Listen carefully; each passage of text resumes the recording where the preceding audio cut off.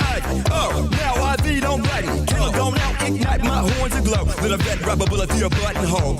You're making me uncomfortable. Slumber, down my cavalry. Sandman points you down to me. Hashtag make the rest is atrophy. Accordingly, I got a quota. I do smoke rings, no hot rollers. Brought your forecast and a shovel. Bubbles buried in this jungle. Bubbles buried in this jungle. Bubbles buried in this jungle. Polar jungle, frozen butters. All my sculptures look so pleasant. Those one day, go catch your boss. Security turn green cause I never lost. Fuck everything over up the guard. Left pen through my index push pause. No, you can't talk, I'm smearing me. Don't have shit locked, I hear the proof. Ready for me, learning about amusing me. Look if I ever let a bitch get used to me. Look if I ever let a bitch get used to me. Look if I ever let a bitch get used to me.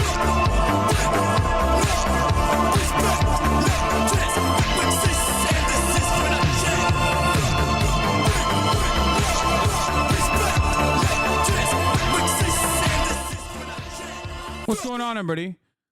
I hope everyone's having a fantastic evening, fantastic afternoon, fantastic pre-noon, no matter where you are in the world. I'm Hasan Piker, and this is the Hasan broadcast coming to you live from sunny California, Los Angeles, folks. We're live and alive, and I hope all the boys, girls, and MBs are having a fantastic one because today's a beautiful day. Today's a wonderful day. Today is Monday. It's Monday News Day, folks. It's Monday News Day. It is August 26th, 2024. My eyesight is obviously bad, as you guys know. This is the part of the broadcast where I tell you a little bit about my personal news right now. In between the time period where I press the stop streaming button and press the start streaming button for all the parasocialists out there, for those of you who are new, you are dressed right out of 1999 today. That's right, baby. That's the whole point.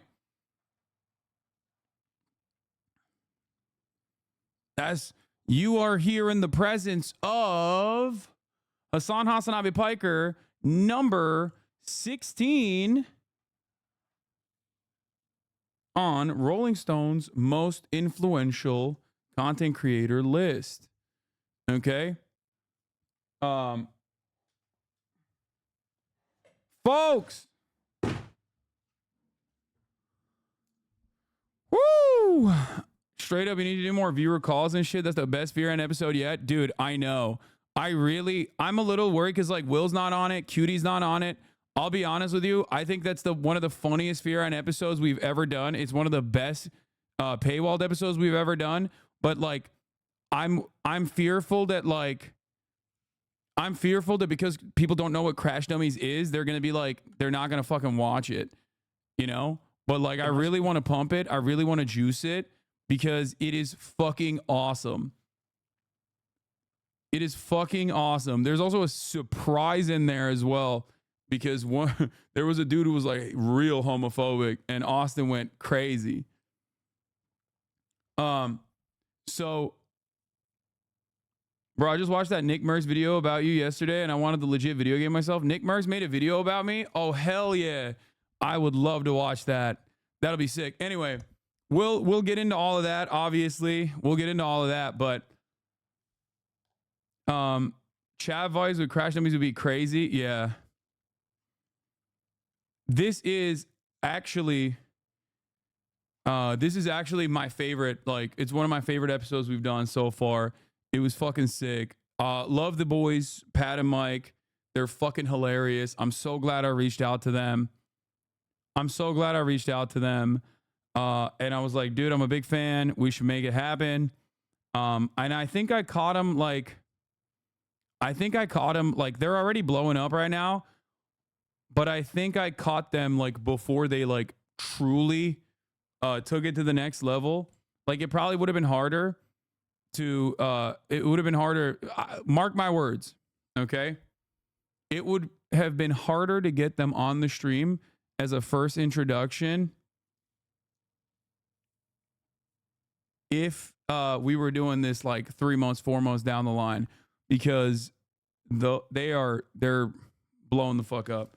The Nick Merckx videos about the streaming is harder than a 9 to 5 bullshit. Oh, okay, whatever. So, they're hilarious. My episode with them is going to be released on Wednesday. I can't wait for that one. That one I laughed the most. Out of any podcast appearance I've ever done, that is the one that I've laughed the fucking most. Okay? It was hilarious.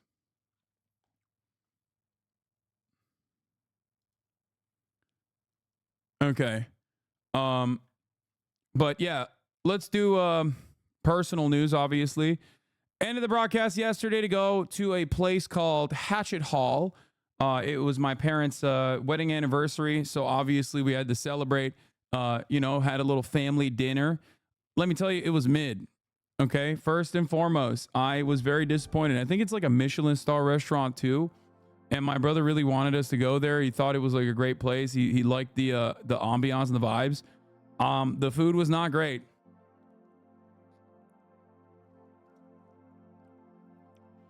Food was not that good. It was kind of shocking. It was a very extremely rare Murat L. Because he's a gourmand. Like, he literally is. It's not even like a Brace Belden joke. Like, he actually is a gourmand. But like, he is, you know, he has excellent taste, but it was decent. You know what I mean? It was decent. But for me, like, if we're going to a fucking place, we're gonna go out and, you know, we're gonna have steaks and whatever. Like, it's supposed to be, in my opinion, it's supposed to be excellent, right? It has a Michelin star. Show us how you cook. Dog, I'm not a chicken, but I know how to fucking whip up eggs. I'm not a chef, but let me tell you, okay, this thing has been on top of some fucking decadent dining experiences, okay? All around the motherfucking world, as a matter of fact. So I know a little thing or two. I'm a big boy. I'm a spiritually fat person, okay? This mouth has had some experiences, okay? I know what the fuck I'm talking about. I'm just giving you guys an honest opinion.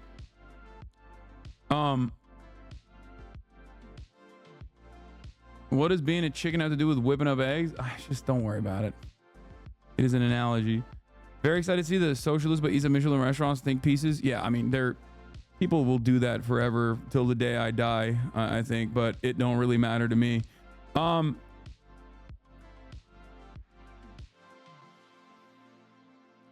So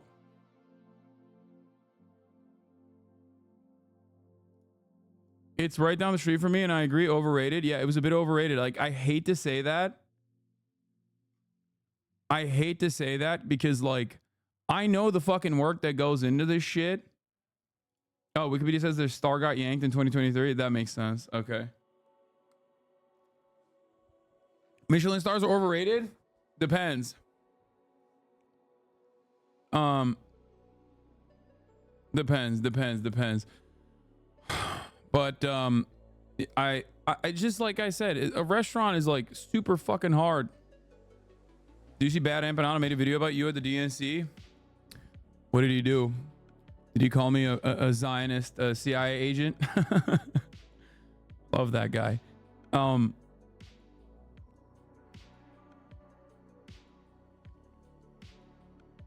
No, I'm kidding. He probably didn't do that. I think he likes me. Based on the title, yes. Basically, yes, for the Kamala is brass sticker. He got duped for the 1 second sticker that I had on. God damn. I love that brother, but he's nuts. Yeah, I know. He's the most insane.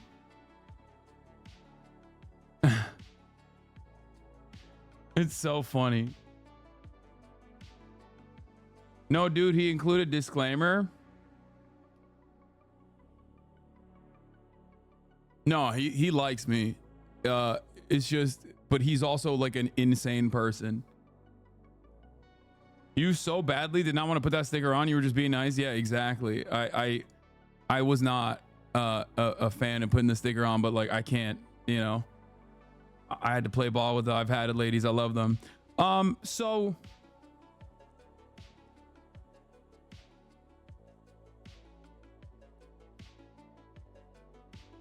anyway, folks, personal news wise, we went to Hatchet Hall. It was all right.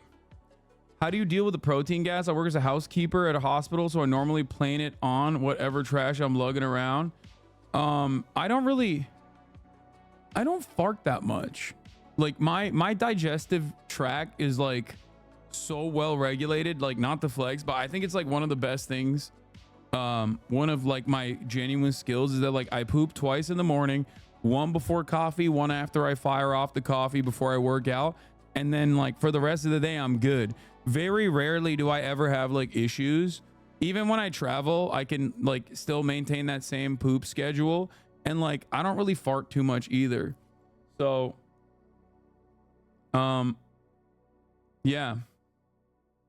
It's crazy flex for real.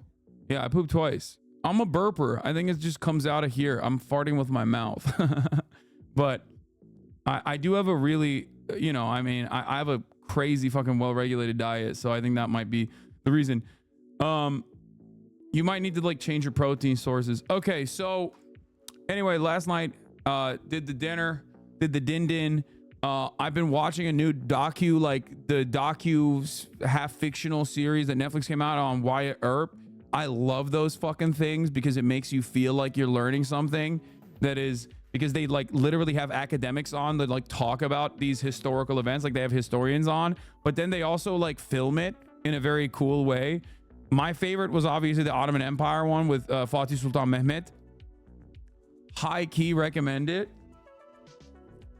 Like definitely recommend that one.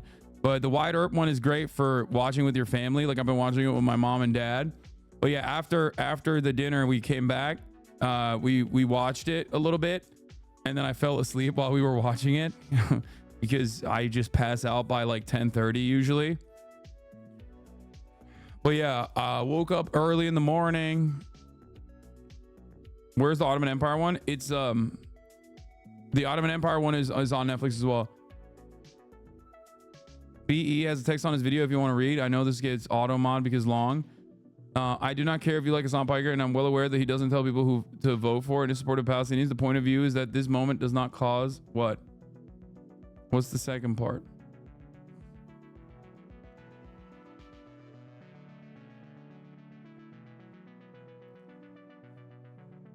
Damn, you got auto modded. This is really not that far removed. It can only be allowed to happen due to the sort of blind spot I am discussing here, that even someone like him occasionally memifies these genociders. A great example of it, hence me using him as a one here. That I even need to put a disclaimer here is due to the fact that so many people are obsessive, obnoxious internet personality fans who are going to see this and immediately get enraged and spend hours complaining that I use the blah blah blah. Okay, dude, you wrote way too much. I don't care. Wow, man, are you okay? Looking extra stressed since the DNC? Wait, what? No, I'm not at all. I'm in a fucking great mood. Hi guys, I'm going to Iran tomorrow. I'll give you on the ground reporting when the missiles start to fly. Thank you, chatter. Let us know. Michael put you in C tier in his boxing tier list. I am not like a very good boxer, but does that mean could I fight Michael Reeves? Yes. S tier is you'll definitely beat them. C is they'll kick your ass. Oh. I definitely lose to Hasan. His like raw. Yeah, bro. He just beats the shit out of me. Yeah. What? C tier means like C tier means I could beat him. Reeves would truck you. You're out of your mind. Like if he was a professional boxer at his size, it's a little different. But he's not a professional boxer. He's a decent boxer, but he's an amateur boxer. So you're out of your fucking mind if you think that like that would be a real fight. Like. Insane. Anyway, yeah, I was on the Rolling Stone most influential creators of 2024 list, even though I don't think I made the cut for the photo. Oh, I did. I'm right underneath Kai Cenat's massive head. That's cool. I didn't even see that one. But yeah, we'll talk about that as well. Anyway, woke up early this morning, worked out, had a convo with Rolling Stones about something else, about the DNC in general. They're writing an article, I believe, and I'm here. I'm ready to go. I'm ready to rip it. Okay. I'm actually in a great mood overall. Had a great workout this morning. Felt fantastic about it. Very excited to suck the day's dick. You know what I mean? But yeah, I'm on the 25 most influential creators of 2024 on the rollingstone.com. We'll take a look at that as well. From TikTok mainstays to Instagram stars, they're streaming heavyweights and YouTube legends. Here is this year's biggest players. We'll take a look at that as well. I didn't like the quote that they put on there, but it is what it is. Stop appearing in my nightmares, bro. You were scaring my dog and she was crying. That's crazy. But some of my goats were on there, like the Omar Hertz show. So I'm very stoked on that one.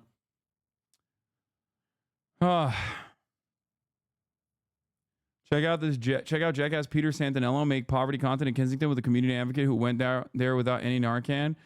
Yeah, I don't know. I don't know what's going on with Peter. He used to make such like thoughtful, considerate content in terms of like a lot of these underserved communities.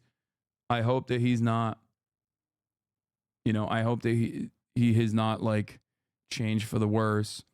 But yeah, we got thank you Themasius for the playlist. What's your favorite Rolling Stones song? I don't fucking know. Hasan, I had a dream I met you, but you smell like hot dogs. That's crazy. Okay. We'll blast off and we'll get started. There's not much more personal news to cover, honestly. Uncle Sam Raid, hey yo, Majority Report today. Hope you had a good stream. Okay.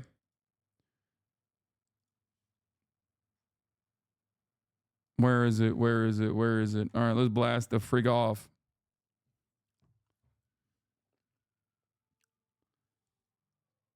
Do you think Trump has lost his orange glow? He has. He absolutely has. Okay. Do you ever miss your Whoop? Notice you switched over to your Apple Watch. No, the Whoop gave me too much sleep anxiety. Okay. Yeah, I saw the bomb left said it looks fire. Monday, Newsday. Rolling Stone called me one of the most Rolling Stone's most influential broadcaster is live talking polls tightening in key states. Trump is complaining.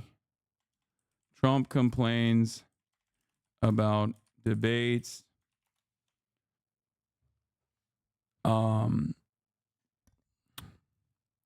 What else? Israel X Lebanon. RFK Jr. stays being weird. Hogwatch. Then Chinese God of War. Wukong later. Twitch.tv/Hasanabi. Okay. I gotta sneeze. Oh my God. Oh, that was a lot. Big sneeze. Big sneeze.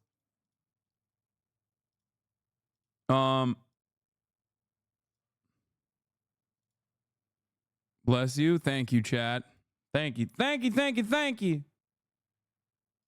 Have you ever finished a game before? Yeah, I finished In Your Mom, which was a bit of a game to me. Not a game to her, though. Fucking got on,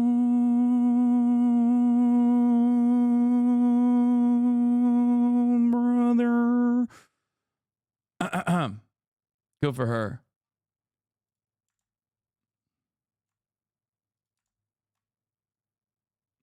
I'm about to defend my PhD dissertation, and I plagiarized you a couple times. I hope you don't mind. It's about the carnivalesque socialism. Okay, I like it. Always plagiarize me. Are you in the New York Times article? No, it's the guy who interviewed me is still potentially working on another one specifically about me and the DNC and stuff. I don't think it's that the one that you're sending me.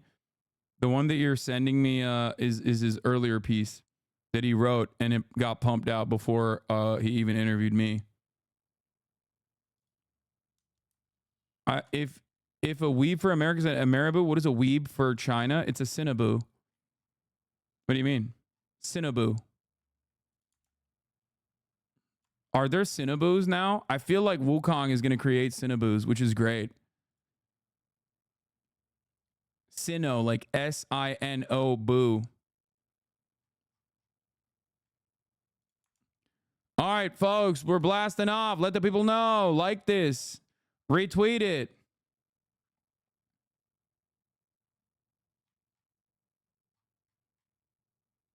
There happens is Wulong. You become a Shinobu the second you discover Dynasty Warriors. Wukong visuals are batshit crazy in a good way. Yeah, no, it's fucking sick, dude. I really like Wukong. I really, really like it so far. And I also especially like it because it's literally... No, dude, this is literally the article that he said he was going to publish when we were talking. He wrote this earlier before talking to me, okay? I'm telling you already because, oh my God. Why do I deal with chatters like this, okay? I know.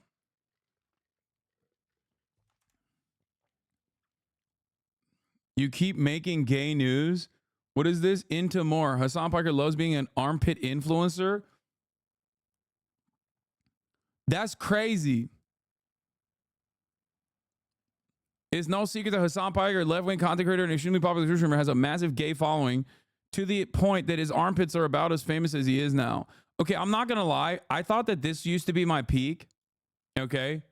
Both in terms of physique and the way that I looked. But honestly, my style has gotten significantly better, partially because I'm like actually, much more financially secure now.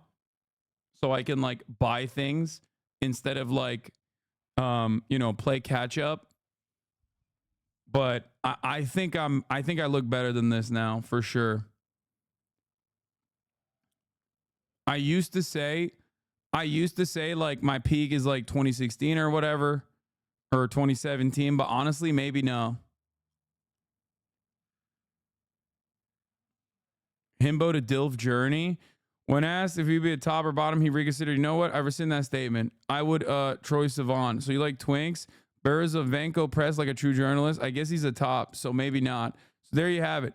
Not only can the gays count on a steamy stream of armpit content, the Piker Savant fanfics are practically writing themselves.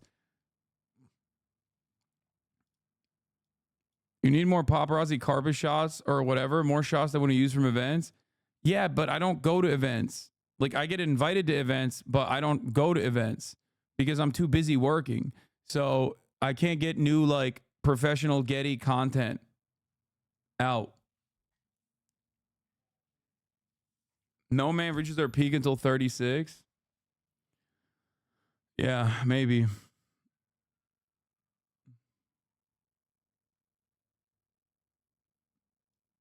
My husband is watching your stream all the time. DNC was the most I've watched. Crazy time. Anyway, I'm also following. Hi, the fart burp and your mom jokes I witnessed in these 10 minutes makes me wonder the percentage of your followers, men versus women. No hate. I think on my YouTube it's like 40% women, but on Twitch it's like 24% women, right? Or was it 23%, 24%? It's low, which is, it's actually really, it's huge for Twitch. Which by the way, ironically enough, we have to do a census soon. It's August is almost over, and every August we usually do a census. 24% women is massive for Twitch. Obviously, that's like significantly larger in terms of having like a female audience than like female content creators in general. So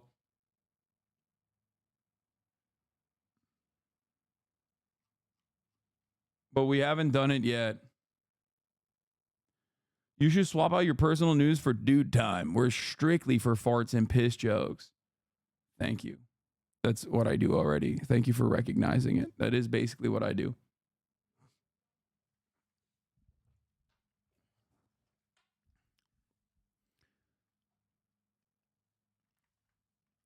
Also is asking 100% clear room. I have slept in the living room to avoid his rank ass farts. Wait, what? Legit just asked my husband at what point your mom jokes stopped being funny, and he said literally never, but you usually don't say them in front of women. Yeah. Former woman hated it and became a man. 10-10 recommend. Breaking Brass summer has ended. Okay, this is a ridiculous thing to pull. Okay, I know James Raywald made a socialist video. Everybody needs to calm down. Are you doing the census today? Just got here? No, I won't do it today. I'll probably do it like sometime this week. Just saw the gay accent clip. Oh, here. You might be the exception, bro. No. You might be the exception, bro. Here, this is from the pod. It's incredible. So like one thing that the Crash Dummies podcast does is like they literally ask their audience a question. Like what's this? One of the questions was like, what's a sensation that feels sexual? What's a sensual sensation that's not sexual? Right? Like that's one of the questions that we asked, or they asked their audience for their podcast, which is going to be out on Wednesday, right? And then they literally called them live. Okay, they called them live, the people, and then they just like make fun of them and stuff, right? But I wanted their audience. I wanted to basically have like me and Austin. I wanted to have me and Austin talk to their community this way. So You might be the exception, bro. No, I'm gay. That's why. Oh, you should have said that first. See, that's what I'm saying. See, it would have all made sense. Yeah, you fooled me with that one, bro. Hey, you don't have the gay accent. How come you don't have the gay accent? No, I get it. No, I understand. They said you might be the exception.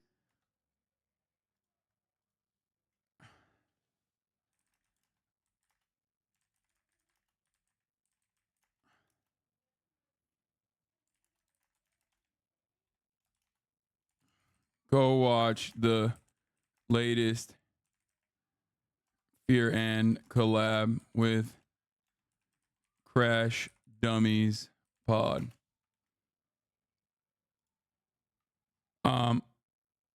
Your laughter reaching eagle screech hysterics gives me life. Dude, if you like watching me laugh, you'll see a lot of that this episode, and you'll see even more. You'll see even more on guilty pleasure you have. The guilty pleasure I have, bruh, I love giving it. I say my booty hole hairs, but it really be my balls. Like I love like giving my balls like twisting them up and giving them braids and like some like locks and stuff like that. Like, bro. Yeah, I just want to. No, I'm gay. That's why. Oh, you should have said that first. Oh. You did not hang up on him. All right, what's it? But yeah, this is the episode. It's out. I don't think it's doing that well because, of course, as a half Nigerian from Omaha, Nebraska, there's an interesting amount of Nigerians in Nebraska. Do not slander us. Kool-Aid was invented in our state.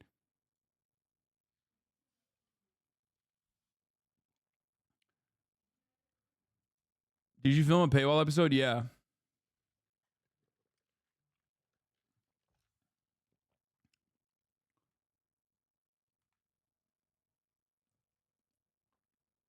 Bro, it just got posted. Give it time.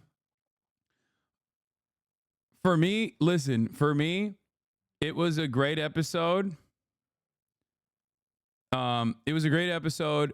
I think the juxtaposition of like having Cutie and Austin would have been great. I'm going to post it on my IG story. I'm going to pump it.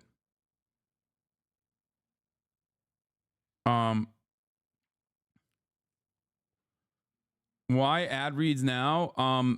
They voted on it, and the cooperative decided that we want to do ads.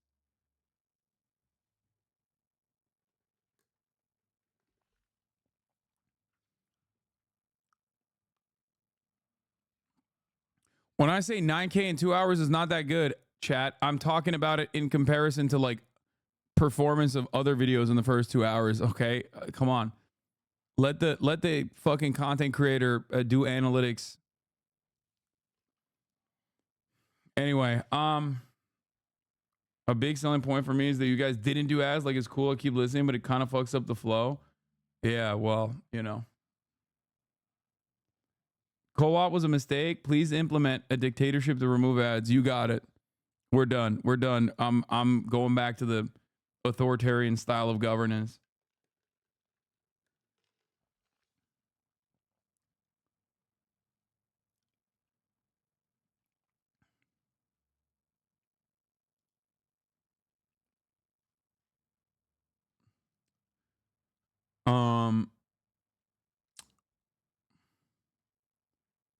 Would you be interested in talking to my homie running for state rep in PA? Probably not. No disrespect. How far did you get in Wukong? Beat the first mini boss and died to the second mini boss, and I had to go get dinner. So,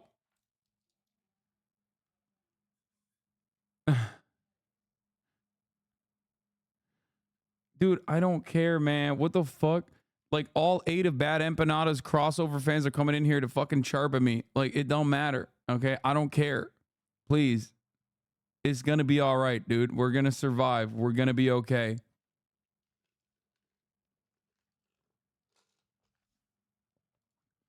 American cultural imperialism knows no bounds. I know. I saw this, and I love it.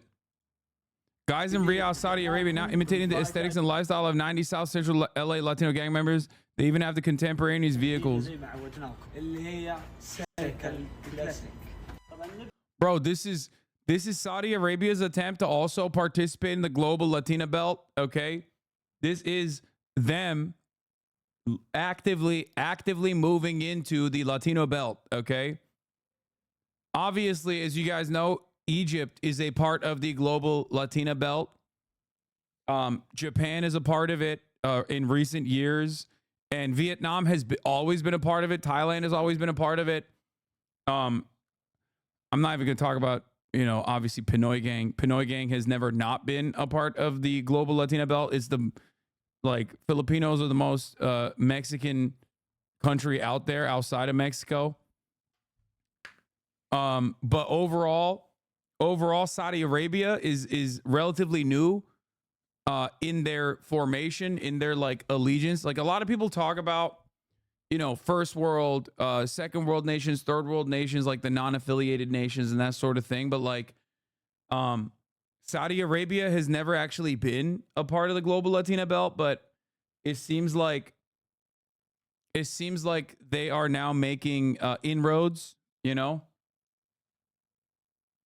So that's what's going on here. أول التفاصيل في التحفة الفنية اللي قدامكم تشوفونها اللي هو الدركسون. طبعا تقدر تضيف فيه تفاصيل زي ما انتم شايفين. الستوك راح يكون معانا قطعة واحدة. الشيء الثاني راح يكون معانا الكفر والجنط. الجنط Like, راح this يكون is a pretty strong contender.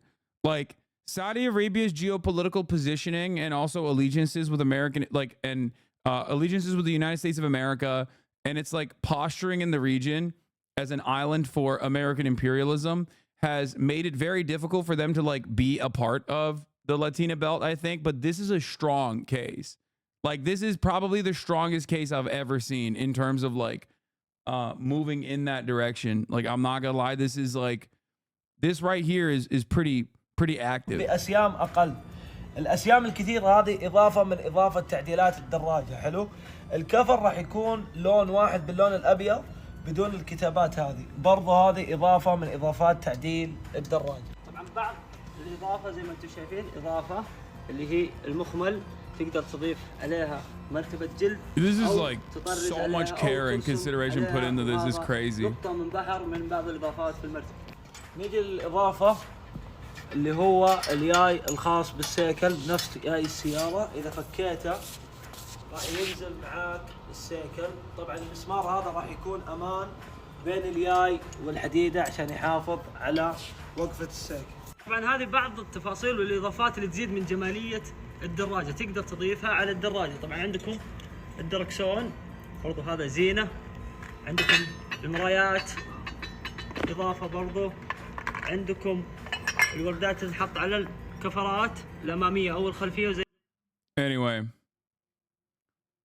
where does the global bell start and stop? I mean, it's basically this is like a real phenomena. Obviously, this is like a real thing. It's just in the global south, many nations, either non-aligned or even aligned, have they're just Latino. Like it's just hard to describe vibe culture wise. Like they're just Latino.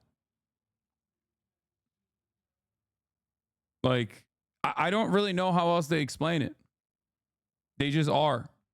Attitude wise, vibes wise, aura wise, like people are just like representatives of Chicano culture sometimes, you know what I mean? Like that's how it is.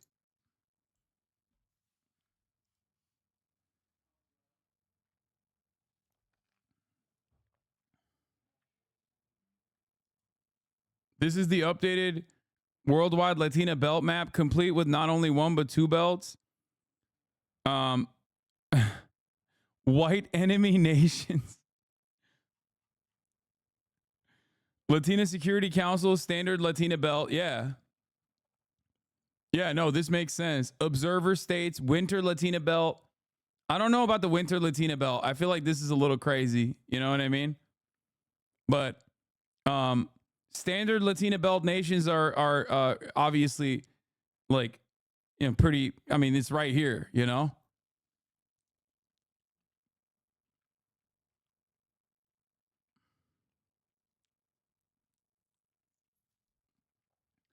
Like Turkey's introduction to the Latina belt was actually pretty interesting. It's one of those countries that actually was not even supposed to be. Like it was, because of its NATO alignment, it was almost considered to be a white enemy nation. But the only reason why it was introduced is because of Turkish telenovelas. Like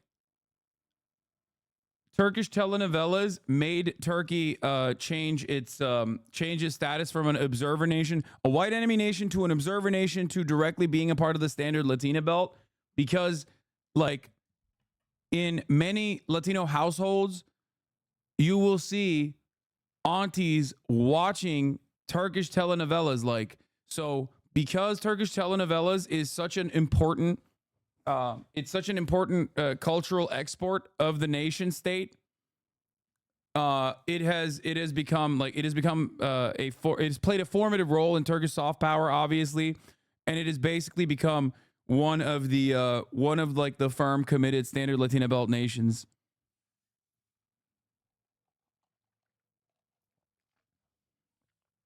My mom used to watch Firiha. Yeah, dude, it's like a lot of people don't know this, but Turkish dramas, Turkish soaps go fucking nutty.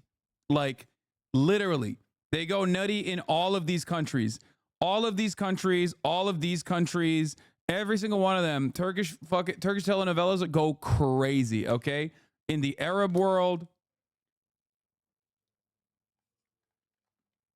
for those of you who don't know, they're like 500 episodes per season. Every episode is like 3 hours long. I don't even know how they film it. Like sometimes I feel like there's not enough time in the world, like, to actually be able to pump out this much content. And it's crazy. They're super popping in the Balkans too. So, you know.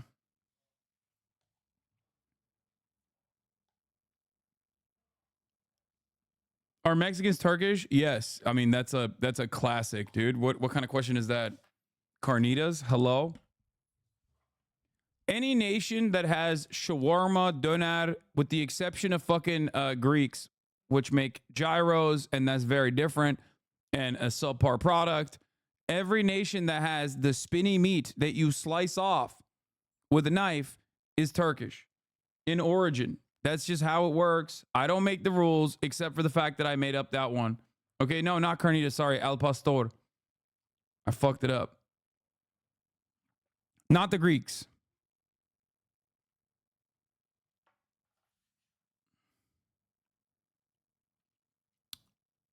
100% my mother-in-law. My mother-in-law finds Spanish telenovelas raunchy, but Turkish ones classy. Lamau. That's what I'm saying.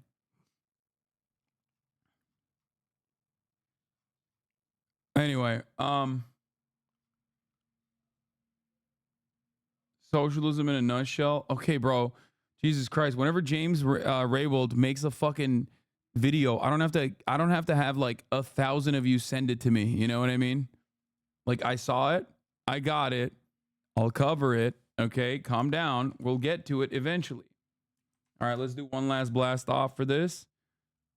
For all the haters out there and the lovers alike, let the people know we're live. We are alive. And let's get started. Okay. Tacos de trompo? What the fuck? Thinking about my favorite unmuted mic moment. Oh, we'll do that after when we're talking about the Trump mic phenomena. Actually, you know, we might dive into that one first and foremost, right? Where is it? Oh, so yeah, I got Rolling Stone. Rolling Stone ranks Hasan the Hun as number 15 most influential creator of 2024. Hasan Piker has gained legions of fans from his multi-hour streams, expletive-laced, sometimes controversial breakdowns of current political events. Here's the full list. We have the full list right here. I retweeted that earlier today. And we'll obviously cover that article. But yeah, Rolling Stones, they put out a list, 25 most influential creators of 2024. And I was on this list. When we decided that our second annual most influential creators list would be ranked, we had to grapple with a highly subjective question. What does it mean to have influence? It's not just about who's getting sponsorships. It's about having people look up to you. Follow and comment on your posts. Engage with and share your content and truly care what you have to say, for better or for worse. To pick our list, the Rolling Stone staff debated, asked creators across the spectrum from fashion to comedy, food, travel to nominate their favorites, and reviewed data from Creator IQ, an enterprise influencer marketing platform that tracks the hard numbers. After going through more than 500 individual nominees, evaluating them based on engagement rate, growth, and peer interaction, follower count, and our own gut feelings about each one, we present 2024's most influential creators. Now, I don't really know a lot of the people on here. There's a lot of TikTokers out here. Like most of these content creators are TikTokers, I think. Some of you guys might know. I'm shocked that Speed wasn't on it. Like, I think that was a bit of a snub. I think RDC is like far too high up on the list. Like number 19 is crazy. I mean, these guys are, maybe I am personally a little biased, but I do think that it's like wild. What is it? Reed Weeby? What did he say?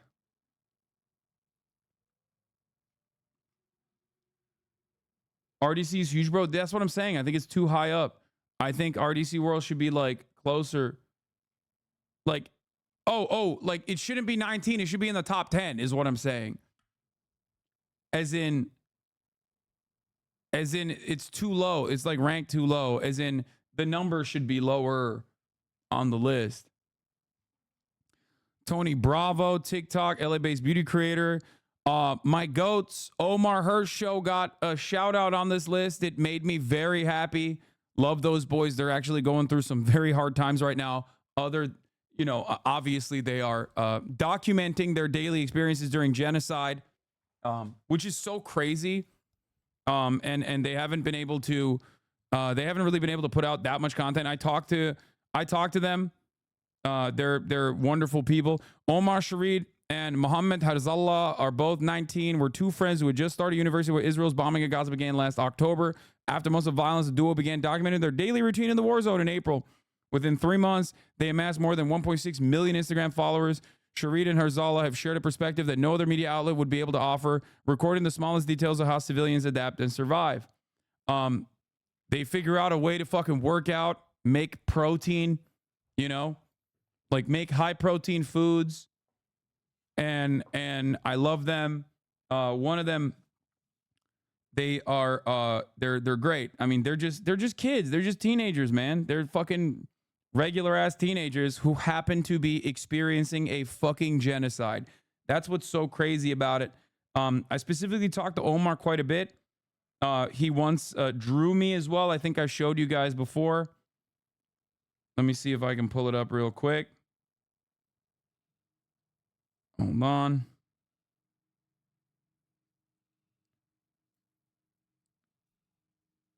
There it is. I will enlist in the Coconut Army. That's my archive. I don't know why it's like. Why does it skip like random shit? Oh, here it is. Let me show you here. This is just the straight up. No, nothing. It's not. Nothing is leaking. Chat. Calm down. But yeah, they're wonderful dudes. How's the non-Houthi shiploader guy doing? I'm not sure. I don't talk to him as much. I thought Muslim people don't believe in drawing people, or am I being stupid? Brother, I'm going to take what you just said as a sincere lack of knowledge, okay? Normally, this would be considered a microaggression, okay? Normally, this would be considered a microaggression. Let me tell you something, okay?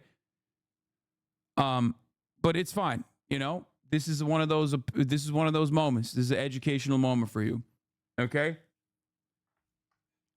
Nobody, and I mean nobody on the planet, okay, follows the rules of any particular religion to a T.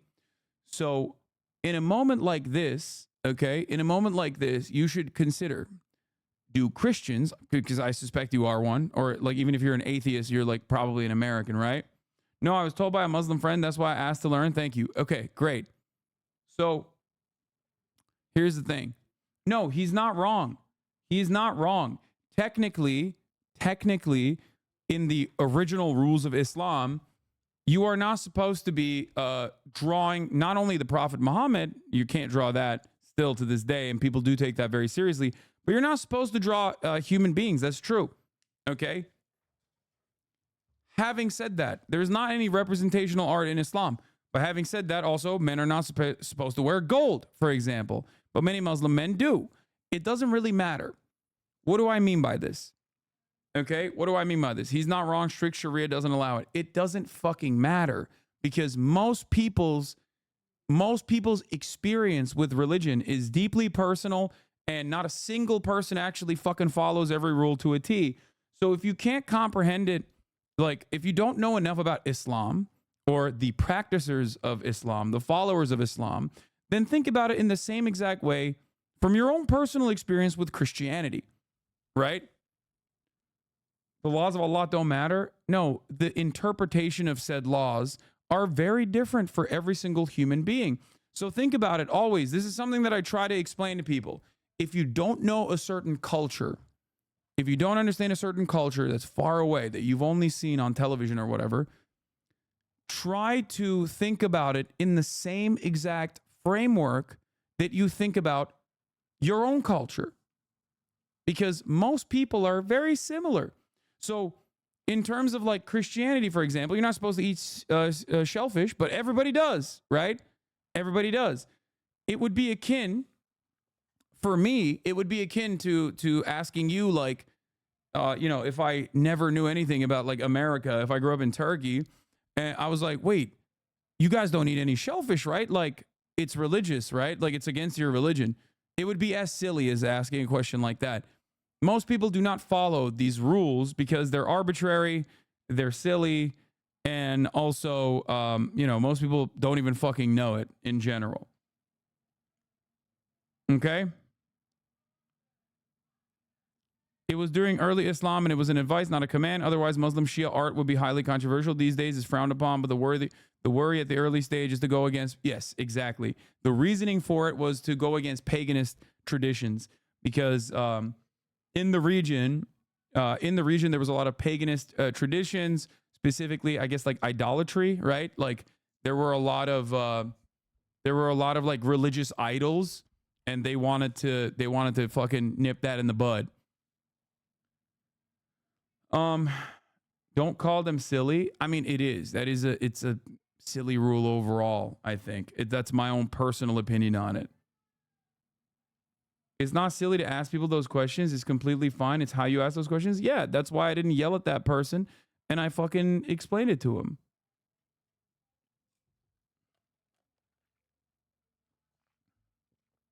Another one is like not listening to music. You know what I mean?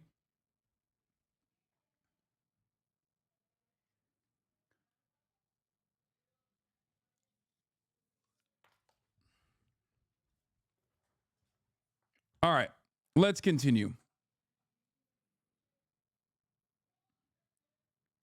Even rules in the Quran are still obviously not fully followed.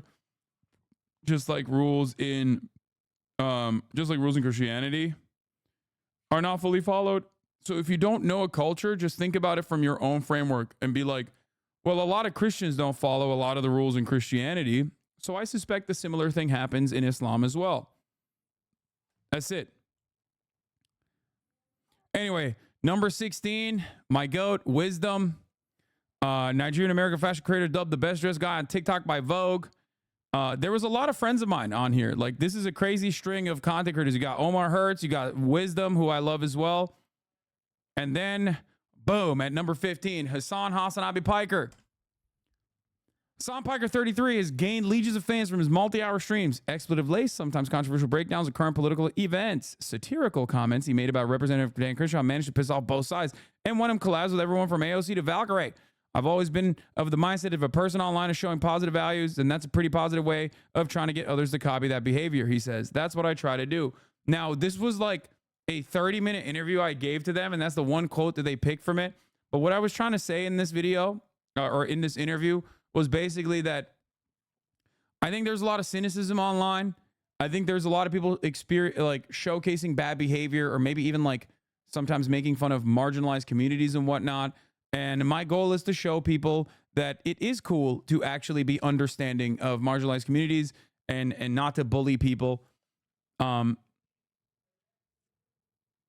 know, not to bully people and like lead by showing, by experiencing, by being the person that I think others should also be like. That's why the top of the hour ad break is important, because it breaks people's minds, where I show you that at the top of the hour, there's a 3-minute ad break. And I remind you that it's, even if it's a lead by example, exactly, where I tell you that there's a 3-minute ad break. And if you no longer want to see those ads, all you need to do is subscribe, which you can do for $6 or for free with a Twitch Prime by connecting your Amazon Prime account to your Twitch account. You get 1 free Prime subscription a month. Here is the 3-minute ad break now. Okay. Sir, your clock is broken. I know. Jake Shane, Octopus Lover, is number 14. Don't know who this guy is. Drewski's at number 13. Plastique Tiara. I'm a content creator before a drag queen. At number 11, they put an Italian man on here, which made this entire list awful, in my opinion. Okay. This, I call into question the veracity. Okay, I call in the question whether or not this is a compromised list or not. It makes me feel like it's a compromised list, because when you put an Italian man up here so high, it's like our boy Melon got 11th place. Theo Vaughn at 10th place. Wide-reaching viewership speaks to his comedic authority, but the self-declared white trash creator, 44, which I did not know he was 44 until like yesterday, by the way, which is crazy. Crazy to me that like he is 44 years old. He does not look 44 at all. Keith Lee, my goat, TikTok's preeminent food critic. Keith Lee, he's phenomenal. I don't know who Alex Earl is, but it seems like she's popping. Pokimane at number 7. Number 6, Alan Chicken Chow. Don't know who this guy is either. Duke Dennis at number 5. The Glaze Must End. Number 4, Nara Smith. Number 3, Mr. Beast. Kind of controversial to slot him in here right now, but hey, you know, you got to do what you got to. I mean, it is true. He is still a very influential person. Number 2, Rhett and Link. This was kind of shocking to me. I didn't know they were popping like that still, but I guess they are. And also, number 1 is Kai Cenat, which makes sense. I probably would have put Speed on here as well. I think he's like one of the most influential. But yeah. Tulsi Gabbard endorses Donald Trump for president. Wow, color me surprised. You're not going to worship a photo, so it's fine. What are you talking about?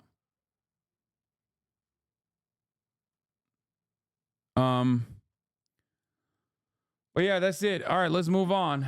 What is this? My wife loves Alex Earl. She also dates former University of Miami wide receiver and current wide receiver for the Dolphins, Braxton Berrios. What is this, bro? Oh my God. Why would you send this to me, chatters? What the fuck is wrong with you? We got to get to the news, my man. No thoughts, just Dua Lipa twerking. She's also getting canceled right now. For what?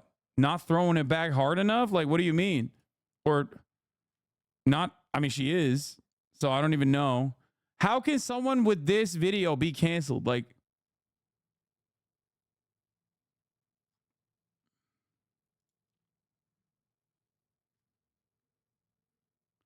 Alex Earl made some racist comments. Oh, she got exposed for racist tweets and using the N-word. Oh, okay. She trademarked her braces comments to strike people down talking about it. What braces? Wait, what? I thought you were talking about Dua Lipa. I was like, she will never be canceled. Like, she posts a video like this, it's over. You know what I mean? She copyrighted her saying the N-word to avoid. Wait, what?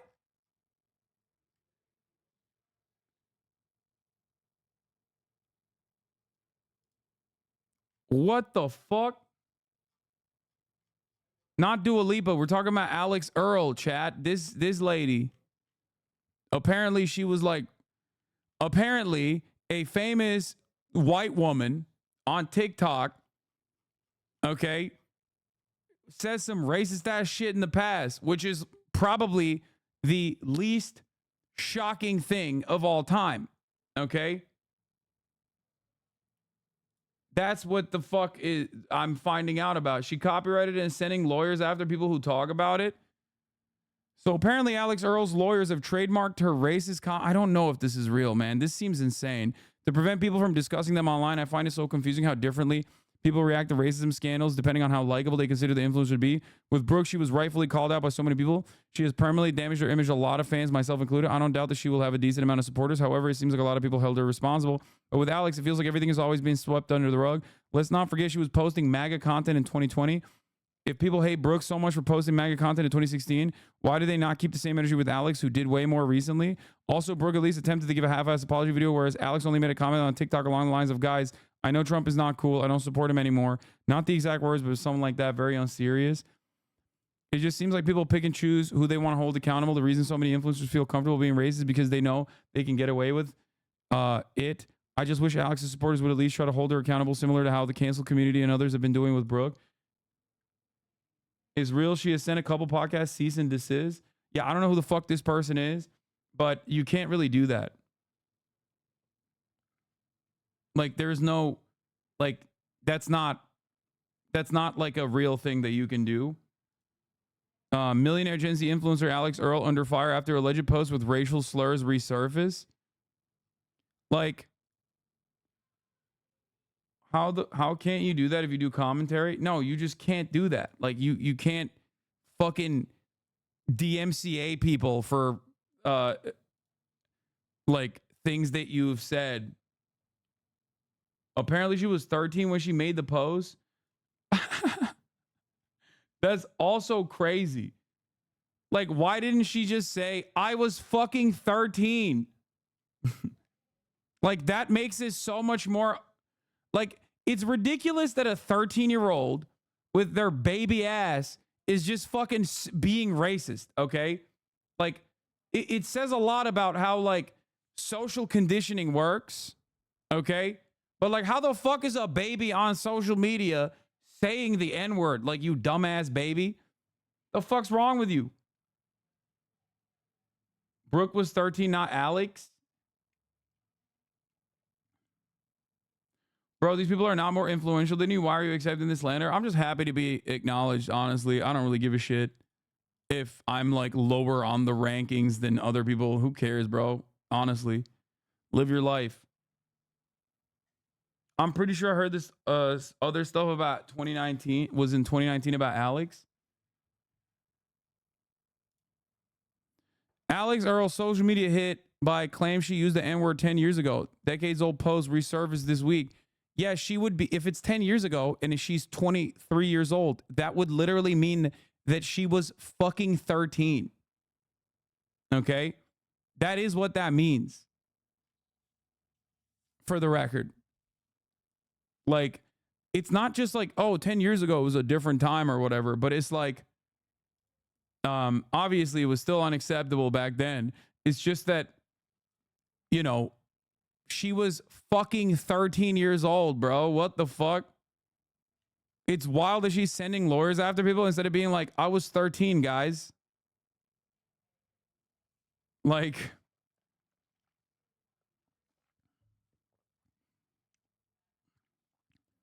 screenshots published on Reddit in 2022 purport to show user Alex Earl answering questions in formally Q&A style. In response to one anonymous question from June 25th, 2014 that asked, why did you say bye-bye Annie? Alex Earl purportedly responded, take a joke, N-word. Another question from June 28th, 2014, which vaguely asked with who, presumably a follow-up to a previous inquiry, she responded, my N-word. If Earl published those posts, she would have been 13 years old at the time.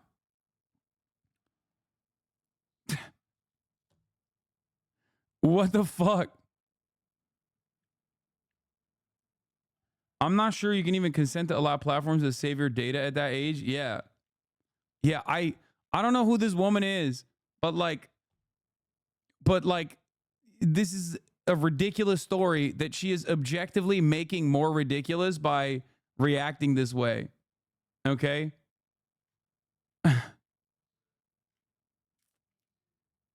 What does accountable even mean here? What are we going to do? Memory wipe her teenage years? I don't fucking know. It's like, it's one of these situations where I just like literally don't care about this person at all. And now the only thing I know about them is that they said the N-word when they were 13. Okay. And it's like, yeah, okay. It's just weird.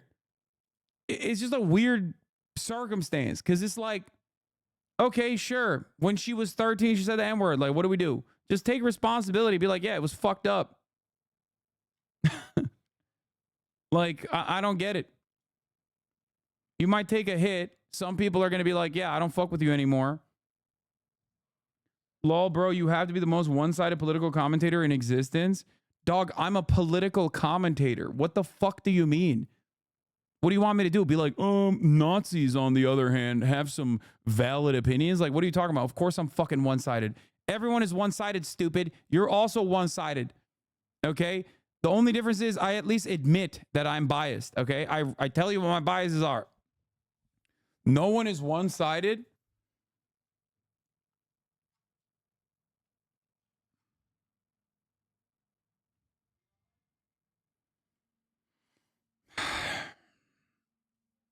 Okay, man.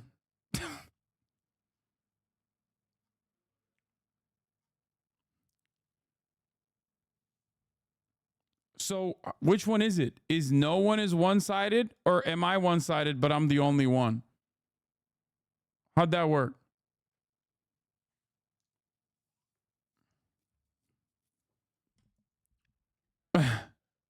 Bro forgot his previous comment. How does this work? Anyway, let's continue. It's understandable for her age, but still not cool. Black people don't get to experience childhood without being exposed to racial slurs. We should stop normalizing the white kid rite of passage to the N-word online. No, there is no rite of passage. Like, I'm simply stating that, like, at a certain point, it's like, what are you supposed to do? You know what I mean? You got to look at, like, people's experiences, what they've said, and what they say now. If she's still saying it, well, that's different. You know what I mean? Like, I just don't know. I don't know what you're supposed to do in the situation. Like, they're doing it on their own, buddy. We aren't raising these kids. Yeah. After black people, the next most N-word using demographic is white children 13-ish and under. It's not shocking. Yeah. You will never make me not think it's fucking funny. You can get mad at me. You can write think pieces. You can do TikTok videos. But like getting upset that a most likely racist white woman was racist when she was 13 because she said the N-word is like, okay. This is the least shocking event. This is literally not a man bites dog, but a dog bites man moment. You know what I mean? Alert the presses. That's crazy. What's next, bro? Are you gonna say like a dude that like a Latino dude that grew up in fucking East LA said the N-word? Oh my God, bro, stop. Whoa, whoa, whoa, whoa. Stop the presses. This is crazy.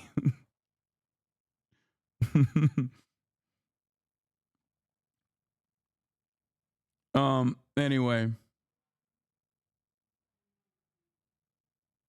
Call the police.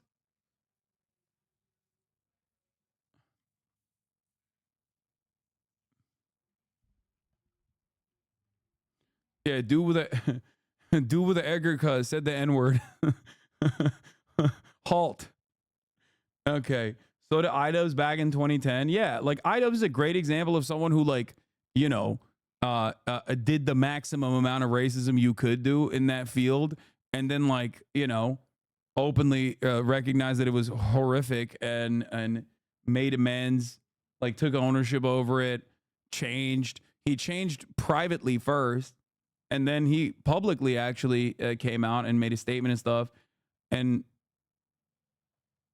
that was 2017, not 2010. What are you guys talking about?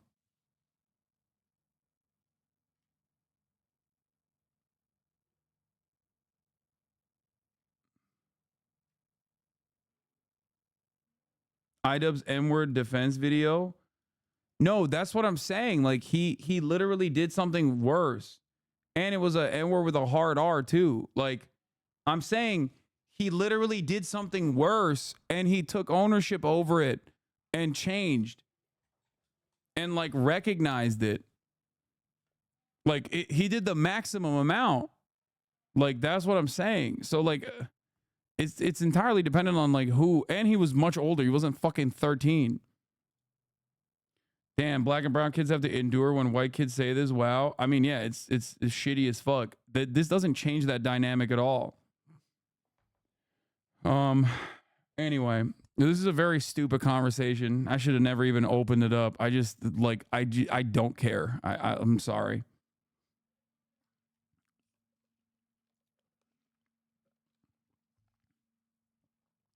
Like I genuinely don't. I'm 33 years old, man. Like we got more important things to discuss here, okay? Like for example, how would you feel if someone told you were Brad from Echelon Insights? 36% says offended, 24% say confused, and only 20% say delighted, with another 20% unsure. It seems like Brad's summer is over. Just kidding. All right, let's move on. Brad's summer will never end. We're moving on to Brad autumn. Okay, so Trump is now officially hitting the battleground states as Harris sees boost after the DNC. Let's take a look at what's going on. Obviously, there's constant polls coming out. We got 70 days until D-Day, okay? Or E-Day. E-Day. Election Day. 70 days out. A lot can change in 70 days. But we are going to be looking at the polls, obviously. Let's take a look. The race for the White House as the Trump team packs its schedule this week with events in battleground states and Vice President Harris enjoying a post-convention boost along with a healthy war chest, raising more than $500 million in just over a month. Selena Wang is at the White House now with the latest. Good morning, Selena. Good morning, Gio. In just over a month, Vice President Harris has completely upended this election. She's gaining ground over Donald Trump in the polls and in her fundraising. To counter her rise, Donald Trump is stepping up his campaigning, blitzing through battleground states this week. This morning, Donald Trump preparing to storm the battleground states that will decide this election. The former president struggling to define his opponent, rallying supporters later today in Michigan before hitting Wisconsin and Pennsylvania later this week, hoping his new endorsement from independent candidate Robert F. Kennedy Jr. will give him a boost, with Vice President Harris erasing his lead in the polls. He has a lot of votes that he could have gotten. I think he's going to have a huge influence. The former Democrat now suspending his campaign that was in part fueled by conspiracy theories around vaccines and COVID. We talked about not about the things that separate us because we don't agree on everything, but on the values and the issues that bind us together. Trump. Bro, this dude literally called him a sociopath like a month ago, okay, on television. RFK is such a deeply unserious person. I think it's hilarious. I love him, okay? Isn't suspending your campaign in exchange for a cabinet position a crime? No, dude, it is not a crime. Why do people think this is a crime? I'm so shocked that people... Like, no, it is not a crime. Are you guys like not American or something? Like, what the fuck's going on?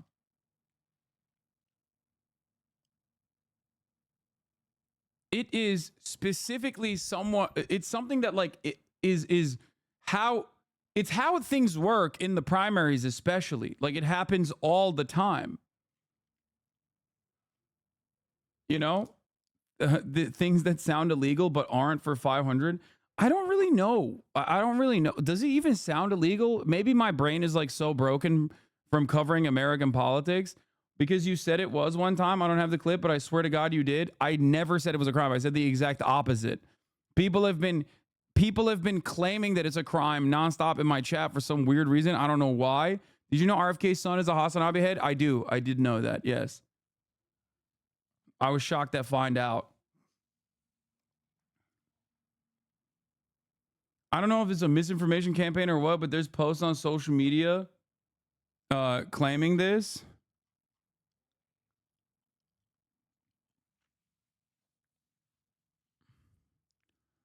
What is this? What is this? Code 599, promise of an appointment by candidate. Whoever being a candidate directly or indirectly promises or pledges the appointment or the use of his influence or support for the appointment of any other person or any public private position of employment for the purpose of procuring support in his candidacy shall be fined. Yeah, I don't think anyone has ever used this statute. I didn't even know this existed. Like, literally, this is like half of the cabinet appointments would be in jail if this was like applied seriously. I've never heard of this. I did not know this. And it's from what is it? Is it from 1948 originally?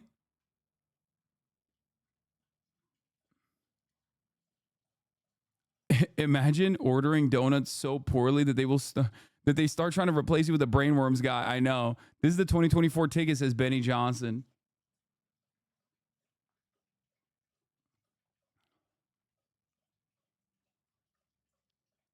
Yeah.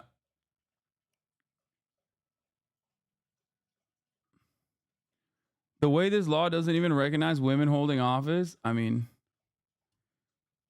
you just say they're being appointed on merit and no one questions it. The bar to prove guilt on that would be so high. Yeah. Relevant WAPO. Yes. Yes, Donald Trump can announce whom he would appoint. Dylan Matthews of Vox, among others, has suggested it might be illegal for Trump to announce his would-be cabinet. Trump can rest easy. He can announce his choices, and there's no good legal argument otherwise.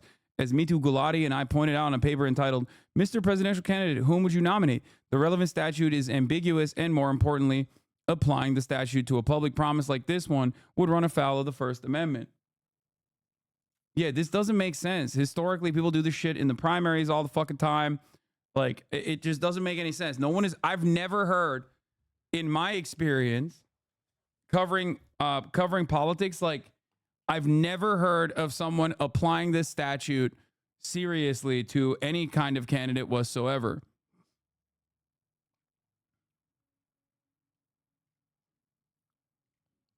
As we note in our article, there's a textual ambiguity in the statute. The trigger for the statute is procuring support in his candidacy.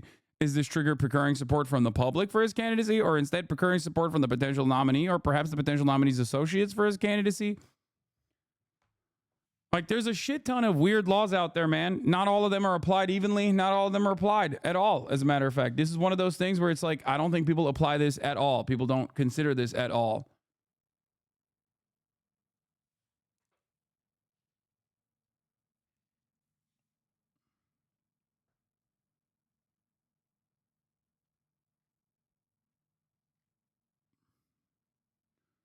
It's only a fine anyways, not jail time. Look up US Code 600. That one's slightly different, but a lot more applicable. Yeah, like in Texas, it's illegal to own more than 6 dildos. Yeah, there's like really funny fucking laws like that. It doesn't really matter. I don't know if you know this, but like historically speaking, people have routinely dropped out in an effort to get quid pro quo cabinet positions. Pete Buttigieg, for example, our transportation secretary, straight up got that job because he dropped out.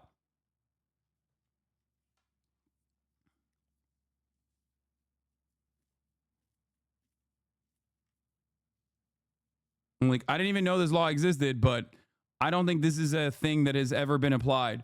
Now, liberal media and libbed up courts that hate our beautiful president, who is still the current president and will be running for his 3rd term now, our shadow president with his shadow cabinet, they want to take him out.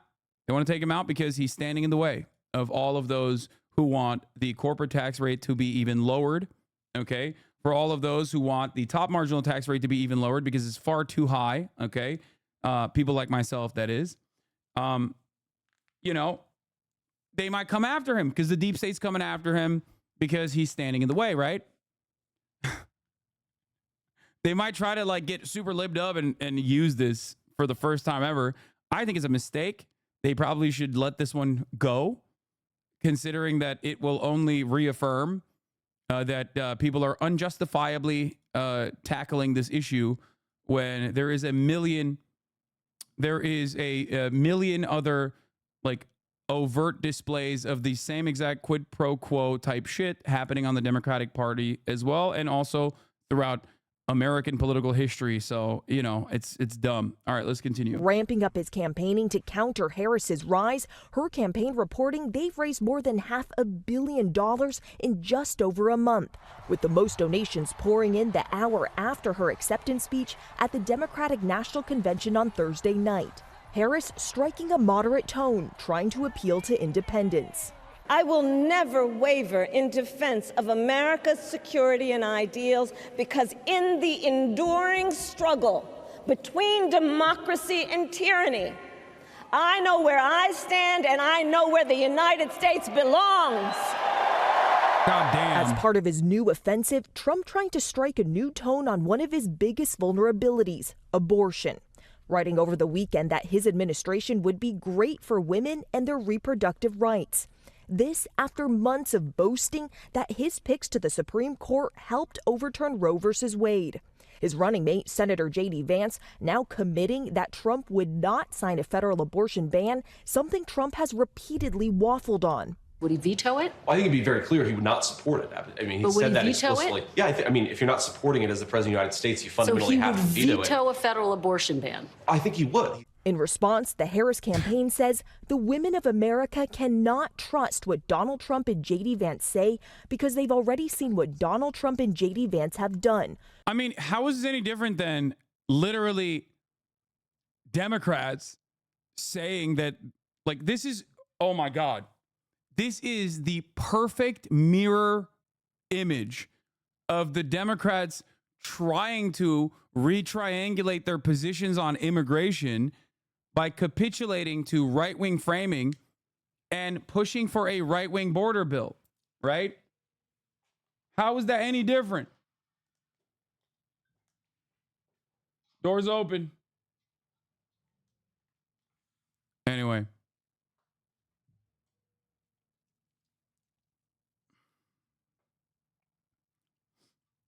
Like, this is the exact same thing playing out on the issue of immigration. Okay? That's it. It's literally the flip-flop. No Republicans believe that, like, Democrats are actually going to control immigration. Okay?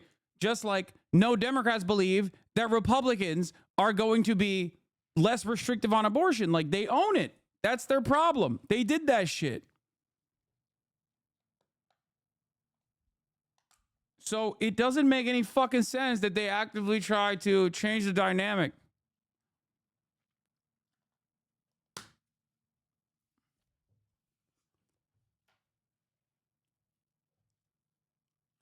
abortion is more of an ingrained issue in GOP politics than immigration is in Dem politics. I don't think you've ever talked to Republicans in the way that they analyze the Democratic Party on immigration. It absolutely, bad day to be a Zin. Yeah, I'm sucking it down, dude. Lip pillows all day. It's always a bad day at the Hasan Highway broadcast to be a Zin.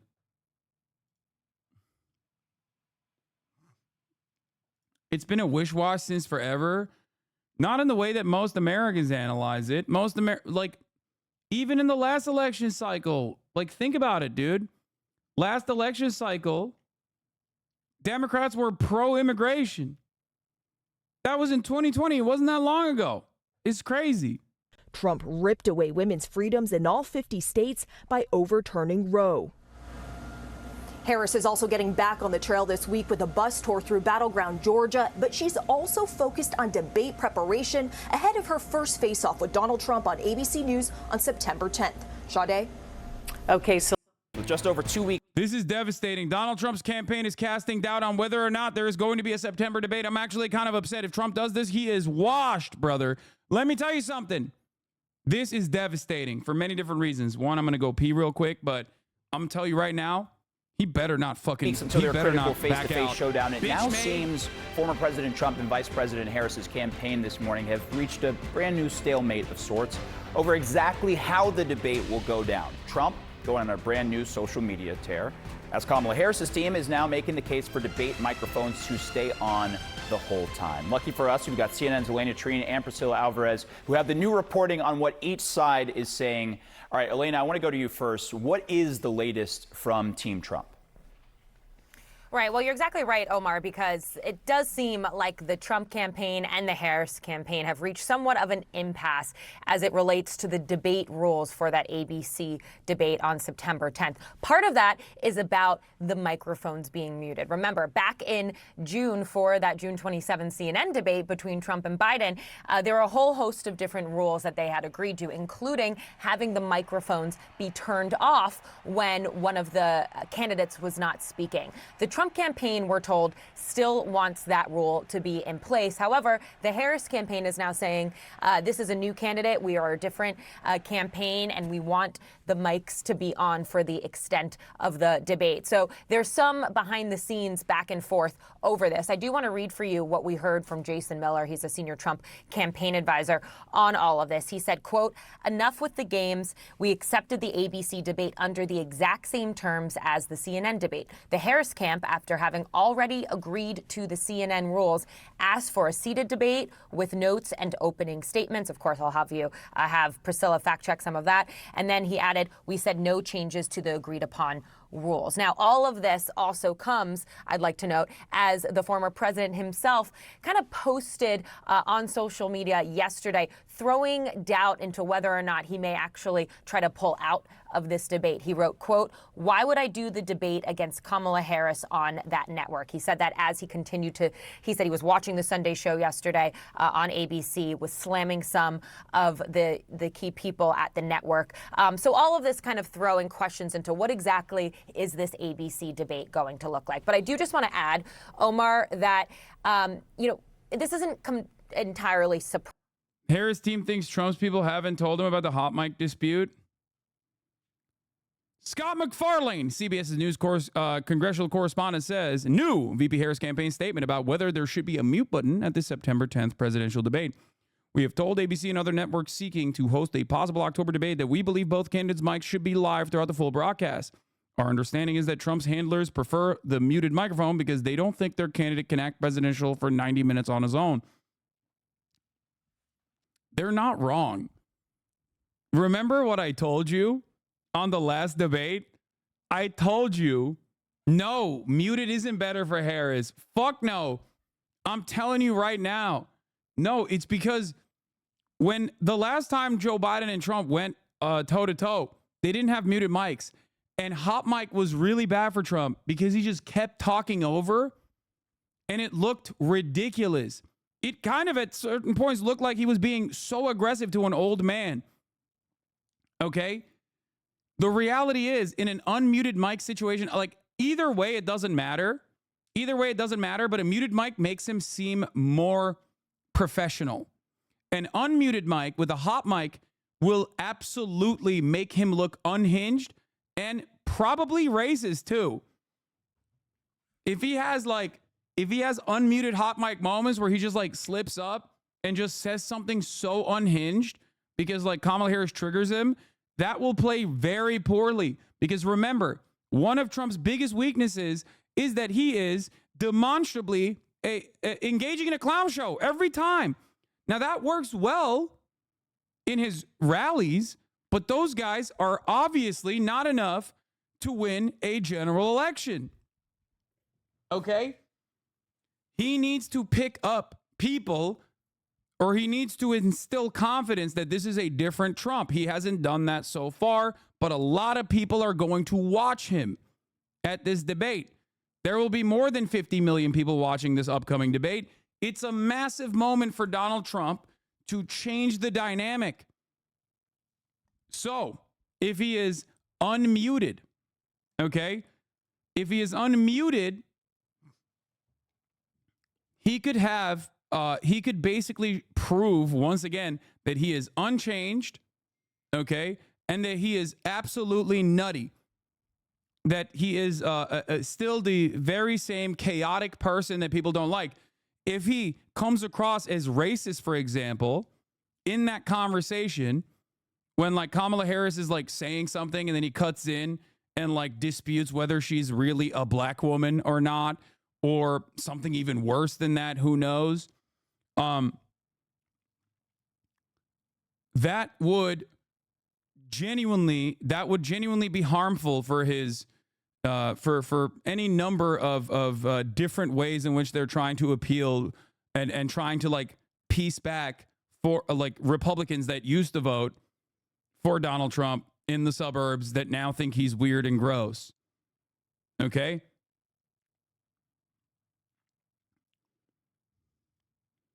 Trump is going to say the N-word before this election is over. You mean nuclear? If he follows her around like he did Hillary, it's over. So that's the thing. Trump was able to dunk on Hillary because Hillary was genuinely less likable than Kamala Harris, because Hillary Clinton is, Epstein affiliate, representation of the old guard. Donald Trump was an anti-establishment candidate with more moderate positions on war, right? And didn't have a lot of the baggage that like other Republicans did. Hillary Clinton was hated and despised for years and years before she even got to that point. Whereas Kamala Harris is not. And there is not a lot of time to build enough oppo on Kamala Harris. Not to mention the Clintons created the Rust Belt with NAFTA. Yeah. So anti-establishment law, chat. I'm not saying Trump is actually anti-establishment. That would be fucking delusional. I'm simply stating that he presented himself as such, and there's a lot of staying power to that even nowadays with the unaffiliated, uninitiated. People like Theo Vaughn, for example, still think like, oh, well, you're not a part of the establishment, sir. They still say shit like that.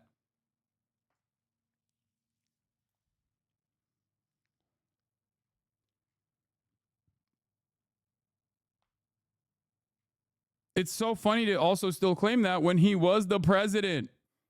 You can't be anti-establishment when you were leading the establishment for 4 years. My family members still repeat that he's not a politician line. That guy's crazy. I know. So you have to understand that, right? Our understanding is that Trump's handlers prefer the muted microphone because they don't think their candidate can act presidential for 90 minutes on his own. We suspect Trump's team has not even told their boss about this dispute because it would be too embarrassing to admit they don't think he can handle himself against Vice President Harris without the benefit of a mute button. This is actually pretty solid. Like this is cutting in a way that will piss off Donald Trump.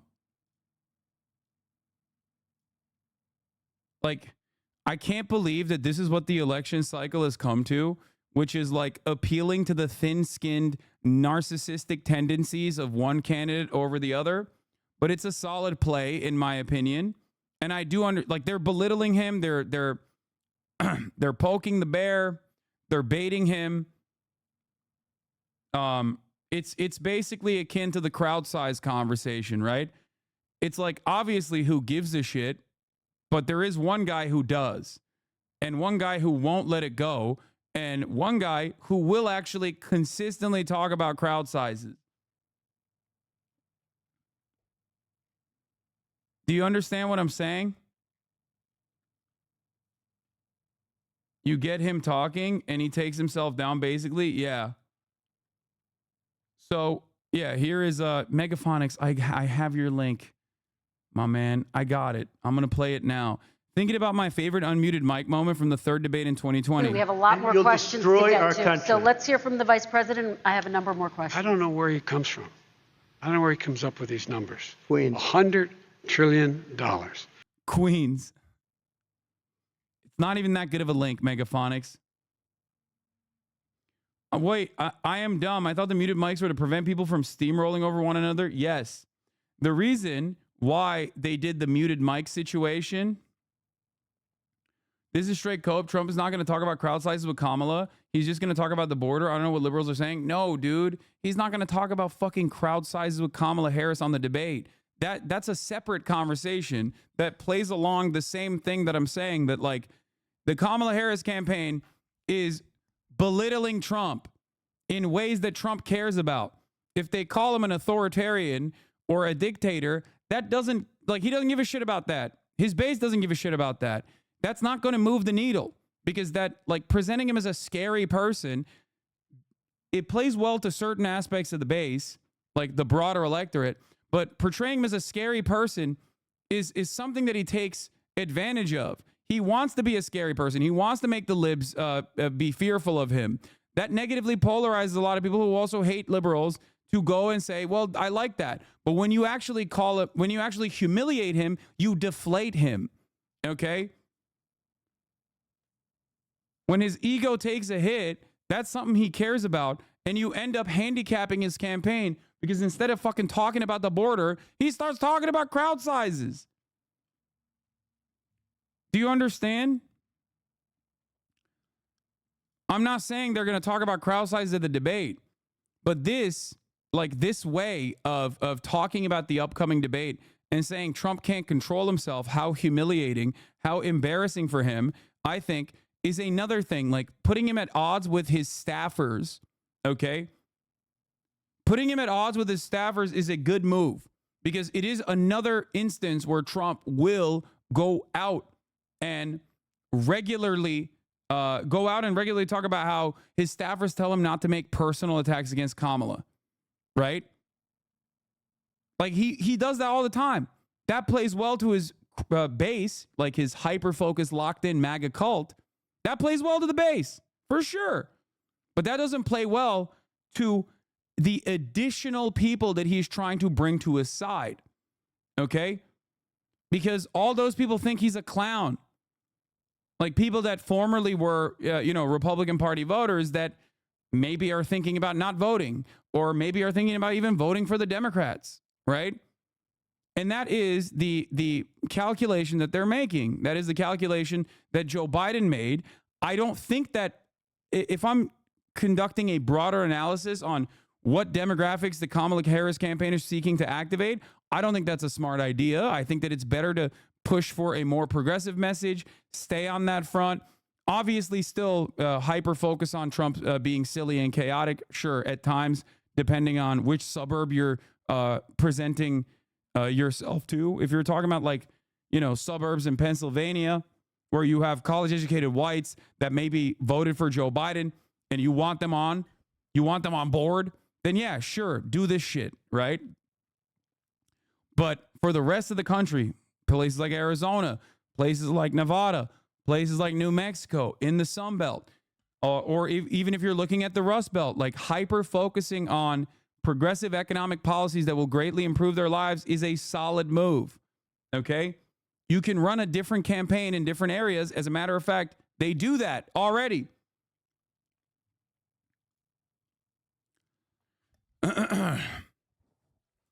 They already do that. So I think it's a multi-pronged approach. It's a multifaceted approach. And this is one aspect of it that I think isn't necessarily bad, because the moment, okay,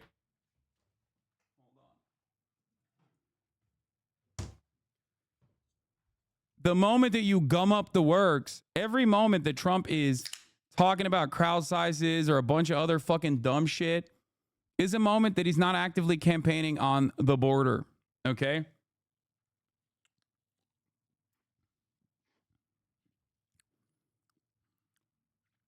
That's it.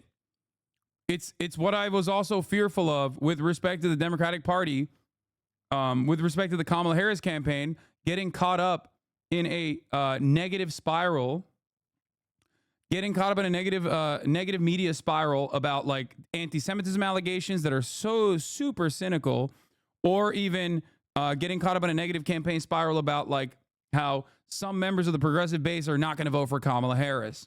Some members of the progressive side of the Democratic Party's base are not going to vote for Kamala Harris over Gaza or over a number of different issues.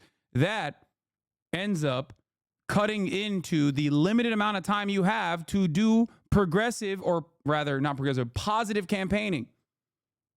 You know what I mean?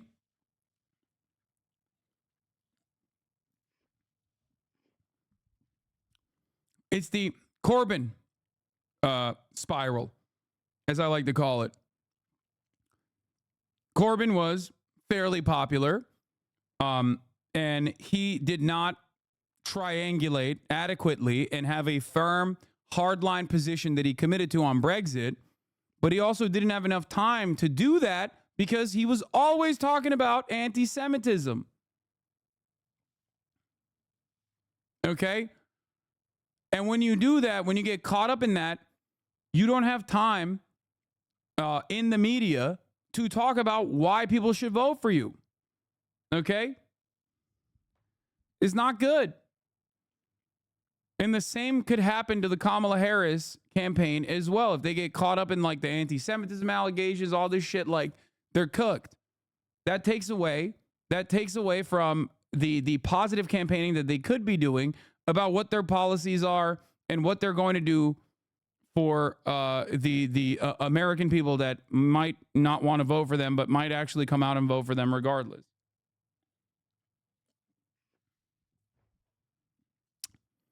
Anyway, here's Donald Trump talking about the hot mics, the muted mics during the debate. Would you want the microphones muted in the debate whenever you're not speaking? Bro, he looks so skinny, it's like creeping me out. He's starting to look like a different person, dude. We agreed to the same rules. I don't know. It doesn't matter to me. I'd rather have it probably on, but the agreement was that it would be the same as it was last time. In that case, it was muted. I didn't like it the last time, but it worked out fine. He's starting to look hot. You know? He's starting to look kind of sexy, dude. I mean, ask Biden how it... If it doesn't matter, then why don't you just go along with it? I don't understand it. He's like, oh, it doesn't matter, but also I don't want it. Like, which one is it, bro? Which one is it? Which is it? It worked out, it was fine. And I think it should be the same. We agreed to the same rules. Same rules and same specifications. And I think that's probably what it should be. But they're trying to change it. The truth is they're trying to get out of it because she doesn't want to debate. She's not a good debater. She's not a smart person. She doesn't want to debate. President Trump, would you want the microphones muted in the debate whenever you're not speaking? We agreed to the same rules. I don't know. It doesn't matter to me. I'd rather have it probably on. But the agreement was that it would be the same as it was last time. In that case, it was muted. I didn't like it. Yeah. He says he doesn't like that the mics were muted, but he's also saying he wants to keep to that. That's great. Him saying she's not smart so often is going to blow up in his face when she whoops him. I think Kamala Harris as a fucking prosecutor is probably better off against someone like Donald Trump. I think especially because like she doesn't have the same baggage that Hillary Clinton had, which is, by the way, I want to reiterate something here, okay? Virtually no one has the baggage that Hillary Clinton has. Okay? You need to understand something. Like, Hillary Clinton was uniquely positioned as a bad candidate, like a historically bad, historically unpopular person. Okay? So that's part of the reason why Trump can't do the anti-Hillary campaign messaging. Misogyny can't explain the entirety of that vibe. Yeah, I don't, like, people tried to fucking portray it as like simple misogyny, which played a role, certainly, but like, and it will play a role in this situation as well. But you're fucking delusional if you think that Hillary Clinton was only hated because of misogyny. Like, that is how the DNC portrayed it, but that wasn't the fucking case. You had 30 years of fucking oppo on her. Like, it's crazy.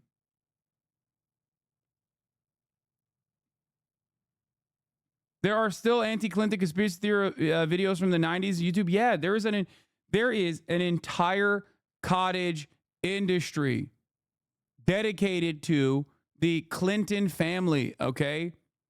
And some of it is very real, and some of it is actually not real, okay?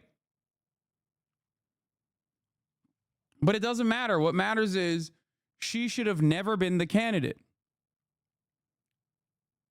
It the last time, but it worked out fine. I mean, ask Biden how it worked out. It was fine. And I think it should be the same. We agreed to the same rules. Same rules and same specifications. And I think that's probably what it should be.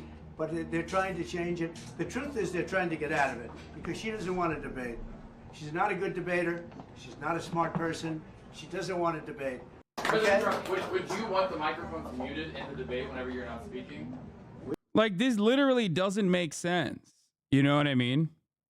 This doesn't make sense. If you want the debate,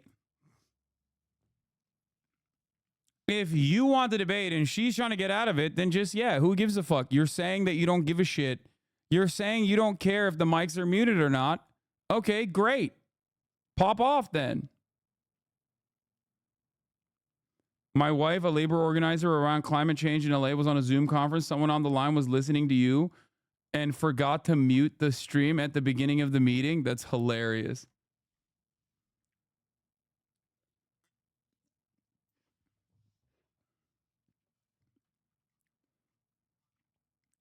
That's awesome. Anyway. This is like wishy-washy bullshit. And I personally think that it's going to make him look like a pussy. Surprising. We know that the Trump campaign has been very critical of the debate rules in the past. We saw that in the lead up to the CNN debate. We're also seeing the former president himself do exactly the same thing as last time as well, which is trying to throw doubt on whether the debate will be fair, to argue that the network is biased, to argue that the cards are stacked against him. This is exactly what we're seeing him do with this debate as well, trying to kind of pre-butt whatever is going to happen. And I can tell you from my conversations with Donald Trump's senior advisors, they privately acknowledge that they are more concerned about this debate than they were about the one with Biden. Harris is an entirely different opponent. They're not exactly sure what this is going to look like. So some of that is also, I think, contributing to all of this behind the scenes. Yeah, look, a lot to keep an eye on that front. I want to bring in Priscilla into this because obviously a whole... I forgot to mute the stream on a work call once, and everyone heard you yell, "Nobody likes Chris Christie." I mean, better that than fucking me chirping him at the top of the hour ad break at the top of every hour, you know? Because it is true. Nobody likes Chris Christie. But a lot of people also don't like the top of the hour ad break. Okay? And those who don't like the top of the hour ad break, the 3-minute long top of the hour ad break, can just simply subscribe for $6 or for free with a Twitch Prime by connecting their Amazon Prime account to their Twitch account and get one free Prime subscription a month. Okay? Here's the 3-minute ad break now. Better than hearing Hasan piss? I think a lot of people like to hear that. I'm not gonna lie, it was weird. People were celebrating that moment, which they shouldn't. Whole aspect of this is, what is the Harris campaign saying? Takes two to tango here. So what are they saying? What are their concerns with this debate coming up? Omar, I'm told that the only remaining dispute in this drama, this back and forth, is whether the mics are going to be on. The Harris campaign wants them to be on. Of course, the debate rules, when they were set, were with a different candidate. That was President Joe Biden. Now, the Harris campaign says that they want these mics to be on. And in a statement, a senior campaign official saying the following, quote, "Our understanding is that Trump's handlers prefer the muted microphone because they don't think their candidate can act presidential for 90 minutes on his own." The statement goes on to say that they don't think he can handle himself against Vice President Harris without the benefit of a mute button. So they are needling former President Donald Trump a little bit here, but they also are pushing back against some of what you heard there from the Trump campaign, that the Harris campaign wanted the two candidates to be seated and for there to be notes. They say that is not the case, and while they are open to having opening statements, that is not something that they are insisting on. Again, the bottom line here. They need to mute. Bro, I don't care if they have the mute. I don't care if they don't have the mute, okay? I genuinely don't give a shit. I need you guys to understand something. I don't care if there's a mute, unmute situation. I want this debate to happen. If either side fucks up the bag in this circumstance, I will lose my fucking mind, okay? This debate has to happen. It is going to be endless content, and it is something that, like, I think will, if you care about this sort of thing, improve your candidate's chances. You might be a massive Trump supporter, okay? I'm telling you right now, you want your candidate to fucking own the other side, right? Just like how you felt. Remember how you felt when Donald Trump owned Hillary Clinton over and over again in the debates? Imagine how glorious that was. You can get that again. If you're a Kamala Harris supporter, if you're Brad Summer, think about how sick it will be if the prosecutor fucking goes ultra instinct on the convict, okay? On the felon. They already took away the Georgia trial from us. I know that was going to be months and months and months of content. I'm already fucking pissed off about that. They cannot do this, okay? They cannot do this to us.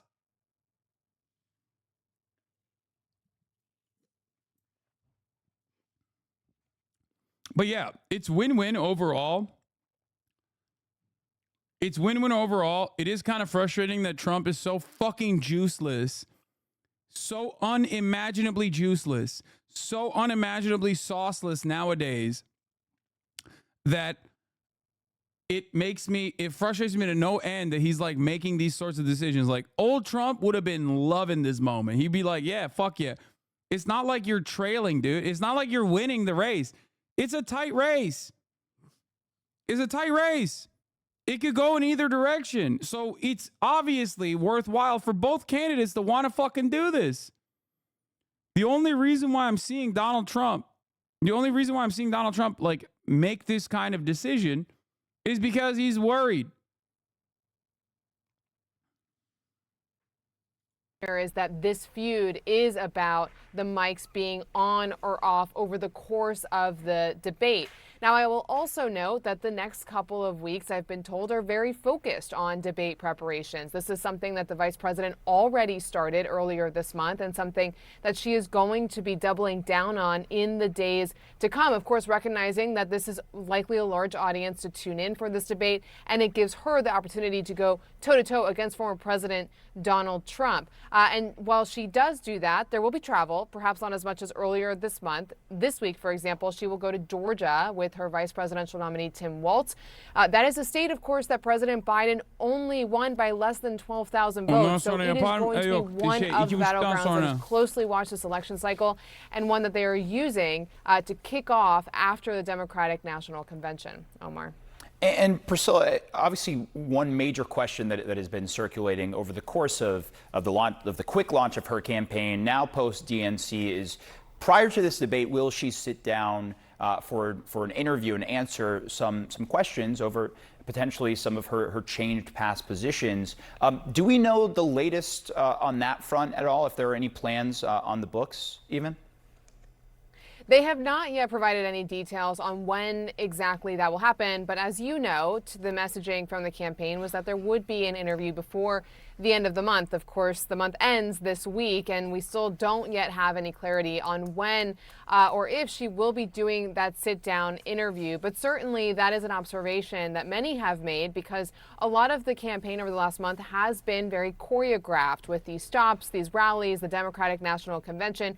So while she has spoken to press over the course of those rallies and gaggles as rallies end, she has not yet done that formal sit-down interview, which would be less choreographed simply because it is an interview. So you would have the journalist asking the questions there. So we're still waiting to see if we get more details on that. But certainly the timeline that was provided earlier this month is coming now to a close. Yeah, a lot to keep an eye on, especially as both of these camps end up heating up their campaign blitz, I guess is fair to say. Priscilla Alvarez, Elaine Treen, thanks to you both. Donald Trump and Kamala Harris had both agreed to a debate on ABC News on September 10th. That's just 2 weeks away. But now Trump is giving an impression he may have changed his mind. In a post on Truth Social on Sunday, Trump attacked ABC News for a segment he didn't like and asked, quote, "Why would I do the debate against Kamala Harris on that network?" It does seem like he's fucking running away, dude. It does seem like he's running the fuck away. Okay? Like, very odd. This is unlike him. I don't think this right here, this flailing back and forth, okay? This actually is poison for his base even, because his base wants him to be a strong fighter. Okay? His base wants him to be a strong fighter. His base wants him to call Kamala Harris, slurs. So not only are you failing to pick up any kind of people that you lost, okay, from 2016 to 2020, but you're also going to hemorrhage a piece of your base that likes the juice and likes the content. Okay? No, his base don't care, doesn't. No. His base obviously is cult-like, and they will go wherever he goes. But there are still people in his base that are like, yeah, I like that he's a fighter. Okay? This causes them to feel a little bit embarrassed. This causes them to feel like he's no longer got the juice and the sauce. If you're a strong man and your charisma is what is keeping so many people motivated in voting for you, this is going to cut away at the enthusiasm.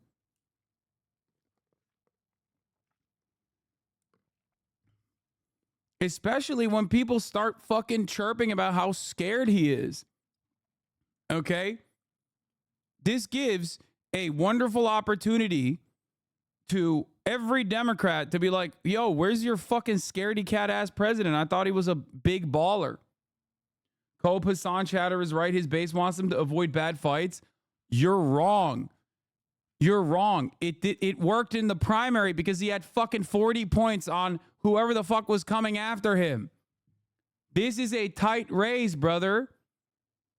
It worked in the primary because he was going up against Republicans and he already had 30 points, 40 points on whoever was trailing behind. The fucking Ron DeSantis. Ron DeSantis was ass. You're wrong. It's not a bad fight at all. His base doesn't see this as a bad fight. And Trump can't say that this is a bad fight.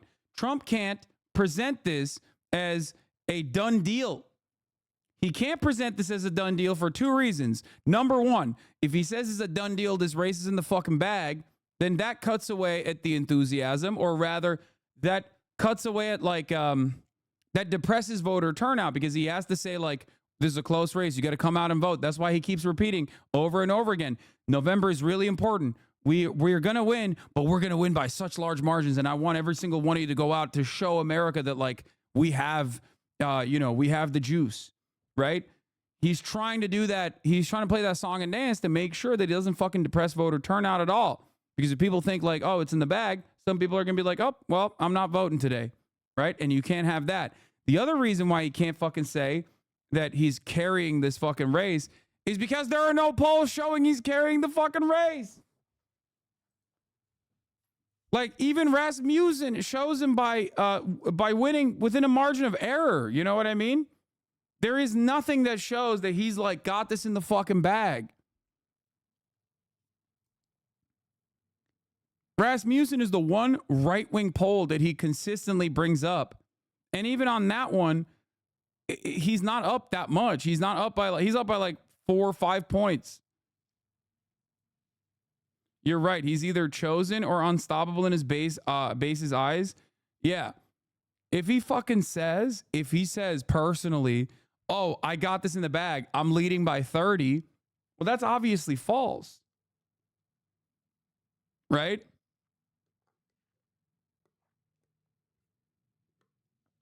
Maybe I'm dumb, but wasn't that how it was in 2016? Yes, but this is not 2016. We live in a post-2020 world where Trump lost already.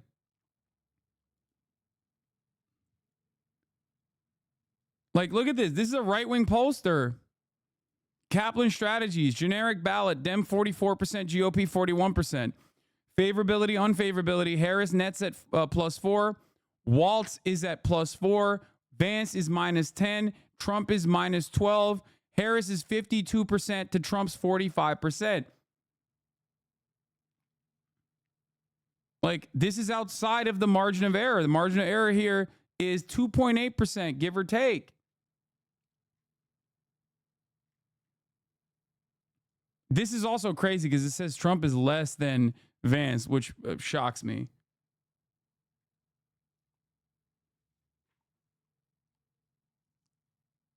The only way I foresee this like resembling 2016 at all, even though it's a post-2020 world that we live in, is if nah, Hasan, you're wrong. It's a bad fight. Trump knows it. He has good instincts, and so do his base. Wait, what? If you think the Trump base has good instincts, you're delusional.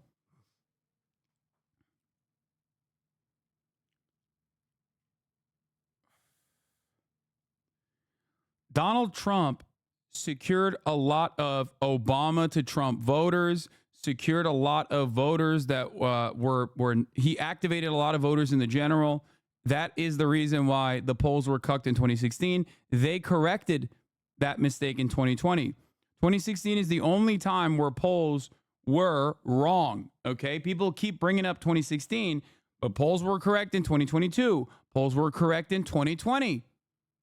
The only way that polls are incorrect, okay, the only way that polls are incorrect in 2024 is if Trump's blitzkrieg on fucking social media somehow magically gets a lot of like men who previously were not activated, the Andrew Tate coalition, the Andrew Tate orbiter coalition to like fucking go out and vote, which is unlikely, okay? Like people that were not interested in voting before are somehow getting invested in voting. Like if the Divorced Dad Coalition is just like on board. That is very difficult to do in 70 days. That's number one. And that's also like the only reason why I'm bringing that up is because those are people that like vote. Those are people that pollsters are unfamiliar with. Those are people that pollsters cannot read. Okay? You need to understand.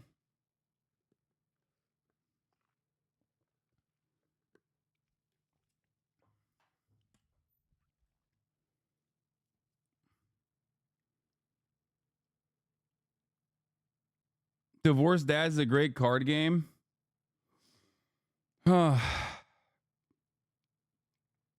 The move is to never mention that group again, so they forget Lamau, and so they don't go out and vote out of lip spite.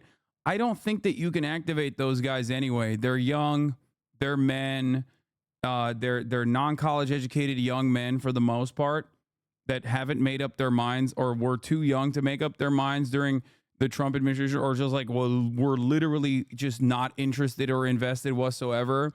But Trump's charisma, his macho appeal can come across as like appealing to them. But even then, is it going to be enough for them to go out, register to vote, and then fucking go out and actually vote? Like, that's very, very, very unlikely. You know?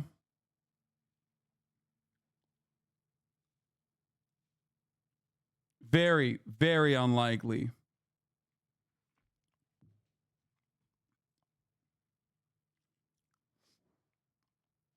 So. And now there is new uncertainty behind the scenes, too. In a statement this morning, Brian Fallon with Kamala Harris tells me this, quote, "We have told ABC and other networks seeking..." Someone in the chat said Trump is the opposite of macho. Guys, or someone said, what is macho about Trump? Trump is macho in exactly the ways that these fucking stupid dudes think a guy is supposed to present themselves. These are the people who think Andrew Tate is a masculine man. These are the people who think masculinity is a substitute for confidence, and they literally respond to shapes and colors. They do not think deeply about what the fuck is actually real masculinity, or rather, what real confidence looks like. Okay? Trump is a fucking loser. He is a thin-skinned, insecure loser in many respects. And he overcorrects for that by constantly being misogynistic, constantly portraying himself a certain way. That appeals to a lot of other insecure fucking losers, okay? Those dudes go to Hooters, who go to Hooters and think the servers like them. Exactly. Hasan's right. I can't see playing well to his base. He's just amplifying the negative impact it's going to have if he bombs his performance on stage. His whole shtick is fearlessness against the swamp, and this paints him as a wuss. I hope the debate happens. If he's as nervous as it seems with these recent unhinged interviews and debate hesitations, it might be the final nail in the coffin for his campaign. Yeah. If he doesn't do the debate, he looks like a pussy, and liberals keep fucking making fun of him in a way that will cut across his base, in a way that could technically depress voter turnout for him, okay? It definitely will cut across the enthusiasm because he has obviously crafted himself as this like strong fucking fighter. You can't do that. You can't present yourself as a strong fighter and then literally not do a debate against someone like Kamala Harris, who you're saying is a dumbass, who you're saying is a DEI pick. You should be able to run the table. You should be able to destroy her if that's the case. Okay? 100%. There's a ton of those people, men specifically, who are constantly suffering due to the financial burdens due to the economy, with a lot of anger and don't necessarily understand why it's happening and feel like Trump will fix it even though he won't. Yeah, absolutely. Economic instability and a lack of future prospects creates a volatile environment where young men especially can find themselves in the throes of reactionary sentiment, reactionary politics. That is at the heart of this conversation. Historically, that is also how fascist movements have mobilized. Okay? Are you doing by your logic for Republicans, bro? Wait, what?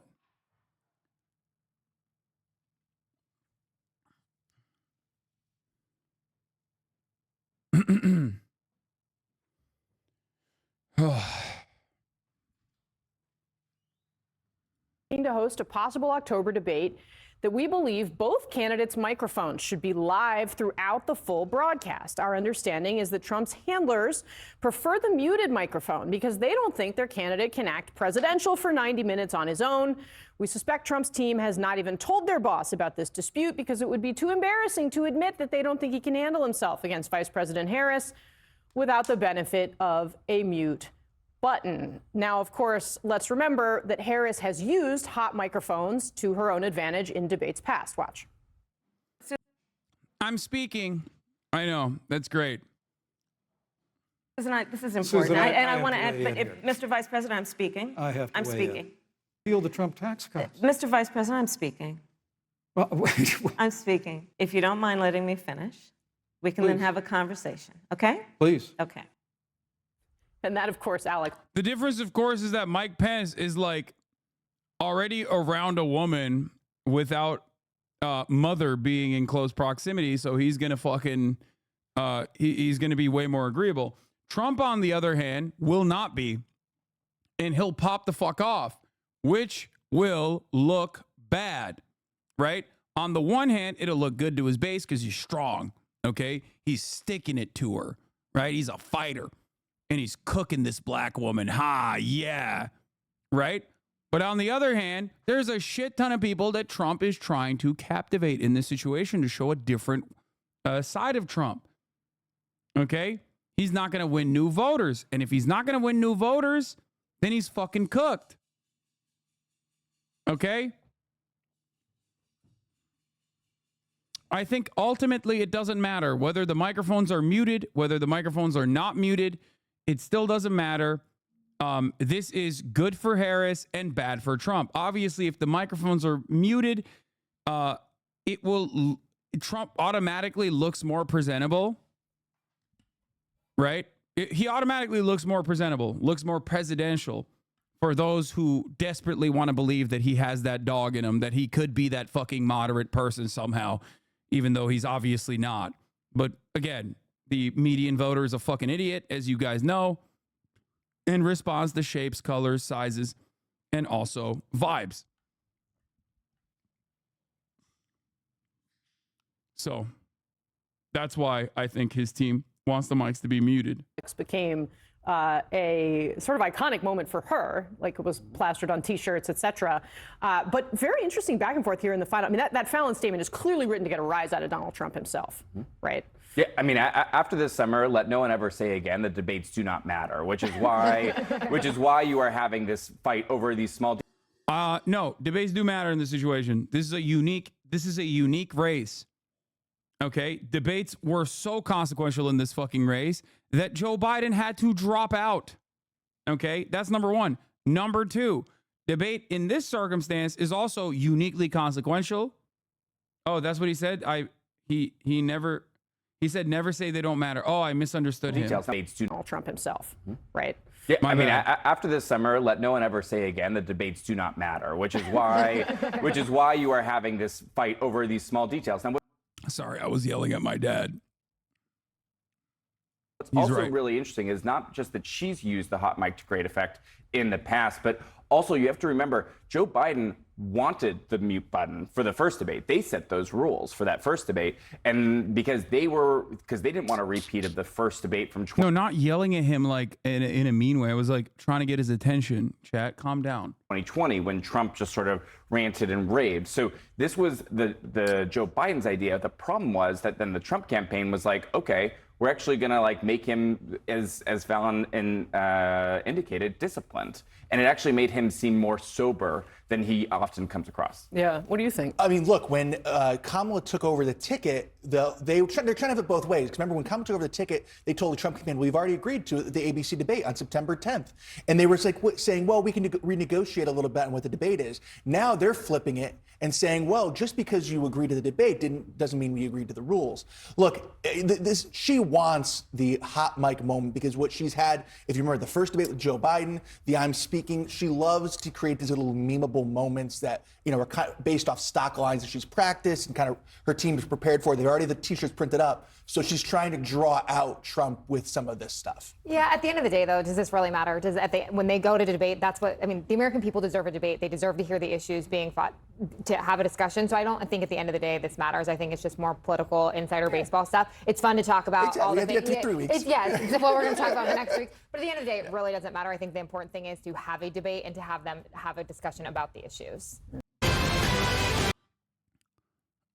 Now, in the interest of being fair and biased, let's take a look at what the real news is saying.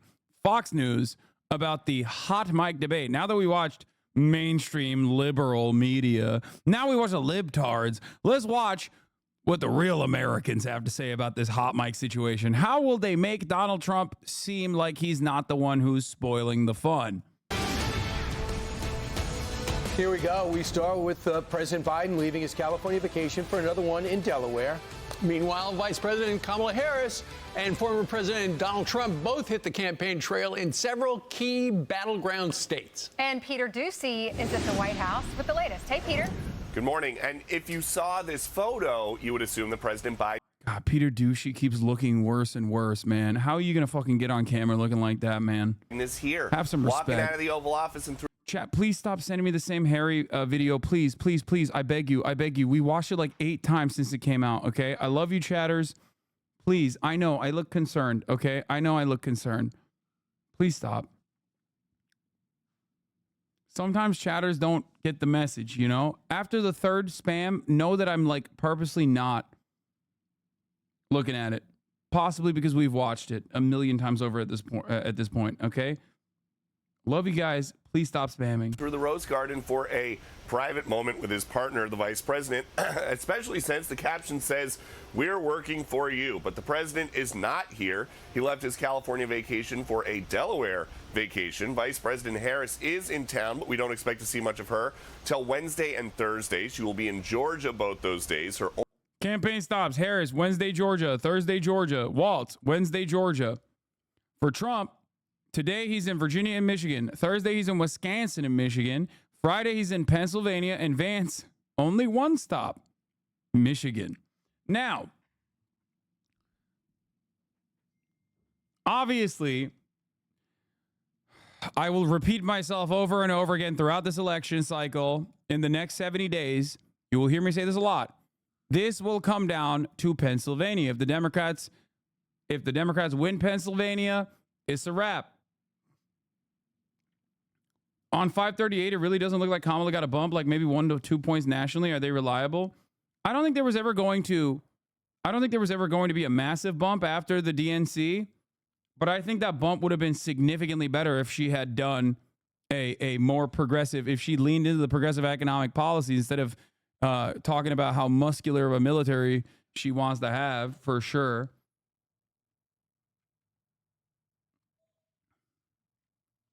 But I don't know how reliable 538 is. They just recently changed their scoring too. There also isn't a lot of post-convention polls yet, so you don't really know what the bump looks like. It could be larger. I don't know. I genuinely don't know. I'll be honest with you. I don't know what it's going to look like. There probably will be a post-convention bump, though. Like, it won't depress, in my opinion. But depending on like how big will the bump be?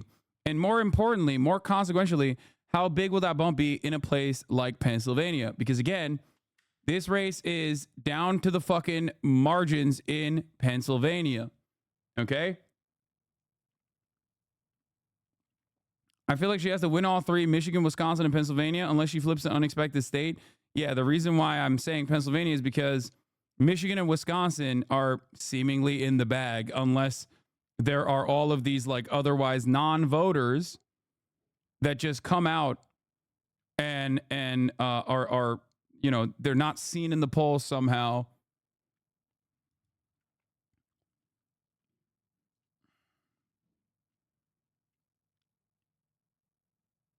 Michigan is a little bit more contested as well, but we'll see. All right, let's continue. Battleground of the week. Trump plans to visit Virginia and Michigan today, Wisconsin and Michigan Thursday, then Pennsylvania Friday. Their first in-person meeting is supposed to be September 10th for an ABC debate. The Harris campaign is now telling Politico that unlike last time for Trump v. Biden, they would prefer the mics to be hot the entire time, no muting. An advisor is quoted as saying they think Trump wants the mics muted, but there might not be a debate at all after an ABC interview of Tom Cotton yesterday that Trump did not think was fair. He is questioning now on Truth Social why he should participate in an ABC debate at all. Back to you. Peter, I just got a text message from your mother. Do you have a cold? No, I think I just had something in my throat. I'm good. All right. Mom, thank you. All right. Just one other quick question for you. You talked a little bit about the potential debate on September the 10th. They might leave the mics hot. Kamala Harris, in the meantime, one of her press people was on yesterday with Howie on Media Buzz and said she definitely will do an interview before the end of this week, and that she has done 80 interviews so far this year. Does that little 10 seconds that you talked to her a couple of days ago, does that count as one of the 80? If it does, we should talk to promos and hype it as an exclusive.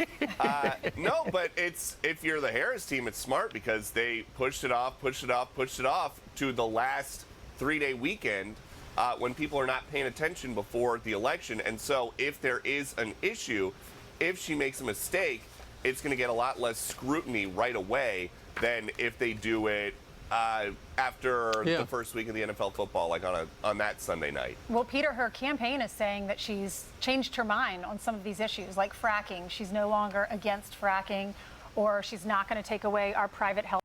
All the fracking stuff is straight up. Well, it's twofold. One, because Western PA, they want to talk about that.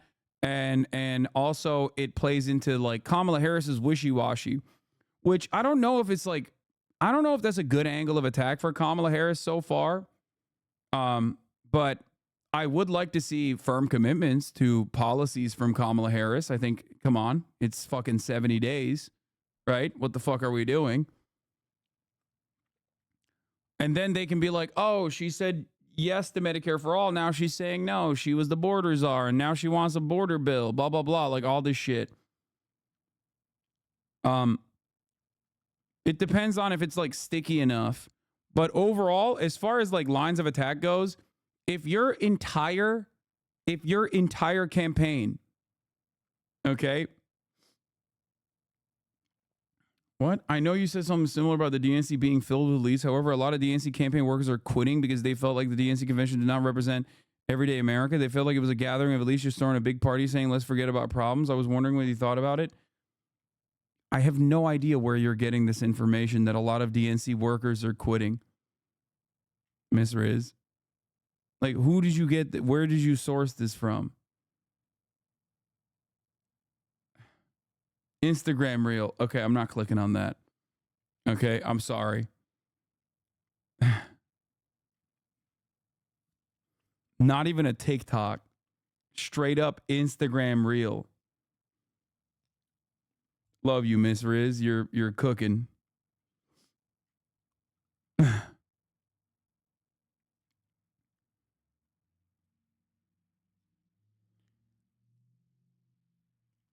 Okay. So, I don't know how sticky the wishy-washy angle of attack will look like, especially when, if you're running a personality-based campaign, okay, if you're running a personality-based campaign, as Trump is, he matches up really well against someone who you can actually hit on the personality front, like Hillary Clinton. Okay? Hillary Clinton was a perfect matchup in many ways for someone like Donald Trump. Joe Biden, on the other hand, was not. Because with Joe Biden, all of a sudden, you're going up against an institutional Democrat who was Obama's vice president, who's been in the fucking Senate for half a century. Okay? He's been in politics for half a century. And yet, like, there aren't many personal attacks you can hit him on. With Kamala Harris, there aren't that many personal attacks you can hit her on either.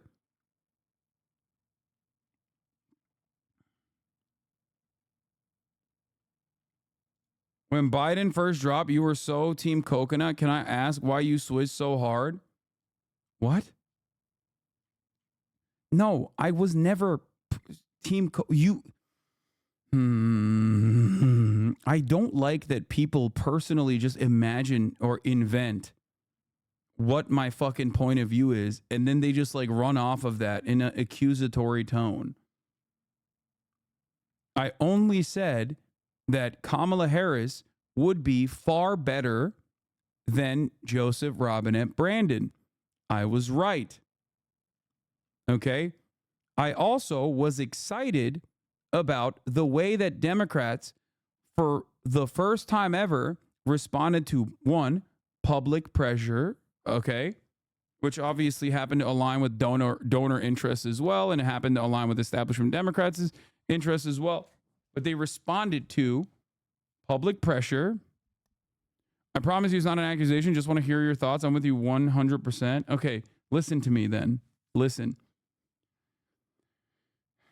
I was excited at a change of attitude from the Democratic Party that I had never seen before. Okay? And I kept reiterating, let's see what they do with this. Okay? Let's see what they do with this. Let's see if they lean into progressive positions. Now, why did I say that? Because she chose Tim Walz. She didn't go with the running scared safety pick with Josh Shapiro that would have put Pennsylvania on the board for them. Okay? And instead went with someone with progressive policies under his belt. Okay? That also went against, like, once again, what Democratic Party operatives normally are scared to do. It basically locked her in to defend progressive policy positions. That made me think perhaps they'll run an Obama 2008 style campaign. That guy from chat is 100% right. Bro, you were super live for weeks. You just changed your mind recently. No shame in that. You said you were coconut pilled, bro. I was in the stream when Biden dropped out. You were hyper-libbed out for weeks, bro. I think a lot of you don't understand when I am exaggerating or also being an entertainer. It could be because of being neurodivergent. I myself have a little bit of that A-worded dog in me, okay? And I sometimes don't pick up on certain things, and there's nothing wrong with that, okay? But it would be really weird if I turned around and said /S every time I made a statement and gave you a tone indicator, okay?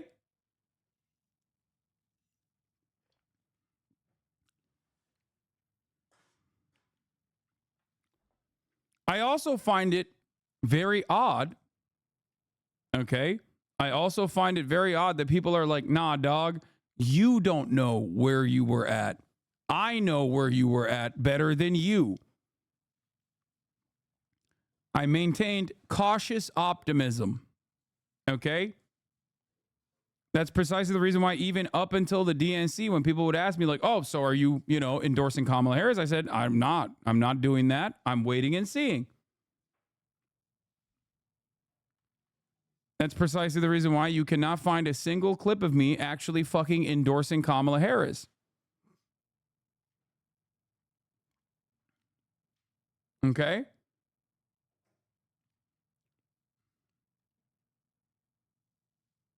Apparently you were really, really, really behind Kamala by saying you were a coconut head. These people aren't serious. I know.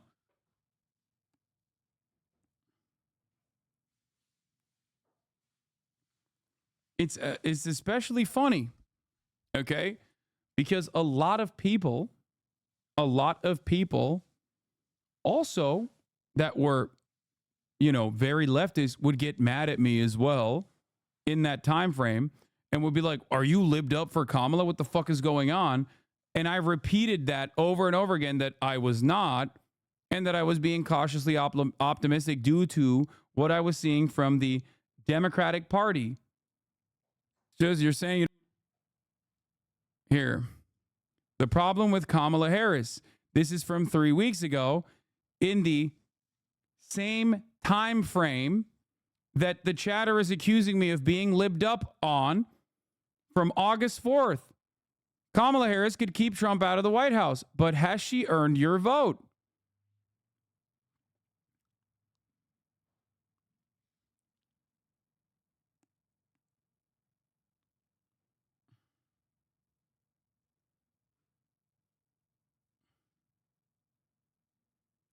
So much so that even Zay Squirrel was like saying I'm fucking pro-genocide and shit. Hasan Abi Libs, wow, you were being a spoiler. Also, Libs, you were so Kamala pilled on God, bro.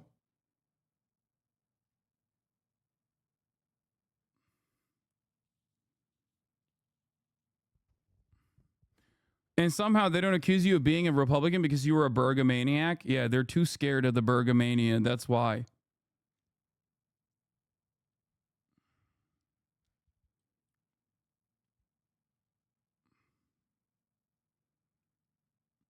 A decade of progressive advocacy overwritten by doing a coconut meme. I know.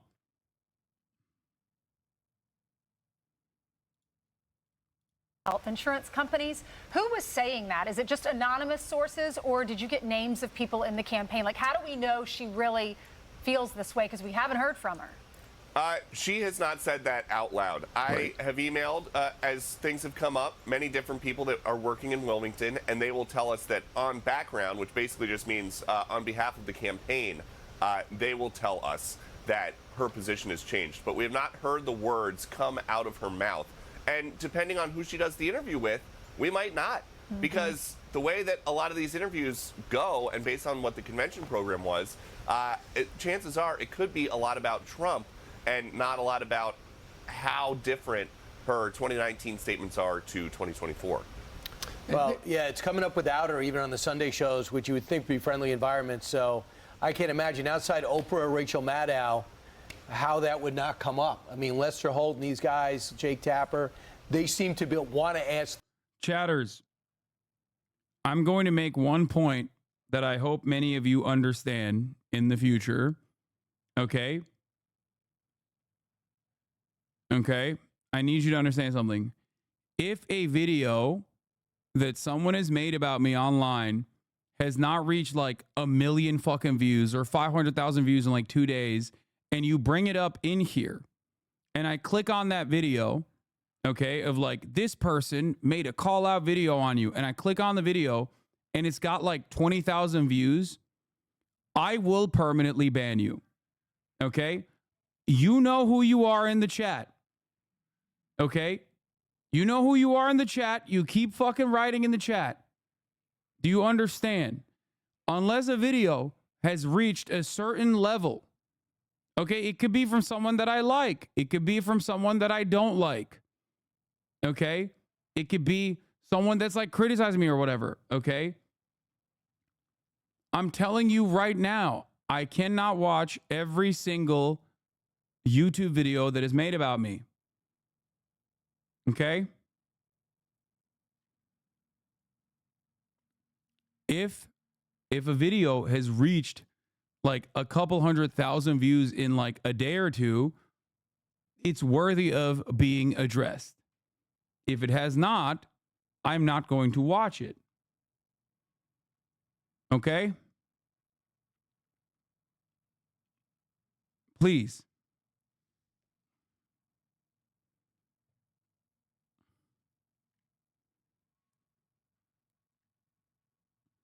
Because otherwise, you're giving free clout.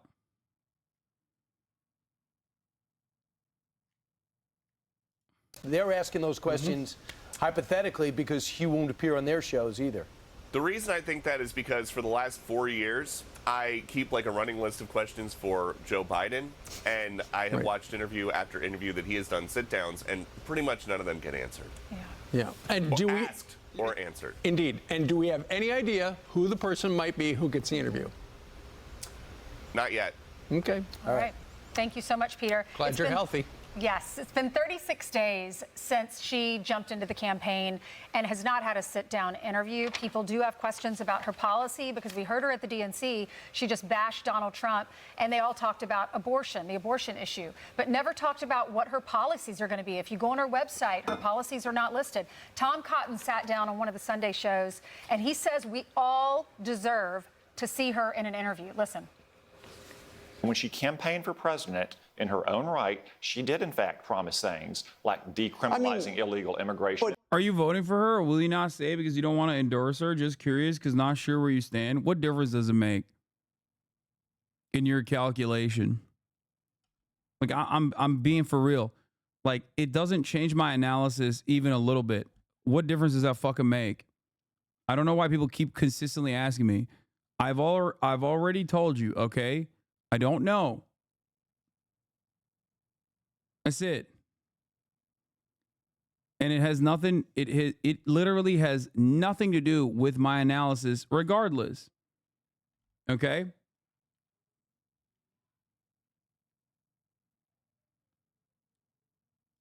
taking away health insurance. But that's his position she's clearly changed on, and No, she has said she has changed. Yes, she has. She has not. John, she has not said that. She has not. You pointed out, Senator Sanders, repeatedly things that her campaign has said. Anonymous aides speaking on background to reporters has said, well, she no longer believes these things. Okay, maybe she has changed her position on things like taking away your health insurance and confiscating your gun. And to the many people in the chat that say, oh, dude, your advocacy for her will change the outcome of this election, then they should listen to me. Okay?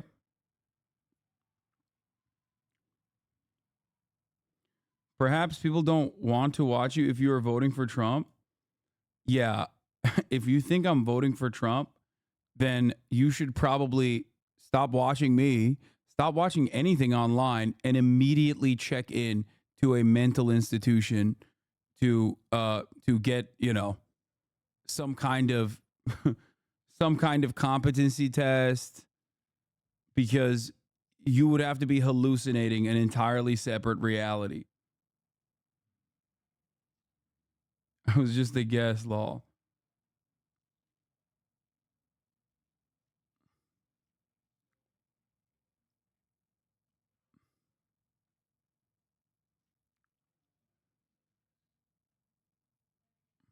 Because if you're not voting at all, that tells me a lot. What? It doesn't tell you. First of all, I've never said I'm not voting at all. And secondly, it doesn't tell you shit. It also doesn't change my analysis at all. So what the fuck are you talking about? Like everything that I talk about campaign strategy from the Republican side as well.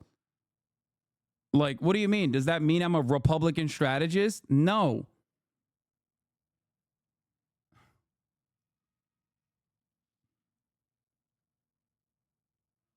It's so funny to me when people can't comprehend the concept that people on the left having different personal beliefs and convictions. Like, you know how libbed up I am. Imagine if I was constantly coming after you for not matching my lib level is how these chatters act. Yeah.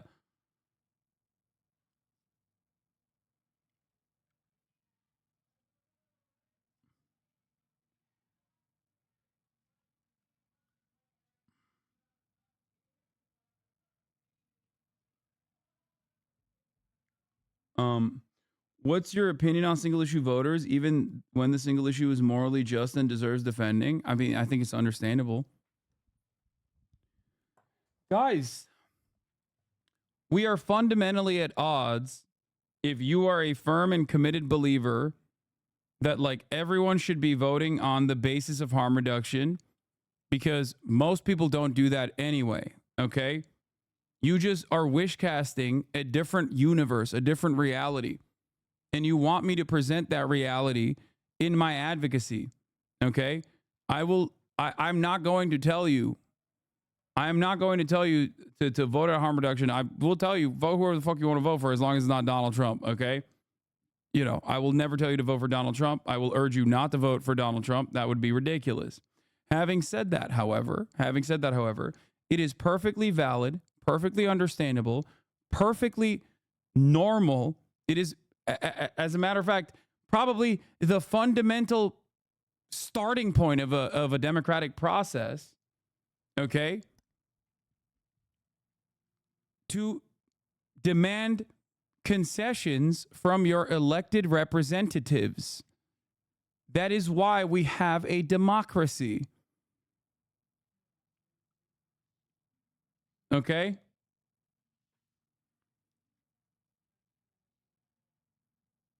Like, why the fuck do we have a democracy if that's not how this works?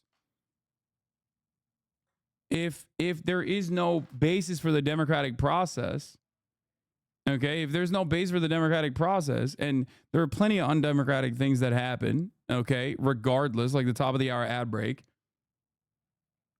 unless there is an outsized number of people who are subscribed at the top of the hour, so they don't even see the 3-minute ad break at the top of the hour, which, by the way, you can be a part of that group, a part of that constituency, by subscribing for $6 or for free with a Twitch Prime, or by getting gifted a sub.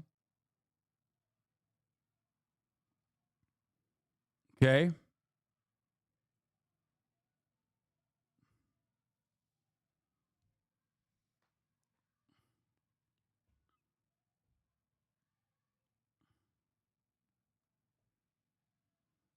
Why do people act like Trump will be better on Gaza issue? I mean, they're wrong if they do say that. They're objectively wrong. But as it stands, it's not Donald Trump that is currently conducting the genocide. It is the Democratic Party. That is a fact. You don't want to recognize that fact, and you want people to hyper-focus on something else that they are not going to hyper-focus on. It's just not how it works. Okay? Just like I can't move the needle in a genuine direction that is the opposite of like what mainstream media is pumping out, what the campaigns are pumping out. I just can't. I can't do that. I don't have that kind of power. No one does.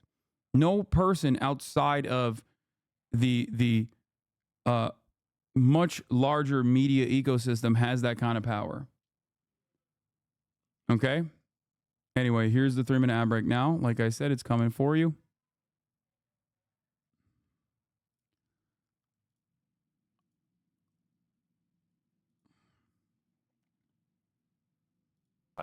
If she has changed her position, she owes it to the American people to come out and say in her own words when she changed and why she changed.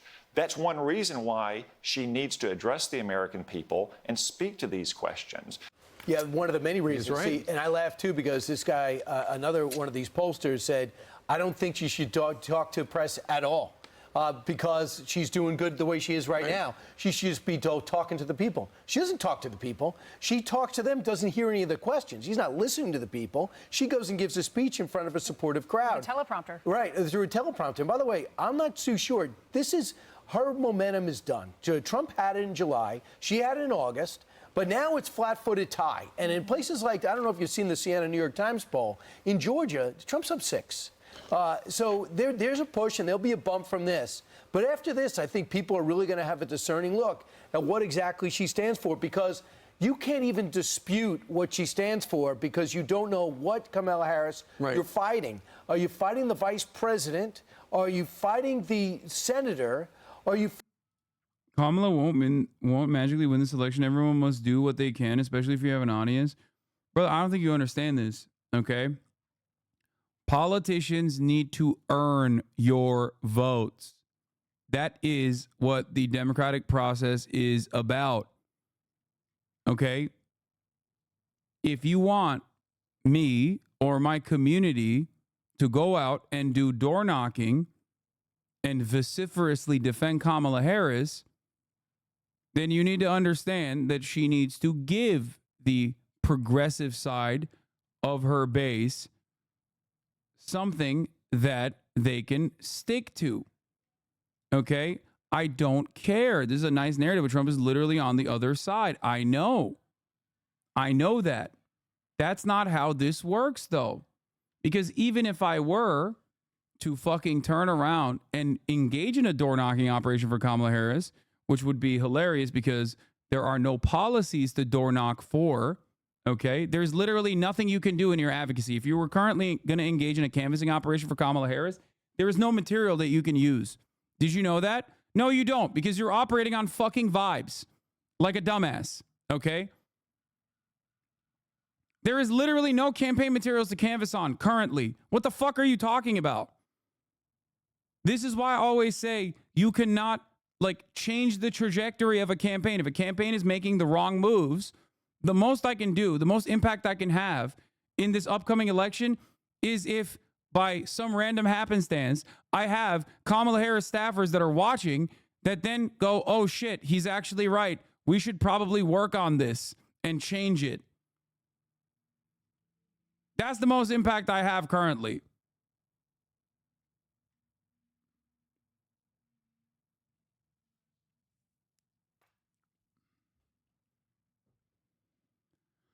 Huh.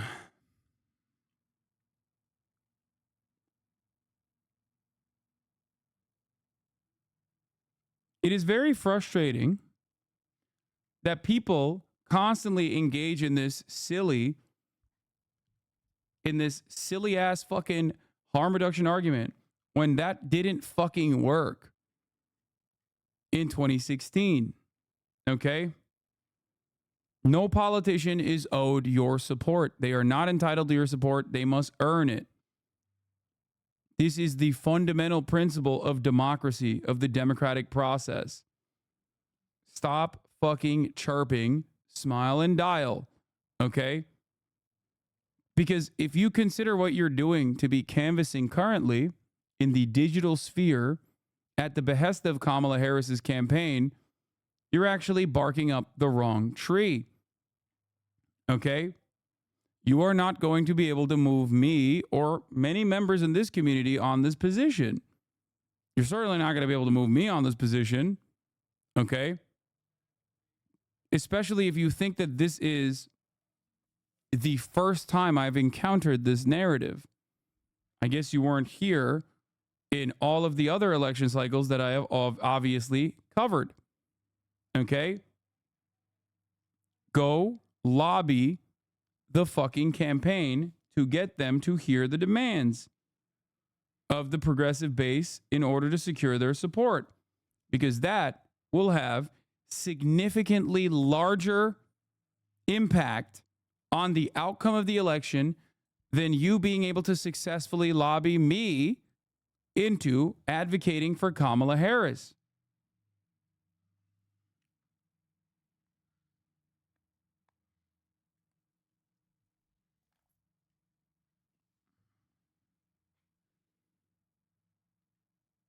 That's it.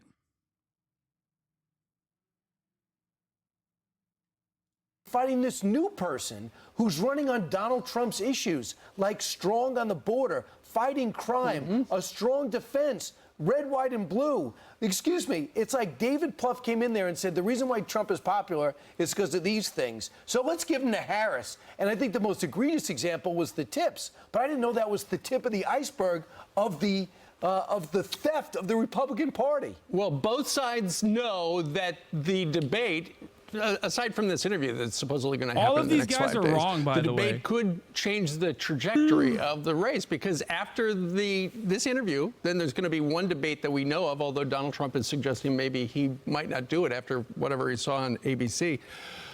So ultimately, if that changes the trajectory, the less she says, the better. So I get what the pollster is saying, but at the same time, Tom Cotton is right.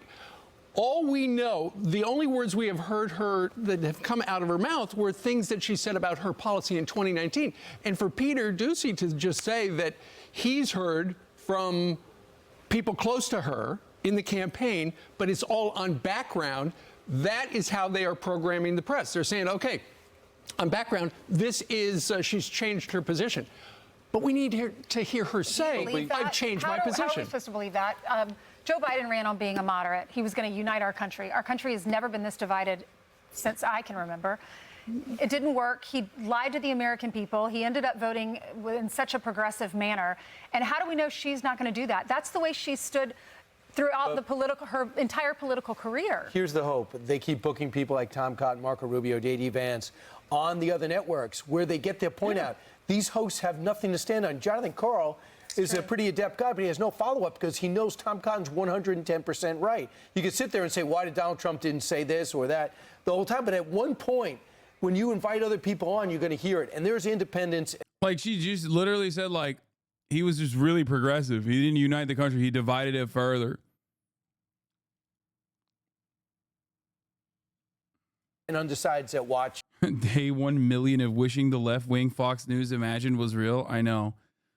That's another reason why I like watching.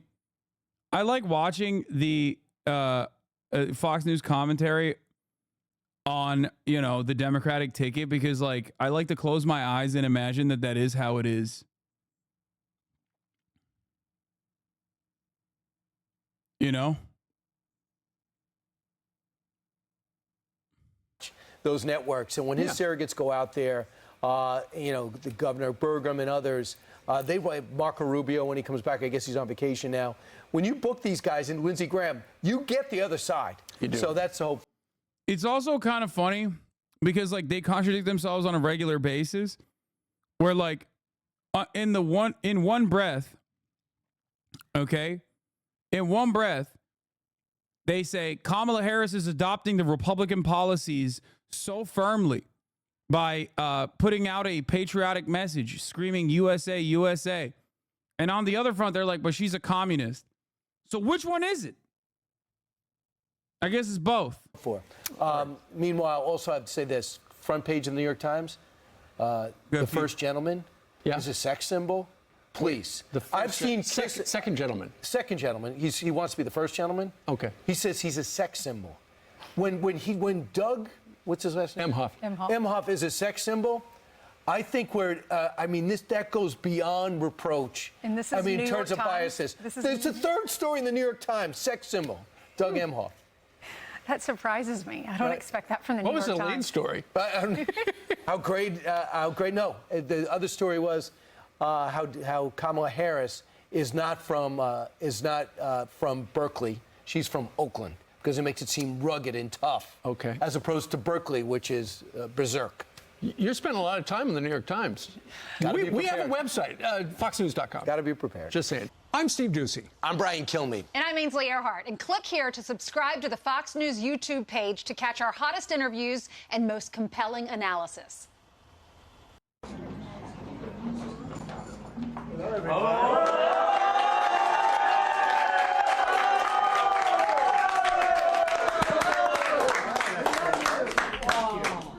You know, somehow, I don't know what it is, you'll have to explain it, but the Vietnamese community loves me and I love them. You know?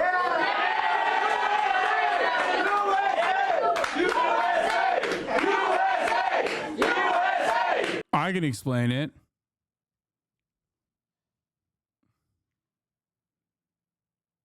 I mean, the major chunks of the Vietnamese diaspora came here as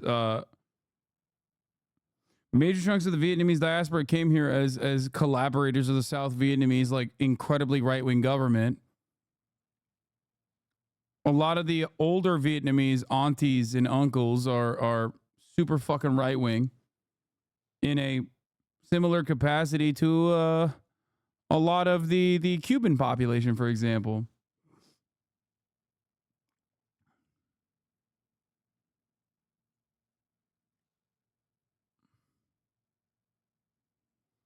I had international Vietnamese roommates in college who said they were scared of American Vietnamese because of how right-wing and anti-communist they are. Yeah.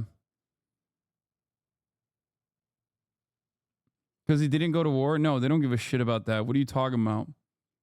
Hella Vietnamese Americans that are descendants of, like, that are either direct descendants or dude, a lot of, okay, guys, here's how this works, okay? That's not even true for this area. Where he is voted for Biden by 81% and is a heavily Viet area. Yeah, I'm talking about older Vietnamese voters in general. My parents are Vietnamese conservatives. There you go. Okay. Couple reasons. One, Donald Trump's strong anti-China sentiment. Okay? Donald Trump's strong anti-China sentiment is part of the reason why even Vietnamese people in Vietnam like Donald Trump to a certain degree. That's number one. Number two, a lot of the older Vietnamese population are either one generation removed or directly from the same fucking generation of the people who escaped Vietnam, South Vietnam specifically, as they were collaborators of the South Vietnamese government, the puppet state that America created in South Vietnam that was fucking right-wing fascist. Okay?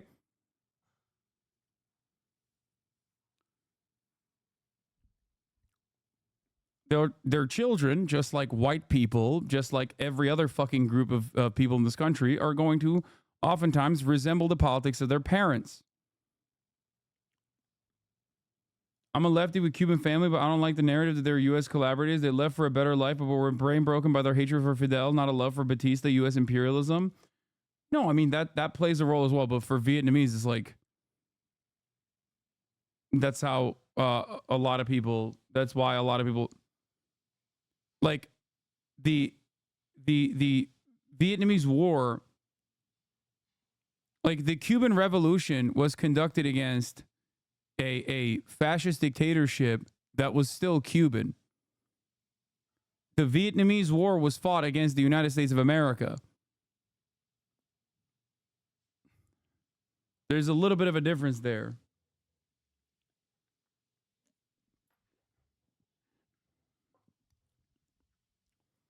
Yeah, I hate your narrative of them being collaborators. In my opinion, as an Asian American, you're throwing a dangerous narrative. Wait, what the fuck are you talking about? Collaborators with the Americans, dumbass. Not collaborators with the fucking Viet Cong.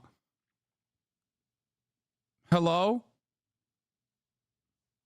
You asked me why there's so many fucking conservatives. I'm telling you why, in this group, at least. But in many respects, a lot of the people that are allowed to come to the United States of America, which is a very difficult task to begin with, will oftentimes have, depending on how close they are to the original group of people that came in, will oftentimes be pro-America. What the fuck? It's also not just like the collaborative aspect in general. It also is the anti-Chinese sentiment. Are the Vietnamese Latino? Yes. Vietnam, absolutely a part of the global Latina belt.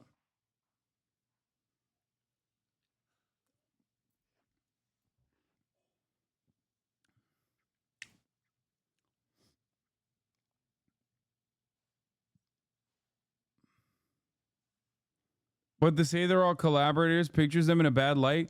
Collaborators to America. What are you talking about? To America. Okay? It's the same principle behind a lot of the Venezuelans that originally were leaving, escaping the Maduro administration. There's a reason why Venezuelans got TPS, temporary protected status, from the American government. That was a play in a similar vein to the Cuban diaspora population. It was their ideological posture early on against the Maduro regime. I don't know why you're getting mad at this. It's a part of American foreign policy. This is how it fucking works.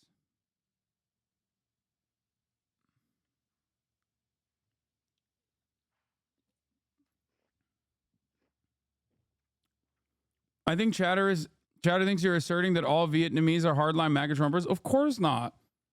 There is always going to be a generational divide regardless. I'm just explaining why there is an outsized population of older Vietnamese voters that happen to swing conservative.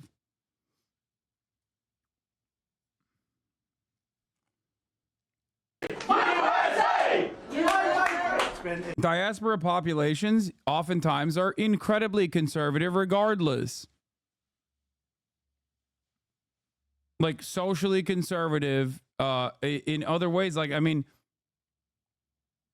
like there is no similar, there is a kind of a similarity with like the Turkish diaspora in Germany, right?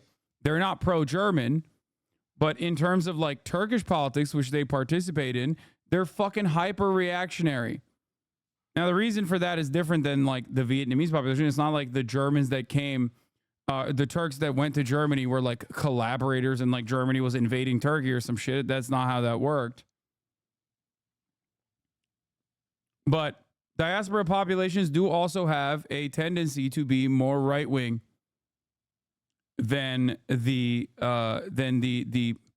national population. How do you think Jews missed out on becoming so conservative? Did we send all our wackos to Israel? That's actually really, that is kind of interesting. I think it's because Jews have been around in the United States of America for like a lot longer. So we're talking like so many generations. Like they've been, so here's how it works, okay? Here's how it works. By the third generation, you often have a tendency to completely assimilate, like not even often, like every single immigrant population has come here originally. By the third generation is just American, indistinguishable, same educational outcomes, yada, yada, yada. Okay. By second generation, you've actually picked up a lot of that as well. Like a lot of American culture, American attitudes, American outcomes with the rest of the population.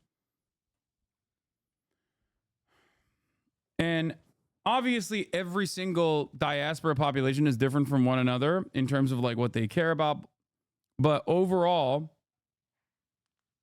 I think that they're like Jewish voters in general have been like very progressive in the way that they vote for almost the damn near entirety of their existence on U.S. soil. It probably has a lot to do with Jewish history and Jewish culture. Israel, in that regard, is actually unique. Zionism, in that regard, is literally antithetical to Jewish history, Jewish culture, Jewish resistance, and revolutionary sentiment from Jews in general.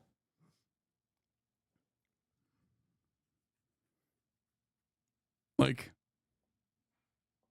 it's directly, diametrically the opposite of how Jews have carried themselves, seen themselves, presented themselves throughout history. That makes sense. I'm a fourth, third gen, also Jewish Southerner, so I'm part of the rare swing state Jew. Me and my fam are super progressive. Well, being super progressive while also being a Jewish American is not unique, though, for the record. It's like, I think it's like 76% of American Jews that vote consistently for the Democratic Party.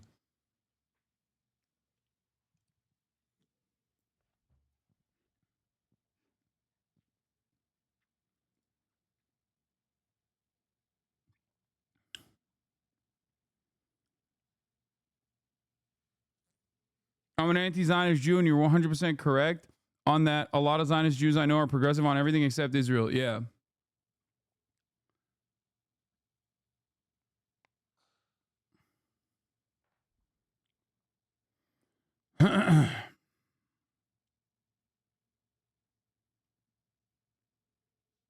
Is the Democratic Party progressive? No, but in terms of like analyzing American politics, especially from a historical framework, we're talking about like what is the more progressive option here, okay? That's it. Like you're not wrong.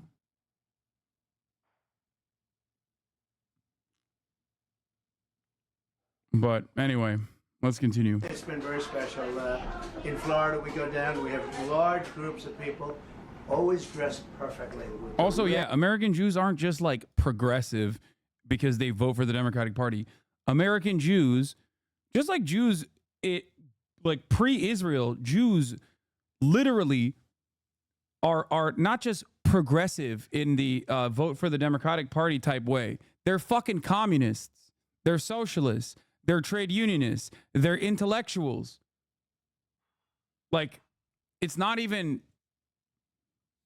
Like, it's crazy to think of a world where, like, the Jewish tradition is rich with revolutionary principles and consistently fighting against injustice, being at the forefront of any matter of different, like, civil rights movements globally, okay?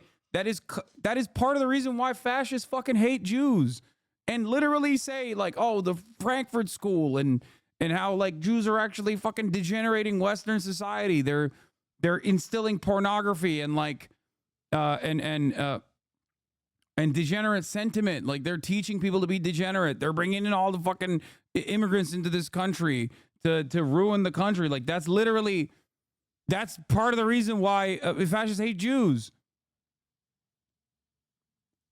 Karl Marx, Leon Trotsky, Howard Zinn, Noam Chomsky. I mean, that's like a tiny number.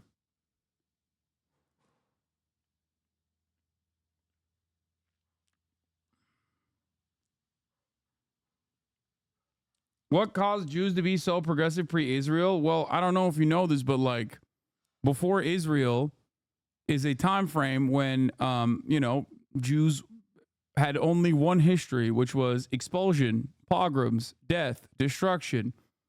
I think if you're constantly being made out to be the enemy in every society and constantly outcasted as like outsiders. Marx, yes, Karl Marx was Jewish, yes.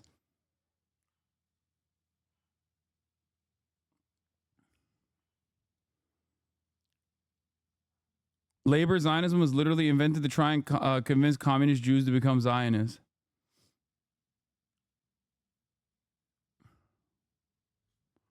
Anti-Semitism is older than racism. That's actually, this is kind of an interesting take, but it is correct. It is correct. Like racism in the way that we, no. It 100% is correct. It literally is historically correct. What you're saying is absolutely 100% historically correct. Racism in the way that we understand it, white supremacy in the way that we understand it, is a relatively new phenomenon in comparison to anti-Semitism. Before like Western colonialists invented racial distinctions, people did not fight on those boundaries at all. People fighted on the boundaries of in-group, out-group, but mostly it was about nationality or whose team you were on. It's correct.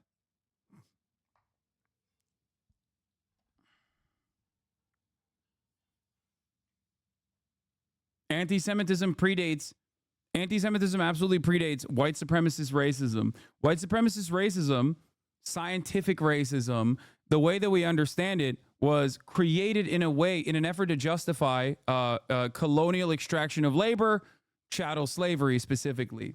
That's where it comes from. You needed a way to make it seem like you just changed it? No, you needed a way to make it seem like the people that you were enslaving, because in the past, slavery was considered to be just reaping the rewards, right? Reaping the rewards of like conquest.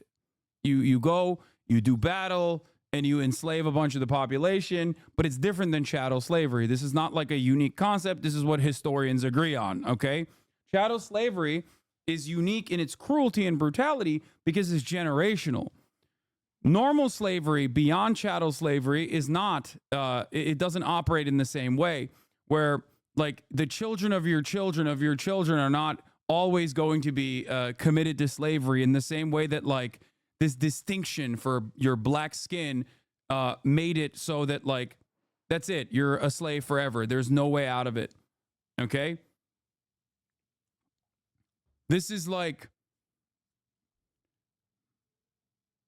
yeah, it was, you know, there were different versions of it, but a lot of it is like indentured servitude and things like that.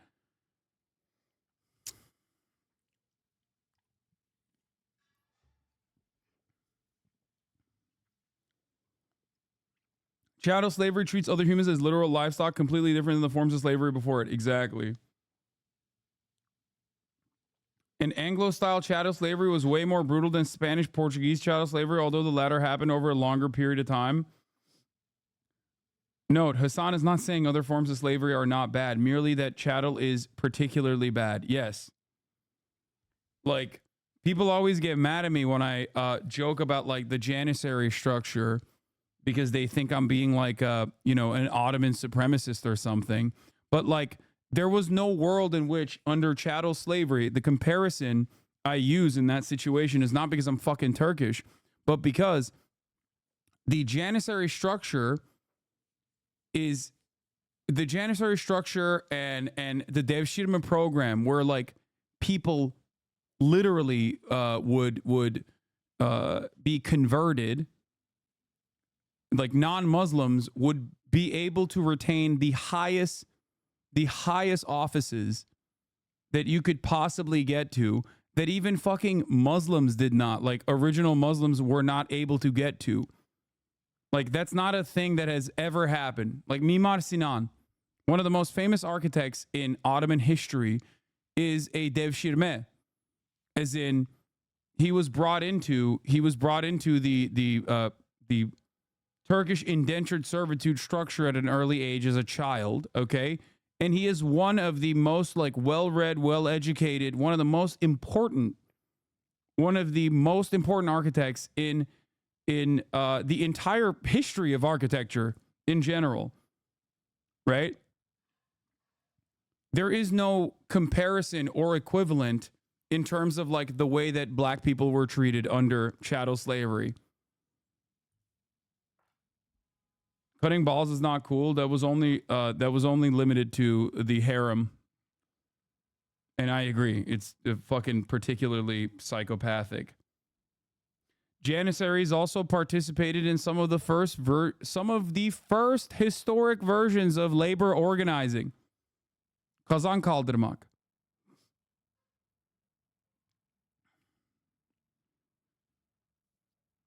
They used to have these big fucking cauldrons of food, and they would flip them over. They would participate in work stoppages. New Philly Thumbo. Hey, let's fucking go. Let's watch this and we'll get back to the other stuff. All right, here. Gen Z political gender gap grows. Shitty. And then, yeah, we're going to talk about how the political gap between Gen Z men and women. So how come Jews were even hated back then without chattel slavery? You think there's no need to make a specific outgroup like that? What? No, chattel slavery is not the only time that there was a need for a specific outgroup.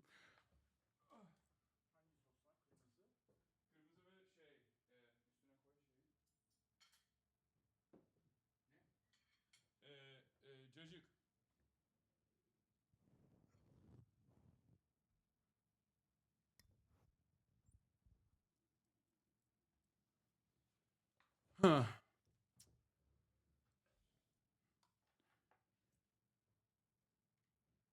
Bro has not read history. You're not talking about me, I don't think.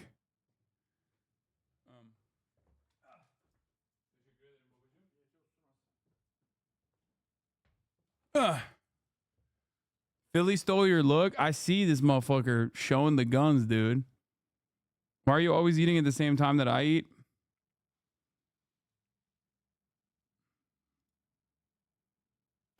I don't know who needs to hear this, but if tacos can fall apart and still be amazing, so can you, puta. It's so dumb. Is not only growing, but now we have polling from the New York Times and Siena College finding that the Gen Z gap is actually bigger than any other generation. With them noting that back when the race was Trump versus Biden, men aged 18 to 29 favored Trump by 11 percentage points, and women favored Biden by 28, making that a 39-point gap between the genders. And while that was pretty wide, it's gotten bigger now that Kamala Harris is the candidate. With the polling that the Times and Siena took in 6 swing states this month, finding that young men favored Trump by 13 points and young women favored Harris by 38. Yo, we're looking at a 51-point gap, right? And that is further apart than any other age group. And so you have the Times saying that this election has become a referendum on gender roles, with young women becoming very liberal following the Me Too movement, as well as the surge of activism after Roe was overturned. Whereas with some young men, on the other hand, quote, they feel that rapidly changing gender roles have left them behind socially and economically, and see former President Donald J. Trump as a champion of traditional manhood. And as for what specifically has sparked this, well, I mean, you could point to a million reasons. You have folks like political commentator Hasan seeing this polling and writing, every young male interest online, from gaming, fitness, to culture and self-help, is dominated by right-wing, red-pilled manosphere commentary. They prey on the anxieties and insecurities of vulnerable young men. And if you look around, he is definitely not alone in thinking that. I mean, one report earlier this year on this shift noted that social media algorithms have pulled, quote, moderately conservative young men towards more extreme and radical conservative male role models and worldviews. But here, I will also say this is not an American-specific thing. This is a global trend. I mean, in Europe, there has also been a shift of young people moving to the right, especially men. But yeah, I mean, as far as why this... Or Korea. Baba, bugün daha bile tuzlu yapmışsın. Dünden bile daha tuzlu bugün. Bilmiyorum. This push is happening stateside, and specifically creating support for Trump. You had the New York Times speaking to young men, and there we saw their answers kind of vary. With the outlet noting that Gen Z men are still slightly more likely to identify as Democrat than Republican, and those who are conservative often still support social issues like same-sex marriage and abortion rights. And you even had some who seem to have sympathy for women's rights, with one Michigan Trump supporter saying that, quote, all the industries are dominated by men, bosses are men, there hasn't been a woman president. I think women deserve a little bit more. But largely, you had the Times saying they found that young men who plan to vote for Trump pointed to feeling unvalued, or noting economic issues that have them worried about traditionally masculine roles like the ability to support a family. With, for example, one Georgia voter who plans to go for Trump saying, we can't afford to have children. We can barely afford 3 meals a day. I want to be able to go to the doctor and afford it. I want to be able to own a home. I want to be able to have a car. I want to have a job I enjoy. I want to live, not just survive. And this is, you had another Trump supporter in Nevada kind of saying that young men felt that they've been told what not to do for a long time, and another in Michigan saying it feels like men are looked down on. And all this is, you had the Times pointing to polling from Pew that found that 40% of Trump supporting men believe that women's gains have come at the expense of men, and this even though only 1/5 of general respondents thought so. All of which is very interesting, but also too, it has some arguing that this is the way to move some voters over, saying the Democrats need to make a stronger case on some of these issues, with one of the easiest being the tax tax cuts for the middle class. So of course, a lot of this just comes down to general messaging. I mean, for example, even right here, the Times noting that the Democratic Party has a page all about who the party serves, and many demographic groups are mentioned, but none specifically include men. So these voters just might not feel seen by the party. With all that said, whether you're a Gen Z man or woman or really whatever demographic you hit, I'd really love to know your thoughts on this situation, the shift, and what we might see that's helpful in the future moving forward. And then, y'all, my kids, they're getting older and different things become more fun to do with them. And doing fun, creative, brain-building projects with your kids, it's seriously fun. And to be honest— You say you can't muster any sympathy? Okay, guys, like the that's a ridiculous way to approach the subject matter. This is going to be far more consequential. But have men done anything? Men don't hold other men accountable. Please do not do some fucking dumbass gender war shit in this chat right now. Okay? That is ridiculous. Okay? The insecurities and the anxieties that men have stem from real material issues that they experience. There is certainly a sense of entitlement, okay? But ultimately, it literally comes not because they're men with penises and balls, but because, as Philip DeFranco correctly pointed to, a lack of future prospects. You have to solve the underlying material inequalities that they are experiencing. Like what material problems do they have? Elderly lady. My Gen Z son is not a pussy. He doesn't feel like this. Like, what material problems do they have? What do you mean? No future job prospects. The reality of like retirement at a reasonable age is becoming impossible to even dream of. The fact that they will never be able to own a home. The fact that if they actually need to go to the doctor, that is going to be punishing their fucking wallet so devastatingly. The fact that if they want to be able to participate in the fucking job market, they need a college degree, which is at least like $100,000 minimum. Like, you think men don't also experience those things? Now, the difference is women experience that too, except men are left behind, especially with education. And also beyond that, they have a sense of entitlement due to patriarchal constructs. Okay? That's why they respond differently to the exact same issues that they're experiencing. But that's it.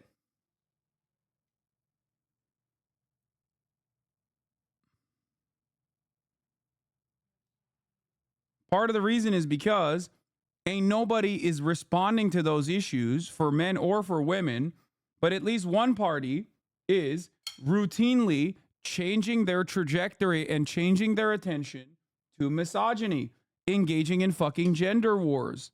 That's it. My son's getting a CNA in high school for free, getting an associate's degree. His BA will be $10K total. Okay, congratulations, elderly person with a son. I'm excited for his future, but like that doesn't change what I'm talking about. Because women actually come together and find solutions to their problems? No.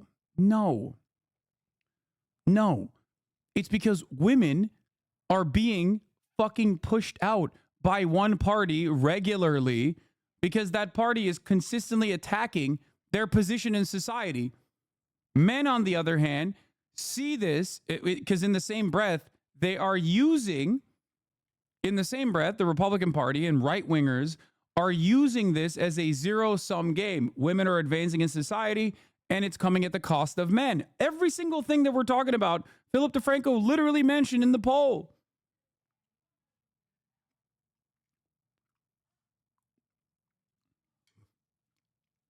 Women are obviously engaging with the political process in a different way because one group is regularly shitting on their fucking autonomy.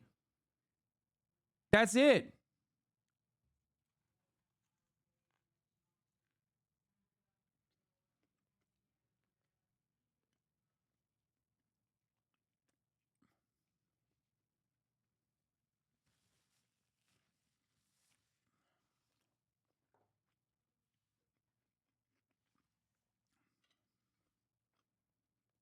Anyway, The president has his most impact. You have a lot of room to maneuver there as commander-in-chief. We don't know who she is. We don't know what she believes. She's going to get paralyzed in the Situation Room while the generals have their way with her. Right now, Jesse, whoa, Jesse, I don't like that. Figuratively, Take again, it back. have their way with her, control her, not in a sexual way. You now, this is where.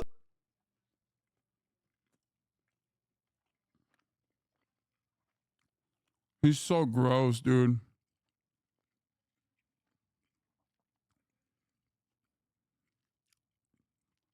He is uniquely fucking gross. It's actually crazy how one man can be so fucking unimaginably gross. I think it's weird that conservative men complain about so much that they implement. He's such a rapist little monster, dude. Holy shit.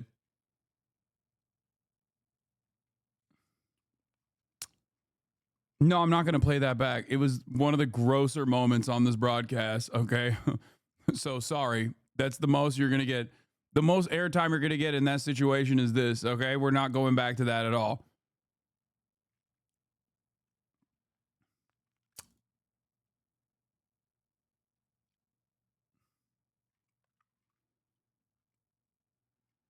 Red and silver, and I said, you're the most beautiful Let's get back to the Vietnamese community in Virginia. dressers I've ever seen.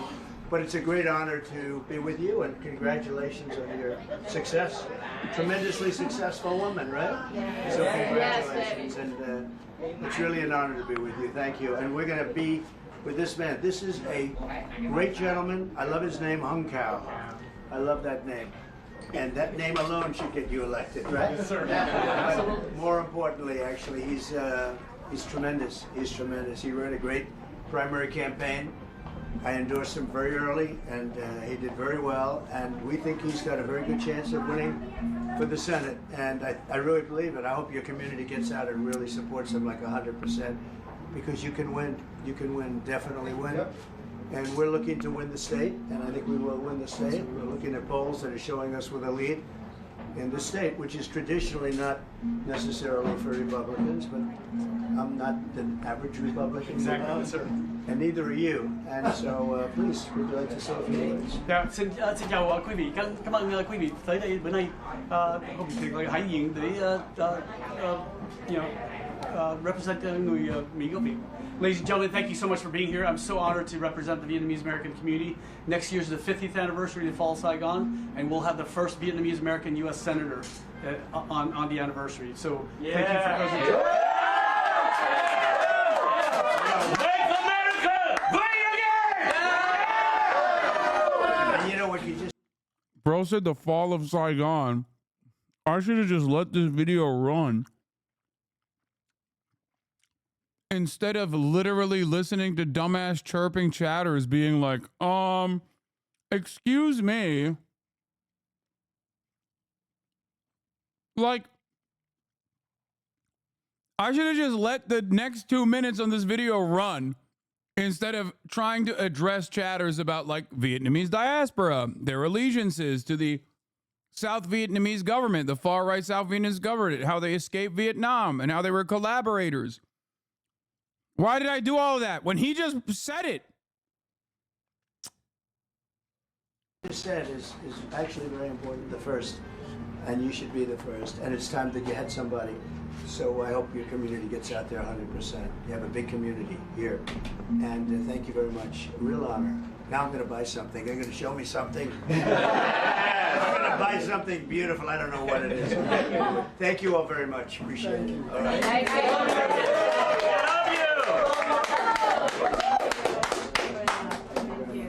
Hello, everybody. Oh, there they are. They're the important ones. They're the ones that make the food. Please, for the love of God, please clarify to chatters, is there a huge divide between younger Vietnamese and older gen? Yeah, for sure. I did. President Trump, will you still participate in the ABC debate? Never give up. Say it. Do you still plan to participate in the ABC debate? Well, you know, I watched this weekend, and it's the worst of all networks. We watched this part. You know, I won because I've heard them all from you. I hear them every other side. As an example, today we had a celebration of some great people, some great people who passed away, who were killed in the most embarrassing moment in the history of our country, Afghanistan. Because we had an incompetent president with I don't think anybody cares about leading it, this. and every one of those people should have been fired. He never fires anybody. Those generals, Milley, and every one of them should have been fired. They took the military out first. If I asked, do we have any children in the room? Because if I asked a child, who should go first? They would say everything but the military. They took the military out first, and then it was a bloodbath, and it was a horrible thing. It was a horrible thing. And I just went to Arlington Cemetery, and you saw we had a ceremony with the parents, the sisters in one case, brothers in another case. And these are people that should have never been killed. And when you see the fact that nobody's mentioning Afghanistan, no, this is the third year. This is, I hate to even call it an anniversary because I don't like the word anniversary in this case. But this is the third year of that tragic event. And because of that event, we did so badly that Russia went in and invaded Ukraine. Israel was attacked, as you know, on October 7th. We have, people don't respect us. They don't respect us anymore as a country. And where is our president? We don't even have a president. We have a fascist person running who's incompetent, and we have a president who's not even around. He went to California for a vacation. Bro doesn't know how to read the room, bro. He's like, we have a fascist person running. Motherfucker's about to be like, wait a minute, is that who we're supposed to be voting for? There's like a 70-year-old Vietnamese grandpa that just went, wait, maybe I'm voting for the wrong ticket. Because they threw him essentially out of the party. And then he came back home and I said, oh, is he going to go to the White House? No, he went to Delaware to take another vacation. And you got Russia over there with like nuclear threats. We got to have a president. We got to have a real president that's respected. So as to your question, I think it's disgraceful. And I think ABC is a disgrace. I think having Donna... In Chicago, a prominent Vietnamese restaurant took part in January 6th and was successfully sued for not paying their employees. It's making sense. Brazil, sitting on that panel, and she's the one that gave the answers and the questions to Hillary Clinton before a debate. I think ABC is really should be shut out.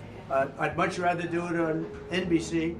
I'd much rather do it on CBS, frankly. I think CBS is very unfair, but the best of the group. And certainly I'd do it on Fox. I'd even do it on CNN. I thought CNN treated us very fairly the last time. I think Jake Tapper was very fair and Dana Bash was very fair. But when I watched this interview of Tom Cotton, fortunately he's a total pro, he knows what he's doing. And then when I watched the roundtable after that, I said the hostility is crazy.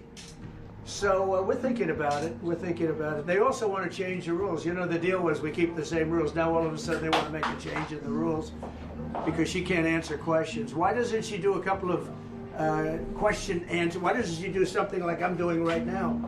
She can't talk. We can't have another dummy as a president, okay? We cannot have a dummy. And the people from Vietnam agree with that. President Trump, would you want the microphones muted in the debate whenever you're not speaking? We agreed to the same rules. I don't know. It doesn't matter to me. I'd rather have it probably on, but the agreement was that it would be the same as it was last time. In that case, it was muted. I didn't like it the last. Bro, the Vietnamese diaspora can maintain whatever fucking political positions they want to maintain. Okay? As long as I'm getting that fucking steady diet of motherfucking bomb me, okay? The Australian bomb me that I had was so formative and was so life-changing that I still think about it on a regular basis. I know pho is also good, people say. But I'm telling you right now, okay? I had bomb me near the boys in Australia, and it dramatically altered my life. Okay? Oh my God. Oh my fucking God, dude. They can fucking say, do, advocate for whatever the fuck they want to do. All right?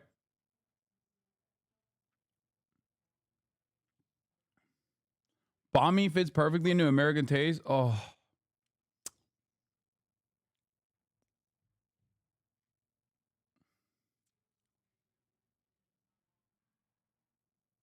Literally the closest you get to authentic banh mi, unless you're in Vietnam itself.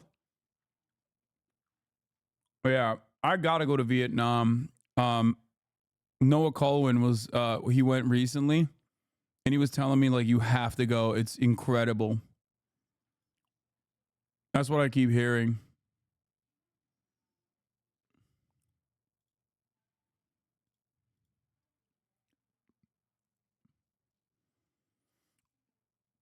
Last time, but it worked out fine. I mean, ask Biden how it worked out. It was fine. And I think it should be the same. We agreed to the same rules. Same rules and same specifications. And I think that's probably what it should be. But they're trying to change it. The truth is they're trying to get out of it because she doesn't want to debate. She's not a good debater. She's not a smart person. She doesn't want to debate. But when I looked at the hostility during the weekend, you watch it this week with George Slopadopoulous. And the Vietnamese didn't get that one. You got it, right? Yes, sir.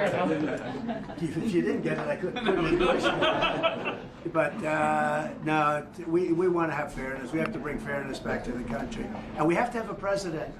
We are the closest to World War III, I believe, that we've ever been right now, right this second. And we have a man that just took a vacation in California. He was on the beach. And he came back today. Where's he going? Delaware. Why? Another vacation. He's going for another week. That's not the Vietnamese. They're hard-working people, aren't they? All right. President Trump, how are you specifically preparing for the debate versus Harris? I'm not. Really? I'm not spending a lot of time on it. I think my Spain colonized Philippines and brought Spanish cooking. France colonized Vietnam, brought French cooking. Britain colonized Malaysia and brought Indian cooking. Okay, to be fair, so you're saying it could have been worse. You're saying that they could have been even worse than they were.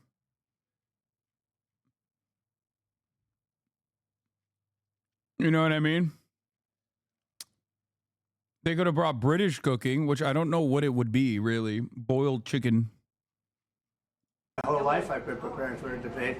You know, you can go in and you can have all sorts of sessions. I watched Mitt Romney go in and he worked so hard. 4 weeks he locked himself into a log cabin, and then he developed lockjaw. He couldn't speak. I watched other people. I mean, you have to be real. You know, you can't cram knowledge into your head for 30 years of knowledge in 1 week. So there's a little debate prep. But I've always done it more or less the same way, and you have to know your subject, and I think I know my subject. I think I know it better than anybody. I created the greatest economy in history. We rebuilt the military.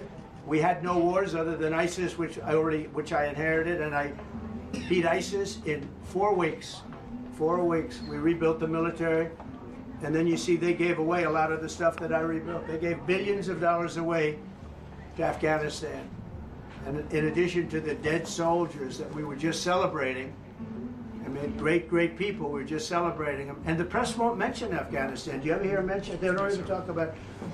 Afghanistan was tragic for many reasons. Obviously the dead, obviously the wounded, obviously giving away billions of dollars worth of equipment. But it was devastating for one other reason. Because of Afghanistan, it showed our enemies that we're incompetent. It's so funny he keeps saying this because, like, the press won't mention Afghanistan. Yeah, because it's irrelevant, dumbass. Like, you used to be the room reader, bro. Who fucking told you this is a good salient narrative to run on? Like, what's going on in Afghanistan currently is fucking gruesome. And we absolutely, like, the Biden administration has absolutely played a role in its demise. But you're like, you're chirping about Biden following your fucking plan of withdrawal that you never had the courage to follow through on. Objectively, it was a good thing.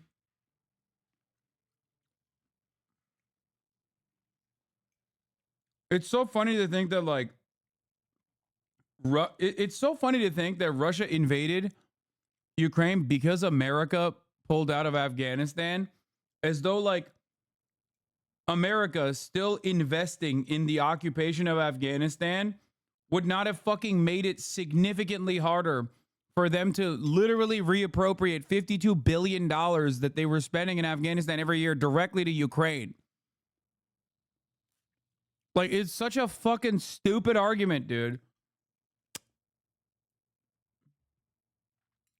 Like, isn't it even remotely weird that, doesn't it strike you as odd that like the Afghanistan budget almost entirely went to Ukraine? Instead of continuing to go to Afghanistan?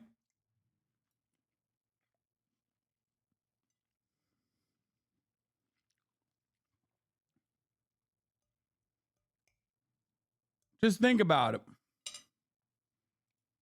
That we have an incompetent president, an incompetent vice president, and look, Putin would have never, if I were president, he would have never gone into Ukraine. When he saw that, when he saw Afghanistan, he said, this is a great time, let's go. Because it was the apple of his eye. I know him well, but I always said, Vladimir, you're not doing it. But it was the apple of his eye. When I was gone, and we have this guy that doesn't know he's alive, and when that happened, Afghanistan happened, which was so tragic and so incompetent, Putin said, these people are highly overrated. He would have never gone in. If you didn't have the Afghanistan, he would have never gone in. Okay, thank you. We're making it.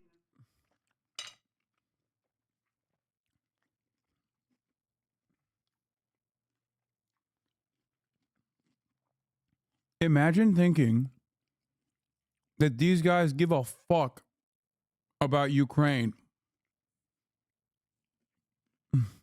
or the Afghan withdrawal. If he wanted to make a better argument, he could have been like, America should have never pulled out of Vietnam. We pulled out of Afghanistan just like Saigon. And we're going to go back into Vietnam, folks, believe me. We're going to go back. We're going to bring you back to Vietnam. Vietnamese media is obsessed with Ukraine and generally incredibly right-wing. I mean, I know they're right-wing. I don't think these voters in particular give a fuck.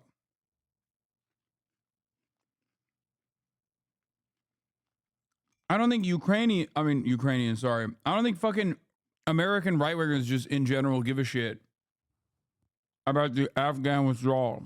I think it's just a talking point.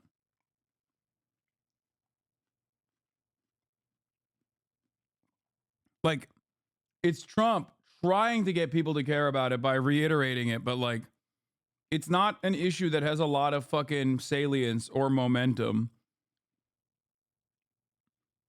They don't give a fuck. Because once again, remember, foreign policy is inconsequential and insignificant to the average American, business owner or not. The people that gave a fuck are still in jail from January 6th. Another stop, we're going to Michigan. And next stop is Michigan. We're going to save the auto industry because we're not going to have an auto industry. They're making all electric cars. They're all going to be made in China. And we're not going to have an auto industry. So we're going to go and save the auto industry. We're going to bring back many plants. We're going to make... A lot of military guys love ranting about the few helicopters that left behind. How are you an actual fucking military guy and you make that argument? What do you think the American military does when they withdraw? They trash it. It is more costly to fucking ship old, antiquated, dusty-ass fucking equipment than it is to just trash it and leave it behind. Every single fucking military person that actually served knows that. Like, I'm shocked. I've never heard a military person put that forward, like, as an argument.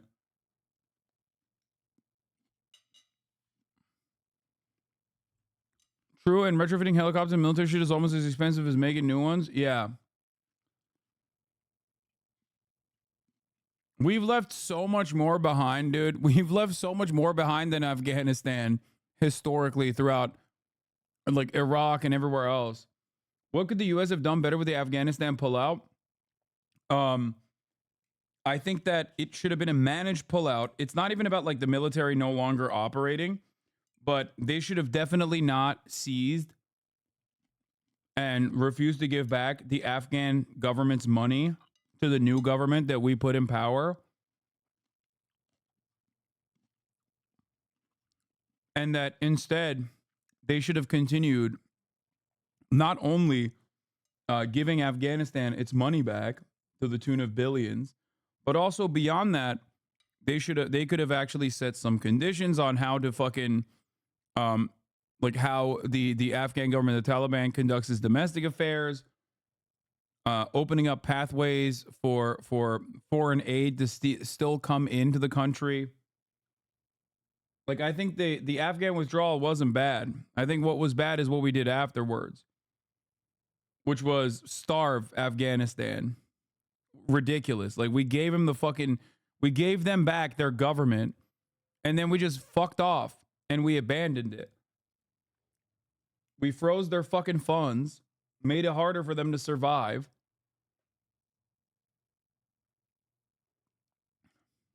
I mean, hey, someone made out like a bandit in that process. Potentially. I mean, I haven't really been paying close attention to Afghan politics as of late, even though apparently the new Taliban government has like opened up new restrictions and shit. But someone that's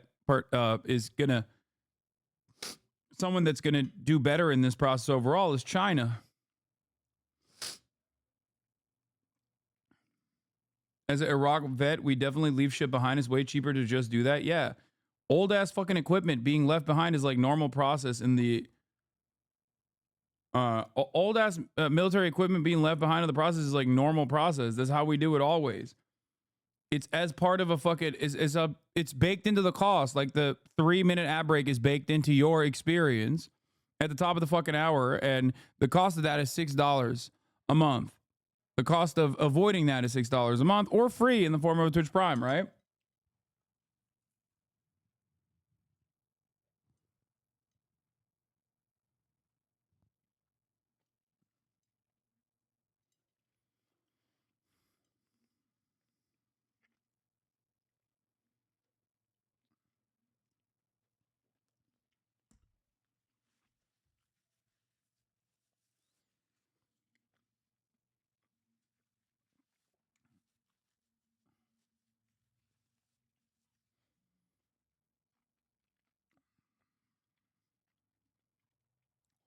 It was literally a week's worth of spending on what that war left behind. 7 days of what it could have cost to continue is a tiny fraction.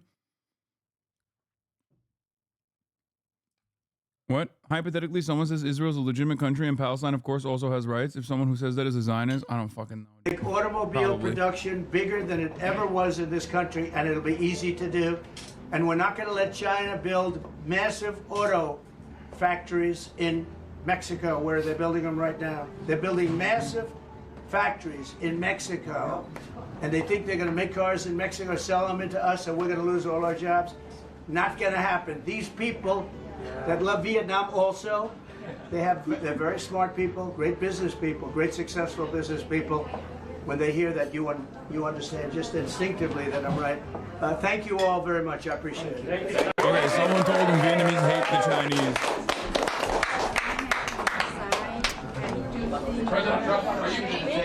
They were like, one of his aides was like, "Sir, please bring up China at least once. Like, that will, people will love that here. This is the crowd." Okay. Also, Donald Trump just came out with a new video. Let's take a look. Everyday prices are too high. Food, rent, gas, back to school clothes. That is called Bidenomics. A loaf of bread costs 50% more today. Ground beef is up almost 50%. There's not much left at the end of the month. Bidenomics is working. The price of housing has gone up. It feels so hard to just be able to get ahead. And we are very proud of Bidenomics. Everyday prices are too high. Food, rent, gas, back to school clothes. That is called Bidenomics. A loaf of bread costs 50% more today. Low-key kind of a banger ad. I recognize it. Kind of a banger ad, dude. Not gonna lie. Straight to the point, you know? They ate. They ate. They ate with that one. It's like the D versus D TikToks. Yeah, Destiny versus Destiny TikToks.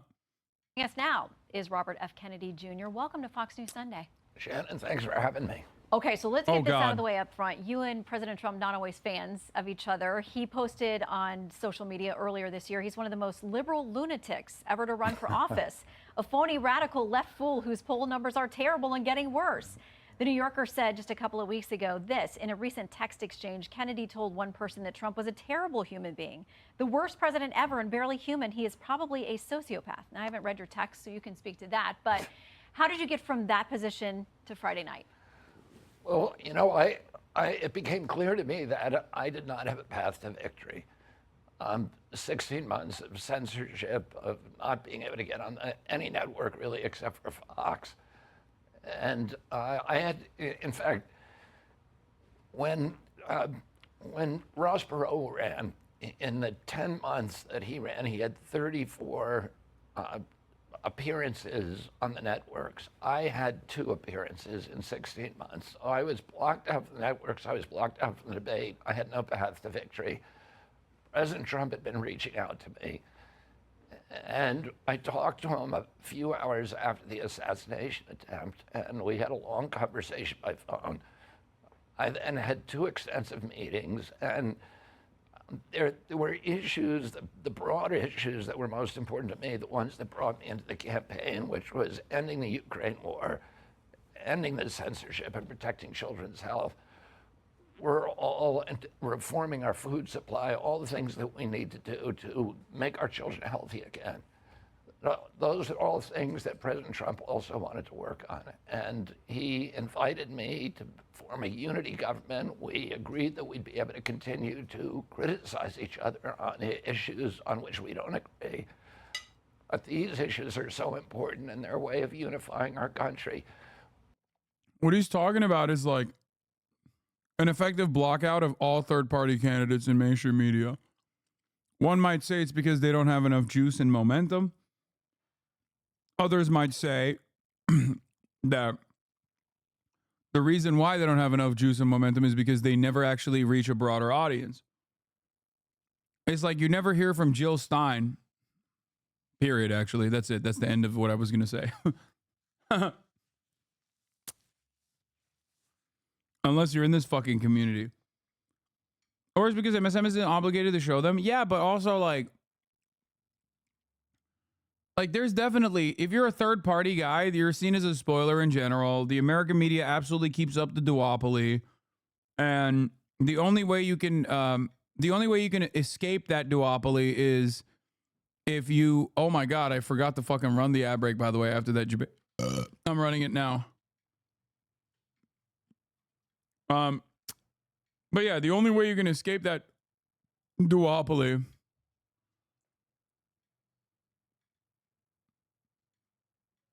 is if you try to like make a name for yourself in independent media, which is barely going to help you with like 6%,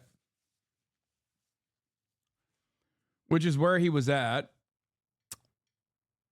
Just the way that our electoral structure works, it doesn't matter. You know, you're never gonna cut it. We need in this country to reach a point where we love our children more than we hate each other.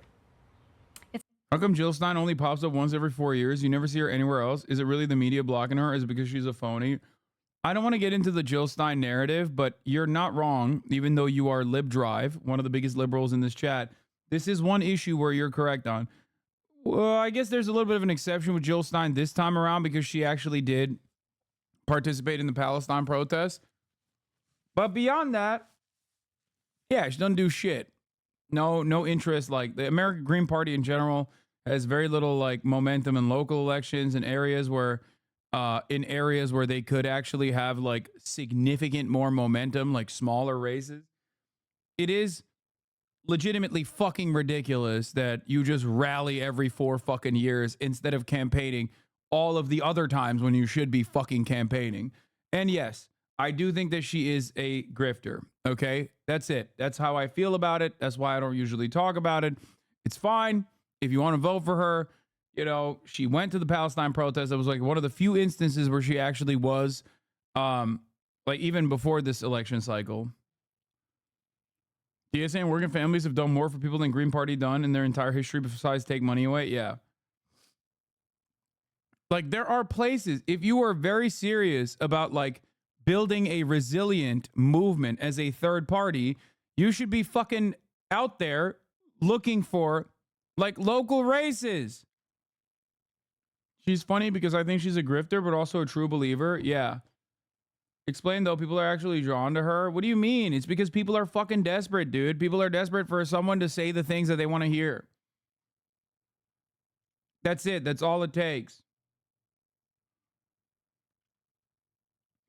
Is it grifting or is it just listening to what people think or want?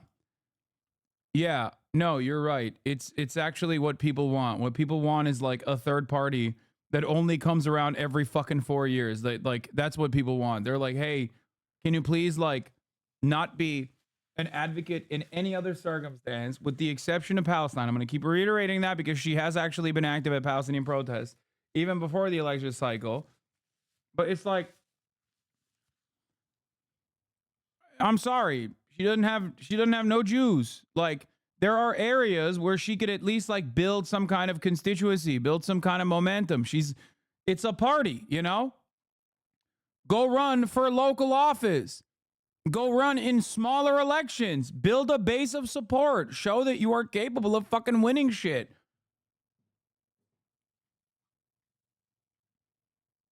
It's crazy. They should have been like the British Greens, completely different with them. Yeah, like Greens are oftentimes seen as a spoiler in the Western world, and or kooky in general. But the lawmakers are removing options arbitrarily. Okay, you're talking about Georgia, okay, and you're talking about it because Tuesday you are obviously the #1 advocate for the PSL, okay. And let me tell you something, you're not wrong. We're not talking about the PSL though. Even though the PSL has similar issues as well. They're more so an important voice in activism and organizing in general, not so much when it comes to like actual politics in general. Okay? Green Party's even worse than that. Green Party's even worse than PSL. Jill Stein wasn't even at the Palestine protest. No, she's been around. Like she's gone to like other Palestinian protests and shit and shown support, but it doesn't matter.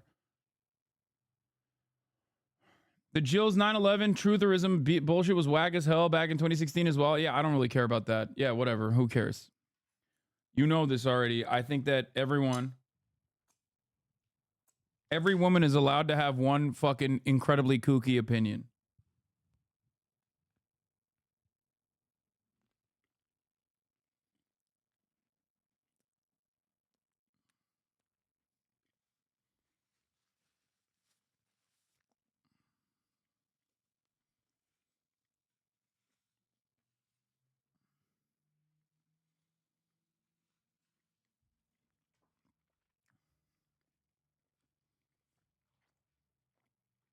Anyway.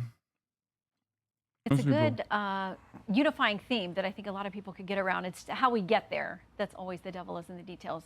Have you all negotiated over or talked about a cabinet position, another position within? I'm not comparing the PSL to Green Party. If I were to make that comparison, I would say that the PSL is significantly better. What are you talking about? I literally hype up the PSL all the time. So much so that you have fucking PSL Andes in the chat constantly chirping at me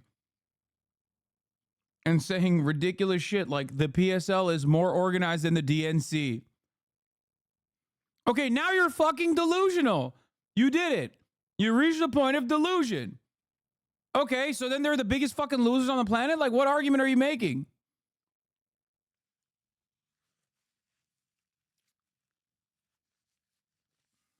Like, what the fuck?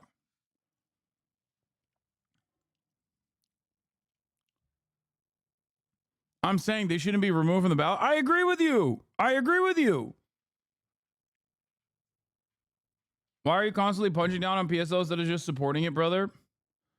oh my God, take me out back, dude, and just fucking take me out the pasture. I'm done.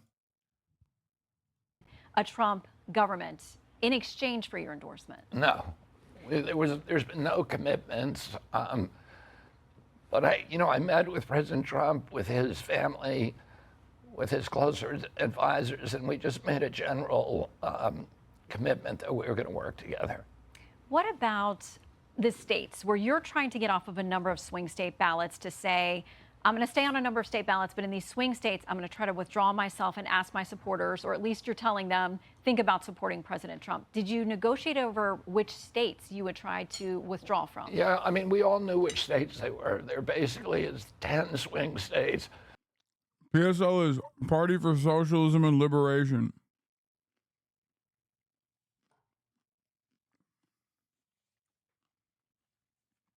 Whenever you go to a left-wing protest and you see the Babas Noye whatever font on a fucking neatly designed placard, know that that was probably done by a PSL member. Yeah.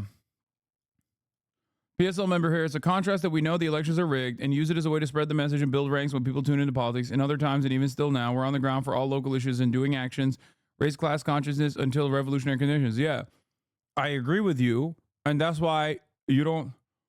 I agree with you, which is precisely the reason why I don't usually shit on or criticize PSL ever, unless there's like a really annoying chirper in the chat, like they Tuesday, who does not shut the fuck up about PSL. Okay.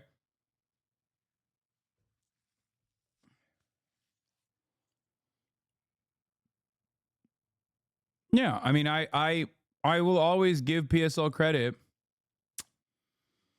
I will always give PSL credit for being at the forefront of political activism. I just mentioned that already.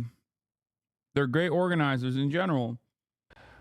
Or my presence in the race would have helped Vice President Harris and would have harmed President Trump. So I'm going to get off the ballot in those states, and then we're going to stay on the ballot in 30 states. And, I'm encouraging people to vote for me in those states. Those are states where the votes, they're either all red or all blue states where their votes are not going to change the outcome of the race. But in the what a weird way to fucking, what are you doing?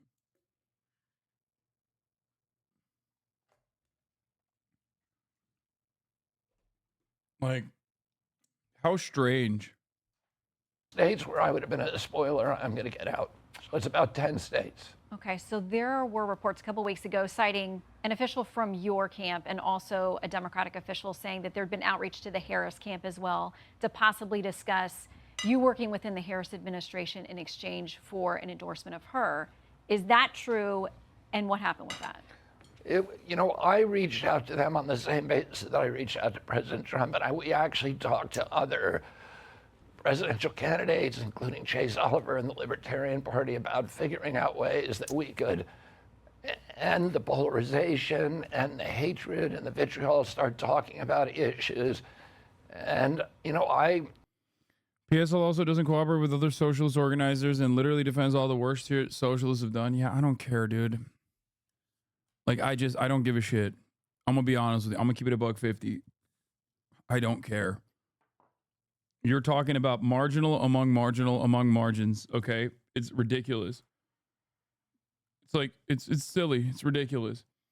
Unless they're straight up like a fucking cult, like a Bob Avakian style revolutionary communist cult, I don't give a fuck, okay?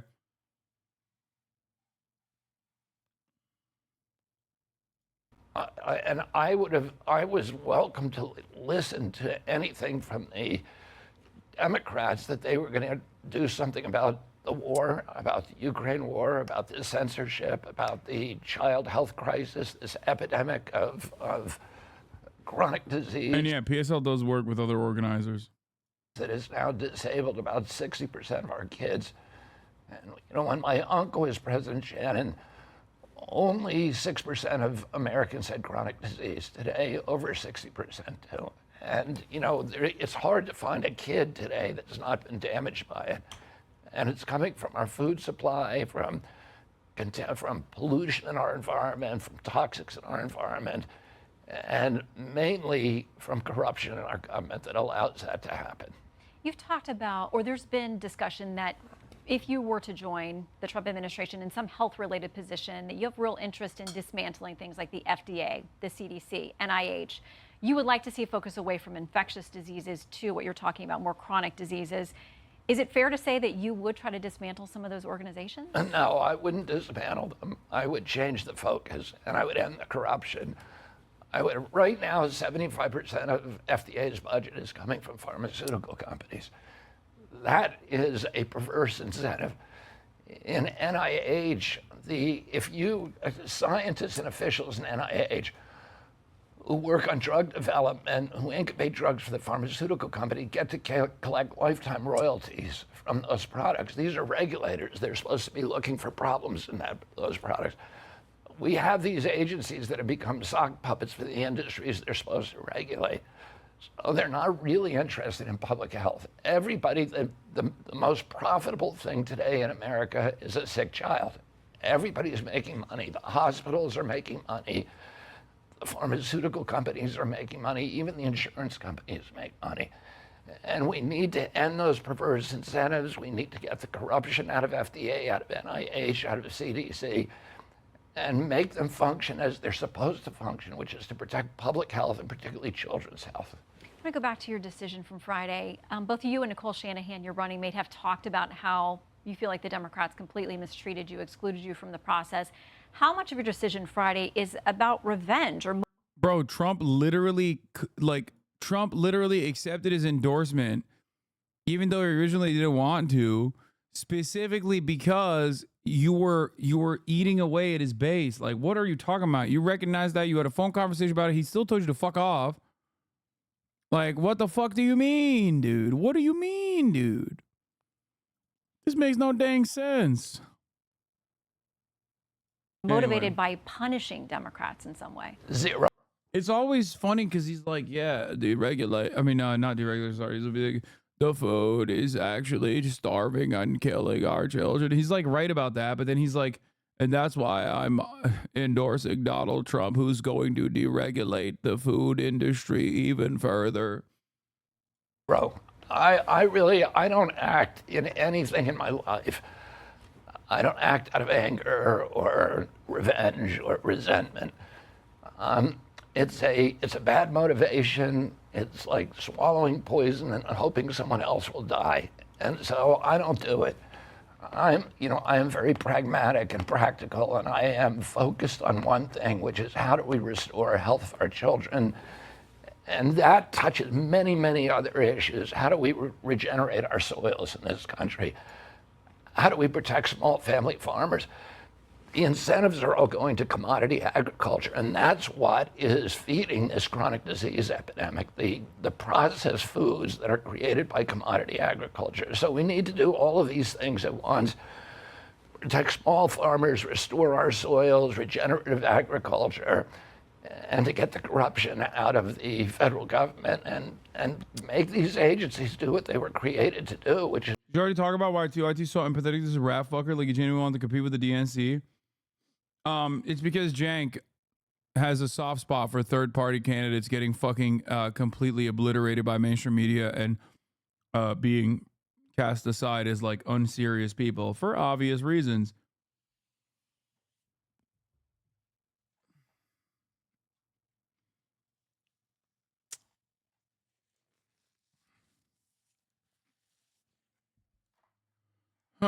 Is to protect our health and not serve the mercantile interests of the pharmaceutical companies and the processed food industry. To be fair, he's right about the chemicals on our soil is going to actually kill us based on what's put in them, but he's still crazy. Yes, that's my anger with people like fucking conspiratorial-minded individuals like RFK Jr. in general. Okay? It's that they come so goddamn close to the truth, and they're so close. Like, they point to the truth. They point to the problem. They're absolutely on the money when they talk about, like, our food is poisoning us, children are sick. Like, obviously, when he says that, he means, like, they're autistic, and that's not a consequence of, like, better better ways of like figuring that sort of thing out, like scientific achievements, achievements in medicine, but instead it's fucking vaccines. So he's wrong on that front. But like I said, they're good at identifying the problem, but then their fucking diagnosis, or rather their solution to it, is insane. And it makes me so mad.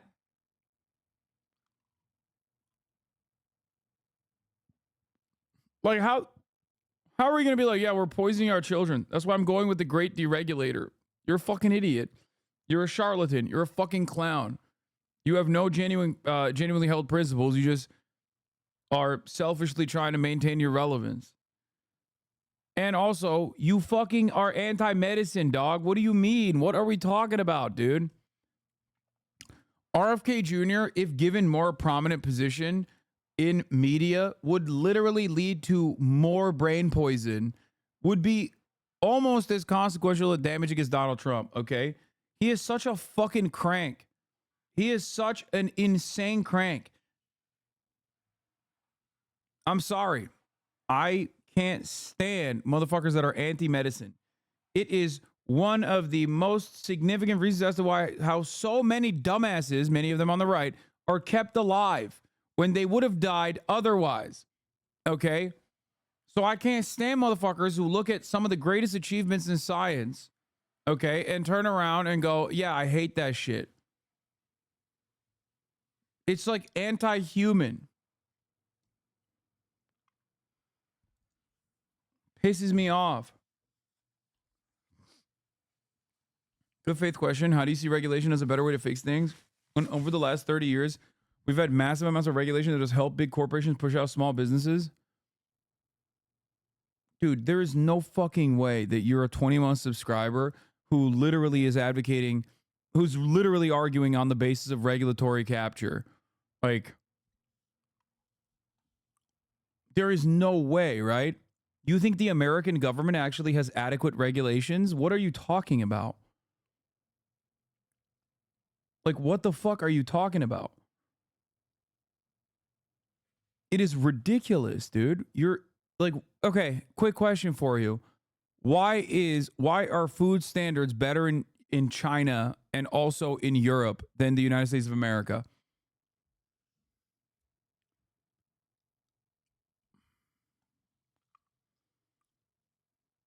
Why?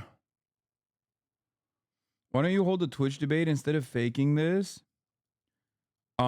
Because it's unimaginably unproductive.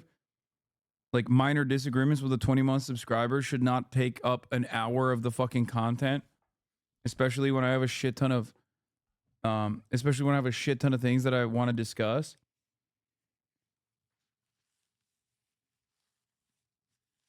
What? I'm just pissed. Why are we giving YouTube ads? Why do politicians need money? Okay, dude. See, this is literally why I don't fucking do debates on camera. Like, every person who thinks they have a thing worth a damn that people must hear oftentimes end up being a fucking crank that just needs medicine, okay? This decision is not without personal cost for you. Your own family went to the White House on St. Patrick's Day, took a huge picture with President Biden, made clear who they were supporting.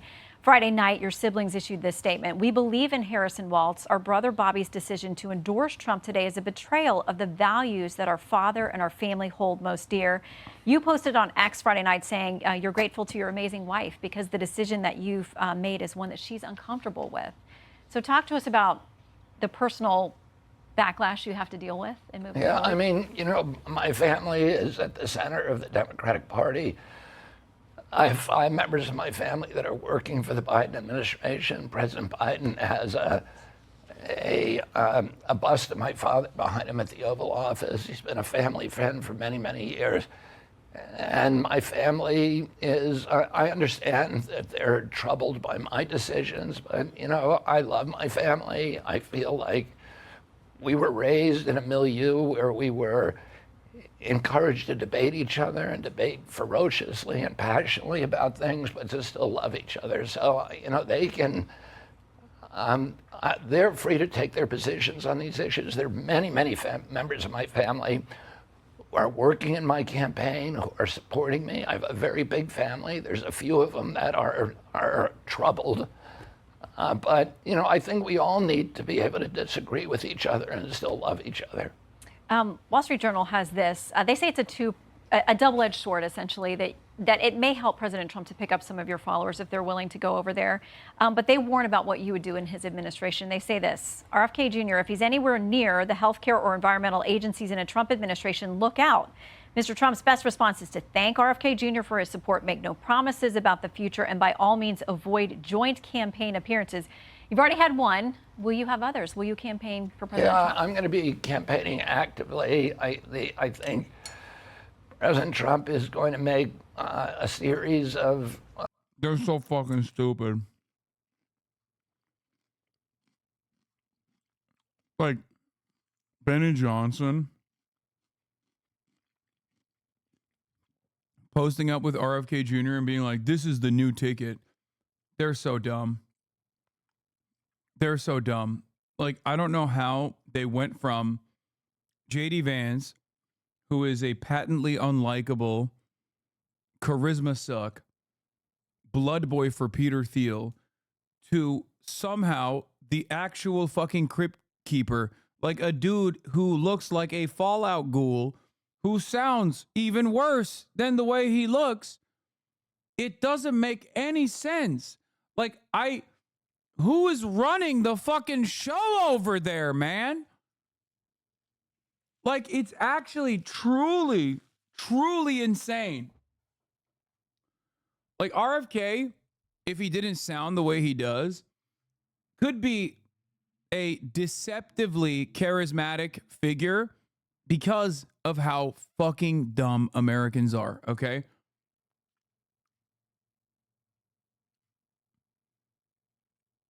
We're not going to say he looks like a ghoul. I mean, he does.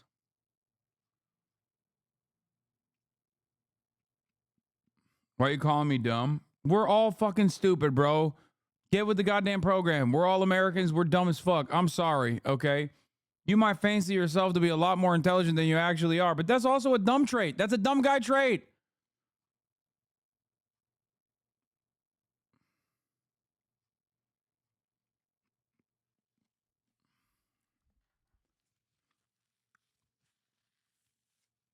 Anyway,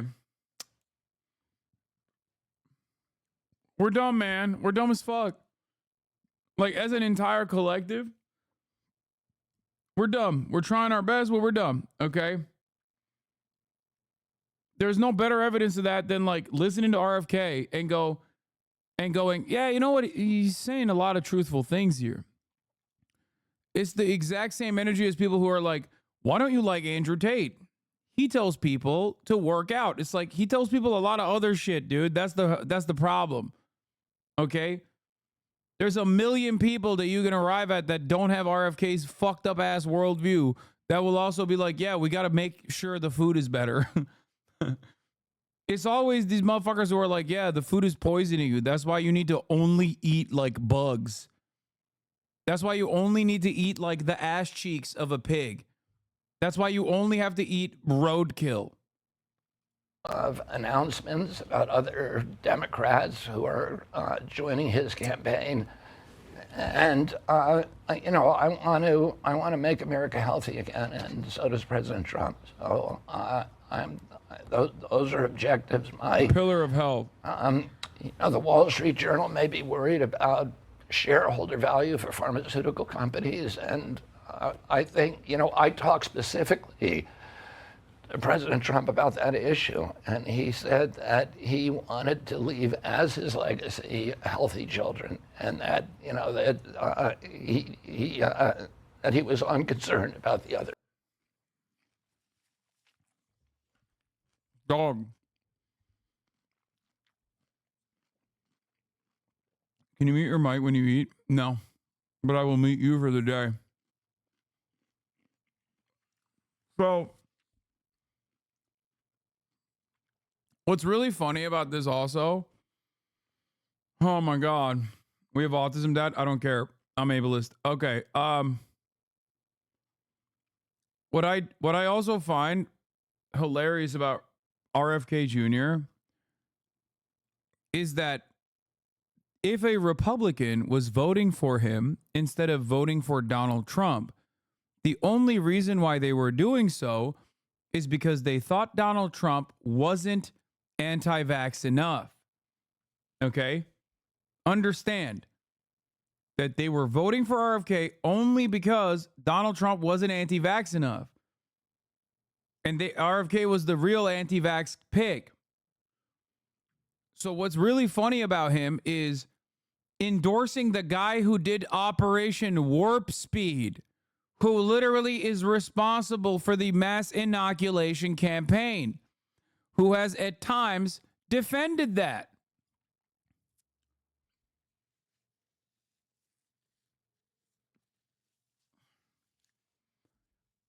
This is the most contradictory person on the fucking planet, dude.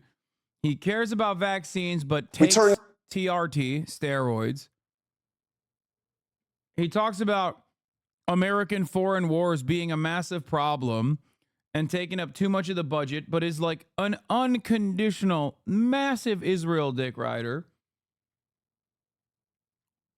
He talks about how he's an anti-vaxxer, but literally endorsed the guy who, pushed the pharmaceutical companies to put out a vaccine. It's just so dumb. Now to the 2024 race. After a nearly flawless convention in Chicago, Democrats are riding high. The energy and excitement at a level we haven't seen since Barack Obama first won the party's nomination nearly 2 decades ago. For Kamala Harris, that has translated into hundreds of millions of dollars in campaign donations, a flood of volunteers, and a boost in the polls. As Donald Trump watches his lead evaporate, both nationally and in the key battleground states, Politico reports he is, quote, finally recognizing he's at risk of losing the election unless he makes some changes. Well, there's no evidence of big changes coming from Trump, although after watching Harris's convention speech, he declared his administration would be, quote, great for women and their reproductive rights. That's quite a statement for a president who has also claimed credit for the repeal of Roe v. Wade. Trump may be struggling and Harris may be surging, but if we've learned anything this summer, it's that momentum can be fleeting, and virtually every presidential candidate gets a convention bounce, even the losers. Remember Michael Dukakis? After the 1988 Democratic Convention in Atlanta, he had a 17-point lead over George H.W. Bush in the Gallup poll. And then he went on to lose in an electoral landslide greater than any we have seen since. Trump has been trying to portray Kamala Harris as a left-wing radical. But so far, anyway, that hasn't stuck. And in Chicago, Harris's convention sounded a decidedly moderate tone. In her speech, Harris promised to be tough on crime, tough on the border, tough on Iran and China. And far from supporting the arms embargo many on the left had demanded, she promised to defend Israel. There was no talk of taking on big corporations or the ultra-wealthy. No promises of Medicare for all. Gone were many of the progressive positions. Like, I like how we just assume that all of that is good for the election. Like, the presumption here is that, by mainstream media, that was so solid of her. She did a phenomenal job of reacting to the Republican Party by showing that she is a moderate. This is dumb as fuck. It's dumb. It's just spin. You are stupid for believing this. This was my biggest fear with this campaign, as I repeated time and time and time again. It is the exact opposite of the momentum that they got with the Tim Walz pick. It is the exact opposite with the momentum that they got when Tim Walz started campaigning on behalf of the campaign. The idea that Republicans are going to call you radical and then you're going to be like, no, I'm a moderate, I promise, is the dumbest fucking lie that the liberal media reiterates on a regular basis. You are fucking stupid if you believe it. I'm sorry. Everybody loves saying, oh, dude, you're so wrong. People poll this stuff. You're so wrong. You're so silly. Okay? Just remember that the media has the capacity to shape the narrative, and make you feel like you came up with certain conclusions on your own, but you didn't actually come up with those conclusions on your own. You came up with it because you watched the media and they told you so. That's precisely why you were wrong when you were in here fucking telling me that Joe Biden can't get swapped out, and I was fucking right. Okay? Because you watched the media and they fucking told you in the beginning that this was a bad idea. Your consent was fucking manufactured. You need to think for yourself. There are plenty of polls that show progressive policies are actually pretty reliable. There is plenty of evidence that shows that a progressive ballot measure as a standalone entity is one of the most successful initiatives in American politics. Okay? That's it. Progressive policies are very popular across the board. People want something to vote for. That's it. Stop listening to Republicans. Stop letting them lead the conversation. Stop retriangulating in an effort to defend yourself against them. You look weak. You lose out on the momentum. You lose out on your base of support. You are never going to be able to penetrate the minds of many likely Republican Party voters who think you're a communist, and that is bad. You can say you're not a communist all day, every day, forever. Okay? They will still call you a communist. They say Nancy Pelosi is a communist. Stop cucking your own message. Okay? Just like not a single person in the United States of America believes that Donald Trump is actually going to protect women's reproductive rights, no one in America believes you're going to be protective over the border. That's why people don't say, oh, I like this because I personally care about this. They instead come into my fucking chat and say, Hasan, don't you think we're far too progressive? There's another American out there that is way different than you and I, who actually does think that Kamala Harris must do strong, have a muscular militant stance because she's a woman. There's another guy out there, not me, but another guy out there who probably thinks it's great that she's doing a right-wing border policy. No, there isn't. No, there isn't. That guy is the same guy that said they were a Biden dead ender. That guy is the same guy that is a Democratic Party loyalist. They do not think when MSNBC tells them to jump, they say how high. They just regurgitate and they vote down ballot Democrat. That's not a real guy. Okay? That guy is never going to turn around and be like, well, I guess I'm voting for the Republicans now because all of a sudden the Democratic Party is telling me, after literally 30 fucking years of being pro-immigration, that now, this time around, they're not going to be pro-immigration. You voted for 30 fucking years for the pro-immigrant party. You voted for the pro-immigrant party in 2020. Now you all of a sudden want to vote for the anti-immigrant party? That's fucking delusional. That's the reason why so many dumb motherfuckers literally keep talking about how they actually had to do this for some other mythical voter. Have some fucking backbone and some conviction and stand on what you will do for the American people. That's it. Because that's what politics is. Politics is not about making this idiotic fucking calculation every goddamn 4 years of like, oh, the other side is far worse. The other side is far worse. Politics, for most people, okay, is about what will you give me? And if neither party gives you anything or even is even trying to captivate you and get your attention and get you to go out and vote, that's how you arrive at a plurality of voter-eligible population that don't fucking vote. There's obviously a multitude of different factors at play here. The Electoral College makes it seem like if you're in a blue state, you don't have to vote because it's going to go blue anyway. If you're Republican in a blue state, it doesn't matter. That obviously cuts across as well. But beyond that, the fact that it's not a national holiday or federal holiday, that makes it hard to vote as well. It's on a fucking work day. But most consequentially, people will not vote for someone, especially when voting is difficult to begin with. It's not as easy as you think, especially if you've never voted for someone before. If you're not registered to fucking vote, voting is a difficult process. It's a confusing process. So you need to activate someone. You need to make them curious. You need to make them interested. You need to make them a loyal soldier for you. And the only way you can do that is not by constantly fucking chirping about how Republicans are fascists. Republicans are fascists. They are. We know.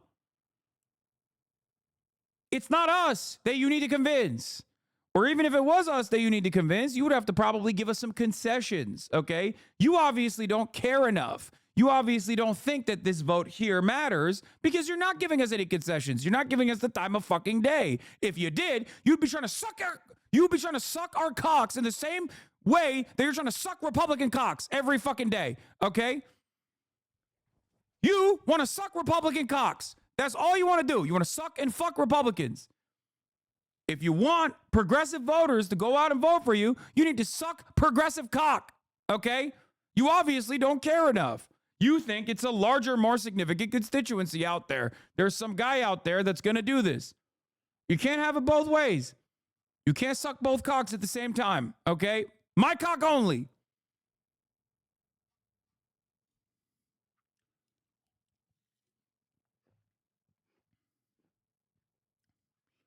Anyway, but beyond, sucking progressive dick, which is neither here nor there, okay? You need to at least tell people who don't normally vote, if you want them to come out and vote for you, what you're going to do for them. That's it. And if you don't do that, then yeah, you're still going to have a plurality of people who do not vote. That's it. Positions Kamala Harris herself took when she launched her first campaign to be the Democratic presidential nominee some 5 years ago. The Kamala Harris on the stage in Chicago seemed more eager to appeal to moderates and disaffected Republicans than the party's liberal activists. We'll see what Republicans have to say about all that shortly. But what about progressives in her own party? What do they think? There is nobody better to ask than our next guest, Senator Bernie Sanders. Senator Sanders, welcome to This Week. Before we get to the convention and all that, I want to ask you about the news overnight out of Israel. Do these attacks from Hezbollah underscore that Israel is still very much under threat? Well, I think clearly we have a very volatile situation in the Middle East. We have had that for a long time now. The good news is it appears that both Hezbollah and Israel are trying to de-escalate. I hope that happens, and I hope we reach a ceasefire with Hamas, Israel and Hamas, as soon as possible. All right, let me ask you about the convention. What was your take on the messaging from Kamala Harris in Chicago? Well, I think the energy coming out of that convention was very high. I think it's going to be a rough campaign. I think the vice president now has a very good chance to win it. She's certainly going to win the popular vote by millions of votes, and I think she has a great chance to win many of the battleground states, and I intend to do everything that I can to see that she wins. My own guess is, Jonathan, that I think people are growing tired and fatigued with Trump's consistent and outrageous lies. And I think no matter what people may think of Kamala Harris, I think they want stability in the White House. They want somebody who they can trust. And I think they understand that it's not the person that Donald Trump is. I want to play for you a few lines from her speech about her role, what her role would be as commander-in-chief. Take a listen. As commander-in-chief, I will ensure America always has the strongest, most lethal fighting force in the world. I will always stand up for Israel's right to defend itself, and I will always ensure Israel has the ability to defend itself. I will never hesitate to take whatever action is necessary to defend our forces. Bernie's so fucking cucked. There's no... Let's see what he says. But, I mean, that part of the speech is so... It is the worst, right? Not even the, Israel-Palestine part. Because obviously that's a given. Okay? That's a given. That's a given. That's a given. That's a given. You know, ultra-Zionism. You already know how it is. Okay? Democratic Party, Republican Party, they're aligned on this. But like the idea that like she's also fucking, she's in all black because of a funeral for any ceasefire propositions. Yeah. Like the fucking, we're going to have the most lethal military. Like that is such an insane fucking point. Isn't lethality the point of the military? Yeah. That's why they don't call the military the fucking murder department. Okay. There's a reason why they call it the Defense Department. It used to be called the War Department. Why don't they call it that anymore? Because obviously words are supposed to hide the fucking truth. So when you actually unshackle and unrestrict dog whistles and openly say what that fucking means, that means you're going to be even more right-wing than the average fucking Democrat. Hello? What is happening? I thought liberals were the ones who were super fucking primed to aesthetics and optics and shit. What happened? All of a sudden you guys forgot? Optics matter? What happened?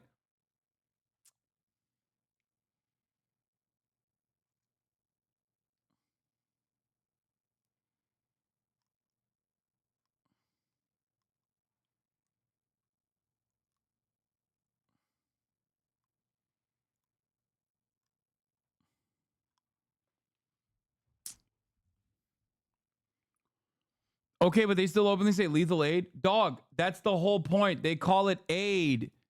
They call it aid. They call weapons aid. You're doing the thing that I'm talking about. Like Democrats do the thing, or the American State Department does the thing that I'm literally talking about by calling it fucking aid. They're still hiding what it actually is. Weapons.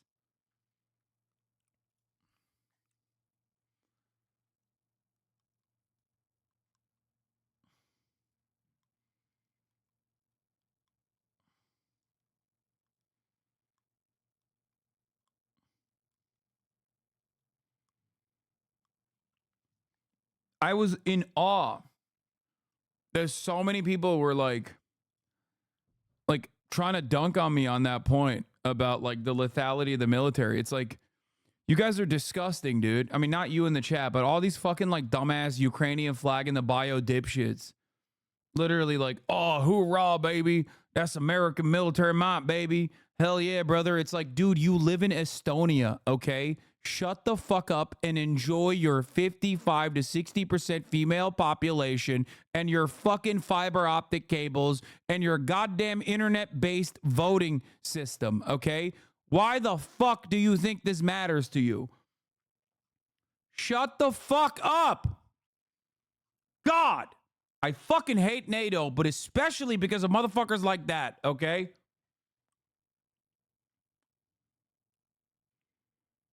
And our interests against Iran and Iran-backed. Like, all it takes is me to talk to like a fucking Baltic NATO guy for me to lose my mind and become a fucking Z pusher, okay?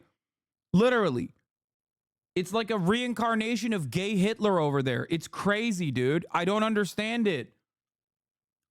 Like, welcome back Hitler, but this time a homosexual Hitler, okay? The fucking NATO Baltics Andes are so unimaginably fucking lame and so unimaginably pro-American military cock. It's not your cock. It's our cock. You don't have the cock. Stop fucking LARPing. You don't live in Texas. You live in Estonia. Shut the fuck up. I hate it. Terrorists. Now, I've been covering you for a long time. I've heard you talk about the need to cut the Pentagon's budget. Obviously, you've been an advocate of the arms embargo. Well, let me just say, Jonathan, yeah. in all due respect, the United States is now spending more than the next 10 nations combined on defense. If you hate NATO, why should America care about Palestine? Wait, what? The reason why I hate NATO is also the reason why I fucking hate what America's doing in Israel and allowing Israel to do to Palestine. What the fuck are you talking about? It's just another arm of imperialism. This doesn't mean that I'm pro-Russia by any means, by the way. Fuck the Russian government, okay? Fuck Vladimir Putin. Fuck the Russian government. They should have never fucking invaded Ukraine. They're insane. Do you understand? They're insane and they're violent and they're engaging in an immoral, unjustifiable act by invading another fucking country, violating Ukrainian sovereignty. Having said that, however, we do that all day, every day. Okay, give me a goddamn break. I'm Turkish, dude. Of course I don't like fucking NATO. I'm a Turkish leftist. Why the fuck would I like NATO? It literally created a fascist movement in the goddamn country. I agree with the vice president. We want the strongest defense in the world. But I do think enough is enough. You're seeing military contractors' profits soaring. And I think we can have the strongest defense in the world without spending $1 trillion a year. But what about the tone she struck there, though, emphasizing the need to have the most lethal force, talking about being willing to take on Iran and vowing to give Israel whatever it needs to defend itself? Well, look, what I happen to believe and what I try to point out, I try to make in my remarks, is that we have a nation today where 60% of our people are living paycheck to paycheck at a time when we have more income and wealth inequality than we have ever had in the history of this country. So I happen to believe it's important that we end the embarrassment of having the highest rate of childhood poverty of almost any major country on earth. That's why I'm delighted that she is talking about making the child tax credit, which lowered childhood poverty by 40% as a result of the American Rescue Plan, permanent. I happen to believe, and I hope she will support, expanding Social Security by lifting the cap on taxable income so we can increase Social Security benefits. I hope we can move toward expanding Medicare to cover hearing, dental, and vision. These are popular ideas. Every poll that's out there say that It's so funny that Bernie's like, hey, but remember like all these good policies that she should be running on? It's like, bro, you're right. Like, it's good. Like, I'm glad you're stumping for these good policies, but like, she ain't running on it. That's the whole point. That's what's so frustrating about this is like, Bernie's right. Bernie is literally right. I'm willing to bet there are more Americans that would be willing to overlook some of the other consequential problems like the top of the hour ad break under the Kamala administration, where the avoidance fee is still $6 a month instead of the $5 it was under the Trump administration. And yet there's still a free one, obviously, in the form of a Twitch Prime, where you connect your Amazon Prime account to your Twitch account, where you get one free Prime subscription a month. Use it on your favorite podcaster. Hopefully that's me. But like, people would be willing to overlook that at the top of the hour. I mean, that would be a mistake, however, because you would be looking at a 3-minute ad break. Unless you get gifted a sub. If you're lucky, here's the 3-minute ad break now.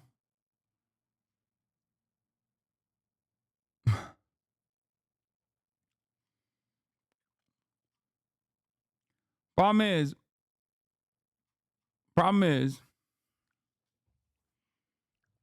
Bernie Sanders is right. He was always right, and he's right here as well. Kamala Harris should drop all this fucking weird shit, trying to retriangulate her messaging to appear more moderate, and focus on good policies that help people. That's it. That's what you're supposed to do as a politician. God, we are so cynical.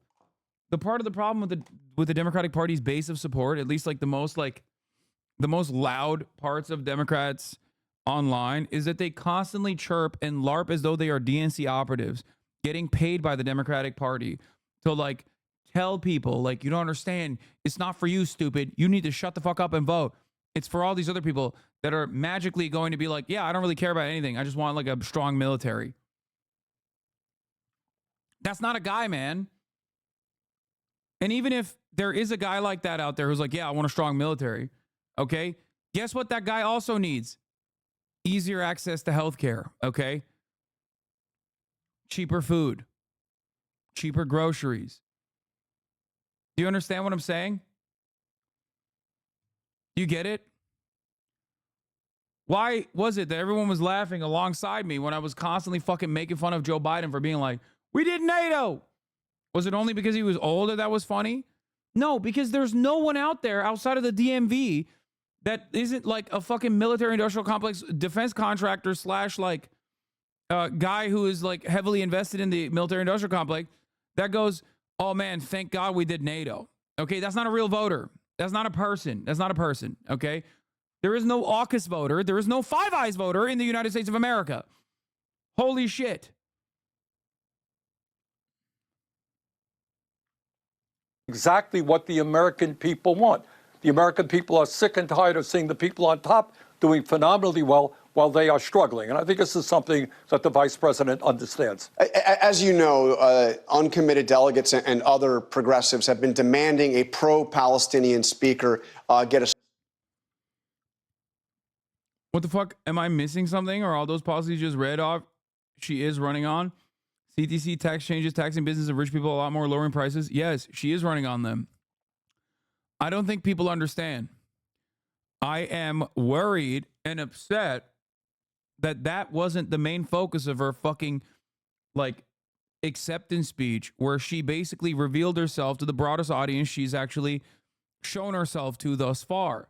I am mad that she spent time talking about, you know, the long dick of the law and the long dick of the American military and the long dick of Border Patrol, Customs and Border Patrol that's going to fucking purge Guatemalan migrants with expediency. Instead of those things, she should be running on those things. She especially should not be running on the border because that's a losing argument anyway. And everyone in here, since that speech, keeps coming and coping and saying, oh, dude, you don't get it. She did this for some other guy. Not you, not me, but for some other guy. There's a guy out there, I promise you, that wanted to hear these things. Otherwise, he would have thought she's not strong enough. People that look at her and go, that's a woman, she's not strong, are not going to be convinced by how fucking aggro she is about the military, dumbass. They think she's a woman and therefore incapable of leading. You know how you can get that person to come on board, though?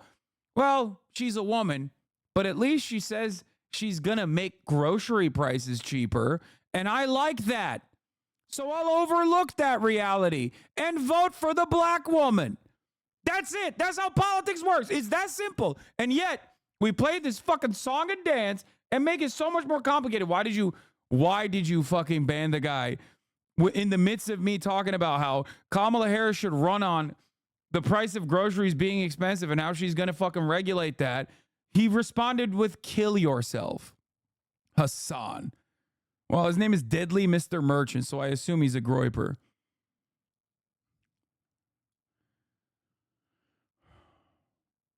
First message in the chat, kill yourself, Hasan. Unban this guy. Let's hear what other wonderful things he has to say.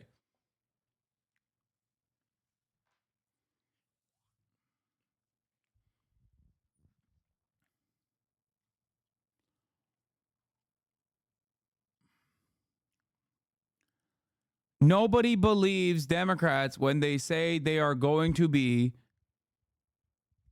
Nobody believes Democrats when they say they're going to be fucking militant on the border, okay? All you've done is prime your base into thinking you have to be militant on the border. All you've done is prime your base into being an advocate for border control, more border enforcement, more fucking deportation, more camps. That's all you did. You didn't actually fucking change the outcome of the race. You didn't win the Republicans over. What is this? Walking Wanderer. Would you rather be an African-American slave during the American slave trade or an Armenian in the Ottoman Empire? Would you rather sit on a dick and eat a pie or sit on a pie and eat a dick? Wow, that's actually that's crazy. Would you rather sit on a dick and eat a pie or sit on a pie and eat a dick is like, you got me. Like, I don't know what the correct answer there is. That's crazy. Also, both of these are very hard questions to answer. Like being black and having to be enslaved versus being genocided in the Armenian genocide is like, fuck, dude. I don't know. Both are pretty awful. I don't know which one, like, because the slave trade is also genocide of a different sort. I don't really know what the fuck.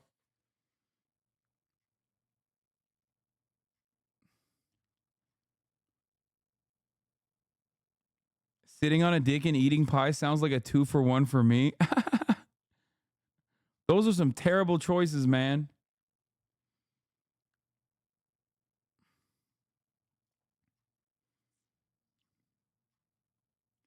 I'm going to go with the other third option that I believe we can get here. Okay, how about that? Hey, credit to a Turk for actually admitting Armenian genocide existed, though. Hello, welcome to the fucking Hasan broadcast. Why the fuck would you think that I don't? Like, I'm not exactly known for being a genocide denier, no matter how hard my fucking haters try to present me as that.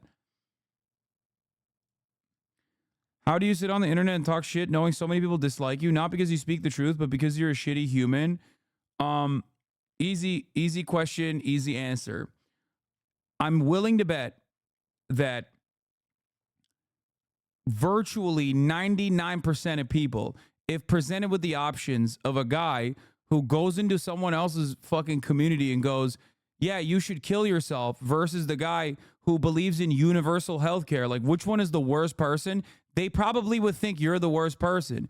The only difference is you've deluded yourself in the communities that you exist in online into thinking that you're doing something virtuous by doing this, that you're somehow fighting a good battle. I still want you to have healthcare regardless of your opinion on me. I still want you to be able to have an ease of access, to have an opportunity for upward social mobility, regardless of your opinion of me. I still want you to be able to get more from your work, to be able to have more autonomy in your workplace, regardless of your opinion of me.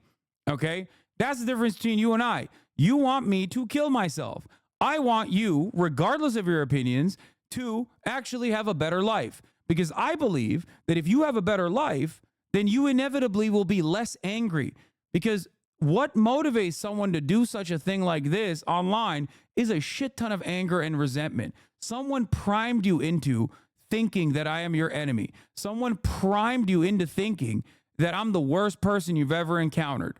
Okay? Someone also primed you into thinking that a lot of people dislike me. You probably deluded yourself in, most people don't know who the fuck I am. Okay? Ain't nobody knows or gives a shit about me. But you probably come from a community where they do. And they're really, really, really fucking invested in how bad I am. And the thing is, I'm imperfect. I'm a human being. Okay? I sometimes engage in hypocrisy just like we all do. Okay? The difference is, if you have truly awful material circumstances, only then are you allowed to feel this way about another human that you do not know. You don't know me at all. Okay? You have no idea who I am. You don't even know what values I believe and espouse. You've been deluded into thinking that I am somehow hypocritical and actually against those values that I espouse because other people have primed you into thinking this way. You've been deluded. You've been duped.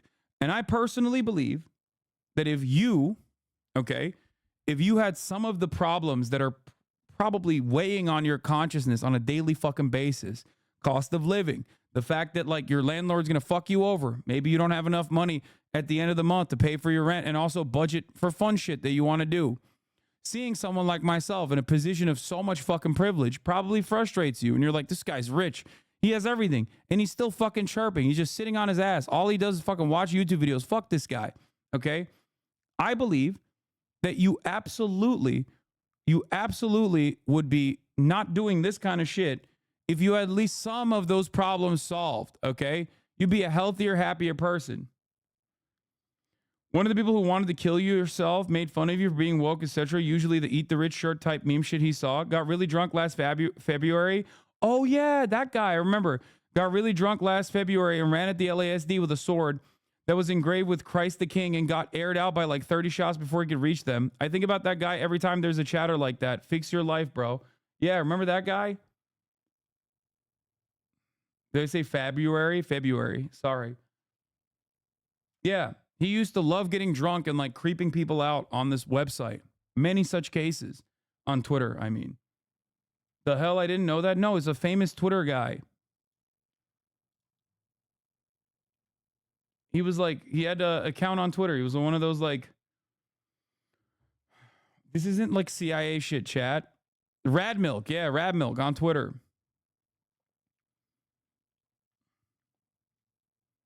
That guy. No, that's real.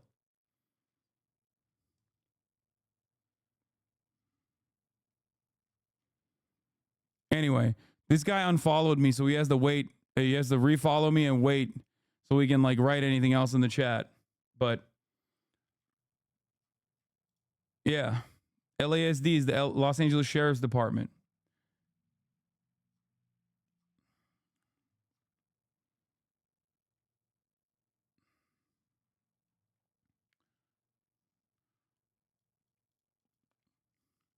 Bro, I genuinely don't understand how you have so much patience for advocating for stuff that are against your own interests because you're rich for the benefit of people who are so against their own interests. I'll be living in my palace somewhere and tell the peasants to go fuck themselves. I'll live in the grifter life. Well, because like these are things that I believed when I didn't have money, you know? That's it. And why the fuck would I change my attitude? No, not Rab Milk. That's a totally different person. Chat is stupid. No, it was Rab Milk.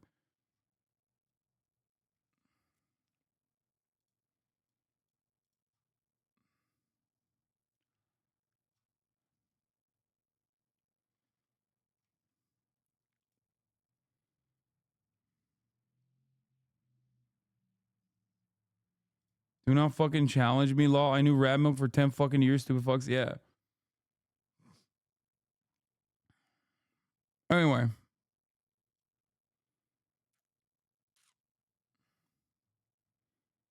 Yeah, this is the dude.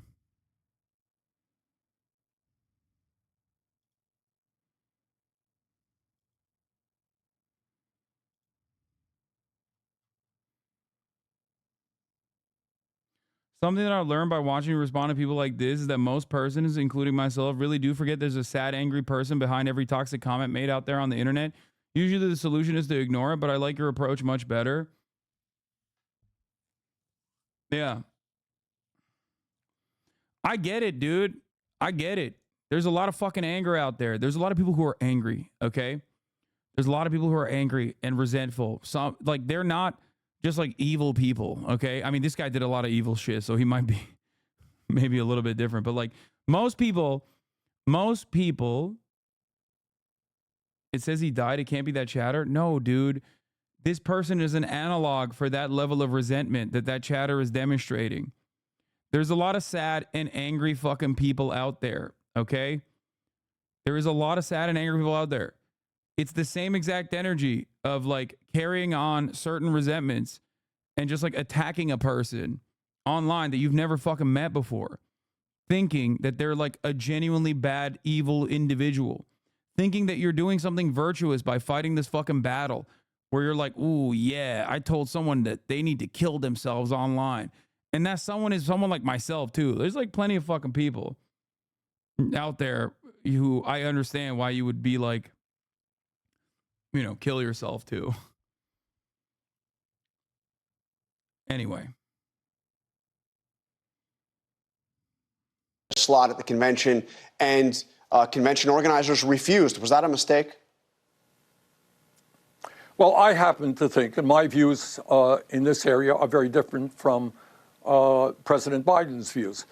I happen to think that we should not be giving another nickel to Netanyahu's right-wing extremist government. They certainly had a right to defend themselves against the atrocious Hamas attack. Boo. They never had the right, do not have the right, to go to war against the entire Palestinian people, kill 40,000, injure 80,000, and destroy the healthcare system, the education.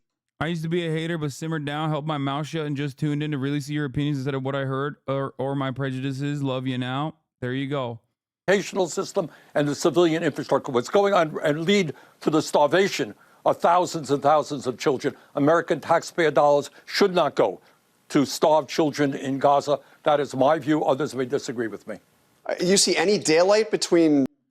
Holy shit. I know someone who was friends IRO with Rad Milk. It was incredibly sad and fucked up what happened to him, the path that all went down. RIP Everett, y'all. Chat and joke, but this person was a person. He had people who loved him. Yeah, M. Hud has an answer to that. He was literally a piece of fucking shit who choked his girlfriend Ursula until her eyes were bleeding. Fuck his stupid ass. He spent his last months on Earth calling me and my friends pedophiles. Yeah. Yeah, no, he was a fucking insane person. He wasn't just like a shit poster. He was like fucked up.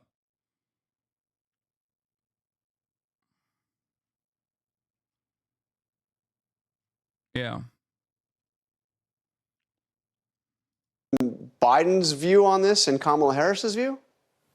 Well, I hope so. I think, See, originally by secondhand reports, I got negatively polarized towards you, but then I had to just check it out myself, and now I can't leave this place. That's what I'm saying. That's the reason why I explain to people, your haters don't want you to see this, King. No, they do. They hate this. My haters hate this more. They can't understand it, and they get extra mad.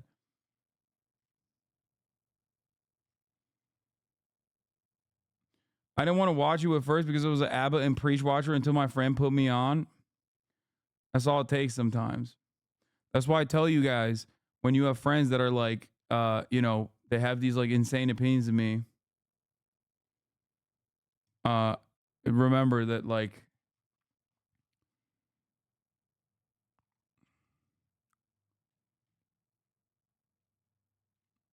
remember that they're fucking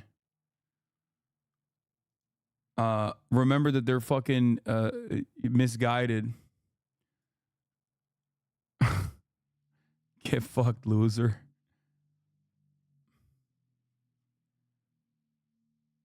Your haters can be a pipeline to your viewing experience. Sometimes they are, but a lot of people don't leave that space. Usually they just get negatively polarized and they just stay at that place.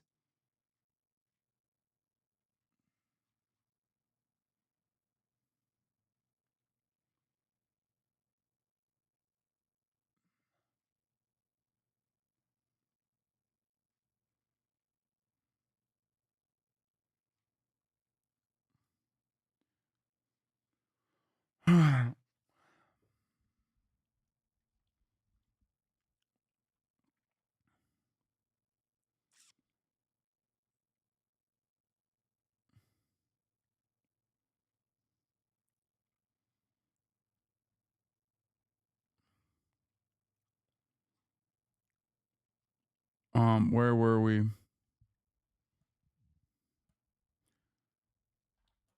Yeah, word of mouth on you is way too harsh. After watching you, you're far more reasonable than people give credit for. It's because if you're here, that means you're probably extremely online, okay? And extremely online communities have incredibly polarized opinions on me, especially after fucking... In the month of August in 2021, I purchased a house, okay? Everything changed when I got doxxed. Literally everything changed when I got doxxed.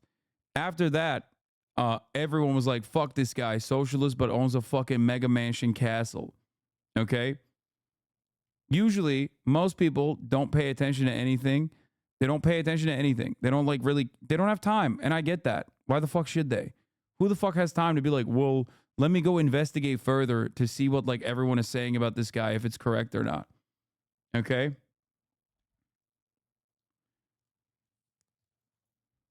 I have an old coworker who's destiny pilled, and I literally can't even play video games with him anymore because he always wants to talk about Israel or your $1,000 shirt or some dumb shit. Feels bad he lost his job and now just stays online debating all day. Yeah. My brother-in-law is an Asmongold watcher and hates you. How can I convince him that you're a good guy? I don't know. Show him like something that he cares about that I also have advocated for. That's usually all it takes.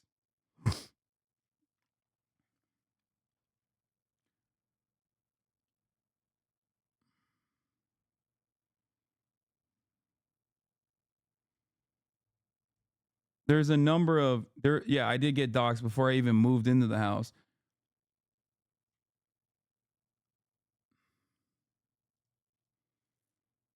Yeah, I've known ever since 2012 or so, just online. It used to be cool and just got more negative and evil over the years. Sad situation all around, but I'm always reminded of it when there are chatters who tell us on to kill yourself or whatever. Yeah.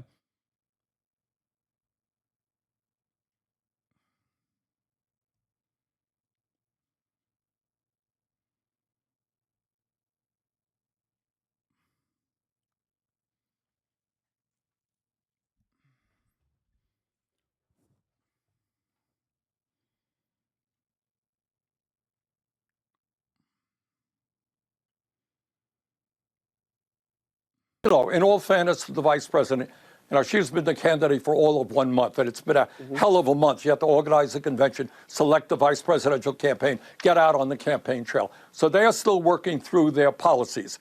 But I think at the end of the day, I hope very much that the conclusion that will be reached is that Netanyahu and his right wing. Yeah, it's like whenever you hang out with a new content creator and they're like, whoa, I never thought you were so chill. Like, people just need to give you a chance.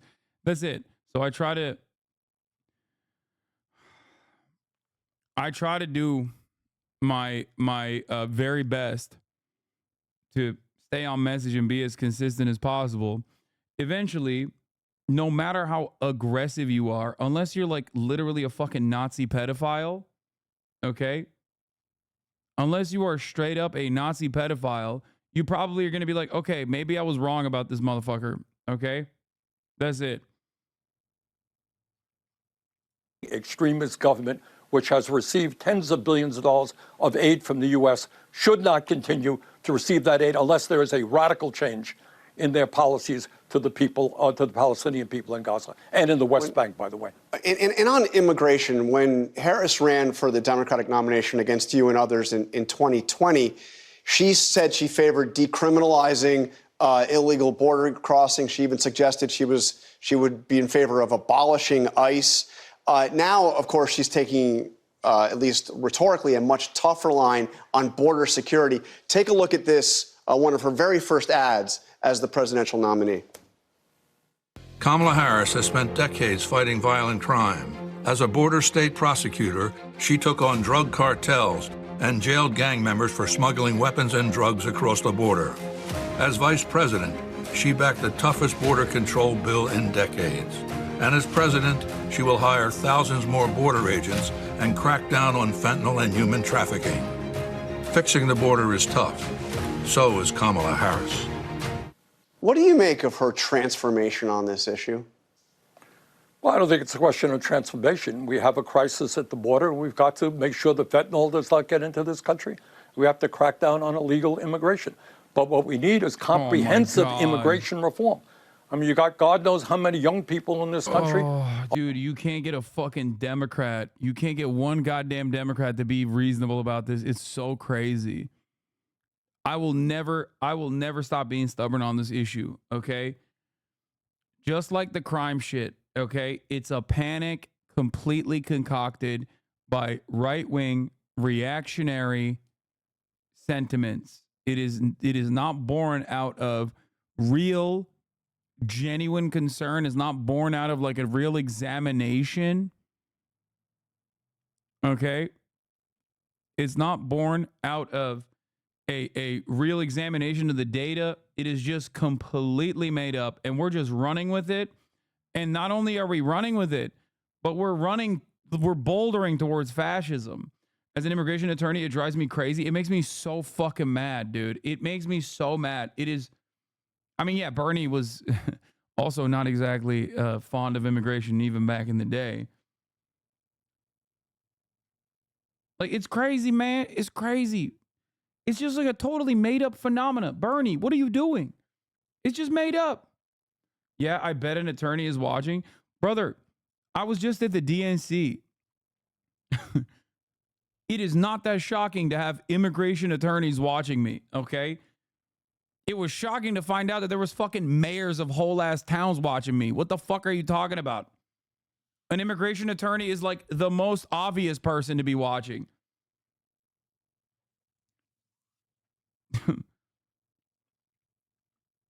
Sometimes I have literal attorneys here staying at my fucking house.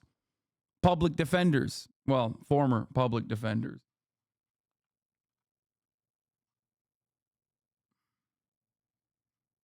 I'm literally an attorney watching law.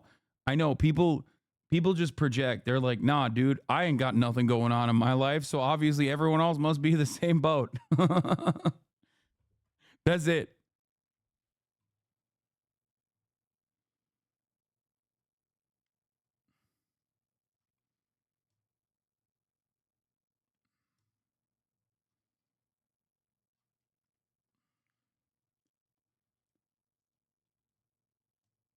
So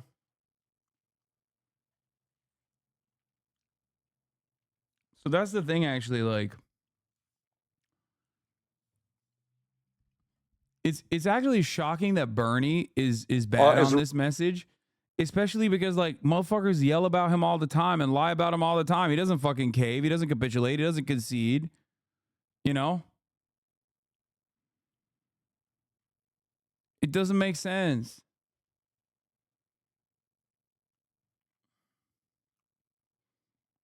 It doesn't make sense that he's been consistent his whole life. Why now? I mean, he's also been consistently not great on immigration. That was like the one issue that he actually moved to the left on because his base, his progressive support moved him to the left on that issue. He used to say amnesty is like a Koch brother proposal. Like he used to say, well, not amnesty, but like open borders are a dream, a pipe dream for the right. The result of DACA who deserve to gain citizenship. We need skilled workers, and we need workers in this country. A lot of labor shortages all over America where immigrants can play an important role. So keeping people from illegally entering the country obviously is the right thing to do. But we need comprehensive immigration reform, and I suspect that is what the vice president supports. But if you take a look at that ad, one thing that I found striking is if you look, and I think we have the images here, there are at least 3 points in that ad that show the border wall, Donald Trump's border wall. Is it now the position of the Democrats that they favor the border wall? Well, you can ask the Harris campaign about that ad. That's the first that I've seen it. Bottom line is I think there's wide recognition in this country, and we've had some success. I think the number of illegal immigrants coming in recently. Good question. Don't you think that's hypocritical?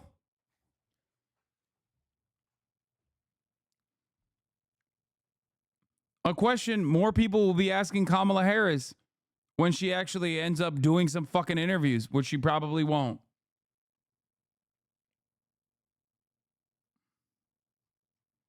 Has gone down substantially. That is a major issue, and we've got to continue to do that. But at the end of the day, what we need is comprehensive immigration reform. But the immigration, and you said it wasn't a transformation, there's clearly a change in emphasis on it. She is also, in her first campaign, she supported...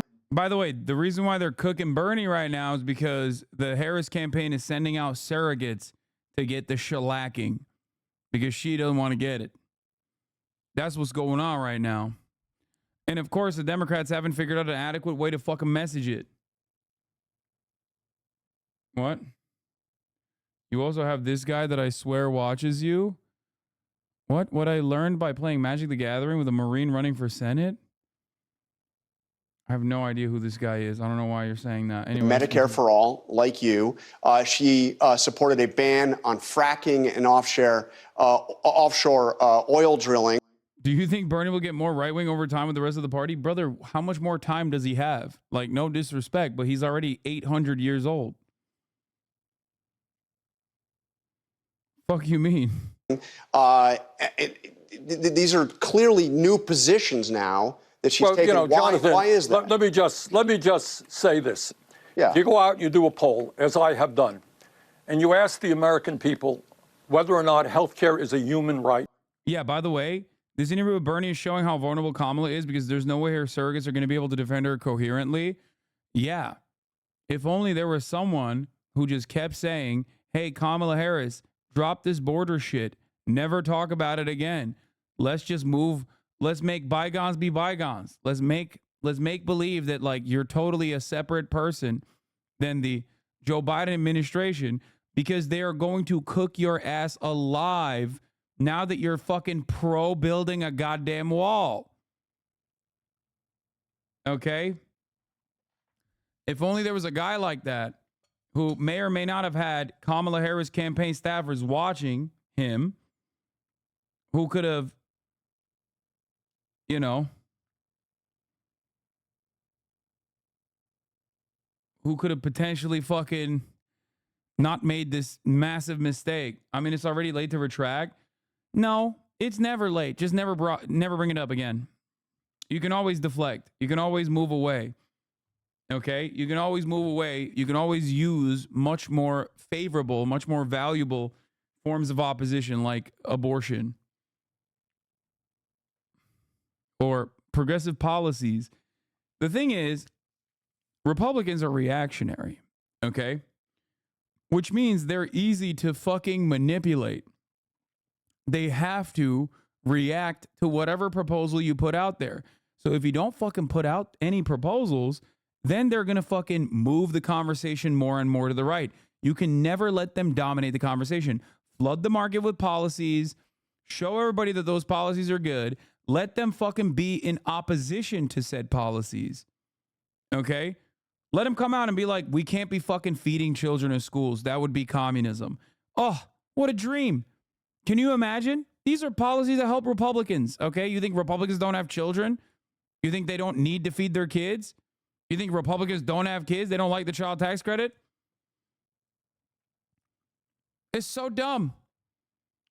Give them something to fucking negatively message on. But if you don't do that, then they're going to fucking hammer your ass on all the positions that you've moved to the right on. They don't like their kids, though? No, that's fucking silly. Okay, we're not talking about like the biggest losers in the Republican base of support. We're talking about like lifelong Republicans who just vote and don't really think about it.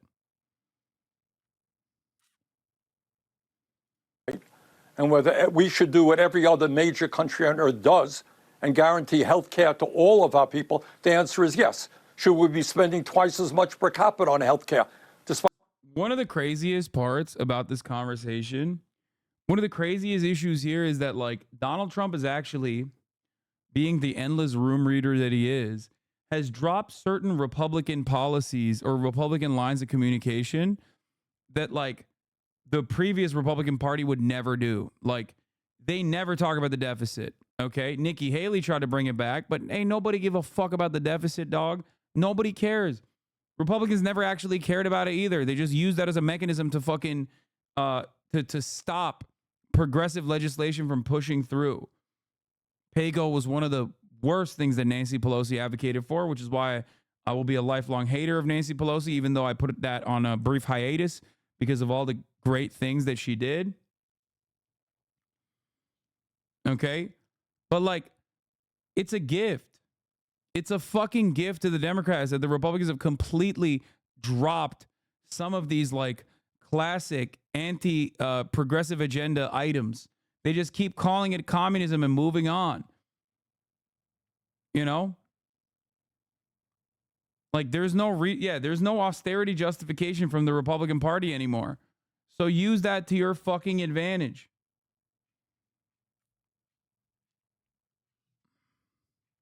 Despite 85 million people being uninsured or underinsured, most of the American people understand the system is broken. Yeah. So Kamala Harris and I have a disagreement. I do believe in Medicare for all. I think the current system is dysfunctional and broken. She has a different point of view. But right now, Kamala Harris is running against Donald Trump.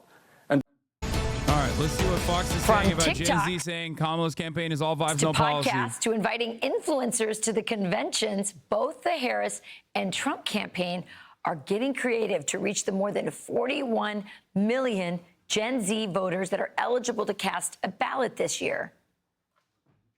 Everybody, Tim here with Scout at the dog park along the Mississippi, doing our first entry into TikTok, or as he and I say, Tim Talk. JD, we want to welcome you to TikTok. We got some gifts. Thanks, man. I appreciate it, dude. Madam Vice President, are you on TikTok? Well, I've heard that recently I've been on the For You page, so I thought I'd get on here myself. The president is now on TikTok. It's my honor.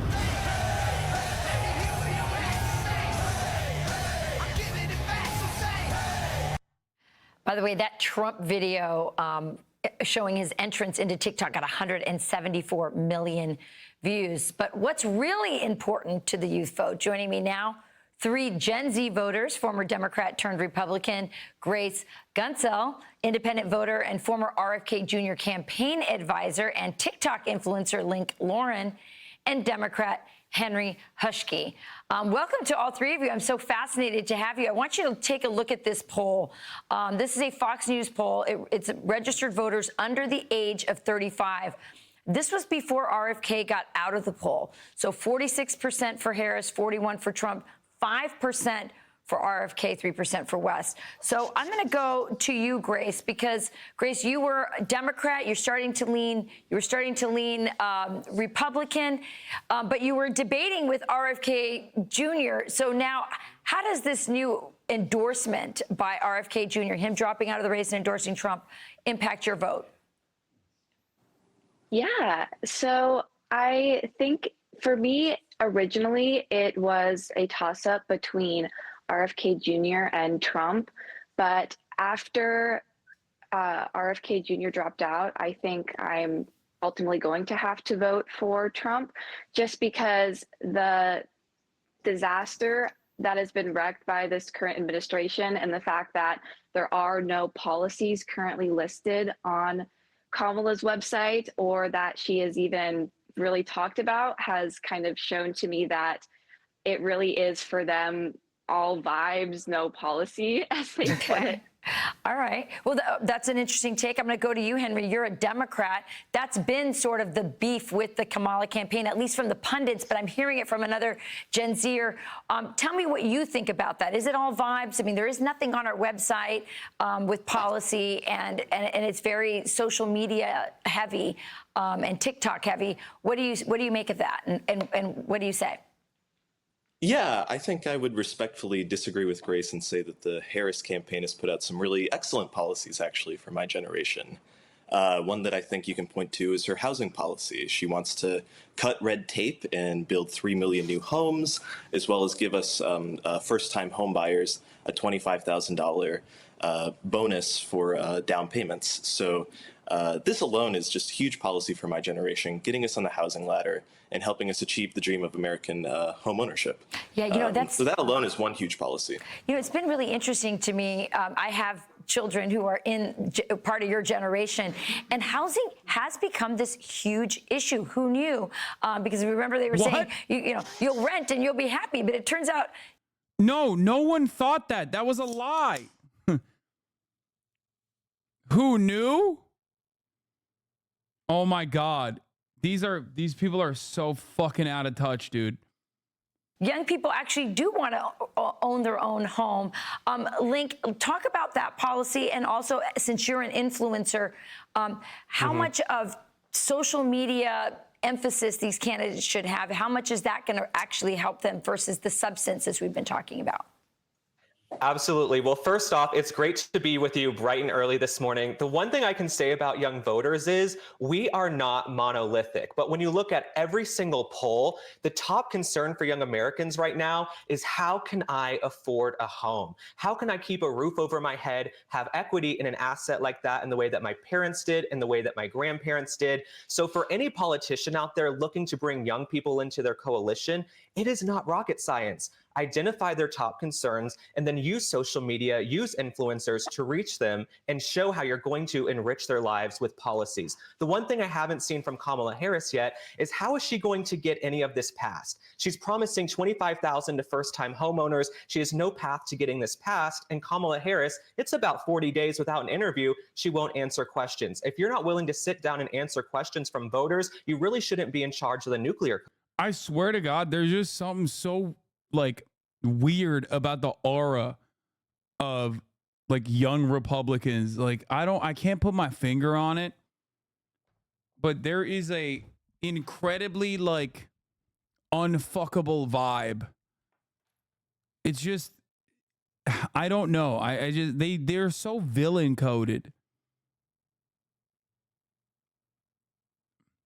Especially odd because he's gay, right? I suspect. Like, this dude is obviously hitting, like, campaign lines as well, right? He's like, oh, Kamala Harris has great policies in terms of, like, home ownership, you know? He even used the term ladder, home ownership ladder. Like, that's a guy who's on message, okay? He's read some fucking policy papers. I don't know where they're at, but he's figured it out. He's figured out a way to communicate some of these things in a better way than fucking Kamala Harris has. Okay? But, like, he at least has, like, a human. There's, like, a human behind those eyes. There's a soul. Young Republicans always have the most soulless soulless fucking vibes. Codes. Can I Go ahead, Henry. Oh, I would put the challenge back to former President Trump and how he's going to get anything that he wants passed. The only policy that I've seen from him is a plan to personally dictate interest rates, which is something that has never happened in the history of this country and would greatly destabilize our financial system that we've had. The independent Federal Reserve has been a cornerstone of keeping our economy stable. So I don't really see what's coming from the Trump side on this either. All right, so I want to ask you guys about this. I was really surprised to hear at the DNC, for example, they wined and dined the influencers. They had boat parties, rooftop lounges. They stocked their private rooms with food and beverages. They had access to the candidates. Both parties are trying to do the social media route. How important is that, Grace, that they actually get in this game? I mean, Kamala's obviously doing better than Donald Some they kicked out. I don't know who you're talking about. Trump in terms of followers, but tell me your thoughts on that. Yeah, I think social media is incredibly important just because the young voters are spending so much time on social media nowadays. Why didn't we get the boat party live stream, bro? Because I was at the fucking Palestine protest while the boat party was happening. Okay? You think I give a fuck about a yacht party with a bunch of other fucking influencers? But like not even cool influencers, but like no disrespect, but like political influencers? It's like, come on, dude. Dude, if I got a degree from ASU, I would not be prominently featuring that. That's crazy. Okay, that's everything I needed to know about this person. That's like me having a fucking Rutgers degree behind me, like prominently in display. Holy shit.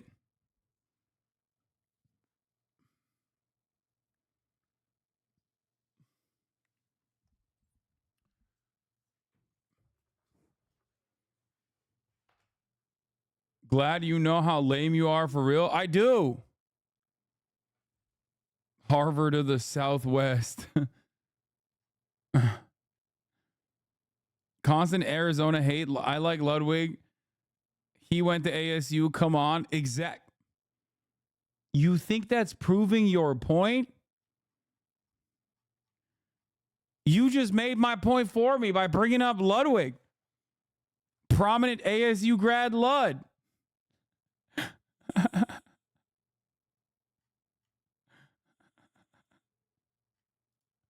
But I think a lot of times the politicians underestimate social media as it can be a great tool to inform and spread policy and really show us what you want to do in the next 4 years instead of just using memes and templates just to get your name out there. I think, a lot more could be done with social media. Really quick link since you're an thank you for the brilliant insight. Influencer, I got to get your thoughts on this. Yeah, there's nothing that's ever going to beat retail politics, but if you're trying to reach these young people, you got to go to social media. Only 9% of Gen Z watch traditional TV news on a daily basis. They're not going to see these news shows. You got to get them on TikTok, X, and Instagram, but you got to have content that answers their questions and top concerns. Young people love calling Twitter X and being on Twitter in general. Less vibes, less coconut memes, more policies, and more substance. Wow. Well, I know that you were advising that. Dog, you can't be a RFK Jr. platform guy who's now hyping up Trump and be like, more policies, please. Like, what fucking policies is Trump running on other than like Hitlerian deportation?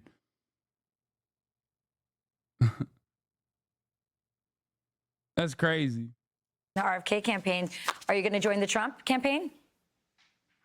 I'm very happy being a political commentator, doing political analysis, and calling it like I see it. I reach millions of people each day on social media. I welcome everyone from the left, the Oh my God. Oh my God. Okay. All right. Senator J.D. Vance, welcome back to Meet the Press. Thank you. Thanks for having me. Thank you for having us here in Cincinnati.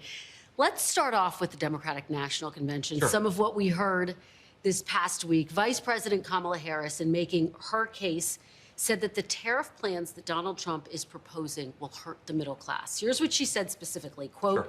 He intends to enact what in effect is a national sales tax, call it a Trump tax, that would raise prices on middle-class families by almost $4,000 a year. Now, the estimates vary, but how do you respond to that charge that Trump's tariffs would hurt the middle class? Yeah, so if you step back a little bit, Kristen, there's this whole thing that Kamala Harris did at the convention where she made a bunch of claims about what would happen and not enough actually reflection on what already happened, right? Because Donald Trump was already president. He used tariffs to bring manufacturing jobs back to our country, and I think he'll do it again. And he did it while keeping prices extremely low. Did he? What jobs did Donald Trump bring back to the United States of America?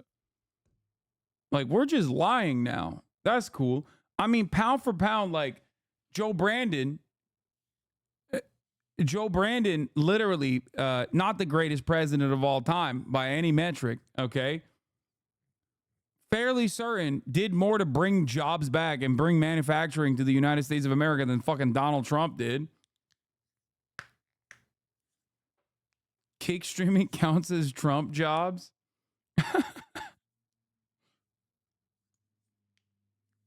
He did.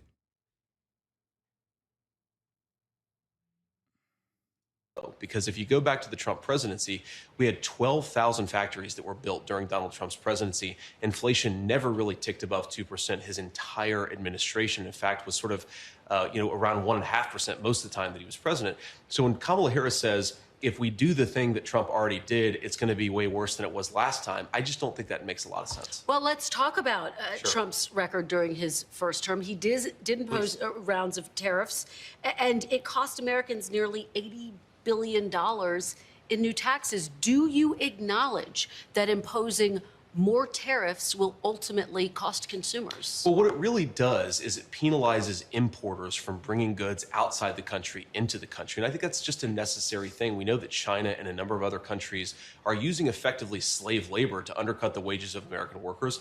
Donald Trump thinks that has to stop. And again, what Kamala Harris is saying, Kristen, is that if you do this, you're somehow going to cause skyrocketing inflation. If he, wait. Is he talking about undocumented migrants, or is he talking about third world offshoring and third world manufacturing? Either case, if he's talking about undocumented labor, then the solution to that would be obviously documenting them. It would be amnesty, and also documenting them so they can participate in the fucking labor force in the exact same structure that like the documented American laborers can, and then advocate to unionize those jobs as well. Don't think he means that. Okay. He would also advocate to abolish prison labor, which is slave labor. It is legal. Okay. But beyond that,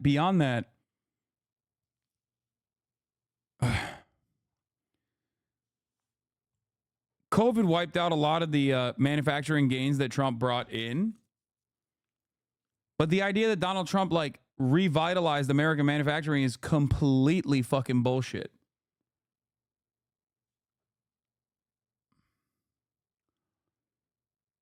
Is he right?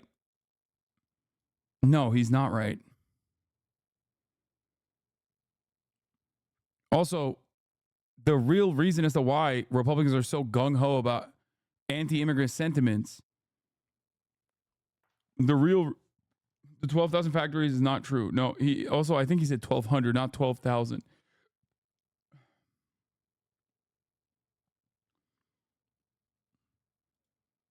Obviously, the CarnegieEndowment.org is probably going to not have a favorable attitude about U.S. tariffs.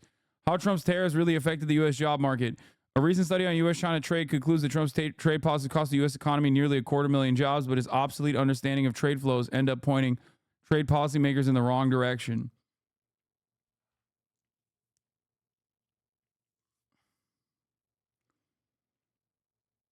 Why aren't both sides pro-immigrant? Either way, they're documented and participated in the labor force. That's just more tax revenue, correct? It's because having a reactionary attitude towards immigrants is really good for the Republican Party in terms of like polarizing the base, in terms of making it seem like they have a different opinion. And it also is really good at keeping those people undocumented. Because if you were to document those people, then there wouldn't be a two-tier labor structure in this country that actually does depress the wages for the rest of the fucking working class in this country. is cheap labor. That's it. It's endlessly exploitable cheap labor that is always recycled. You can just very easily deport them if they fucking chirp. That's why our entire agricultural output relies on a steady flow of undocumented migrants crossing the fucking border.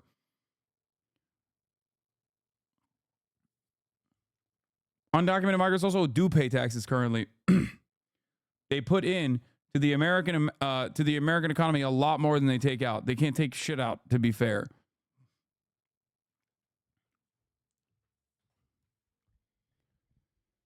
Oh. No, he for sure is talking about China. And the what the fuck? Bro, this literally, that's gotta be a slur. You know what I mean? Like, bro, you did not write that like that. What the fuck? No fucking way, dude. Close enough, dog? Absolutely not close enough.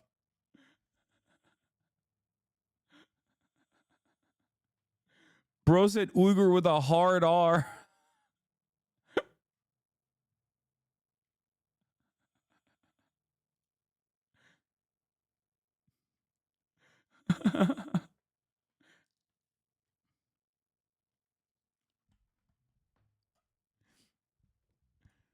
Oh my God.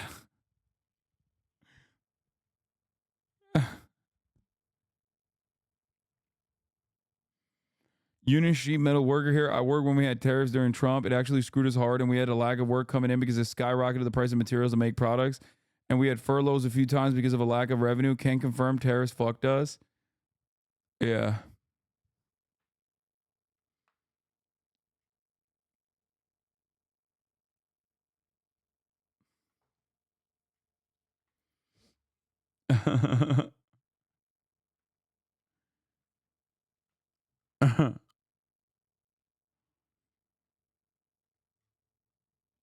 Anyway. In reality, Donald Trump already did it. He brought a lot of jobs back, and it didn't cause inflation. But it caused consumers to pay more. They paid more in taxes, $80 billion Okay, worth. to So be do you fair, acknowledge? This is unfair. Like, yeah, of course Biden created a shit ton more jobs, dude. Biden oversaw the COVID recovery. Like, Trump oversaw the worst aspects of the COVID lockdowns, and Biden oversaw COVID recovery. Like, that's not even a question. The U.S. added 15.8 million jobs during Biden's first 42 months in office, compared to a 2.7 million contraction during Trump's presidency. Like, well, I guess it's unfair, but also simultaneously, like, that's kind of the same thing. If the Democrats ran on that, that would literally be the same thing as like Trump being like, remember how cheap oil was, which he does all the time. He does. He does that all the time. He's like, remember the fucking oil was so cheap? Remember how cheap gas was under my presidency? He's like, yeah, dude, because COVID was happening.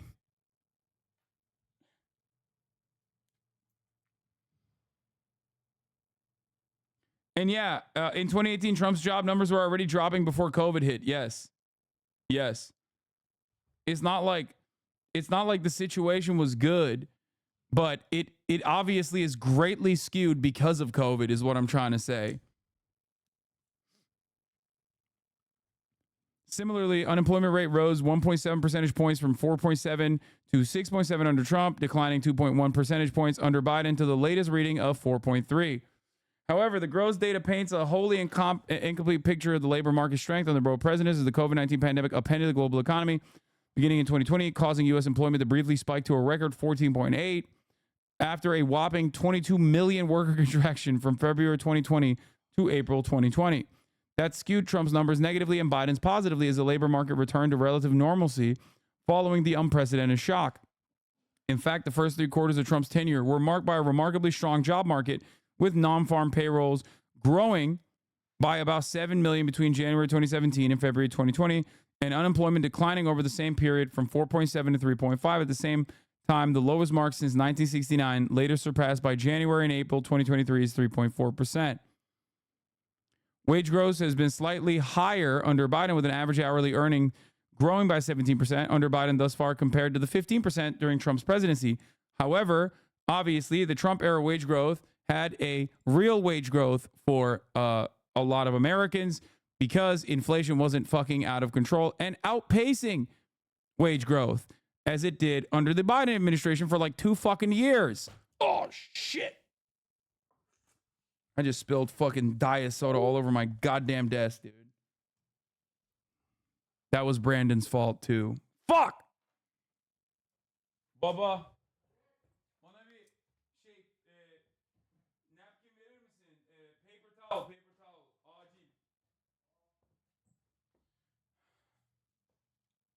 Thanks, Obama. Hold on. I'm not done yet.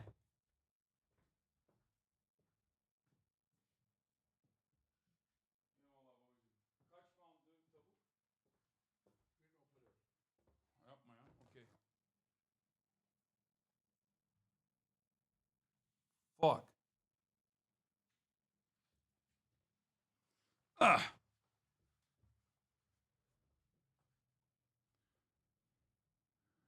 But the Trump-era wage growth went much further for Americans as it outpaced inflation more strongly, with the consumer price index rising by 8% from January 2017 to January 2021, compared to 19% from January 2021 to July 2024.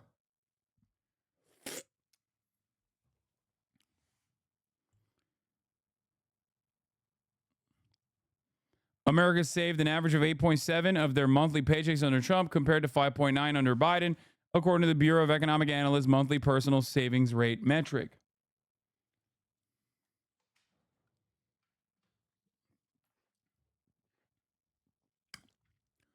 It's very difficult to say changes in the labor market were a product of one presidential administration versus the other.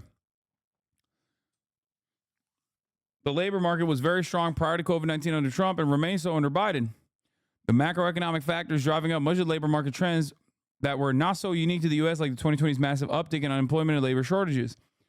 Lots of this might just be a coincidence rather than the result of Trump and Biden's policies.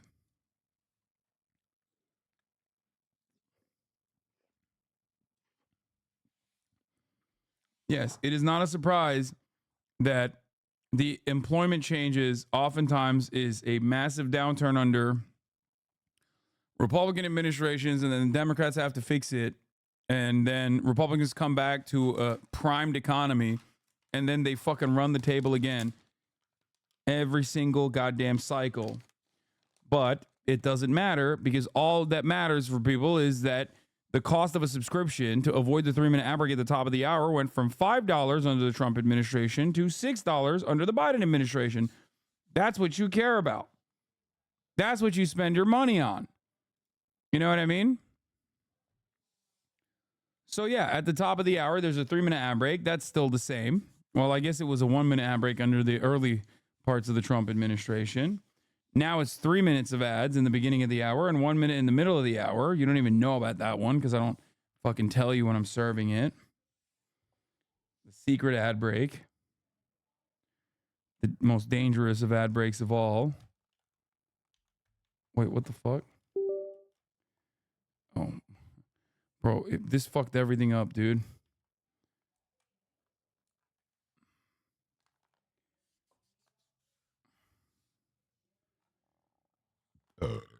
Anyway, here's the 3-minute ad break now.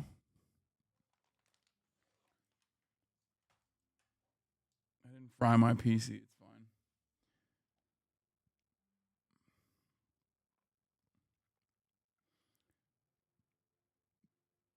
Why do you talk about the middle of the hour ad break like it's a treacherous bastard, son? Because it is.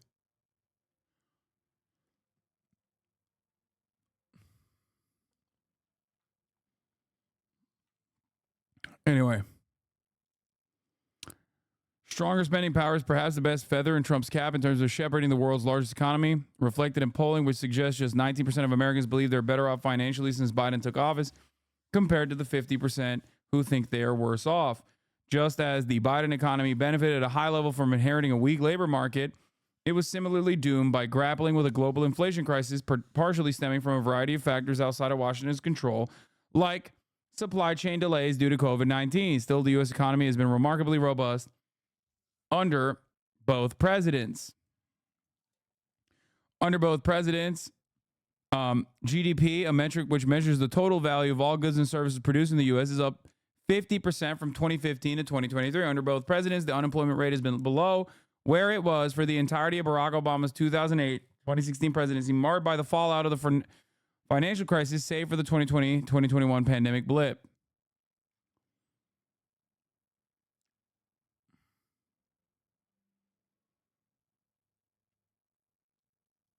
By the way, a fun factoid of what you saw: if Kamala wins, it will be the first time an incoming Democrat took over an objectively good or primed economy since before Reagan.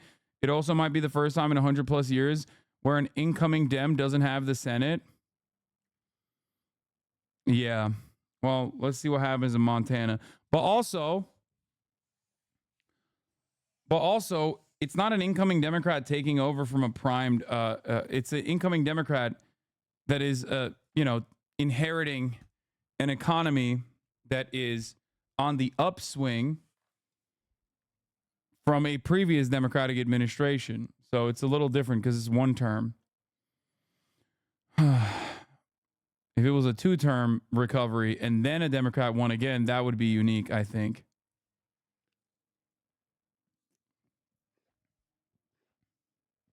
Oh, yeah, I forgot Biden was one term.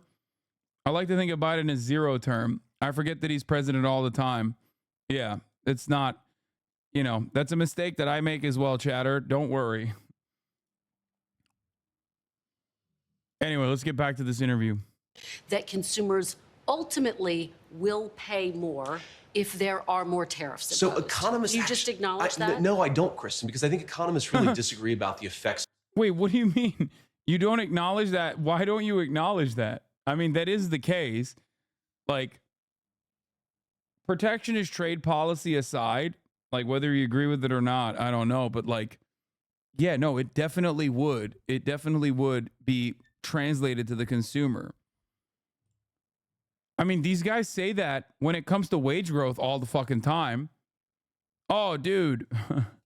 Not only do economists think that, it's basic fucking history. Like, of course. Hey, it's Hasan, the OG propaganda guru. I assume when someone calls me an OG propaganda guru with a double S, this is probably not going to be someone who likes what I have to say. Double S classic. Never fails.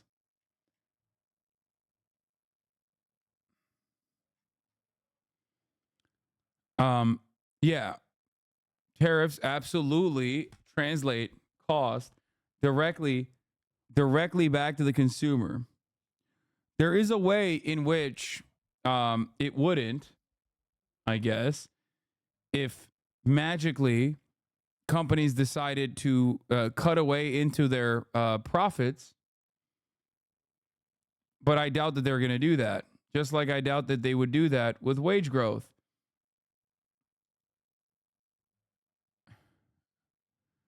Economists disagree about the effects of tariffs. Oh my God, ask Grok. I'm going to fucking die. Economist, statement before the panel. Imposing new U.S. tariffs on steel and aluminum will improve America's welfare. Disagree, 28%. Strongly disagree, 65%. Agree, 0%. Uncertain, 0%. It's like not a thing. That's not. To be fair, economists don't agree on shit. No, they do agree on this. Economists literally never agree universally on anything except for, yes, tariffs will absolutely increase costs.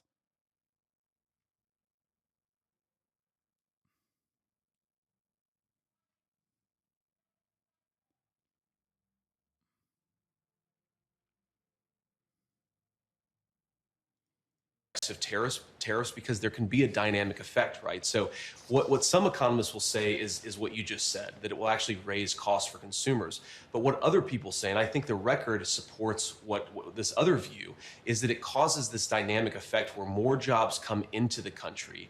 Anything that you lose on the tariff from the perspective of the consumer, you gain in higher wages. So you're ultimately much better off. You have more take-home pay. Wait, I thought higher wages also literally directly added to the cost.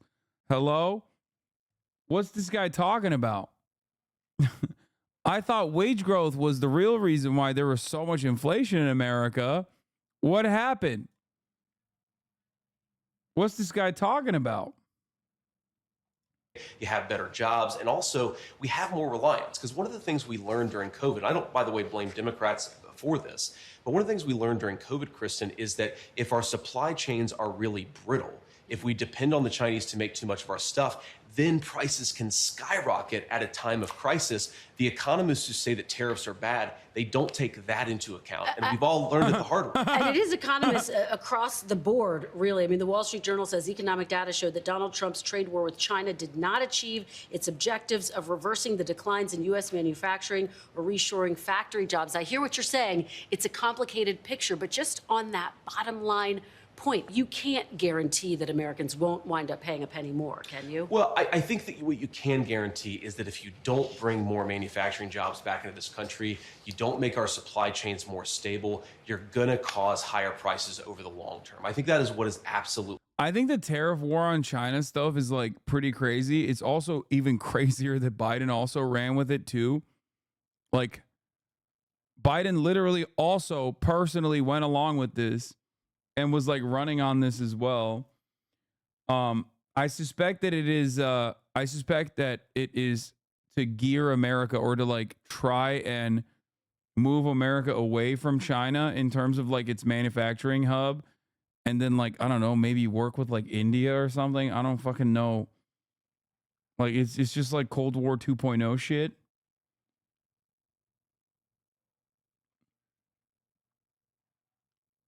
China hates us though. What? Bro, I love China. Why do we have to hate China so much? China hates us though. First of all, China doesn't hate us at all. We're the largest we are the mouths that they feed. What are you talking about? We eat nonstop. The fuck? They love our shit, dude. As long as we buy garbage, they will forever be open to that. Like the inverse of this is China trying to improve and trying to open up new consumer bases by developing African nations, like to open up new markets so that they can sell to different markets in a way to offset like, you know, the potential American Cold War that will try to cut trade from China. I don't know if that'll actually happen, but who knows? I'm saying, like, as a cultural export, they hate us. What?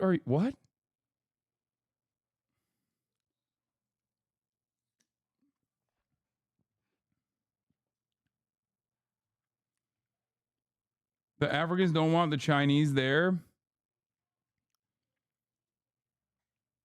I don't know about that.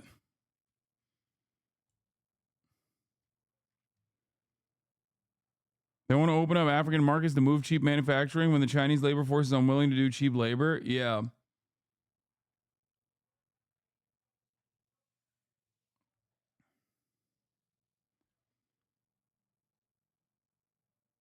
Absolutely true. But you acknowledge they could wind up paying more. What I acknowledge, Kristen, is that unless we bring more manufacturing jobs back to this country, we are going to end up paying more in the long term. Remember, the whole promise, now, again, this was a bipartisan thing. My own party was as wrong about it as Democrats were, and Donald Trump was right about it. What they said is that if you shipped all of our manufacturing to East Asia and to Mexico, Americans would pay lower prices. Well, here we are now, and Americans are paying higher prices. And just one more thing on this, Kristen, because it's really important to go at what Kamala Harris actually said in her convention speech. She says that she wants to stand up to China on behalf of American workers. If you're not willing to impose tariffs on companies that are manufacturing in China, using slave labor in China, you're not standing up to the Chinese, and Americans are really going to suffer. And on pricing and prices right now, inflation obviously at its lowest level since 2021. But let's move on. Robert F. Kennedy, the big news yesterday. Very big news. He suspended his campaign, announced he's endorsing Donald Trump. He is also known as someone who has blamed vaccines for autism, antidepressants for school shootings, and It's really good that they went with like an even freakier dude. They were like, hey, JD Vance keeps talking about femoids, and that is not playing really well. What we should do instead is have an even freakier dude be prominently displayed alongside our campaign. Like a guy who objectively looks like he was like he is overtaken by like there's videos of him that he put out of himself as a part of his campaign strategy where he's surrounded by bugs. Like bugs are crawling all over his skin. And recently said, quote, he won't take sides on what happened on 9/11. Sounds like a derogatory term for females. It is. I'm saying like JD Vance is doing like incel speak. Femoids. Do you have any hesitation about accepting his endorsement? No, Kristen, I don't, because we're going to disagree on issues, right? There are things that Robert Kennedy has said that I disagree with. I'm sure there are things that he said, or that I've said, excuse me, that he's going to disagree with. But I think what his endorsement represents is that Donald J. Trump's Republican Party is a big tent party. I was raised by two grandparents who are sort of classic blue dog Democrats. They believed in having a border. They believed that you shouldn't have censorship in the United States of America. They believed in common sense economic policies. They may have disagreed with Donald Trump about tax policy, but they believed in some fundamental American values. And I think what RFK's endorsement really shows is that the Kennedy Democrats are actually more at home in the Republican Party of Donald Trump. And unfortunately, Kamala Harris's party, higher prices, doing nothing to fight back against the Chinese, to say nothing of a wide open border. That is not JFK's Democratic Party. It's not RFK's Democratic Party. We're thrilled to have the Kennedy Democrats where they belong. Well, and some in the Kennedy family have stepped forward to say that they sharply disagree with this endorsement. But let's just go back very quickly. He says he isn't taking sides on 9/11. Do you agree with that statement? Well, of course I don't agree with that, Kristen. Now, to be clear, I don't know what RFK actually said there. Maybe there was additional context. Of course, you actually have to see what people say before you agree or disagree with it. I certainly have taken sides in 9/11. I'm the pro-America side. I don't think that we should have been attacked, and I certainly think hitting back against the terrorists was justified. I don't know what RFK said there, but what I do know is that RFK said a lot of very interesting and important things, that the Democratic Party has become too pro-censorship, that the Democratic Party, especially in the wake of COVID, became... Yeah. See, if the media had like any sort of backbone, they'd be like, okay, you've said that like like anti-Israel protesters should be shot. Not the, I don't think he said exactly those words, but something akin to that. How does that play with the fact that you say the Democratic Party is pro-censorship? It kind of seems like you're pro-censorship as well.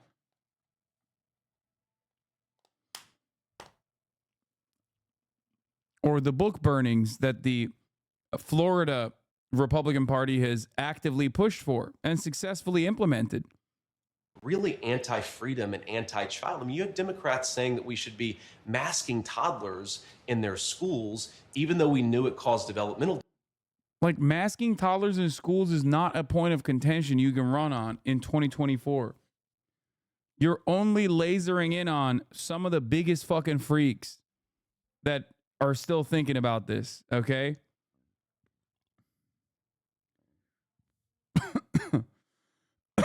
Disabilities. I agree with RFK that that was crazy. Well, to be fair, there was a lot of information that scientists were grappling with as it came in, and masks were perceived to stop the spread of the disease. Let's move on. Totally fair. Yeah. But the one thing before we move on that I would say on that is there were important leaders. Donald Trump was among them. RFK was among them, who were saying some of this stuff is crazy. And if we had listened to them, I think our kids would have been much better off in the wake of the pandemic. I mean, scientists did show that masks help to stop the spread of the disease. Let's talk about another big issue. Disabilities for toddlers, right? We have to be able to balance this stuff. And I think the way that RFK struck that balance. Yeah. Is this regressive COVID conversation a benefit or a hindrance to Trump? No, it's fucking massive hindrance. Remember, Trump's cult base already is locked in. Think about like, I don't know, your friend's father who like is kind of conservative, okay? Doesn't like Trump, but is like been a conservative his whole life. Like, is that guy going to be like, hell yeah, they did. They masked the goddamn kids.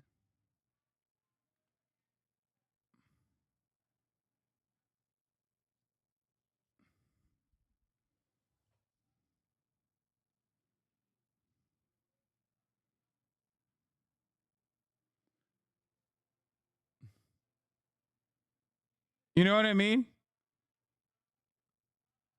was much smarter, unfortunately, than the way that Kamala Harris did. Let's talk about another big issue that was talked about at the Democratic National Convention. It's being Bro, this is worse than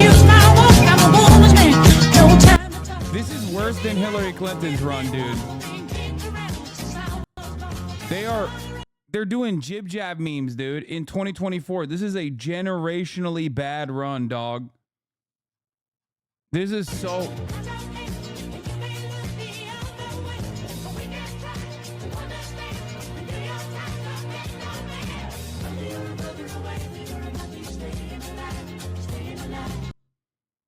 God damn, dude. This is so fucking bad. Holy shit. talked about on the campaign trail, abortion. Sure. Democrats made the case this week and beyond this week that Donald Trump, if elected, will impose a federal ban on abortion if he wins. Now, Donald Trump says he won't, but can you commit, Senator, sitting right here with me today, that if you and Donald Trump are elected, that you will not impose a federal ban on abortion? I can absolutely commit that, Kristen, and Donald Trump has been as clear about that as possible. I think it's important to step back and say, what has Donald Trump actually said on the abortion question, and how is it different from what Kamala Harris and the Democrats have said? Donald Trump wants to end this culture war over this particular topic. If California wants to have a different abortion policy from Ohio, then Ohio has to respect California, and California has to respect Ohio. Why? One must ask the question, why then? Like, so murder is okay in California, but it's not okay in Ohio? Is abortion really murder? No front, but why your arms look like a failed steroid cure? It's because I currently have big ass fucking sleeves that make my arms look actually kind of fucking fat and not muscular, even though they are. Okay?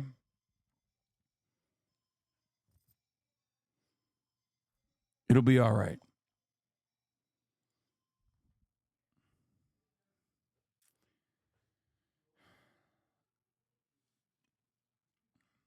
Just saying. It's kind of dumb.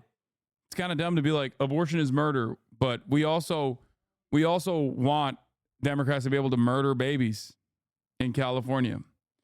Not a good idea. Donald Trump's view Doesn't make is sense. that we want the individual states and their individual cultures and their unique political sensibilities to make these decisions, because we don't want to have a nonstop federal conflict over this issue. The federal government ought to be focused on getting food prices down and getting housing prices down, issues, of course, where Kamala Harris has been a total disaster. So I think Donald Trump is right. We want the federal government to focus on these big economic and immigration questions. Let the states figure out their own abortion policy. Let me just follow up with you a little bit on that point, because I've been talking to Republicans, including Senator Lindsey Graham just last week, who've made it very clear that if Donald Trump is elected, if you are elected... What happened to Tulsi Gabbard? She used to be a progressive. She was never a progressive. She was always a grifter. I was the #1 Tulsi Gabbard hater from the jump, and so many fucking cranks yelled at me, many of which are named Jimmy Dore and Jimmy Dore fans. Okay? So many fucking cranks who back then were the real leftists, and I was a phony one. Okay? God damn, so many. What is it like? There's a bunch of them on Twitter too. Throughout my 10-year political broadcasting career, dude, I've had so many motherfuckers. Be like, Hasan's a grifter, Hasan's a fake, Hasan's a phony. Every single one of those people are now straight up right wing. Every single one to a T. Every single one. Whoa, what the fuck? No. I think my keyboard is busted. Hey, everybody. Uh-oh. Tonight, Vice President. Fuck!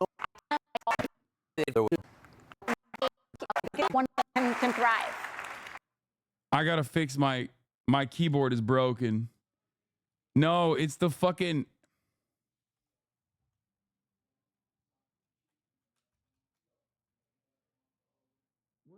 Fuck. Disconnect the soda. Oh, dude.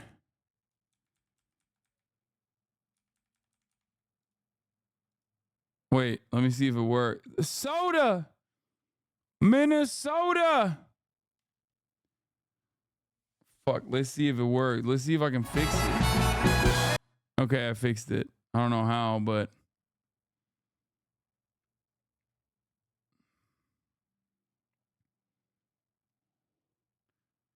I found this clip on you on Tulsi in I'm glad 2019. that Tulsi is the only one who's fucking out there fighting for these wars to end. It's just like such a one-trick pony. Holy shit. And I don't even believe in it. I don't even believe in it. I don't believe in her. I hate to say it, but I want to, but I don't believe in her at all.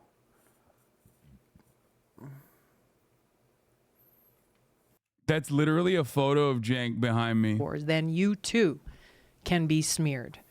Your character can be smeared. Cool. I'm glad that This was 2019. This is earlier than 2019. That's in like the New Jersey. That's in the New Jersey house. My grandparents' New Jersey house. That no longer even exists. And it's a photo of, yeah, I'm on a MacBook. This is before 2019. Putting Jank on the wall like he's Stalin? Bro, it was his room. What do you mean? Tulsi is the only one who's fucking out there fighting. Oh, it is 2019. Never mind. Look at the video date. Well, we all saw politics stuff you lined up for us today, so there's no point in going through it again. So gaming now. Peepo shy. Okay. That clipper is still in here. Damn. That's fucking long-term commitment, dude. Did your career explode in the last 5 years only? Yes. After I went full-time.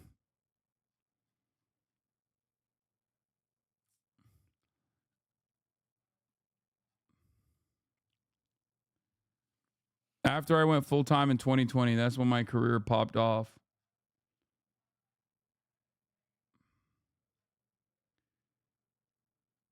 Okay.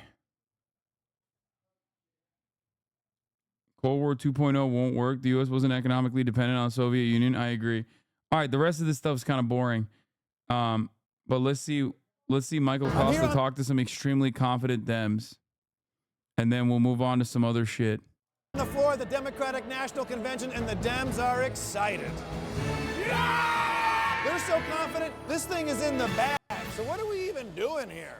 I am 100% confident. Wow, so you're very confident. Yes. Are you extraordinarily confident? I'm extraordinarily confident. Are you yes. super extraordinarily confident? Super extraordinarily confident. Feeling great, fired up, I'm pumped up. You know, we're nominating only the second female in the major party ticket to be our presidential nominee. Are you one of those like political dorks? You could say that. Are you confident?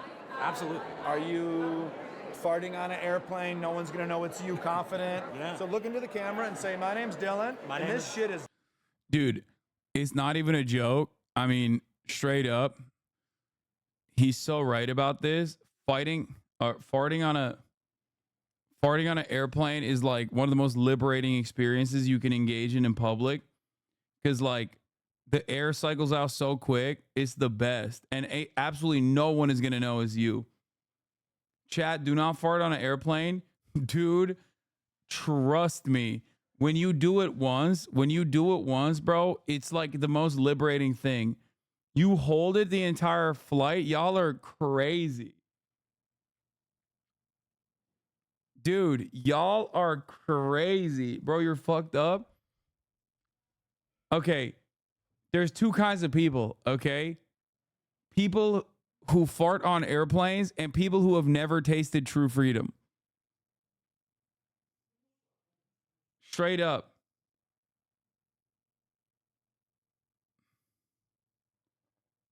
No, the first class farts go to economy class, dude. Well, I don't know. It's not my problem.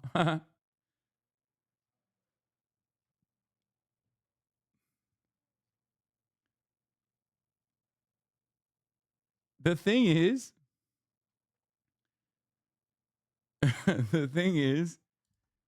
I was fine with the 9/11 stuff, but this is a bridge too far. Wow. So 9/11 wasn't the worst fucking thing that I've talked about with respect to commercial airliners on U.S. soil. Really? This is that's crazy. I'm afraid to stink up the whole cabin, bro. In newer planes, air turns blue when you fart, so people know who farted. That's such a funny lie. It's like the fucking pool, like peeing in the pool. Dude, I can't pee in pools. I can't pee in open water. I don't know why. I'm too pee shy. I actually wait to hop until I get into the cabin to fart. That's how good it feels.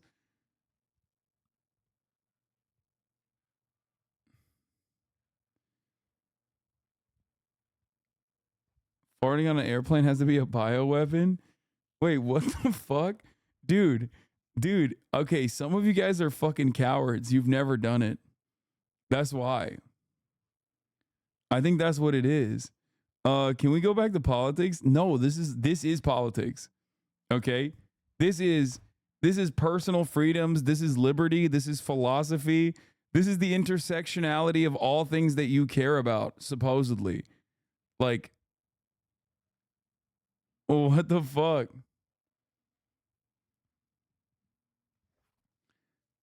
Do you fart on airplanes? No, that's foul. Yes, I'm nasty. Wow. The mods really cooked the books on this one, on the poll. What the fuck?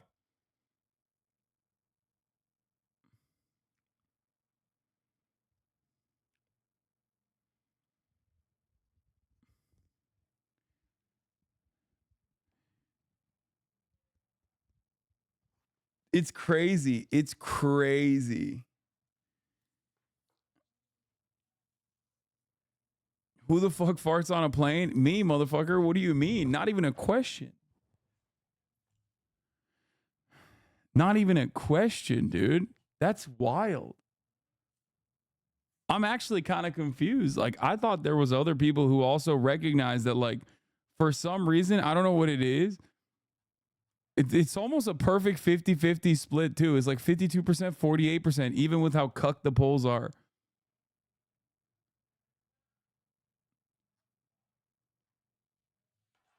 I'm not even kidding. You think they cannot smell it, but trust me, they can. But I can't even smell my own farts. And I don't smell anyone else's farts either. Socialism sounds.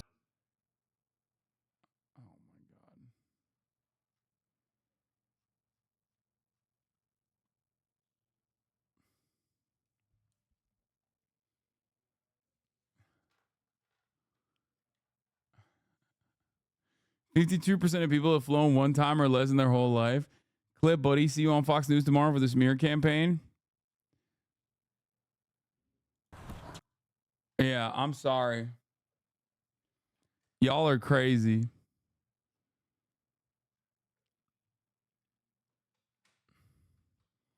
Your chat is full of fucking cowards. How are you planning to do a revolution if you won't fart on a plane? Armchair revolutionaries.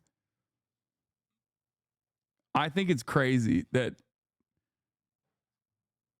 this is the worst take you've ever had. I think you guys are literally crazy. I will never stop farting on an airplane. It's the perfect place to do it in public. It is one of the greatest freedoms of all time. I'm sorry. You will never take that away from me. You can pry that from my cold, dead butt, okay? It is my God-given right, and I will never stop. Elevators, no, you can't fart in a fucking confined space. Like, airplanes are different. Airplanes are different because, like, I don't know what it is, but I think it, like, cycles the air or some shit. That's what it is. No, I'm serious. There's many of you have never done it, so you don't know, and I will never be able to describe it to you, but I think it's the filters, or if it's because it's like constantly pumping air into the fucking cabin, but like it literally absorbs it. Like it doesn't, first of all, the sound of the plane absorbs the sound of the fart, and the cabin cycles air. It's a slippery slope, man.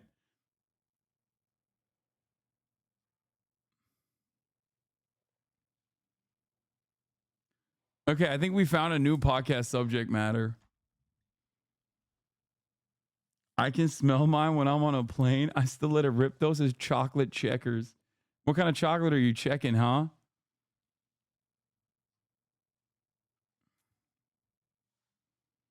Or are you going to wear out the filters and kill everyone with your nasty ass?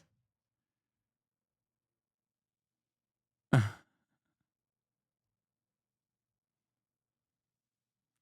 clean rich people's pools for a summer job and piss on all their backyards. A similar feeling of freedom and a feeling of fuck you.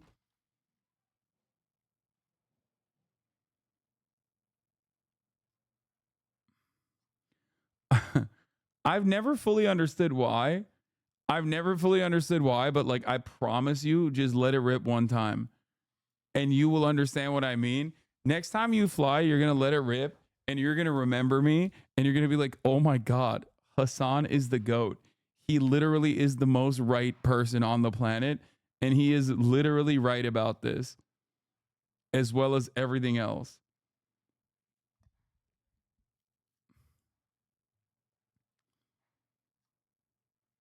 All right, let's continue. Done. My name is Dylan, and this shit's done. Yep. Yeah. The energy, Michelle Obama's speech, Kamala, the first black Indian woman. I mean, it's done, isn't it?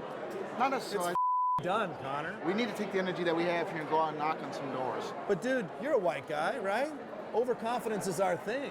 I wouldn't say that's exactly true. Well, explain that. What do you mean? I feel like the Dems, with their confidence right now, are acting like a bunch of white dudes going into a strip club with their dad's credit card. Am I right? Huh, Connor? No. You think this thing's in the bag? I don't know if we necessarily have it in the bag yet, but it's the bag's there. What's in the bag, and what do you mean the bag is there? What are you talking about? It's a metaphor. Okay. It's a metaphor. We have a metaphorical bag is, the election and the victory is, that's where the votes are, in the bag. Wait, so where's the bag? I don't know. I'm not privy to that information, so I don't actually know where. Okay, this is kind of whack. Here, there's a couple things I want to watch. A couple things I want to talk about briefly. Here, this is Nelk Boys doing an epic troll. This is one of the best things I've ever seen. Absolutely must watch. Hi. Hello there. Hi, I work for the Harris and Waltz campaign. Take it off. No, I'm going to leave it there because... No, you're not going to leave it there. Oh, why? Because I can't stand them. Do you not support tampons in men's bathrooms? No, I don't support tampons in men's bathrooms. Okay, this is so fake, dude. Come on, dude. God, Republicans are so stupid.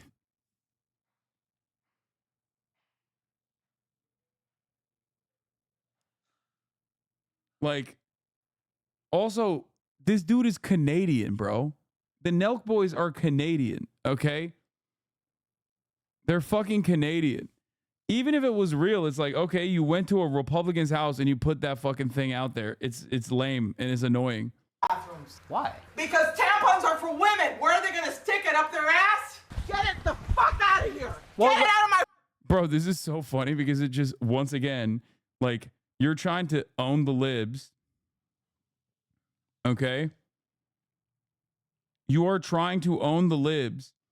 And it fucking turns out you're still making Republicans look rotund and crazy.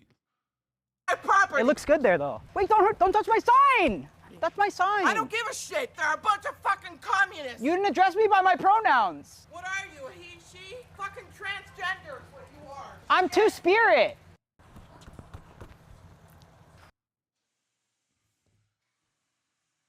This is ridiculous. But, they should keep doing this because it's great hogwatch for me. Sounds good in theory, but it doesn't work in practice.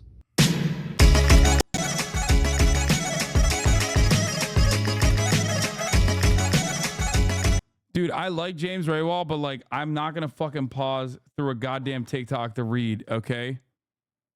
Like, it's crazy. It's madness.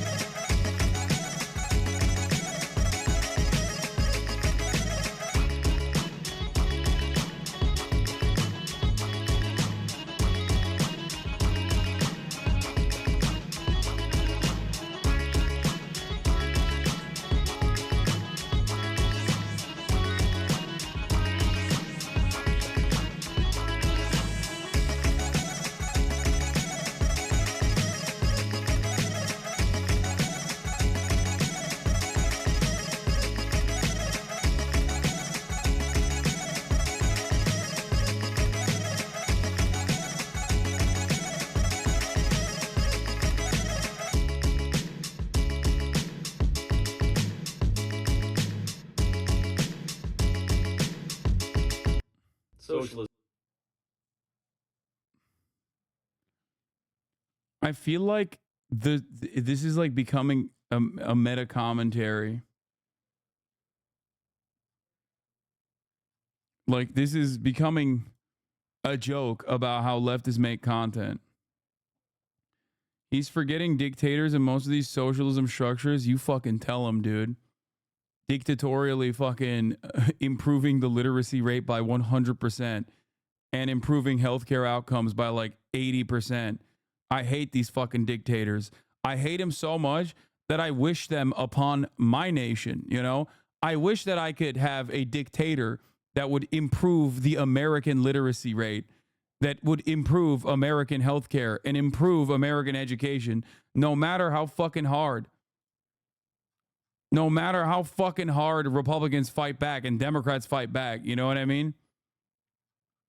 I would hate land reform, dude. That shit would suck so bad. Holy moly, dude.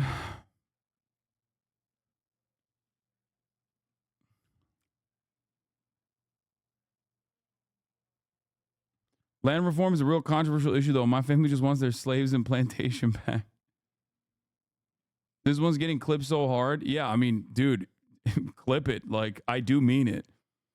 Like, think about it this way. Think about it this way. Like, can you imagine when like a corrupt corporate leader, okay, is like poisoning the food supply to get better returns year over year, and then they're caught, okay, and then they're actually dealt with swiftly? Oh my God, I hate that. I hate that so much. I hate that. I hate that kind of like dictatorship of the proletariat. That would be devastating for me. Personally, I hate that. Instead, we should have guys like this. Here's Tim Wall sending a special birthday shout out to our favorite pup, Scout. Couldn't think of a better way to spend a beautiful fall day than at the dog park. I know Scout enjoyed it. The funny thing is, you know, this is Dustin Grage, Minnesota GOP hype man, okay? And he literally clipped a fucking video where Tim Walz is playing with another dog at the dog park. Or this might not be the video. I think this is a video. The dog in the second photo is one Tim Walz met while taking Scout from the first photo to the dog park. Fuller video from that moment available on Tim Walz's Instagram. Like, tell me how. Yeah, there it is. There's Scout, his dog, at the dog park. And there's Tim Walz playing with another dog from the dog park. I love that the Republican opposition research is this. Not to be that guy, but oftentimes there's multiple people and dogs at dog parks, so it could be someone else's dog that he is petting.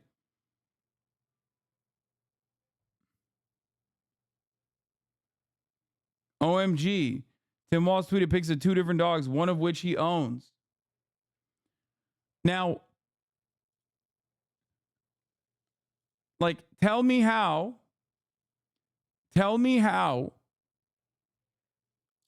you think these guys would not benefit and their next of kin would not fucking benefit from, you know, the dictatorship of the proletariat forcibly educating the masses.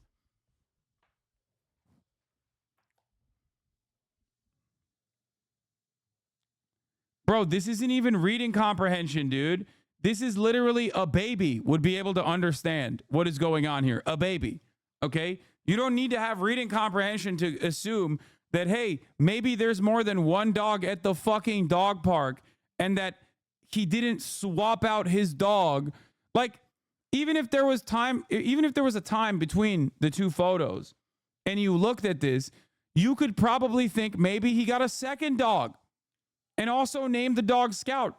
Like maybe his first dog Scout died and he got a second dog and he also named the second dog Scout. These are so many different assumptions you can make that are infinitely more reasonable than the one that this guy is making, which is that he swapped his dog with another dog.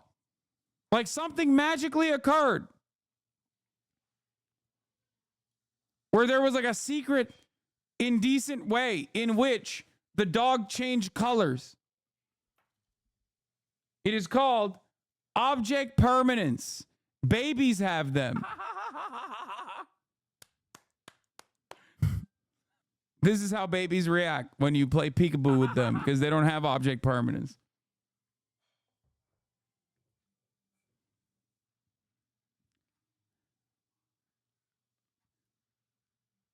So, one of the few truly good ideas that Bannon had in 2016 was that he treated Clinton's scandals with some measure of restraint. He saw that the GOP overdid it in the 90s by obsessing over every little thing they could think of, so he just stuck to a few core themes anyways.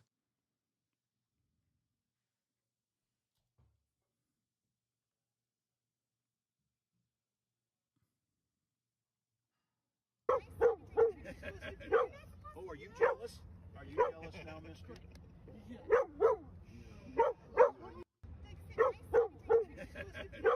Oh, are you jealous?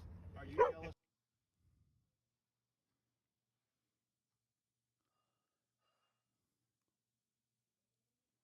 Another Walt's conspiracy was, when his son was about to hit his head on the teleprompter and he yanked him.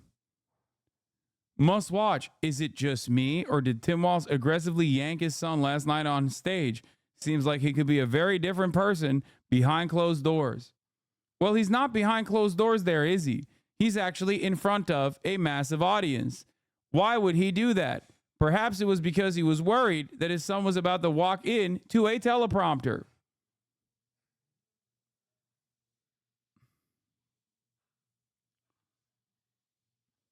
$18,000 likes.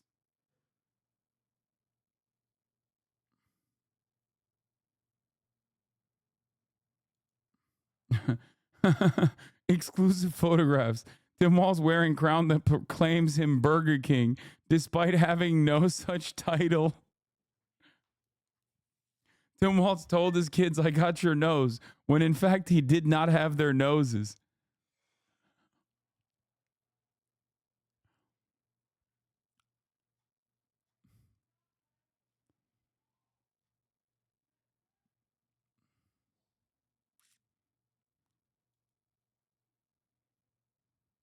Minnesota State Fair. A line for the Never Waltz booth, but no one at the Amy Klobuchar booth.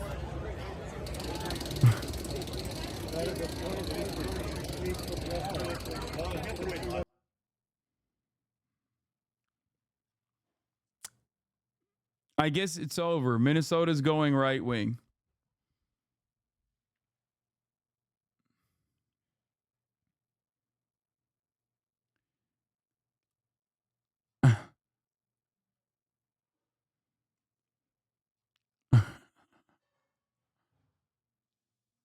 It's kind of funny that these guys are just like getting increasingly more insane. Did you see this 2016 style clip? Trigger warning, Hillary Clinton. Oh, yeah. Sobering reminder, we 100% can still lose. I think this is fake, isn't it? Buddy, you're a boy, make a big... Is this real? Isn't that like Melania Trump?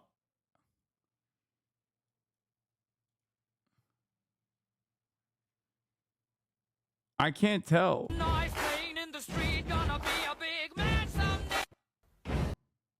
No, a lookalike, a Melania Trump lookalike is not AI. All Twitter conservative weirdos want to be the guy that finds some conspiracy first. It's a Melania impersonator. They're doing it around a real Melania impersonator. Yeah, by the way, this is awful regardless. Whether it's AI or not, it's still awful. This should never happen. Oh. This is proof is real. I didn't know how to send it, so I uploaded it to a TikTok. I'm sorry. Oh, that video is currently unavailable.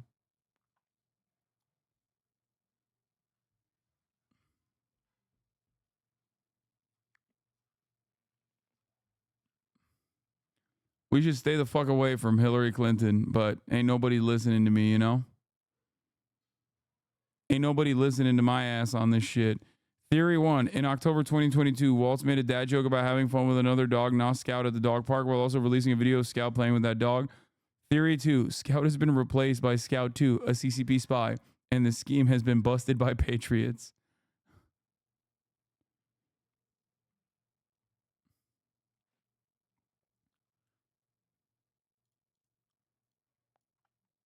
This shit is real, brother. Oh, God. Oh, no. You were on point. No proof Trump supporters carried jars of fake Vance semen at rallies. The pictures did not appear to be altered, but their emergence had the hallmarks of a hoax. It's unproven. So it's not like a full-blown thing.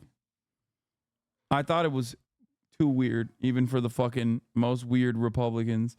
Date the right stuff got triggered at Walter. Masterson is a gay liberal who hates black people. Got it. Sick, man. You did it. You really owned him.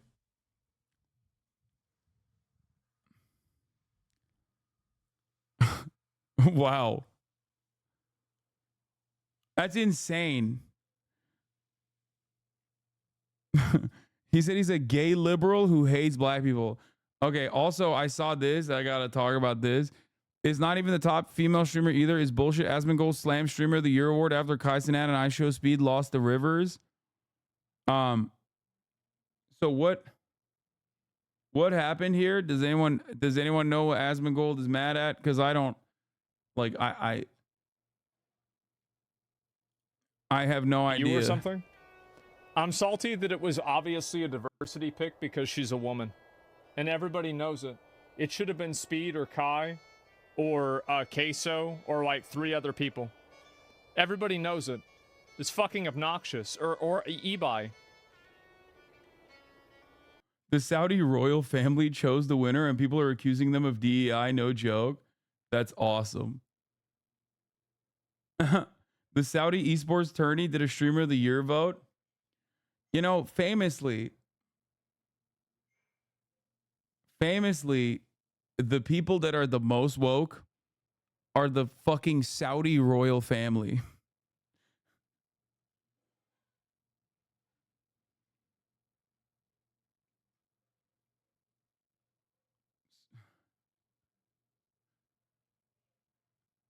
Saudis are trying to get that ESG score up.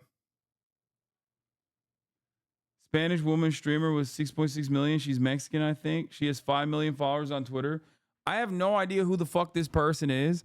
I have no idea that there was an esport award that was happening in Saudi Arabia. Do you want to know why?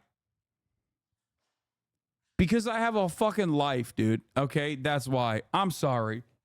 Like, isn't there a million of these fucking things every goddamn year?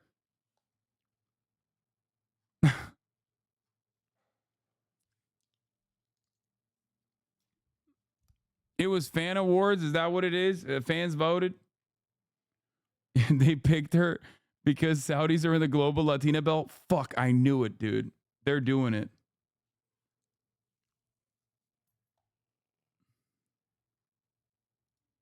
You put her up there because it's a female. It's embarrassing and it's patronizing. Remember when he was a big advocate for women in streaming when he had a girlfriend, Lamau? Oh, yeah, that's true. He was also like kind of pro-sex work, too.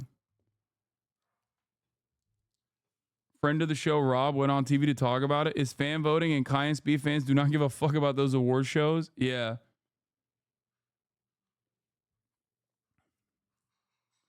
Cutie weighed in.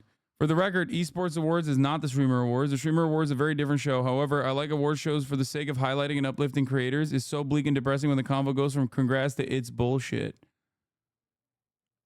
If the Streamer Awards go woke, what institutions will we even have left?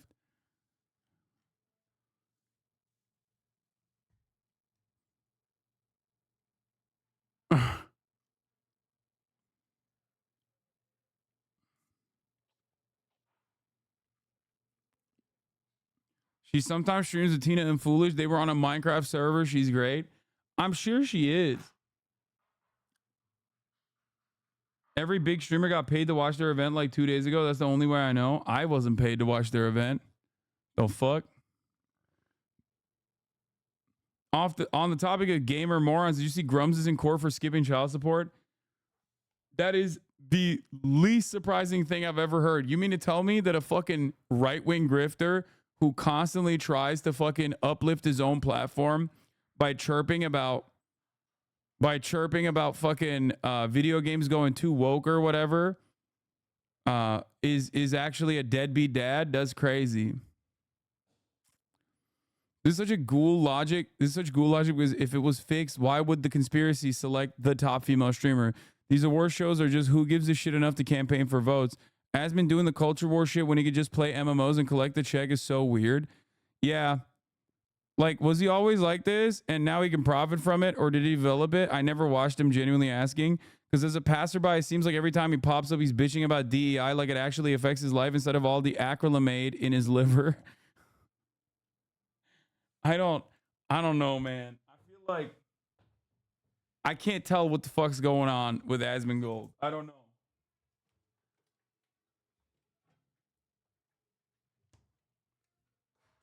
We'll crack open a fucking Diet Dr. Pepper in his honor.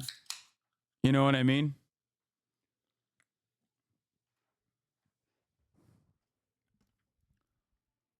He's slowly becoming a malnourished quartering, but Asmongold actually believes the nonsense he's saying. How about a 55-year-old guy who doesn't pay child support? Oh, yeah, I saw this. County of Orange versus Mark Kern. Like, is Allstream finally has ads? No sub button, though?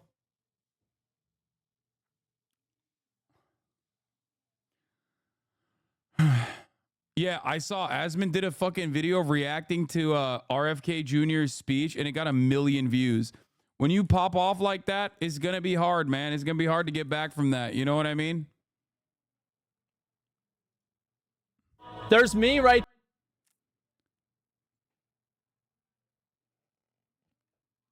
What is this? In between Path of Exile stuff, Black Myth Wukong is getting crazy. The fall of Asmongold. We need to talk about Black Myth Wukong. They want me to stop existing. The golden age of gaming for girls. Theo Von just interviewed Trump. What does this mean? Robert F. Kennedy Jr.'s speech was a bloodbath. I'm sorry to keep everybody waiting.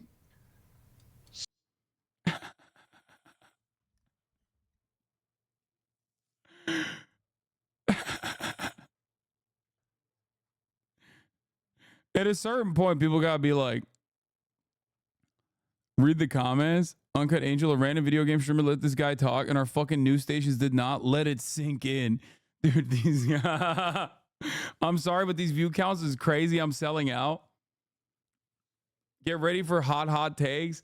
I'm not gonna watch this entire thing. I'm not gonna watch it at all, actually, because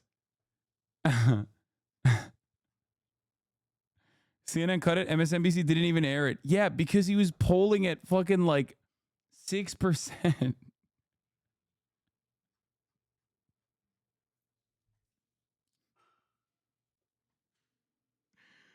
Oh my God.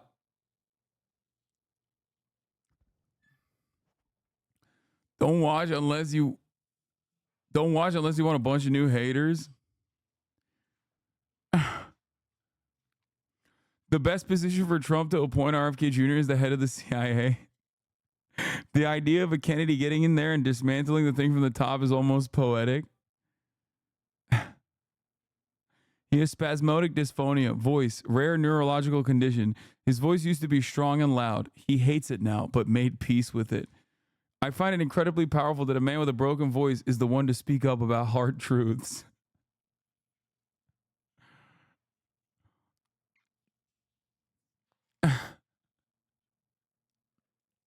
What is this?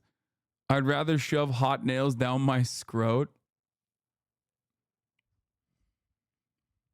I mean, I don't know. There's a market for it, and I'm glad that, Asmongold is filling that market. It's clear. Yo, it's not suggest to him to talk about the issues. It was content before, and he seems to listen.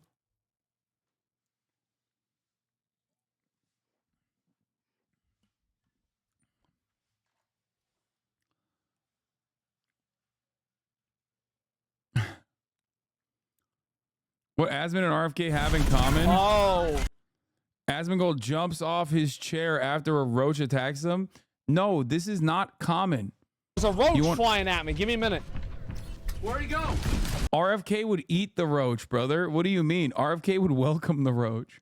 RFK very famously does not mind bugs flying all over him. Look at him. He's right there. He got, oh God. Get him out of me. No, bro. Get out of my, get going. Oh, dude, goddamn.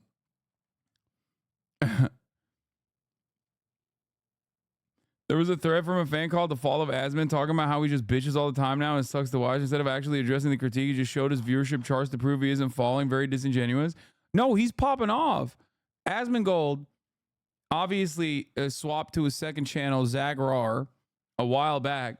And his second channel is popping off. It's got like, he stays at the top of the fucking leaderboard. I see him all day. He's cooking my ass half the fucking time too. He's got like 40K. Every day Asmund looks more and more like Nick Cage from Con Air. I just look, there's a lot of people who value what he has to say about RFK Jr.'s speech being a bloodbath. And, you know, that's what's great about America, I think. I don't know. Choose to love our kids more than we hate each other. He's dropping bars all over the place with this one. It's crazy that this is the first time some of y'all hearing RFK.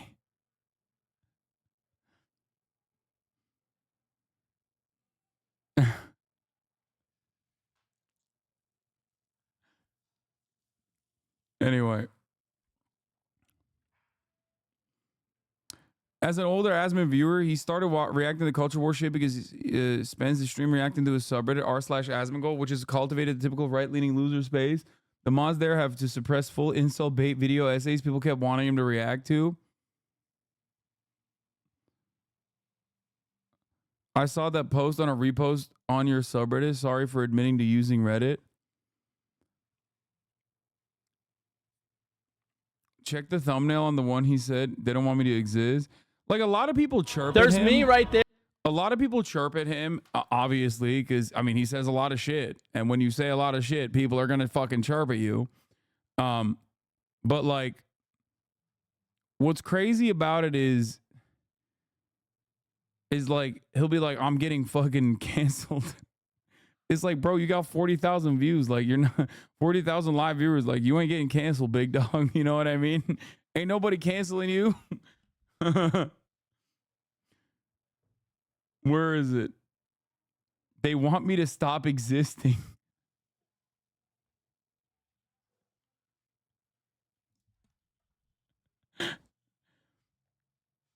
Oh, man. It works.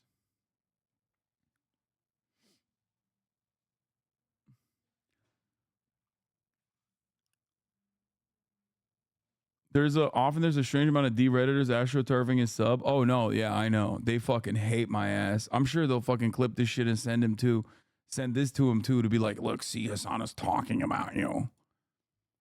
Like, they love that shit. This is going to sound insane coming from me, but I looked into RFK's policies for the first time, and I've literally realized he's pro ad break. That's the second time I got cooked by Megaphonics, dude. I'm done. I'm done. That's the second time. Honestly, that makes sense. Asmund is the biggest centrist, so if you show him content that's primarily far right leaning incel shit, of course he's going to position himself like this. He did one where he thinks Denim's actually put a hit on him.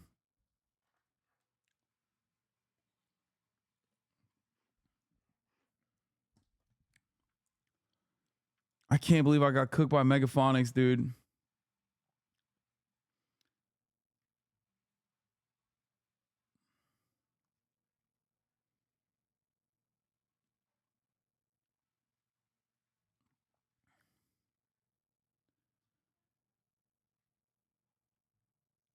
He literally did think Denims wanted him dead. That's crazy. I'm XQC salty reacts that to it was obviously a Asmongold. diversity. What is happening? Like, what is this pipeline? Is the worst pipeline. I swear to God. Pick because she's a woman, and everybody knows it. Bro, the top contenders are black. Isn't that also would be considered diversity? Could have been Speed or Kai or Queso or like 3 other people. Everybody knows it. Look, I didn't serve the 3-minute ad break, but I'm gonna do it now. Okay, but fucking obnoxious or eBay. Okay. Kai is black, Speed is black, Ibai is fat, Queso's fat as fuck. Okay? They're all diversity. The person to get one is a woman, but yeah. You put her up there because it's a female. Like what? It's embarrassing and it's patronizing. Like it's not even the top female streamer either. It's bullshit. that's pretty funny. Gotta hand it to him. That was funny. It's not even close. It's not based on votes. I think votes are only like 20% of the vote, and the council does like 80% or something like that. Like, that's it. Who's the council? You or something? I'm salty that it was obviously a diversity pick because she's a woman. And everybody knows it. It should have been Speed or Kai or Queso or like 3 other people. Everybody knows. These awards are gonna... The woke Saudi government picked a woman, dude. I can hit the wall at one point that nobody gives a fuck anymore. I wonder why. Because you laugh, but this is your fault. A Twitch streamer was never supposed to have a political view. You're like the Eve when she ate the apple. That's crazy. Okay. You think before me, gamers weren't exactly like Asmongold? That's so insane. Chatter, you have to be. I mean, it's a funny joke that you made. I respect it. But like, if you think that the entire market of like gamer adjacent politics was not exactly like Asmongold, like that was the starting point. Asmongold would be considered woke, dog. You know, back then I was still a fucking commentator. I just wasn't on Twitch. Like, Gamergate was happening. That was the entire market. You should be fucking thanking your lucky stars every fucking day that there is at least like every day that you fucking live and breathe. You should be excited that there is a guy out there with a community that's like relatively fucking large that actually talks about fucking politics from a normal framework and isn't like doing brain broken DEI culture war grifts. Okay, calm down. It was a joke. I know it was a funny joke.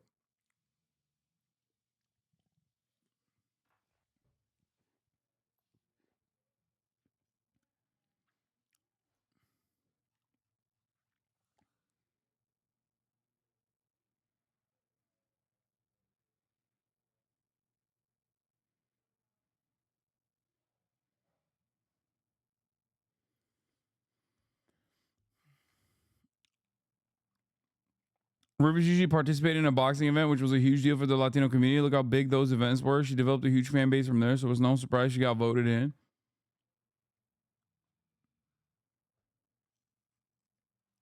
You say normal, but I saw an account for a company with 3K followers saying you're woke and a liar.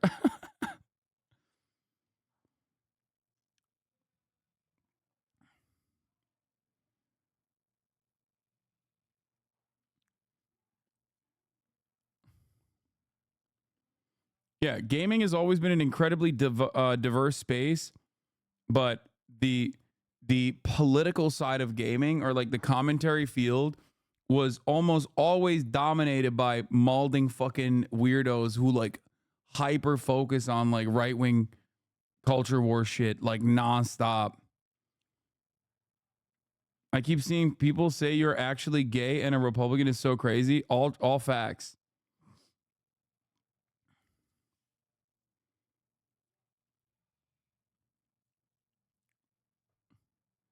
It's just how it is.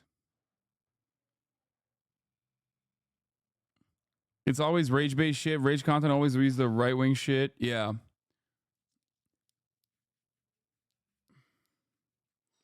Asmongold has some good takes. It's just that he has a lot of bad ones too. I still respect him though, because he does go to bat for you all the time. I agree.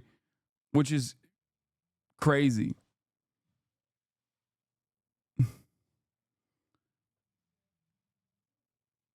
When you're done owning the noobs, can you have to own the libs, no? Yeah.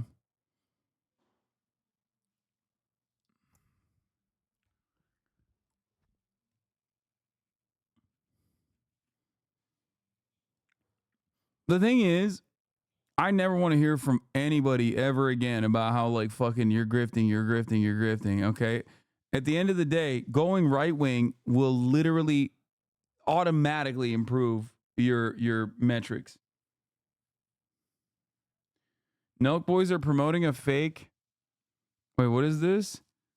Milk Boys are promoting a fake voter registration sponsored by a Republican PAC. Is this legal? If Dems were doing this, Republicans would be freaking the fuck out. We need everyone to vote this November. Go here and sign up to properly register. Sendthevote.com. Quavo sucks. I'm not going to click on that. But I don't know.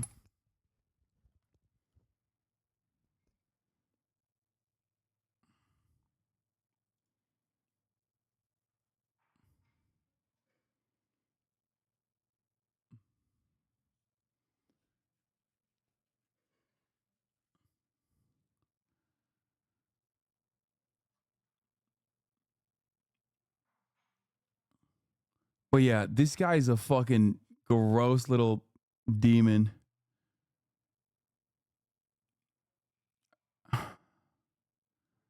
I know we don't know each other, but would you respect me still if I started grifting right wing, but eventually turned into a left wing guy once I got my bag? No, I would not. I think it is unconscionable and fucking ridiculous that people become like right wing grifters. Straight up. You're going to turn into this fucking little demon, okay?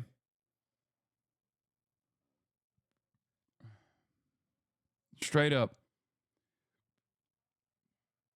It's really sad to learn how gross Mark Kern was. He was amazing for the WoW community for a bit, but then we learned how into lolly he is. What? New conspiracy just dropped. Every hog I know is going crazy over this. Just in, Zuckerberg regrets working with the Biden-Harris administration to censor COVID-era information online.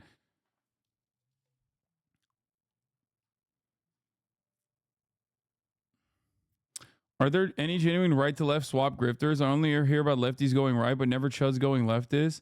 Not just Lib Dem.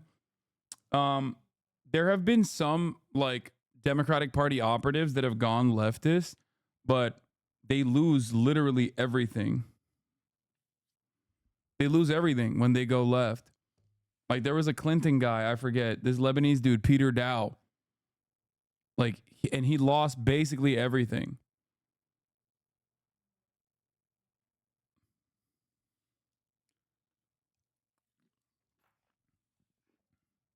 Hinkle kind of, but he's still a Nazi. No, dude. Hinkle was a fucking Bernie bro and a Hasan head. And then he like got brain broken by Republican culture war shit. What are you talking about? He literally went right. That's what I'm talking about.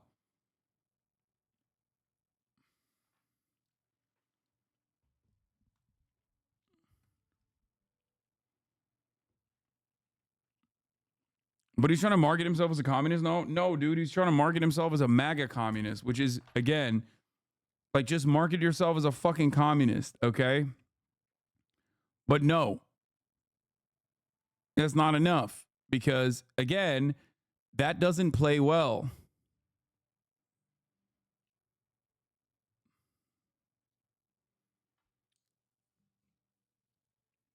So you have to be like nationalist, sensationalist, right wing in terms of like culture war shit. That's usually how it works. Don't a lot of people on the right also move to be liberal progressive sometimes? It's nice to see. Yeah, like normal people. There's hella people in this chat. There are hella people in this chat. We're not talking about fucking commentators. But there are, of course, a million different people who started off right wing and then reformed. Many of you are in here right now. There's a fuck ton of people like that. It's understandable. But what we're talking about right now are like commentators, people who like make money saying shit, okay?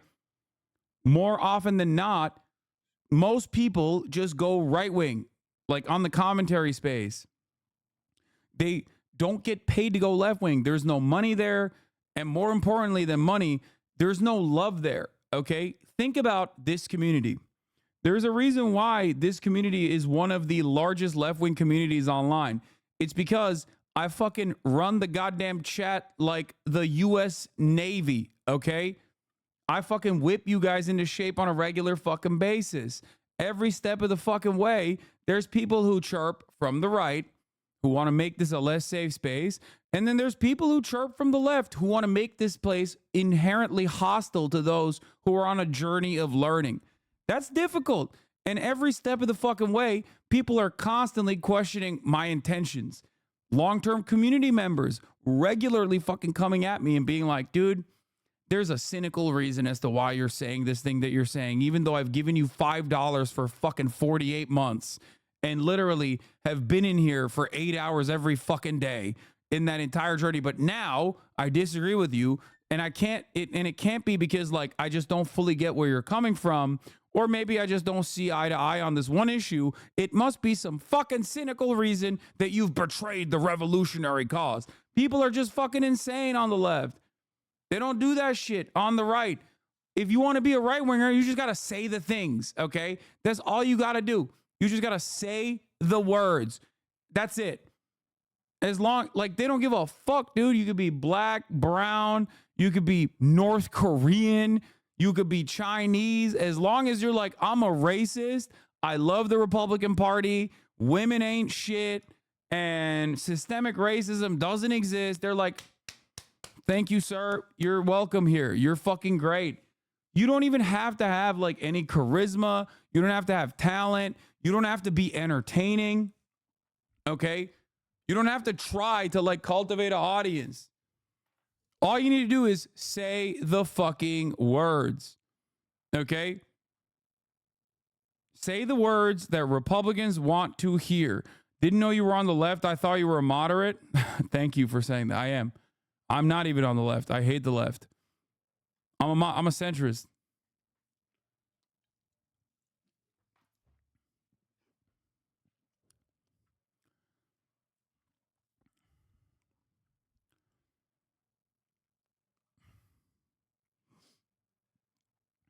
I was once a Crowder fan to the point where I had his Mug Club paywall monthly membership. Here I am, ducking the top of the hour ad break because of my subscription that was gifted to me.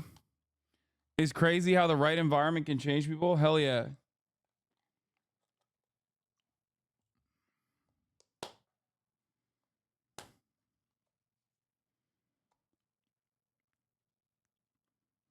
I met some RevComs and they hate you because you aren't asking Americans to topple Joe Biden and create a Soviet of California. Hell yeah. The only guy I know who went left after being right wing was Hunter Avalon, and he lost most of his viewership because of it. Yeah, I have no idea who that is. But that's how it is. I'm a centrist swing state voter, yeah. You left the left due to wokeness. Yeah, I did. I'm a centrist. The left got too crazy for me.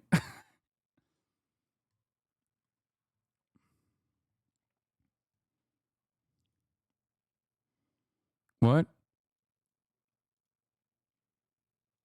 So funny that people in this community still try and defend him. What are you talking about? Who are you talking about? Definitely deserves criticism, but I think a lot of chatters also been pretty psychotic towards him as well. Even as Hasan talked to them about it repeatedly, regardless, he's never called himself a leftist. He openly calls himself a lib.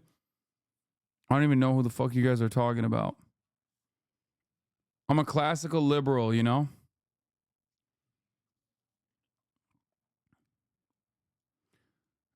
Do you think you would have less haters if you never said you were a socialist? Fuck yeah. I've often talked about this before. It's like one of my biggest failures in my entire career was openly saying that I'm a fucking socialist. Like, obviously, cat's out of the bag. Okay? I know some Bordegites that hate your guts. That's what I mean. These are like 8 people in a fucking Discord server. Like, these people greatly think fucking think that their opinions are more relevant and like in a good way, and perhaps not even a good way, but like the best way to fucking reach a broader market. That's it.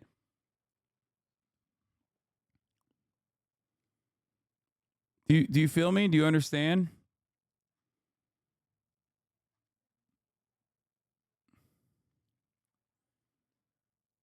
Like, you said this about you going on an H3 podcast. What's the difference between a leftist and a socialist?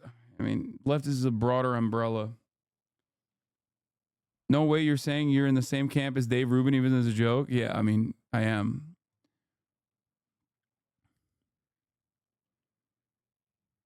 Worst mistake in my life was calling you a socialist to my friends because they instantly went socialism was when house and car, unironically. I know.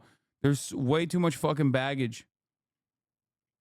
There is way too much fucking baggage associated with the term. Like, people are just so brain broken by insanely reactionary propaganda. Portuguese think they're relevant as funny as fuck. I know, it's just ridiculous.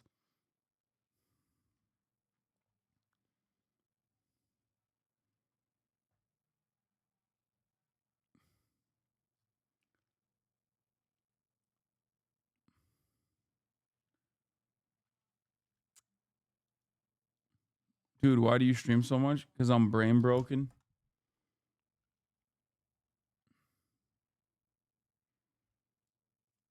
You were correct when you said we're sheltered from that shit in this community. I know.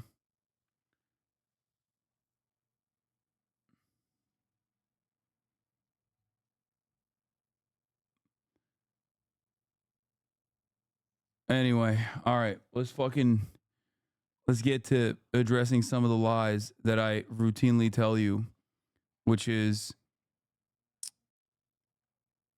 playing video games. It's not a lie this time.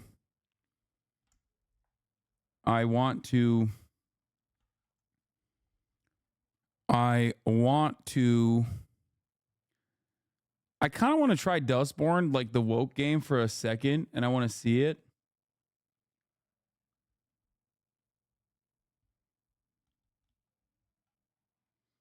I first started watching you on Leftovers and wasn't familiar with your solar stream. Now that I see you fight/explain things to people who don't know better, how would you rank trying to explain things back in the day to Ethan, generally speaking? He was so normy.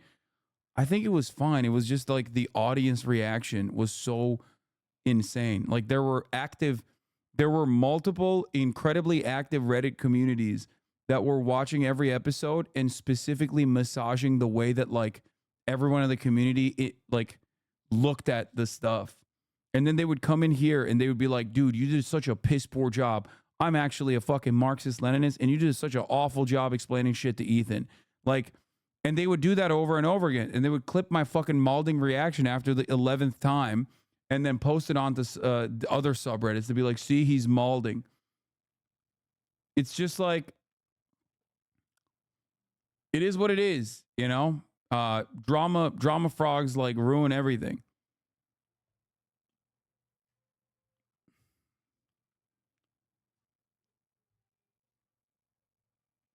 Who cares?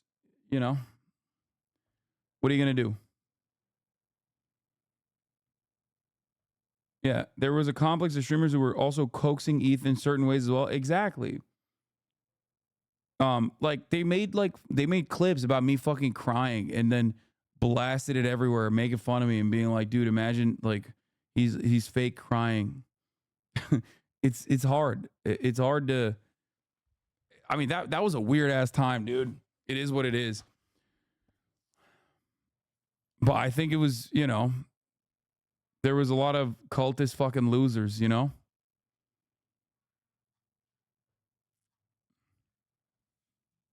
Cultist fucking losers who just spend every waking moment online and don't know how like normal people operate, you know what I mean? They don't understand like normal human emotion. It's the same principle behind dudes who are like, dude, he got so owned by that one guy who turned out to be a fucking ginormous racist. He got IRL cyberbullied. It's like, bro, how do you say that? How do you openly write that online without feeling a fucking shred of embarrassment? There's a Goku mod already? Yeah, I've seen it.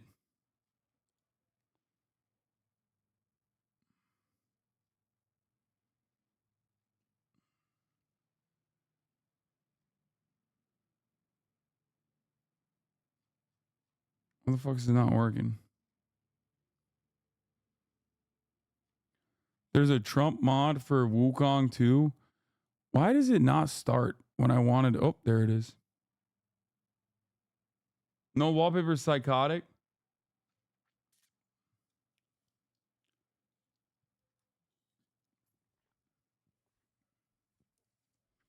I've had periods where I watch people being critical of you only to realize they were lying. Yeah.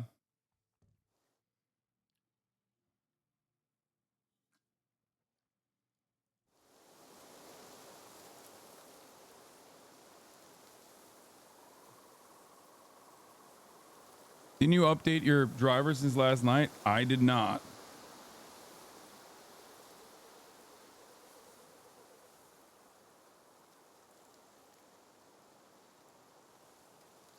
I am fucking stupid. Okay, we're playing the not woke game. Wukong. China's very own God of War.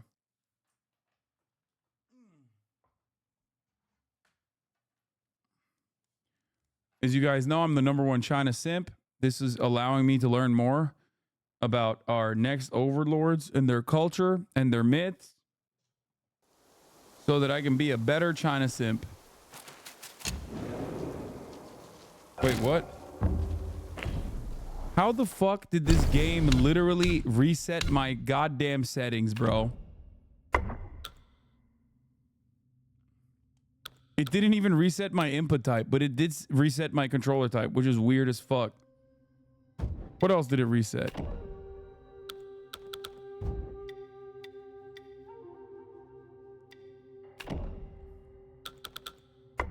I kind of want to try ray tracing.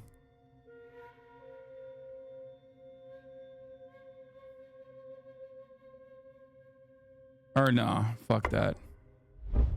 I'm too scared. Okay, motion blur still off. That's good.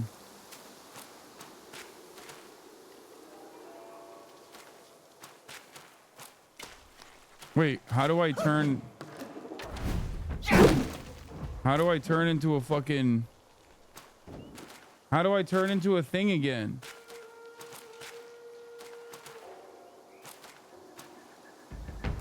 How do I turn into a bug again?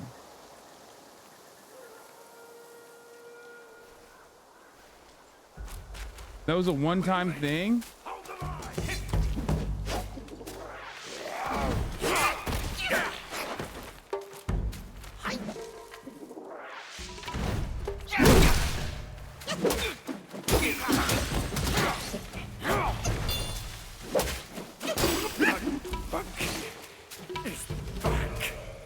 That sucks that I can't do Monka or bug Monka again.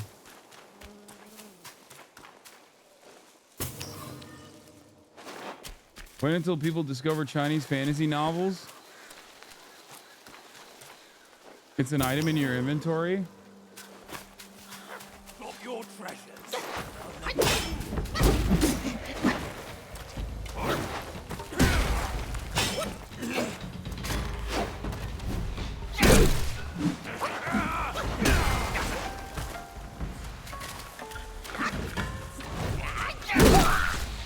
Whoa, what the fuck? Yo, chill.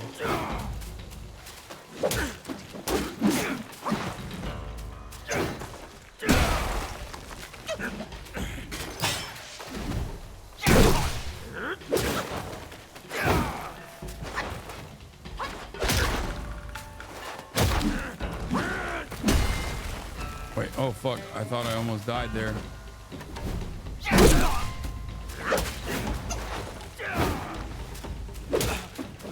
Dude, the combat is fluid as hell, dude. I really like it.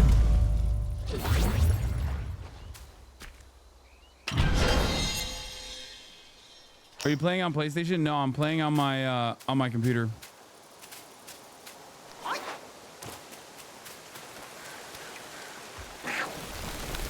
Whoa, what the fuck?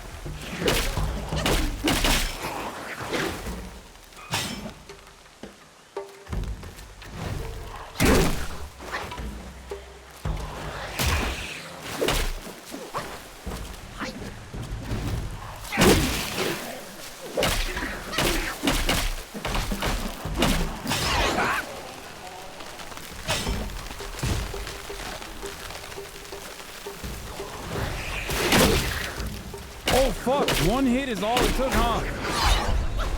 God damn.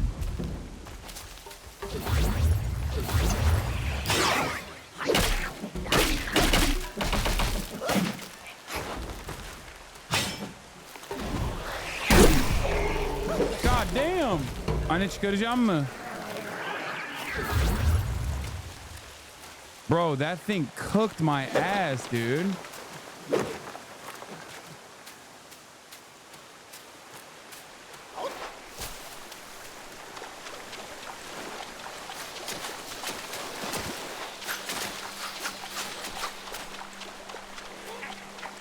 Drop your weapon and they might snap it.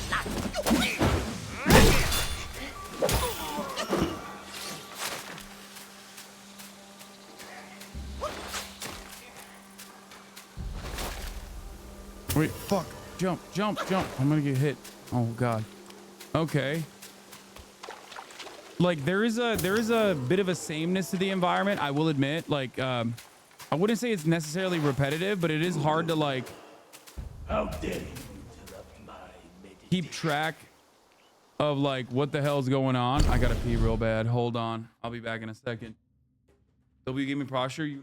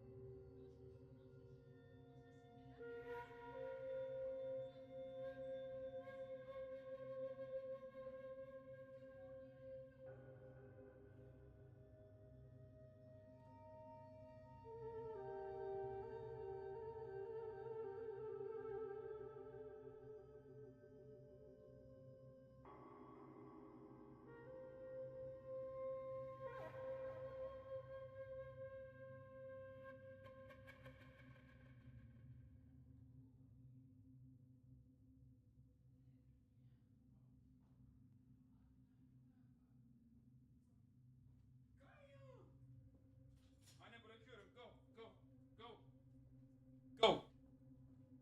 Go hang out. Go hang out with mom. What's wrong with my posture, by the way? I don't know why you guys said my gaming posture is like weird.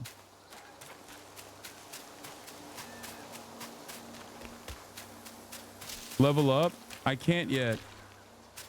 Is this guy gonna fuck me up, chat? I don't even have a gourd. Tiger subduing pellets?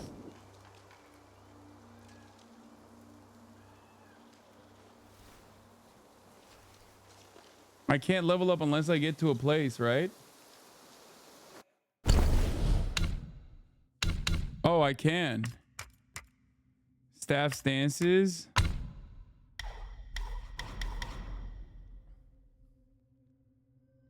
Wow, there's a lot here, man.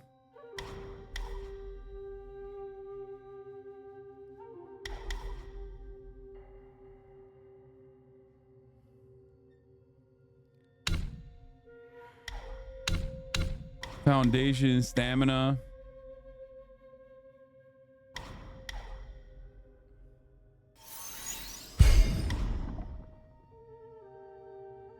Wow. I think I need more health.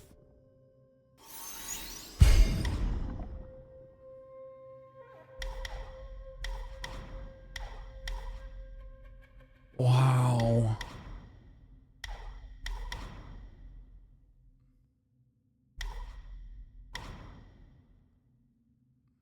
Wow.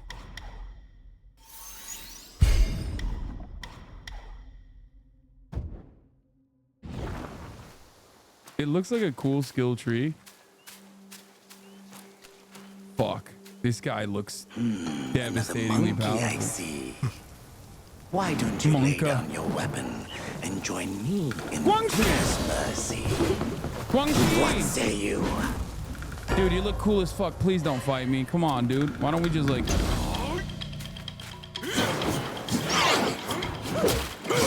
Oh, shit.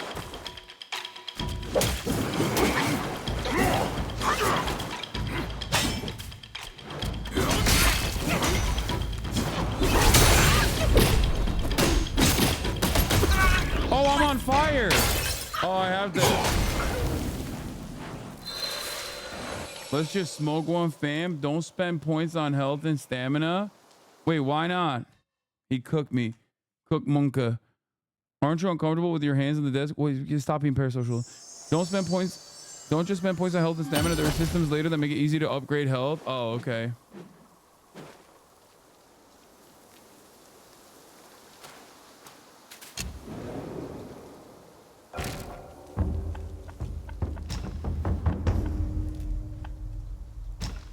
What can you buy? Oh, medicine and shit. You guys believed? That's crazy. I didn't even have fucking potion. I was just testing it out. Go over the abilities earlier. You get more focus gauges. You can charge them for big, giant slash attacks. Sell the gold.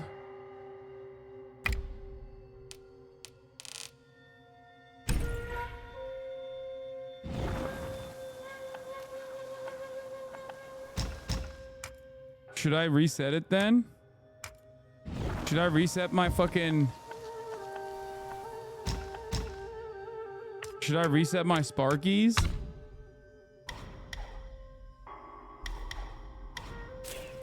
Take one and give it to like this maybe? Try the gaming. Thank you for the gaming the last 2 days. It was missed. No despair, Hasi, but I stopped believing after losing 2.8 million during Elden Ring. Okay, chill out, dude. Calm down. You don't got to bring that up, you know? Read about the potions. They help a lot in fights.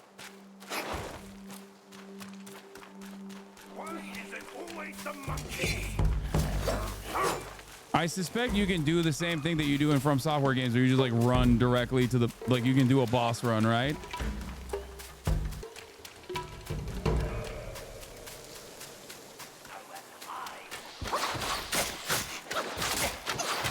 Bro, he's fucking spamming my ass.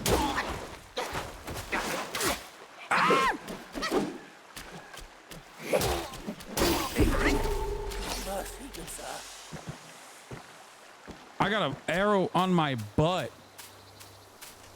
L2 to counter that? No, you mean... Is it this? This is how you counter it? Maybe?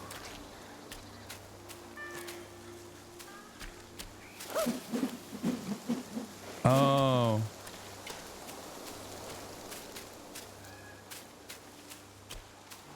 Can't tell if that was the game or Hasan. Where the hell is the guy? Which way was it? Oh, here it is. Here he is. He's gonna fuck me up, dude.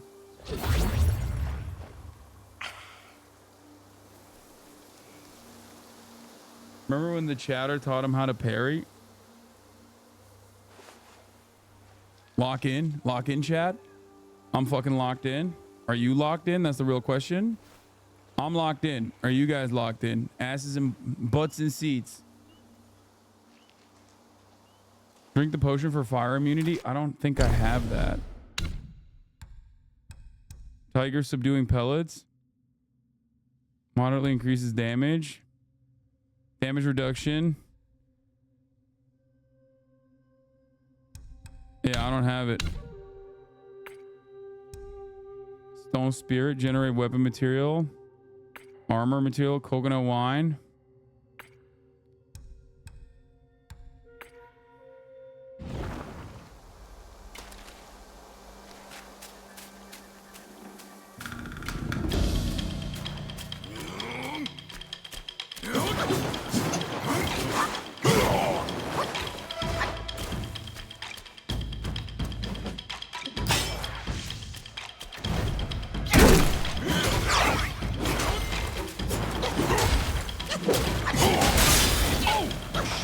He still got my ass.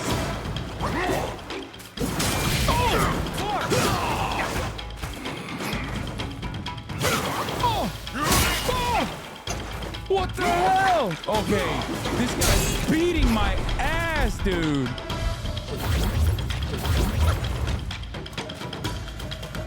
What is that? I see something green over here. Is that health? What does that do?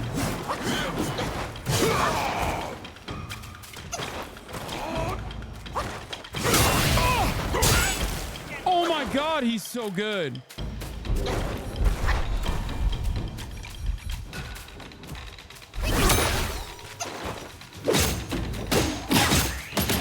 Okay, he's not like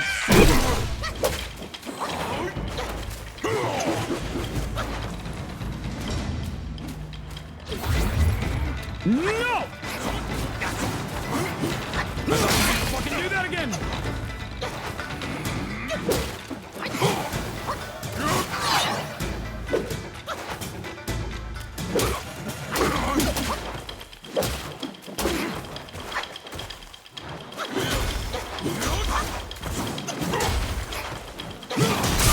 Wait, I thought I dodged it! Oh, God. Oh. Okay. Locking in is not going to be enough. Am I under leveled here? Is that what's going on? Attack more and be more aggressive. Am I under leveled, or is he just like, or am I just bad? I'm serious. I mean, it's like one of the first bosses, so I might just be like under leveled. Gotta stick close and learn the timing.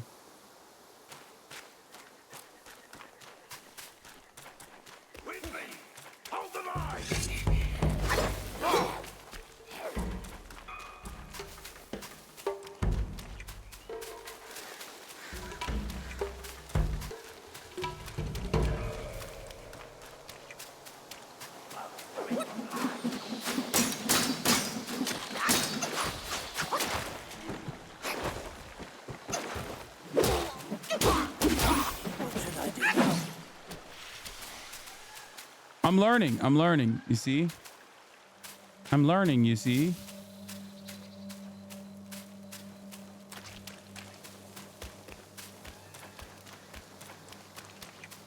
Wait, this is it, yeah. Remember when you said this God of War difficulty? No, I said I like this game more because it has like the combat mechanics resemble From Software Soulsborne games, which I like.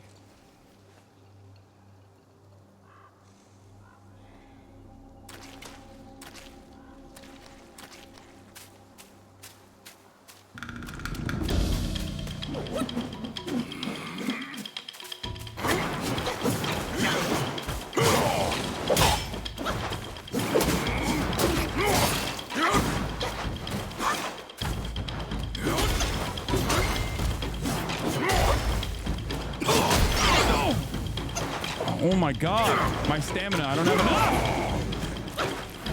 Okay, there it is. Okay, I got it. Fuck, that hits hard, brother.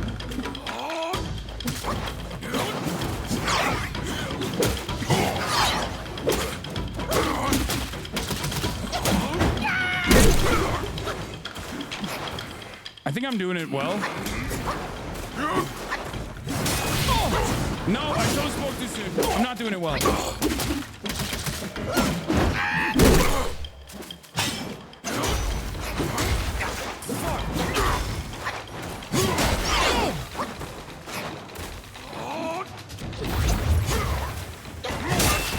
I double dodged it, but it didn't work.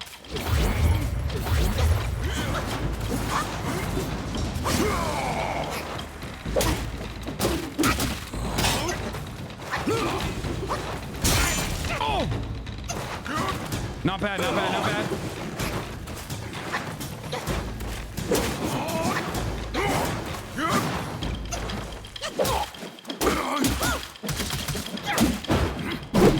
Oh, I fucking dodged my shit.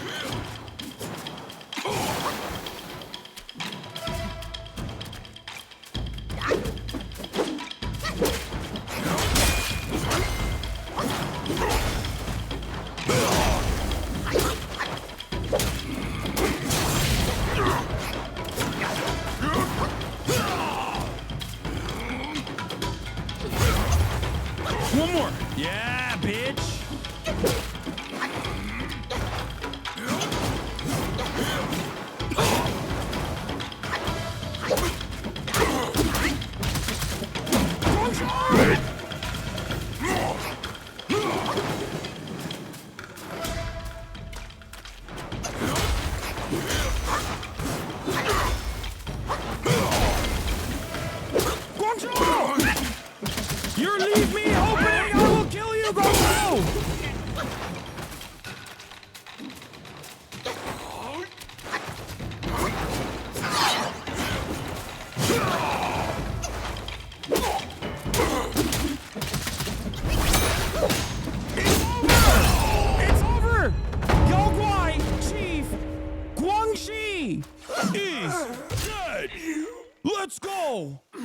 1, spoke of 2.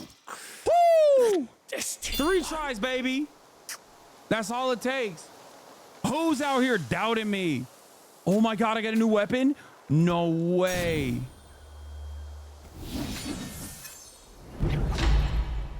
Red tides. As the feral flurry intensifies with each fierce thrust, the flames do rise. Transform into a wolf guai and inflict scorched bane on the enemy with each attack.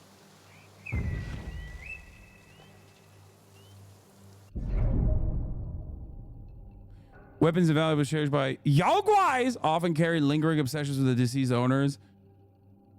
Collecting them grants the ability to briefly take on forms in combat. Each transformation has its own strengths, making them worth experimenting with.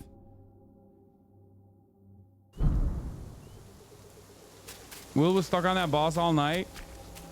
Wait, really? Yeah. It is because I am better.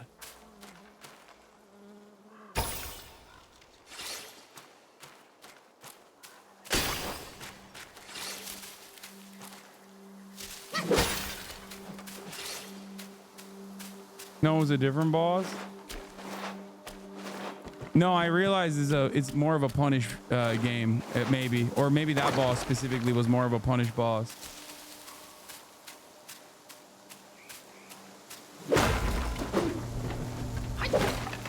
There's another boss though that I did not fight, or I fought once and died to with the big head.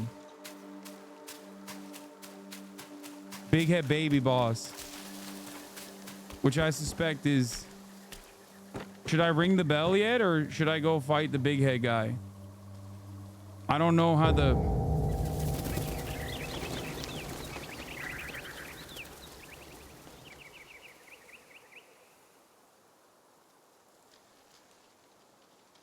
You just had to make some noise, did you? Now everyone knows you're here. When a chime so grand echoes in the forest, Yao Guais will surely be alarmed. What does that mean? Wait, why did you guys tell me to fucking... Why did you guys tell me to ring the bell, chat? Y'all are the worst, dude. Look what you done made me do, bro. You done made me tell the big-headed baby that I'm right here.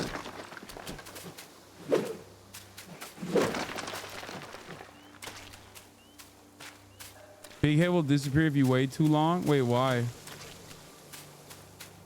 Why would he disappear? That don't make no sense. Big head guy was one of the hardest bosses. Yeah, I mean, he two-tapped me, so I believe it.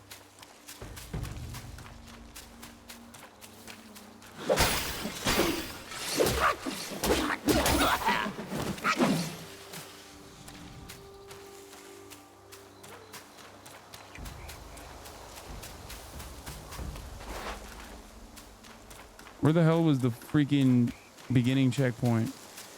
Oh, it's over here.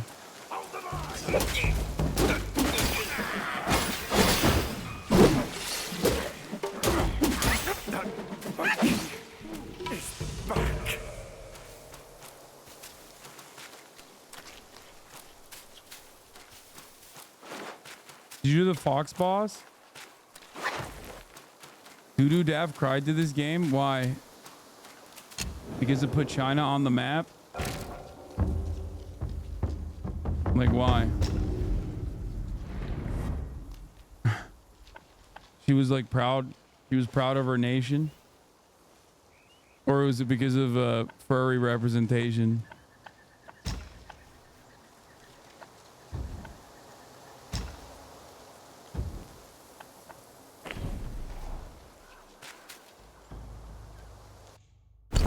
Damn, this looks like a great game. It's fucking fire. I don't know what it is, but something about it is like really dope. I think it's just a good game. I don't really, you guys know me. I don't really care about like the culture war stuff at all, right? But wait, what is happening? Oh no, did it start going left again? My keyboard.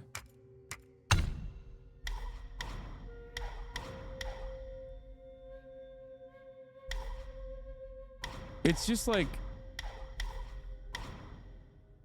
how unwoke is it from one to Trump? What is the controversy around this game? It's the Chinese.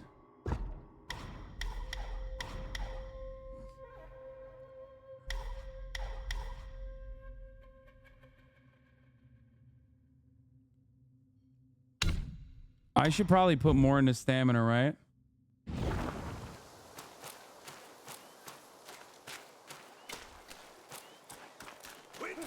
Apparently the devs are misogynistic too.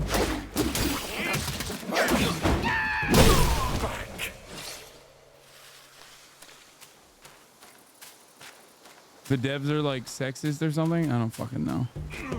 I don't give a shit. Make a good game, lol.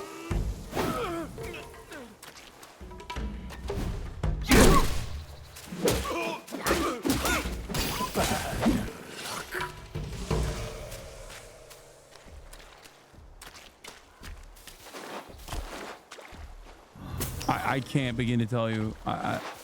Try out the new spell. No, I'm not. I'm gonna wait for the boss.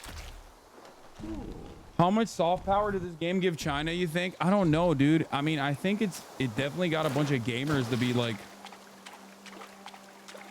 it got a bunch of gamers who are very prone to like radicalization, who I suspect have a more tolerant approach to China. Maybe like it's got to have at least a couple gamers like more invested in China or see China in a different light.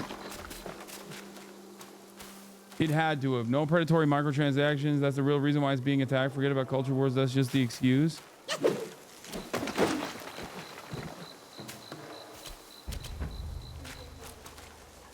think I'm going the wrong way. Oh, I'm going back to that fucking place I went to. Oh, there's the baby.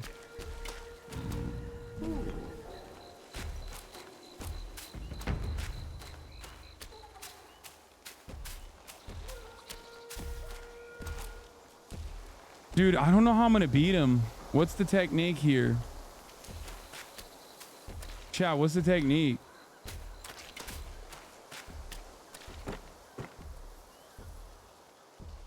Immobilize him, a new skill. Level up.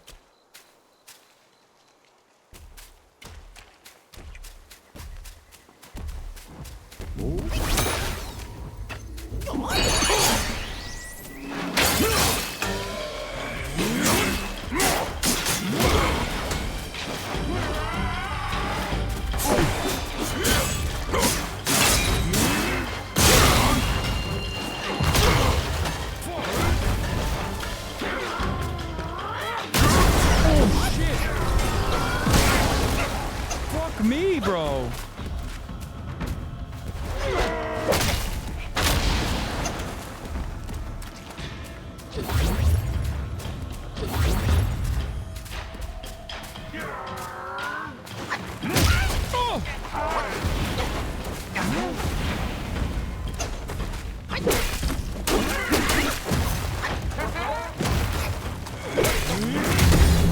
Dude, that thing fucks me up every time. He's got range on his ass, dude.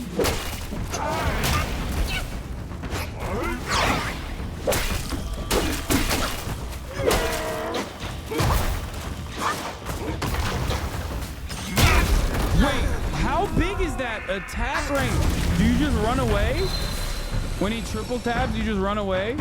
Don't use fire skill while immobilized? Use your immobilize spell when you use an attack that's hard to dodge. Pillars to stagger him. Immobilize, fire, new skill, run away, wait for cooldowns.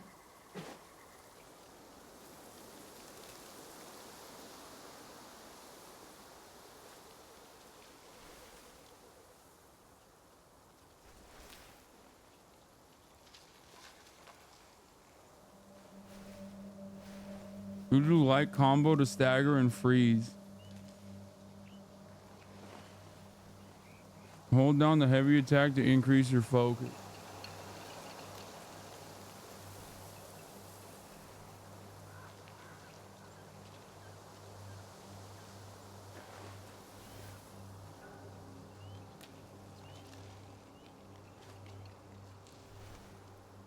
You say immobilize, I say unionize? Okay, dude.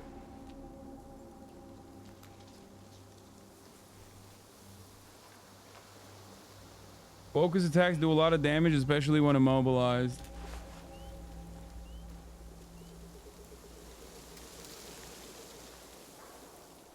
I don't have any advice, but I'm cheering for you. Aim for his ass and do most of your attacks on his ass like you did to my dad last night. After you have a full focus bar in the transformation, you should dodge and then heavy attack for a big hit.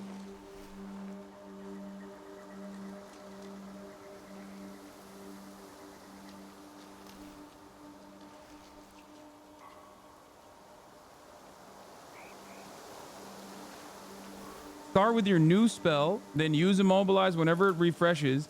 Fast attack twice, heavy attack, then dodge. Dodge 3 times away from the crater attack and be wary of his jump kick. Yeah, that jump kick was crazy when that baby took flight, dude. What the fuck? If he hits the pillar, he staggers himself. My tip is fight the boss. That's a good tip. Ask yourself this, what would Goku do? Goku would just fuck his ass up, I think.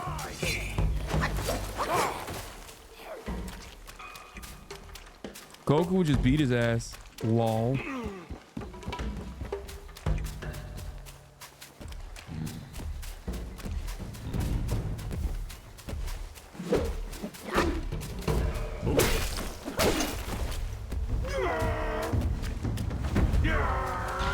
Come on, baby.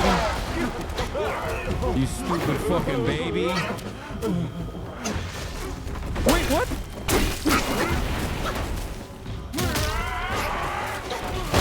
Oh! What the fuck? What was that? And I got another dumbass here that followed me into battle.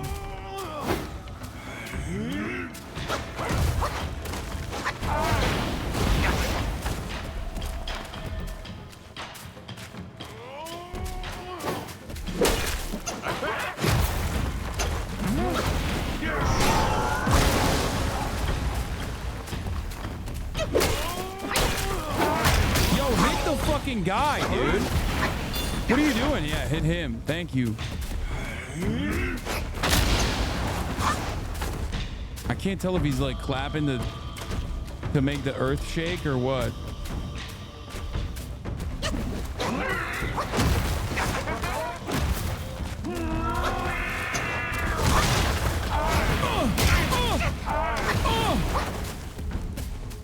That's a big string.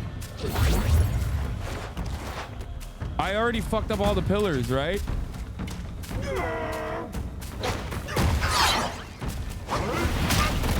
What?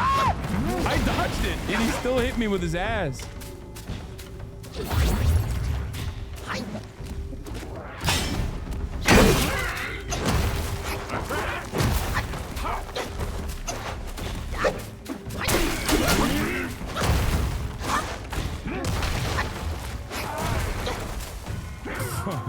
That's so far.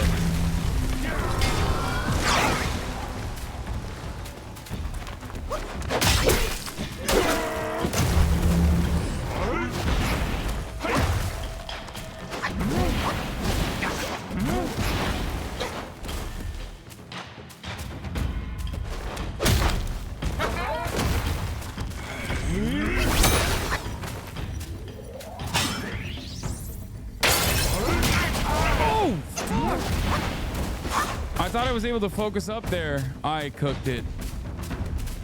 You know what? It's time.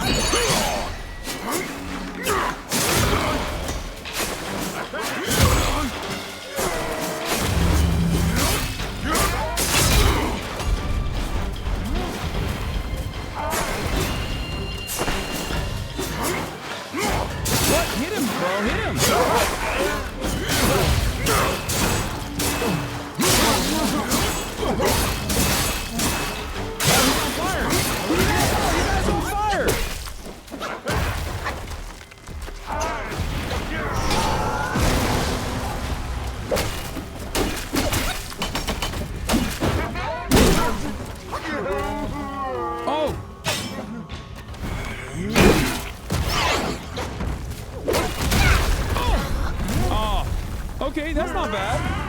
Right? We're getting better, I think. Right, chat?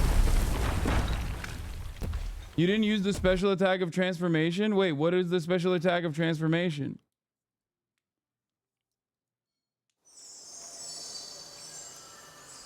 That was a good run, I think.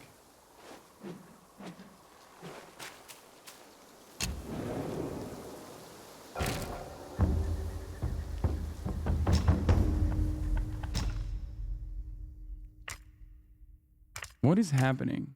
Why is this happening?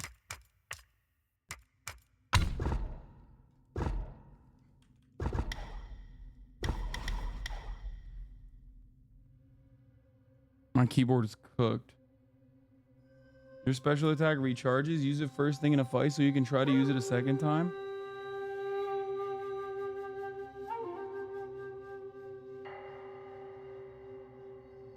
It's time for gamer juice. Filler will help you a lot.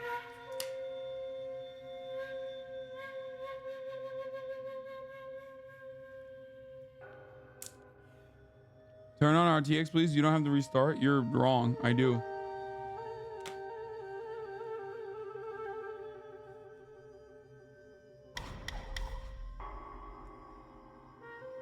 I think what I gotta hit him with is the top of the hour ad break. Just kidding. I gotta hit you with that.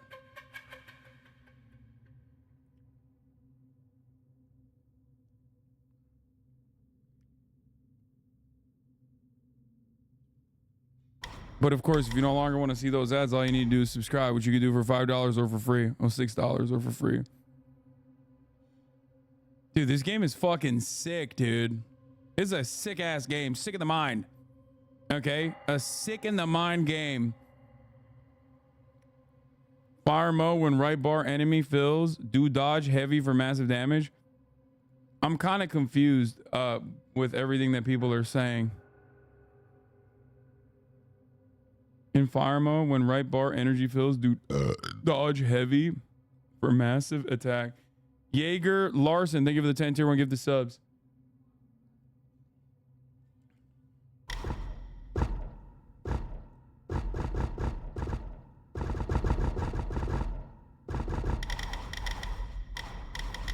Fuck!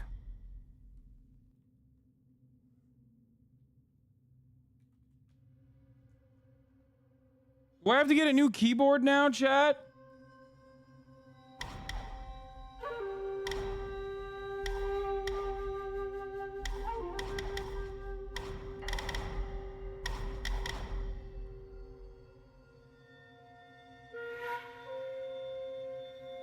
I spilled soda on it.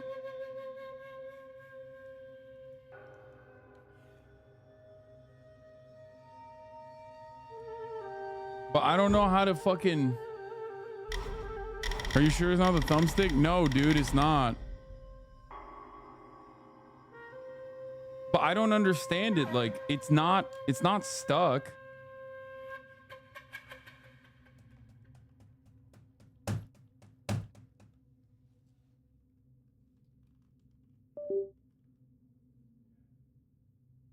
Fuck.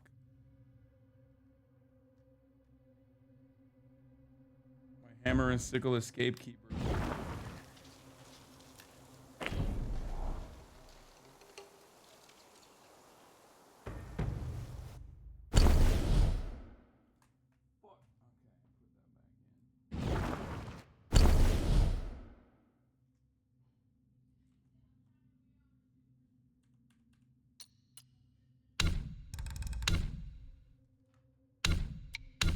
He's still doing it.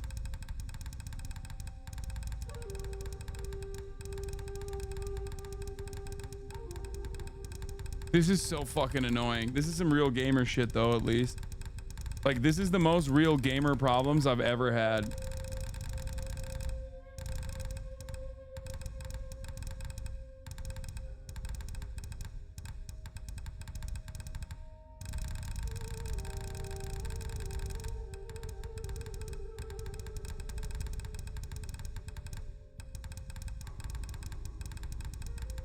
Bro, I swear to God.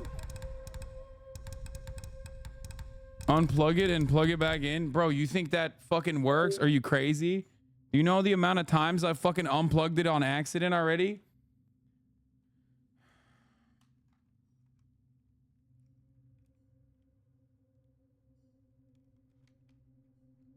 Unplug it, rinse it with water, and let it dry. No, dude, it like.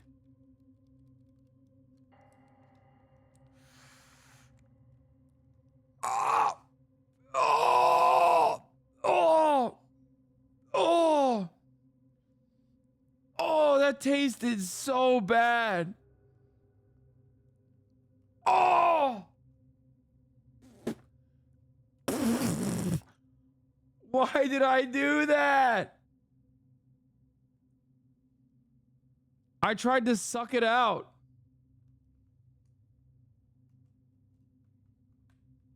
Number 15 most influential on the Rolling Stones list, everybody. Wait, it worked. Wait, it worked. It worked. Where are my fucking haters now? Dude, sometimes you gotta give it a suck. Sometimes you gotta give it a good suck, chat. I don't know if I like the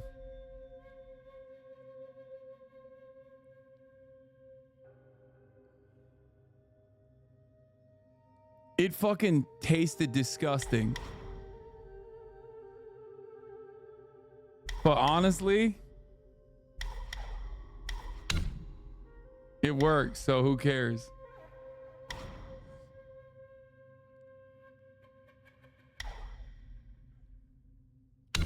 Is the pillar one that good? Everyone keeps saying do the pillar spark, whatever.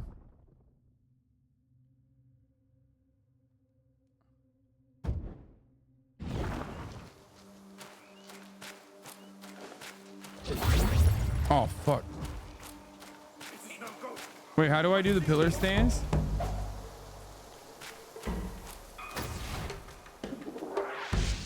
So what does this do?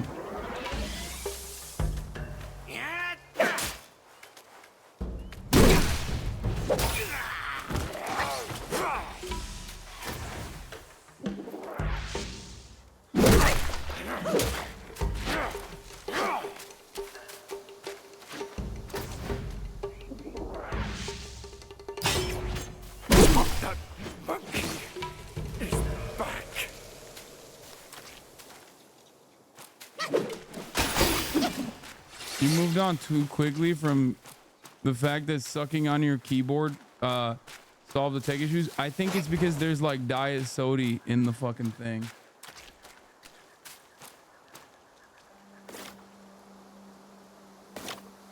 Pillar stance helps your focus and heavy attack. I don't fully understand the focus gauge yet.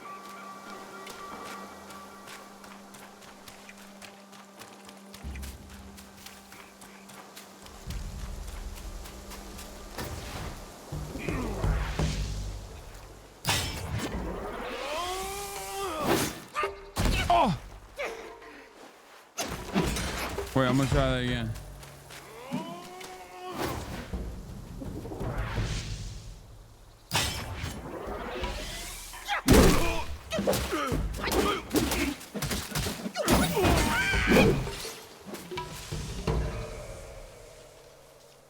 Dude, it looks so sick. I don't know why people put Goku in as a substitute. Like, I love Goku. I love Dragon Ball Z. But honestly, your stam is draining while you're on the pole. Change your focus by holding your heavy attack.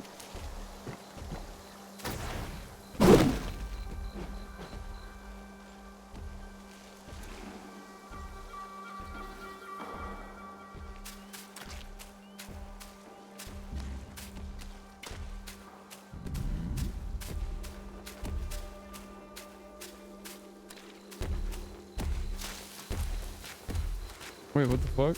He's friendly. He's friendly, chat.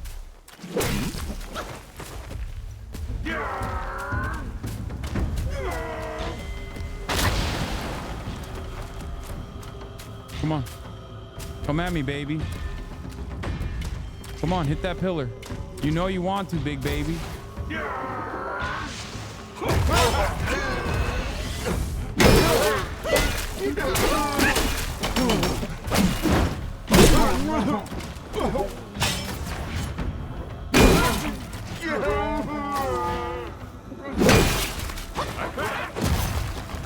Big old baby.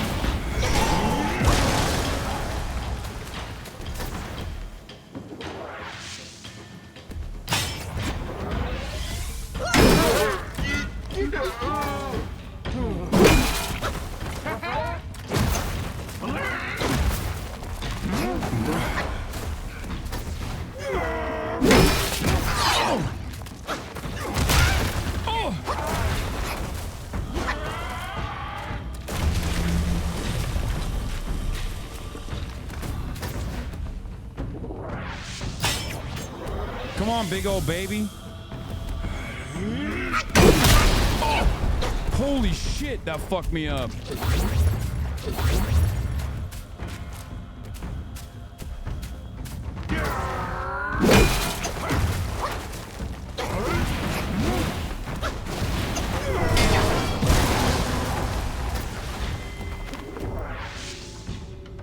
Come on, one more.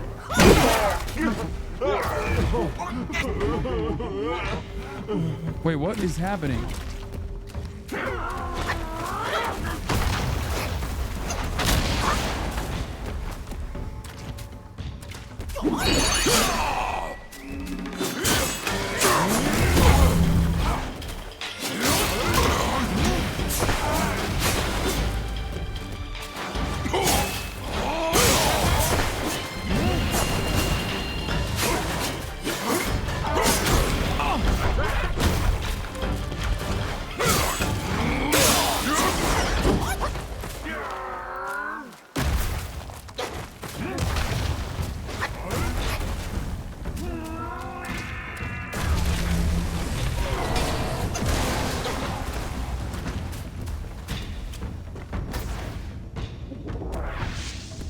One more. Come on. Come at me, bitch.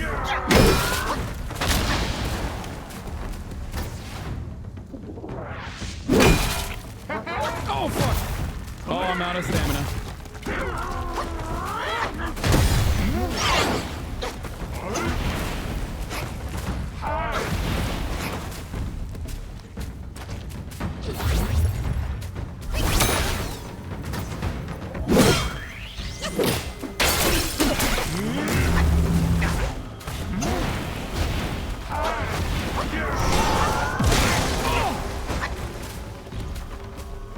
Not bad though, chat. We're doing all right. We're not doing all right. I thought it was strictly politics. No, it's strictly dickly out here, dude. I spoke too soon about the not bad, but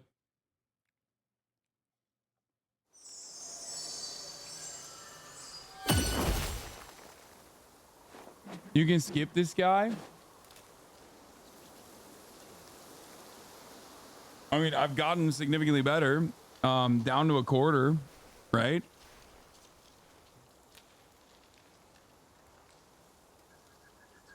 I think that's pretty good.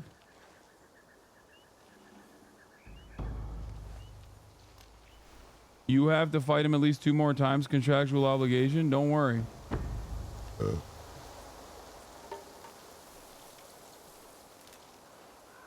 Don't use heavy unless your bar is full, then do dodge and heavy. I don't know what the heavy is. Wait, you're wasting fire stance. Don't use heavy unless your bar is full. It's kind of like a tree sentinel from what I've seen. You didn't suck your keyboard for nothing, Hossie. I agree. Wait, am I misusing my pole stance? That's the heavy attack, right? Or do you mean when I'm fire?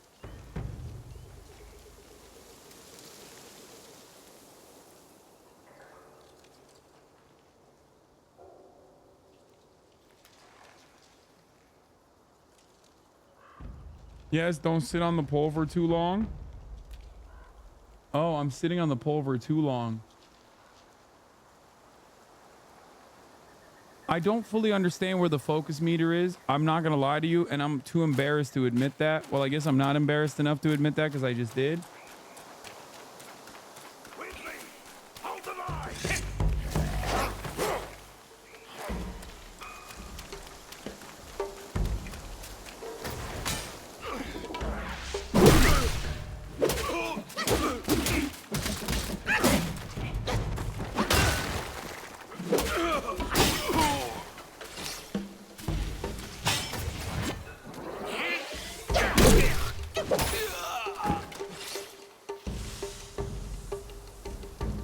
It's the bar where the stances are. Oh, up top, bottom right corner. So the blue one. Or bottom right corner. There's no bar on the bottom right corner.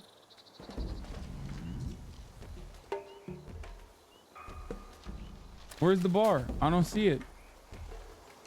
White? Next to the silhouette? Where's the bar? Oh. Oh. It's on the left side of the fucking... That's a bar? Hold R2 and watch it fill? Okay, got it.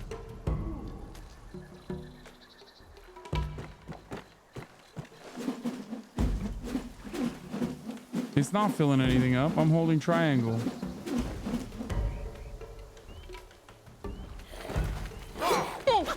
Wait, what the fuck? Oh, it just filled up.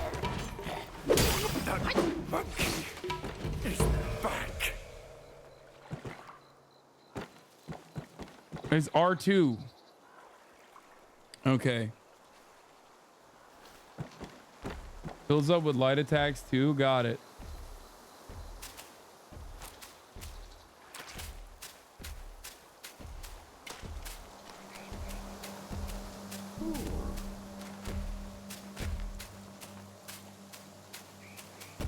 Why doesn't he attack me if I just don't attack him? Oh, never mind. I was wrong. It does attack me.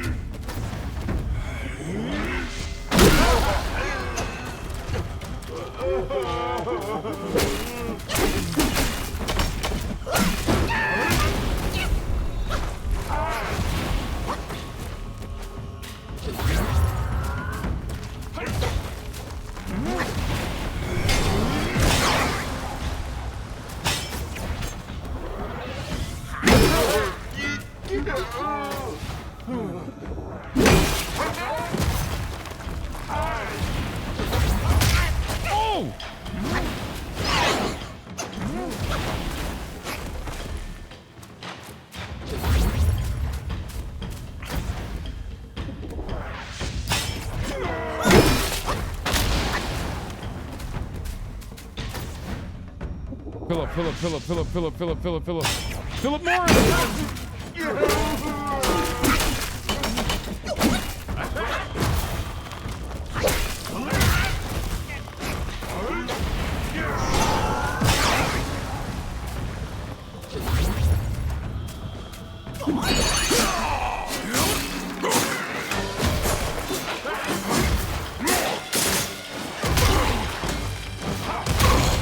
Oh shit!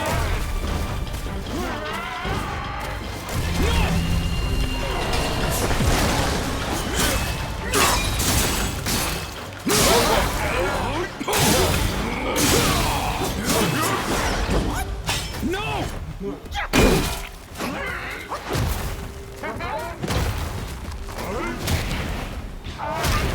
Oh fuck!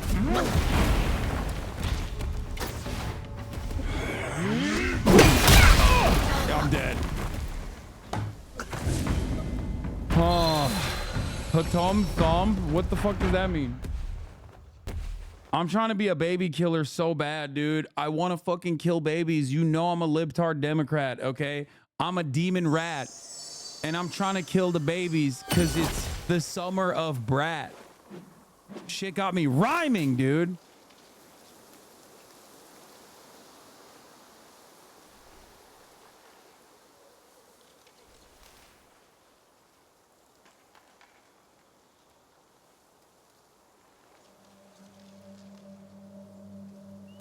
Dodge then heavy to pop transformation? Wait, what do you mean dodge then heavy? It hits something different?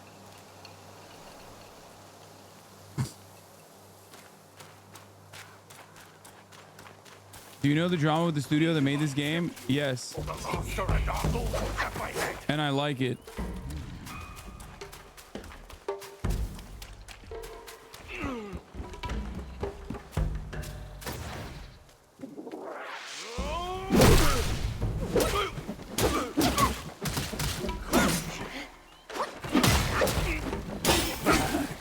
I like it. I like that this game is made by a guy who's like, I hate women.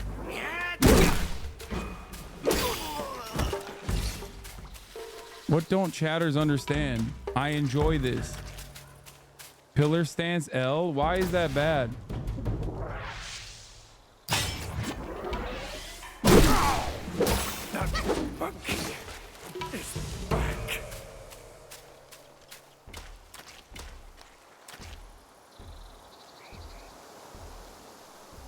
Pillar is shiz, 0 mobilities.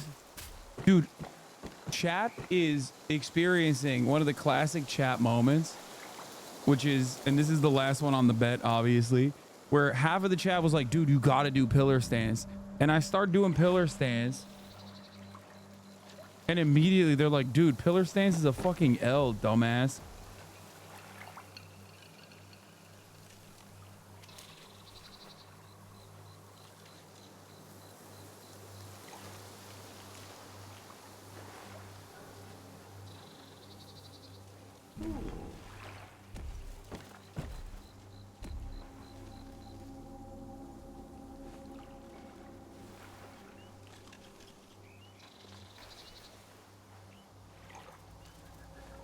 All stances are helpful. Gamba ruining the streamer chat bond. Honestly, I think it's just the same bond that has always existed, which is inherently antagonistic.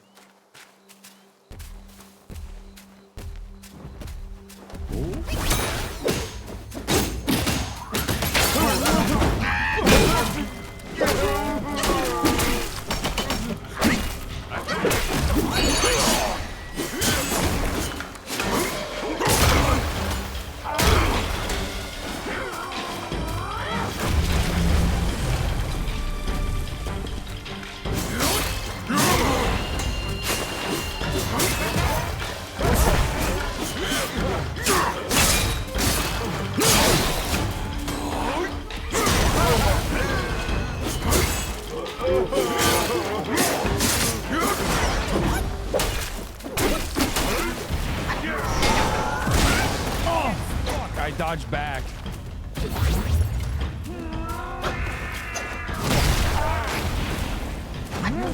Oh, fuck. I dodged bad again.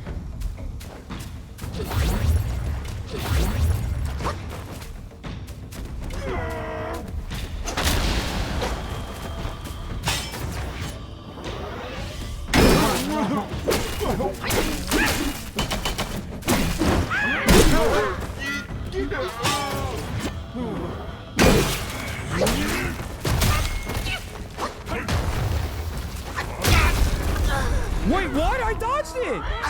Are there no fucking iframes? What is that?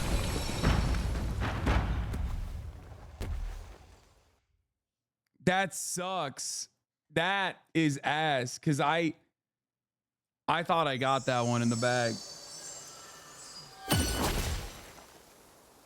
Bad game. Game's broken.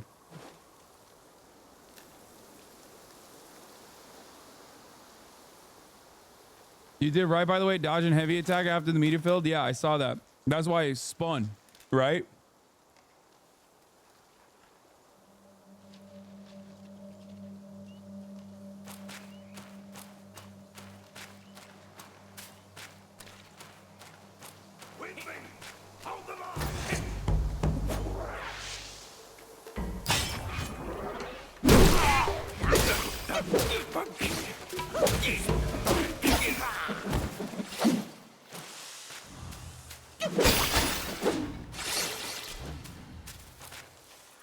If you want to cheat,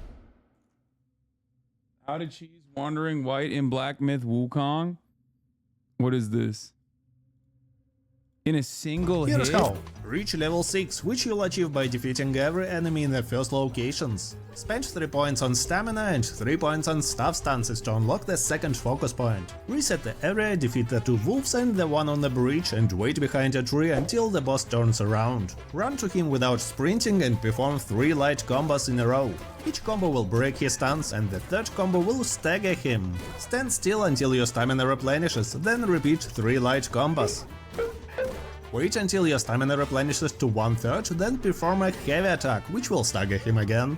This time, wait until your stamina replenishes to 3/4 and perform 2 light combos.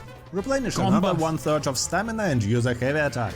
When the boss is about to recover from that, use the Immobilize spell and start attacking him right away. 3 light combos will be enough to finish him off without taking a single hit. Well done! Bro, what the fuck? This is not a cheese at all. This is so funny that he said this is a cheese. This is not a fucking cheese, dude. Yeah. What? He just said play the game. It's not a cheese, it's a full fucking guide. His cheese is literally play the game. Get to level 6, which I'm already at.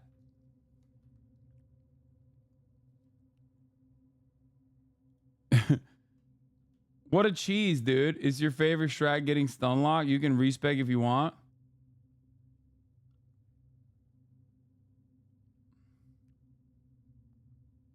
His cheese is to use his OP combo that staggers him instantly. What am I doing wrong that mine doesn't stagger? Like, what if... Is it because I have a staff stance?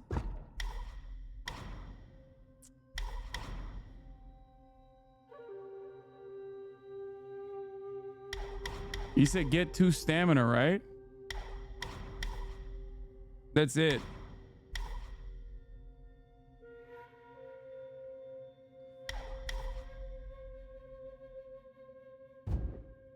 How do you respec again? You gotta... You're giving this game a shot. It's fun too. Get mad at the... Wait, no. The game is fun.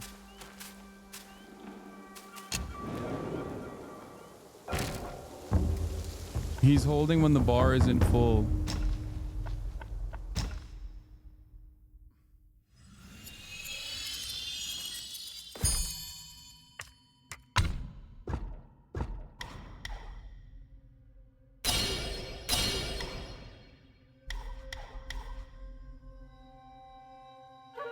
I think, what did he say? Get 2 stamina.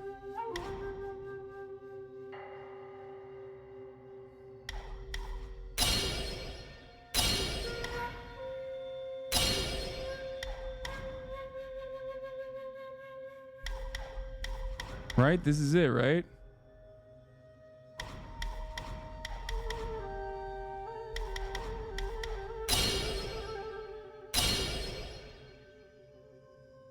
You need 3 in staff?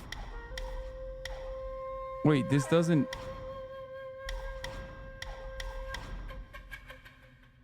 Bro just clicking anything? Wait, I'm confused.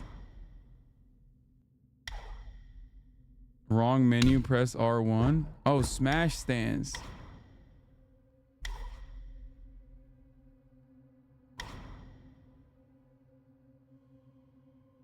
This is it, right?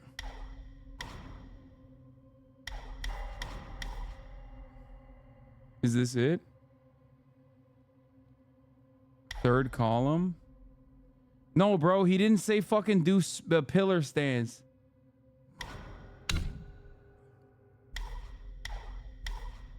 Watch the 10-second video again? No. Pillar helps though? Dude, shut the fuck up. Dude, that wasn't what the fucking thing was, okay? That's not what...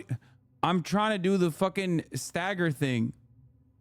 Without taking a single hit. Here's how. Reach level 6, which you'll achieve by defeating every enemy in the first locations. Spend 3 points on stamina and 3 points on stamina points and 3 on staff stances to unlock the second focus point.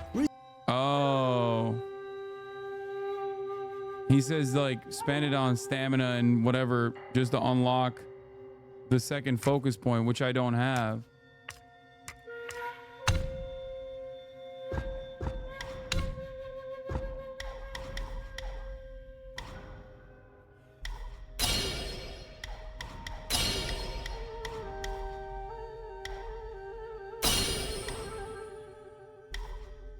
That's it.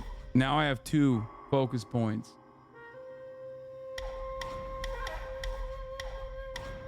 I don't want this one.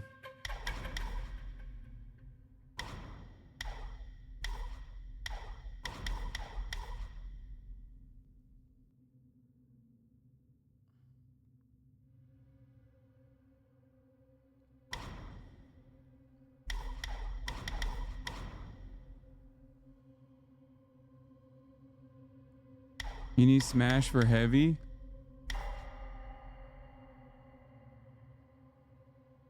Performing light attack R1 upon seeing through the enemy initiates a light attack.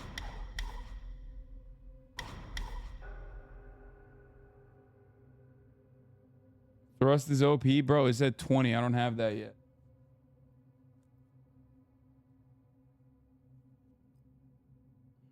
You just need thrust? That's 20 points, chat. Shut up. Chatter, you are fucking ridiculous, okay?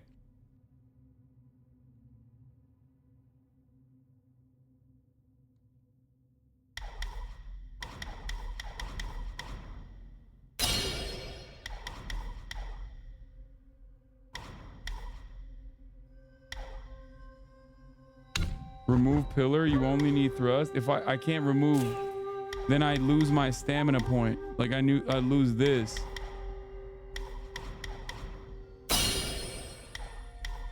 Like I need to unlock this somehow.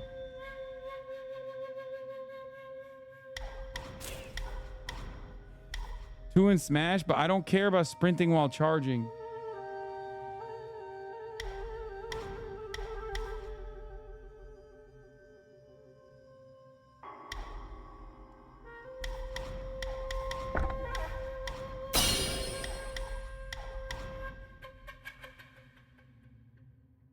Then the heal one is fire.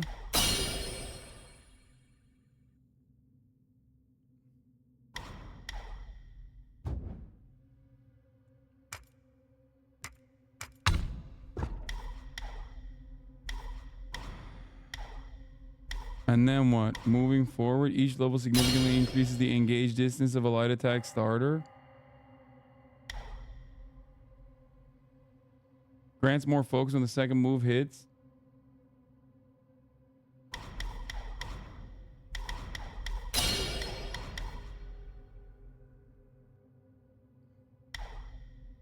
Put 3 on stamina. Y'all crazy. You mean rampant vigor? That's what you're talking about? Or do you mean dodge? I need to perform combos.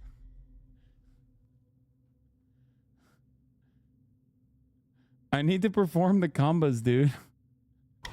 Combos.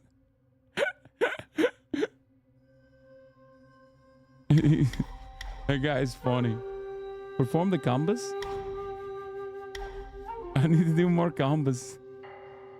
Okay, I'm probably gonna say that a lot now. I'm not gonna lie. Combos. Please fix your posture. Your back's gonna lock up like that. Shut up, dude. What are you, my mom? Put a third point in rampant vigor. Okay, dude, here.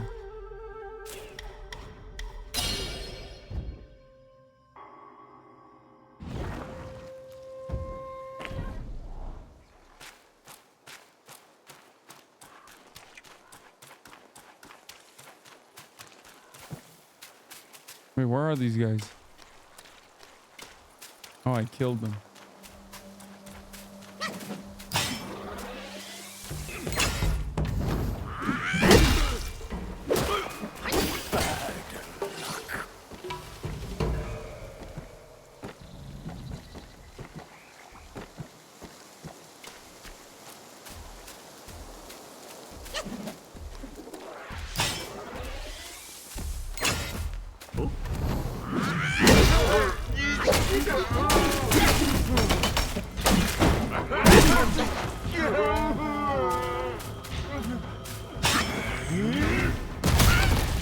I didn't do anything that the guy said that I should do.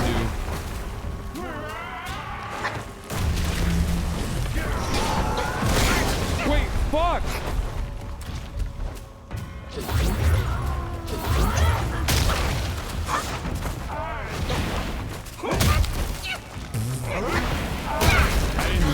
was fucking...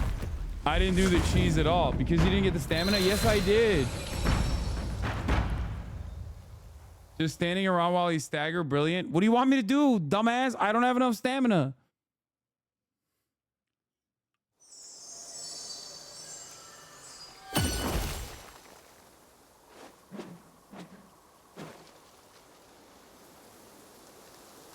He did. Vigor, not stamina. Did I miss it? Did I misinterpret what he said?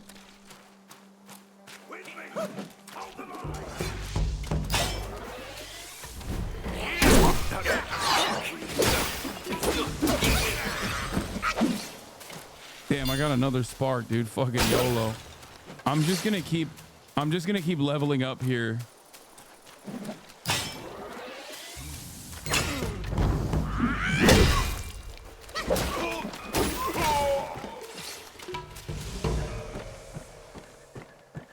Hide behind the tree first?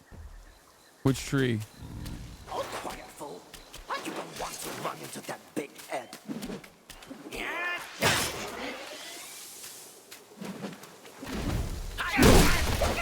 Oh my god, I'm getting fucking owned by a mob, dude. God damn it. He just bombas me. I thought I was doing combos and turns out he was the one doing the combos.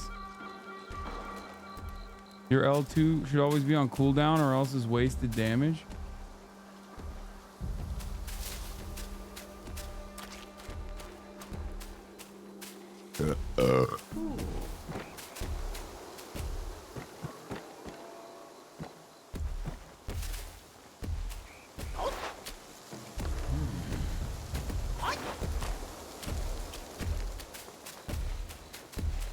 Isn't this boss glitched? I don't think so.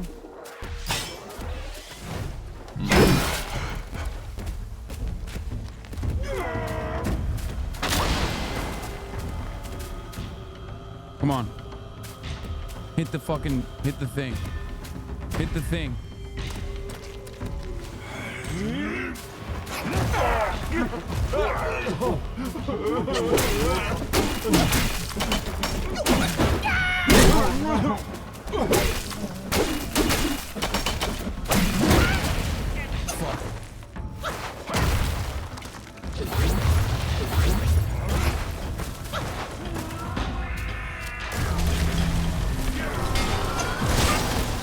I thought I dodged it. God damn it. I fucked that up again.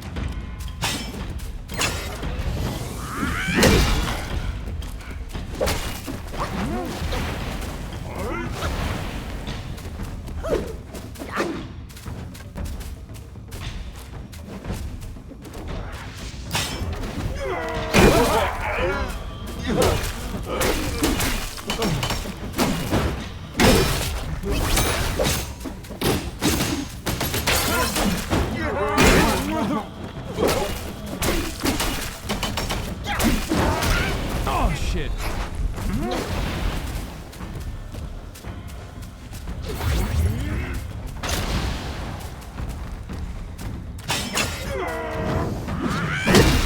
Oh, what? He didn't do nothing. No stagger on that one. Oh, dude, these were some nice combos, dude. Combos.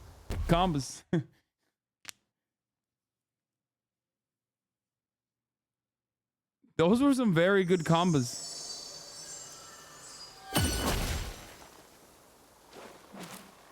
Pop a tiger pellet and this is the run. Not very MLG of you.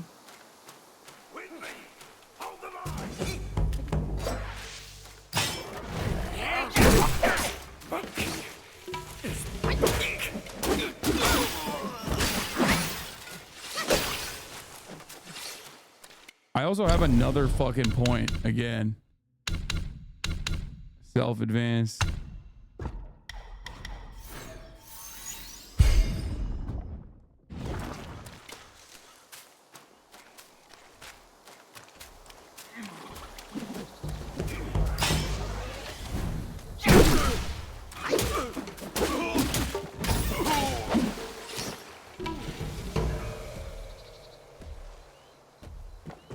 Stop saying, letting the naysayers win, Hossie. I'm not. I've been doing combos, dude. What the fuck?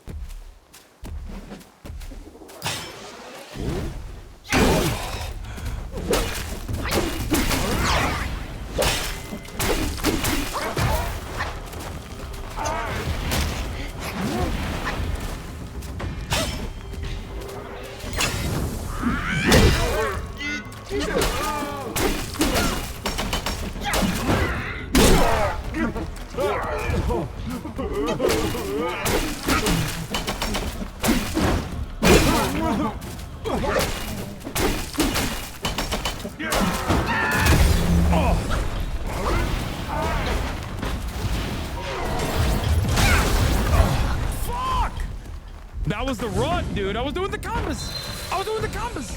Combos all the way. Try using your tiny head to defeat his big head. I'm doing it. I'm using all the power of my tiny head for his big ass head. 3 light hits plus 1 heavy. I skipped this boss. I felt bad hitting him. I never. Wait, what do you mean 3 light hits plus 1 big heavy? Like, wait, hold on. Like this? 1, 2, 3. No, you can't. I can't do that. It doesn't. Ah, I fucked it up. Hold on, I'm gonna do it again. You mean 3 light combos and then 1 big heavy?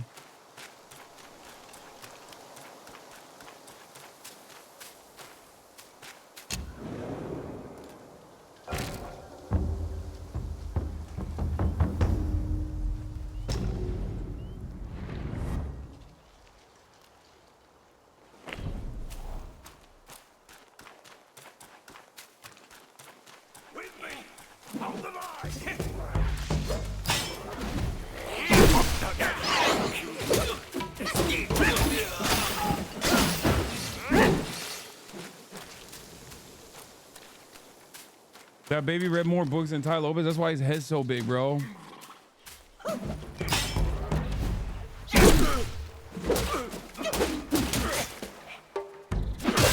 Oh, fuck. That's the easiest fucking gimme. How did I eat that? Ignore that chatter. You don't unlock 3 light heavy until later.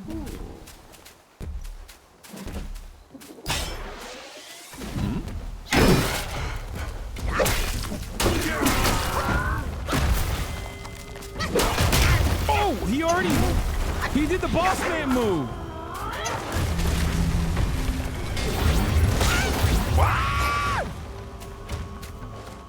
He came in so hot, bro. He knew I had the bombas in me. He knew I had the bombas, dude. He knew I was ready with the bombas. He did not like the way I spanked his ass last time. He was like, nah. Use your damn L2 skills, my dude. Bro, calm down. I'm gonna get to it.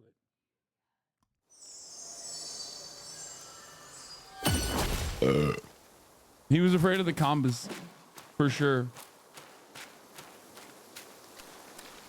At this point, I would be like level 20 by the time I get to this fucking boss, like straight up.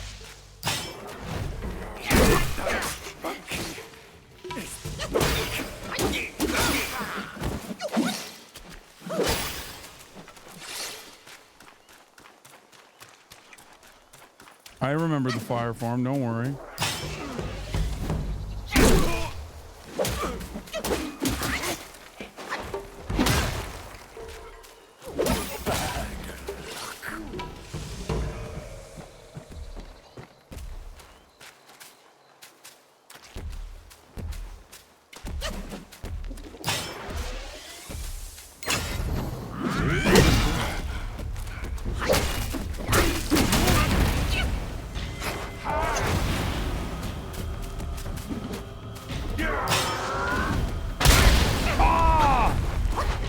Didn't do shit to him.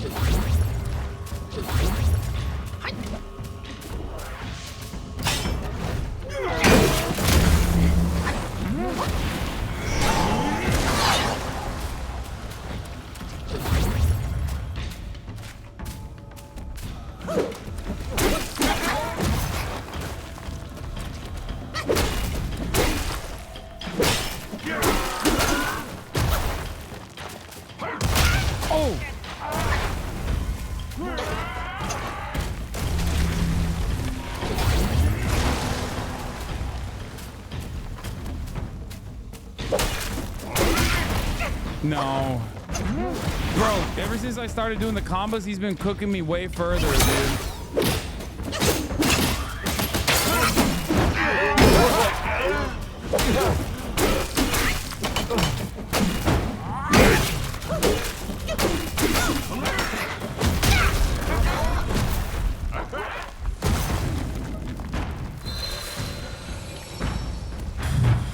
Ever since I started doing the combos, you should fire from the start.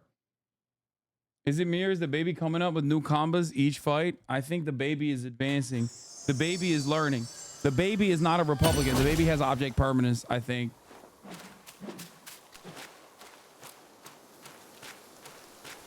I've been watching an hour of ass whooping. Okay, bro, what do you want?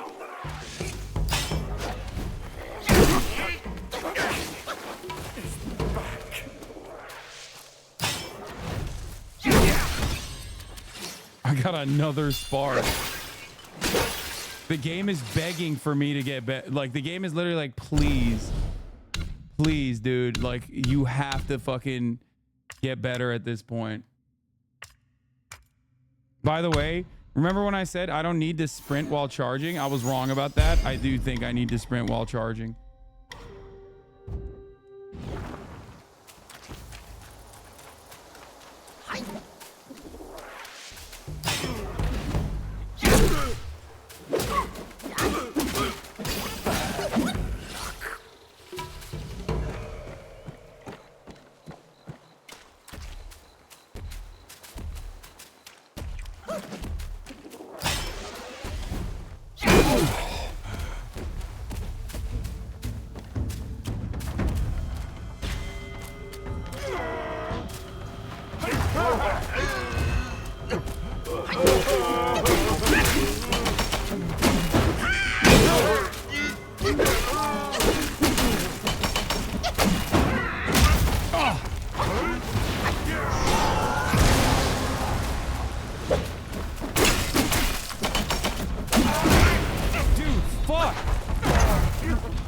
Wait, what the fuck was that combo?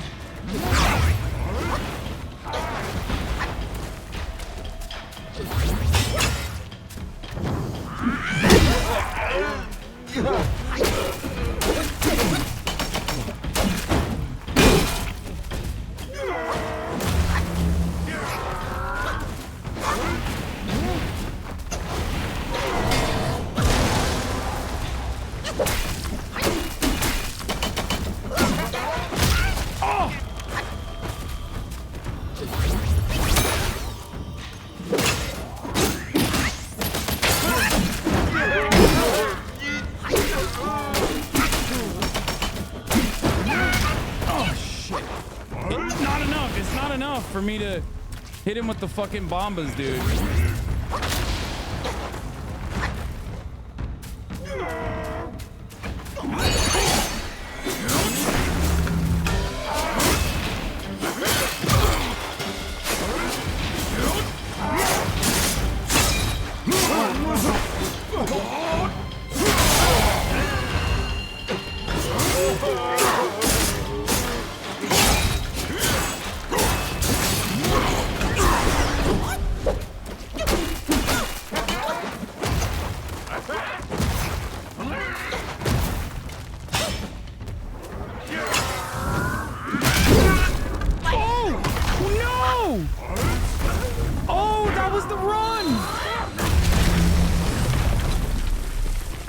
One hit. I got robbed there. I got it though. Dude, this game is awesome. Holy shit. I can't believe how fun this fucking game is. It's not even greed, chat. It's not even greed. I swear Hasan doesn't recognize attack patterns. No, he has...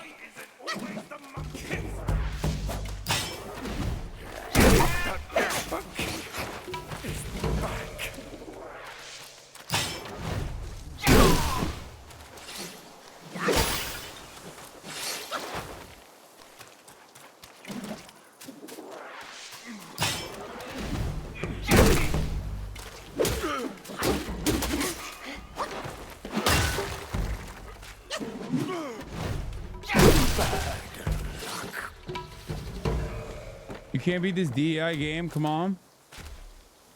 You got to beat the baby for a full Chinese citizenship. Oh my God, I have to do it now.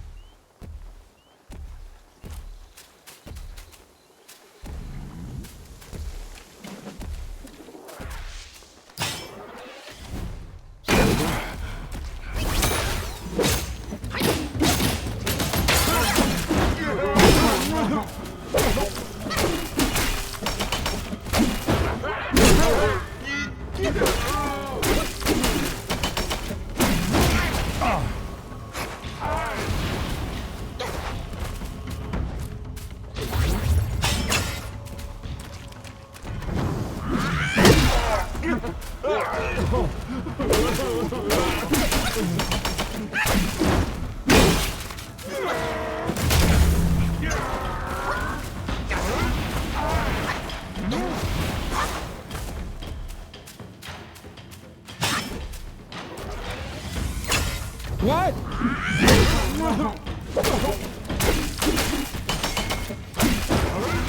Oh shit. What, Mom? I can't talk right now.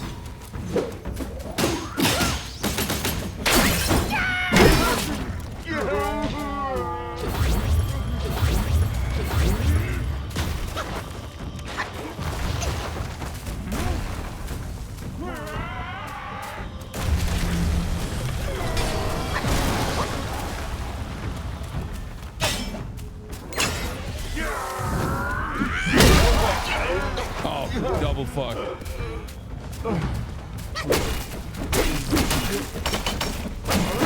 Ah!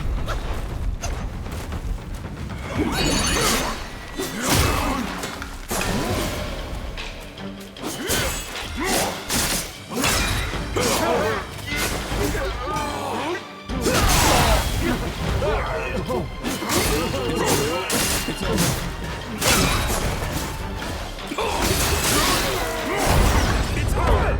It's over! The tree sentinel is dead! Let's go! Cannot absorb spirits without guidance? Wait, what? What does that mean?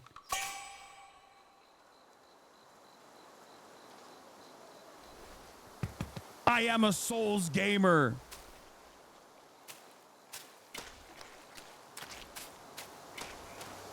I didn't even use the guide, by the way. Everyone can suck me. I didn't do the combos. I didn't do the bombas. I didn't do the combos.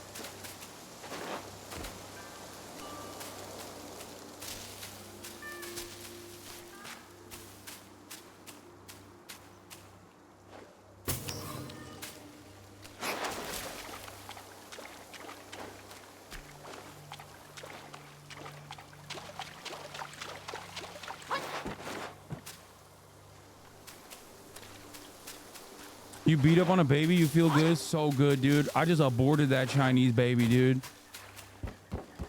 I just aborted the shit out of that Chinese baby in the only way that I know how to. The American way, you know what I mean? Only woke culture here. Go in the cave.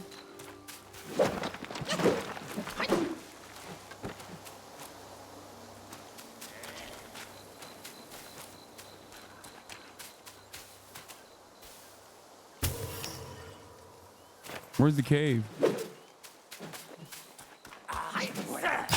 Some flesh for our pal on patrol.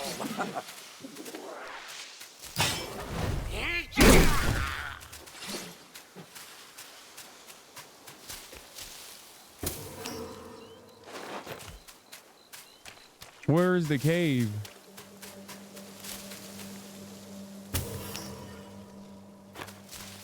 Post Purgante. Rest first? Nah, dude. No rest for the wicked, dog. I'm going in. YOLO. I'm sure there's another spirit ash summon campsite soon, I suspect. That's the one thing I don't understand. How like there's no like rest sites after a boss. Like how is there not a fucking fire on a boss?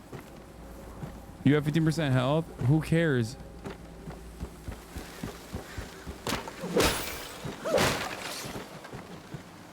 There's gotta be a rest site somewhere. Those are mini bosses, dog? Yeah, regardless. Regardless of the size of the boss, I'm shocked that there isn't like a... I've noticed that there isn't a healer right after a boss.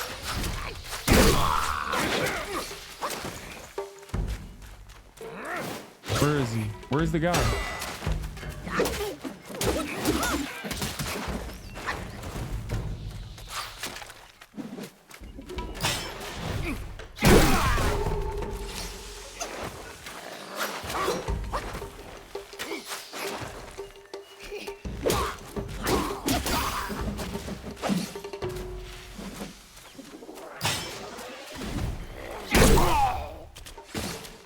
Dude, where? There's no health? Like after killing these guys, you don't get any health at all? 15% is plenty of health.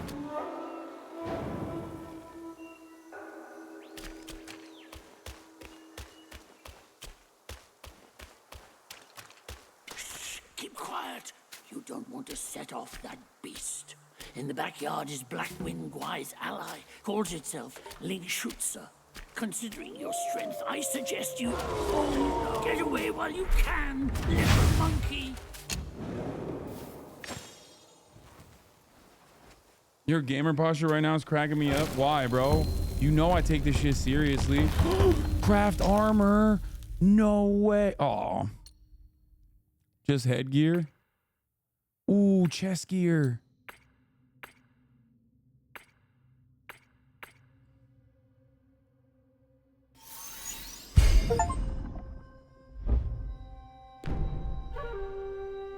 Chinese drip is unmatched. I know.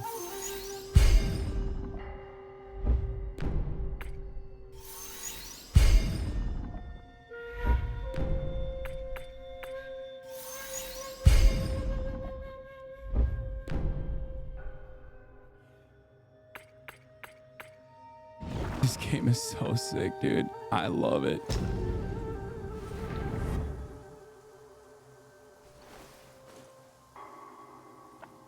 I'm dripped out the fucking wazoo now too. What the hell? What does that do? Is will, right?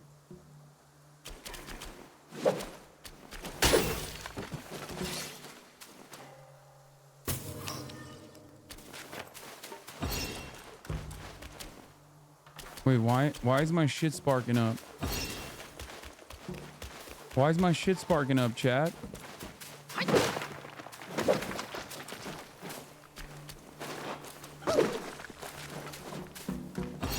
Because I'm sprinting in the new gear? Let's go. Okay, I'll take it.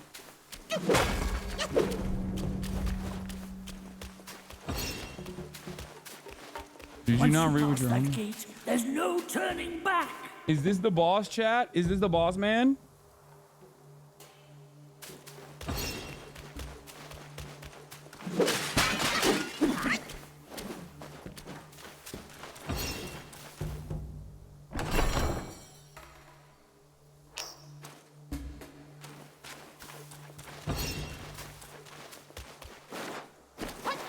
Did you take the baby soul? No, I couldn't. It wouldn't let me. Why? I don't know how to get the baby soul.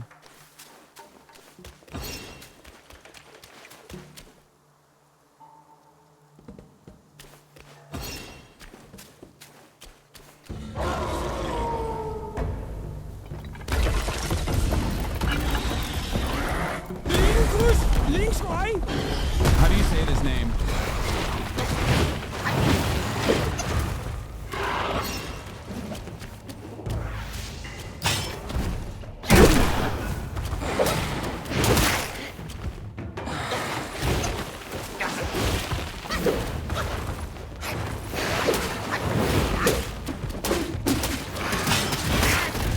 Fuck.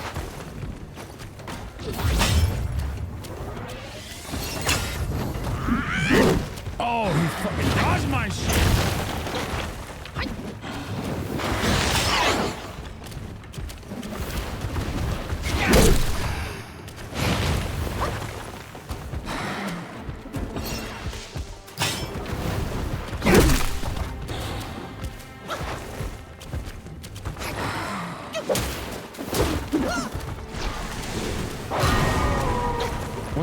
that? Oh shit! I fucked this up so bad. I fucked this up so bad. I wasted it.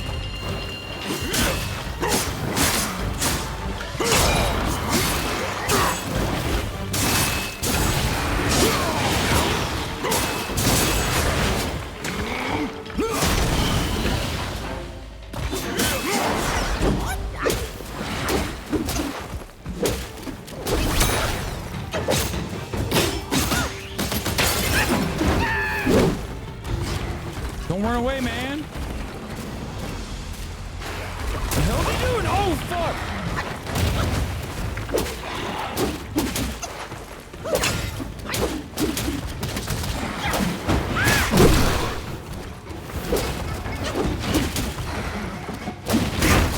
Oh, shit.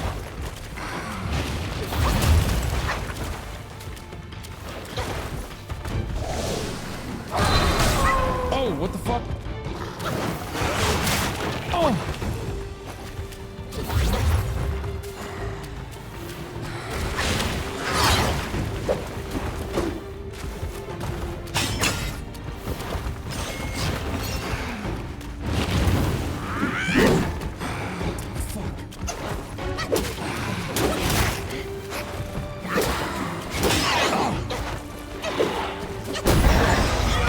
One tap! What was that? One tap! He's whiffing? First try! First try! Witness me! Witness me! You might as well take a good look around.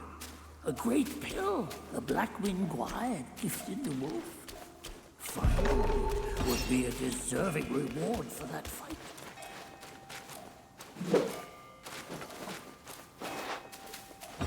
The China baby was harder? Yeah, dude. That was the first unavoidable boss in the game. They didn't make it too hard. Is that copium or is that correct, chat? I mean, it was a pretty easy boss, but like the mini boss was harder before the baby boss was way harder.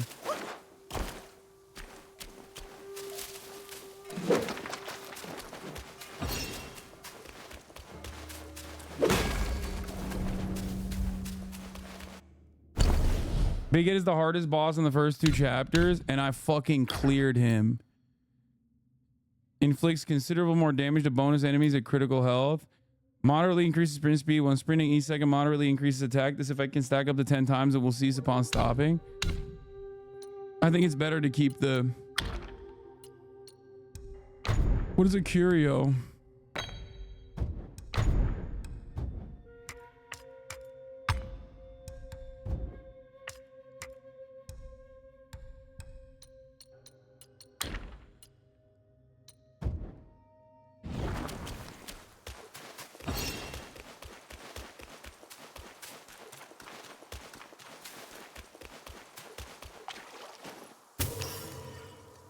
Fighting the baby might have improved your skill, IRL skill. Yeah.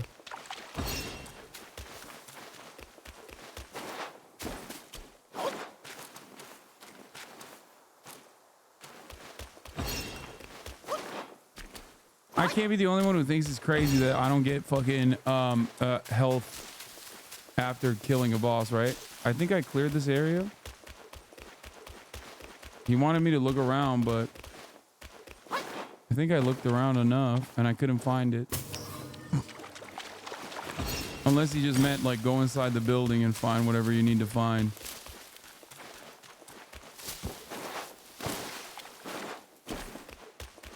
What you do, you just don't have it. There's a bean in a jar? A bean?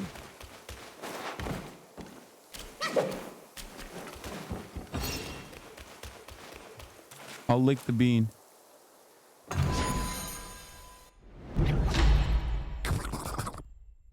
Celestial Jade Lotus Pill. A miraculous pill concocted by the god of longevity that massively increases maximum health. Bro, come on. What game do you take a fucking health longevity pill and it doesn't automatically fill your health bar? This is crazy. There's a couple interesting things like that normally would like just defy video game world logic.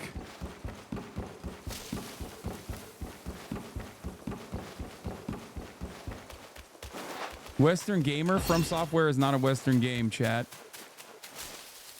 I'm operating on FromSoft logic.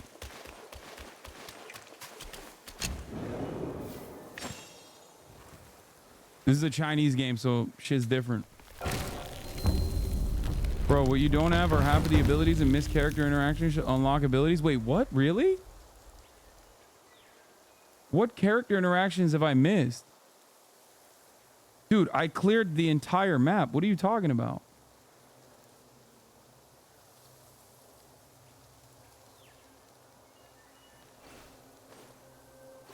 He's trolling you, Unk, shaking my head.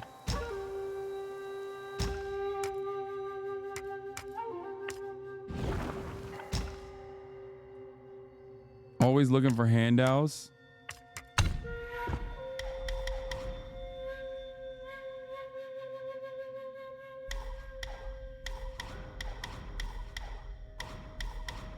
Trying to get the fucking more focus points. Each talent level moderately reduces the stamina cost for charged heavy attacks. Is that good?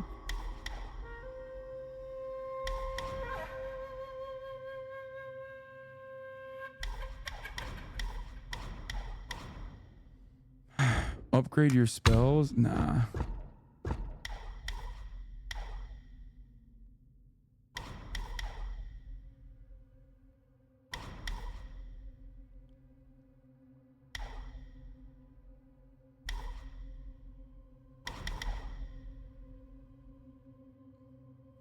Check your stance section. Something should let you combo. Which one lets you combo? Light and heavy.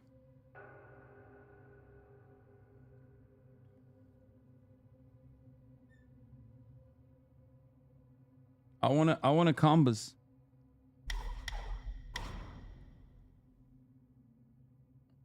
Performing a light attack R1 upon seeing through the enemy initiates a light attack combo from the third move.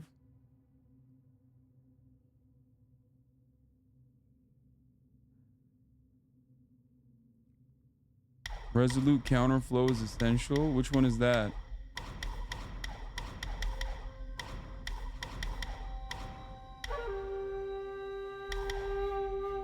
Is that on the foundation?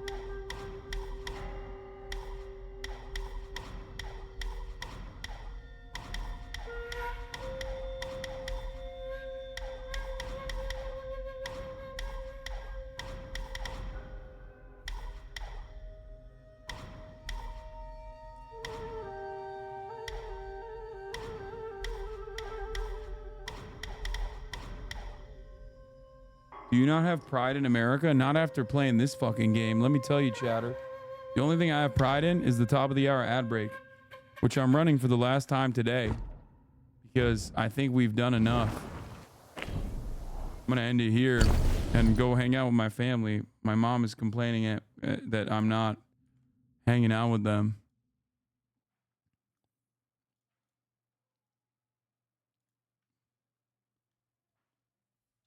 Are an ass or boobs, man? Both. But more importantly, I'm a faceman.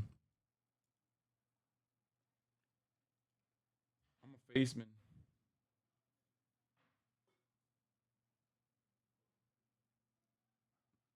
I will donate $100 if you play Subnautica again. What am I gonna do with $100, bro? Huh? Donate to a charity. Donating to a millionaire Lamau. Anyway, only 8 hours. First of all, it's fucking 9 hours. I did 9 hours today. All right. Wonderful day. Wonderful experience. Really enjoy the game. Even though a lot of people are constantly fucking chirping at me to play video games and then they leave as soon as I do start playing, but it's all good because I did like this game. This game is sick.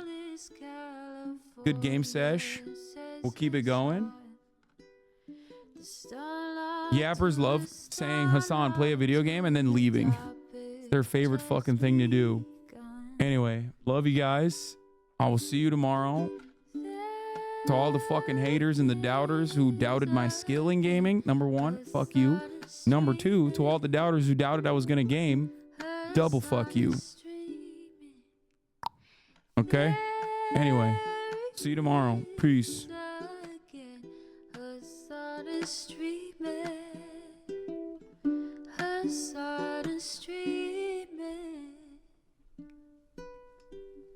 Reviewing the P.O. box, Uncle Uger's face.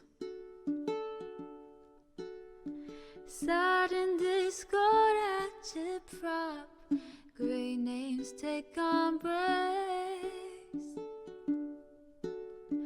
Tiny Bernie Sanders, LGBTQ Air Force. The whole left at your fingertips, on at your door. H3 crowded debate, the Young Turks online show. 3 full fucking years of this, plenty more to go. 90-day fiance talks of champagne bourgeoisie. A Trump rally live reaction, a mass riot at DC. There he is again, Hasan is streaming. Hasan is streaming. There he is again, Hasan is streaming. Hasan is streaming. Reading a live stream, fair comments, Austin show chat advice. And all the ways the right-wing pipeline can suck you in online. JCS react, Lord frame gets broken, cover blown. A full-blown mass pandemic, monster streaming at your home. Total radicalization coming out to find. The system you were taught to trust in was broken the whole time. All these daily streams, whether big or whether small, have helped me and so many find the meaning through it all. There he is again, Hasan is streaming. Hasan is streaming. There he is again, Hasan is streaming. Hasan is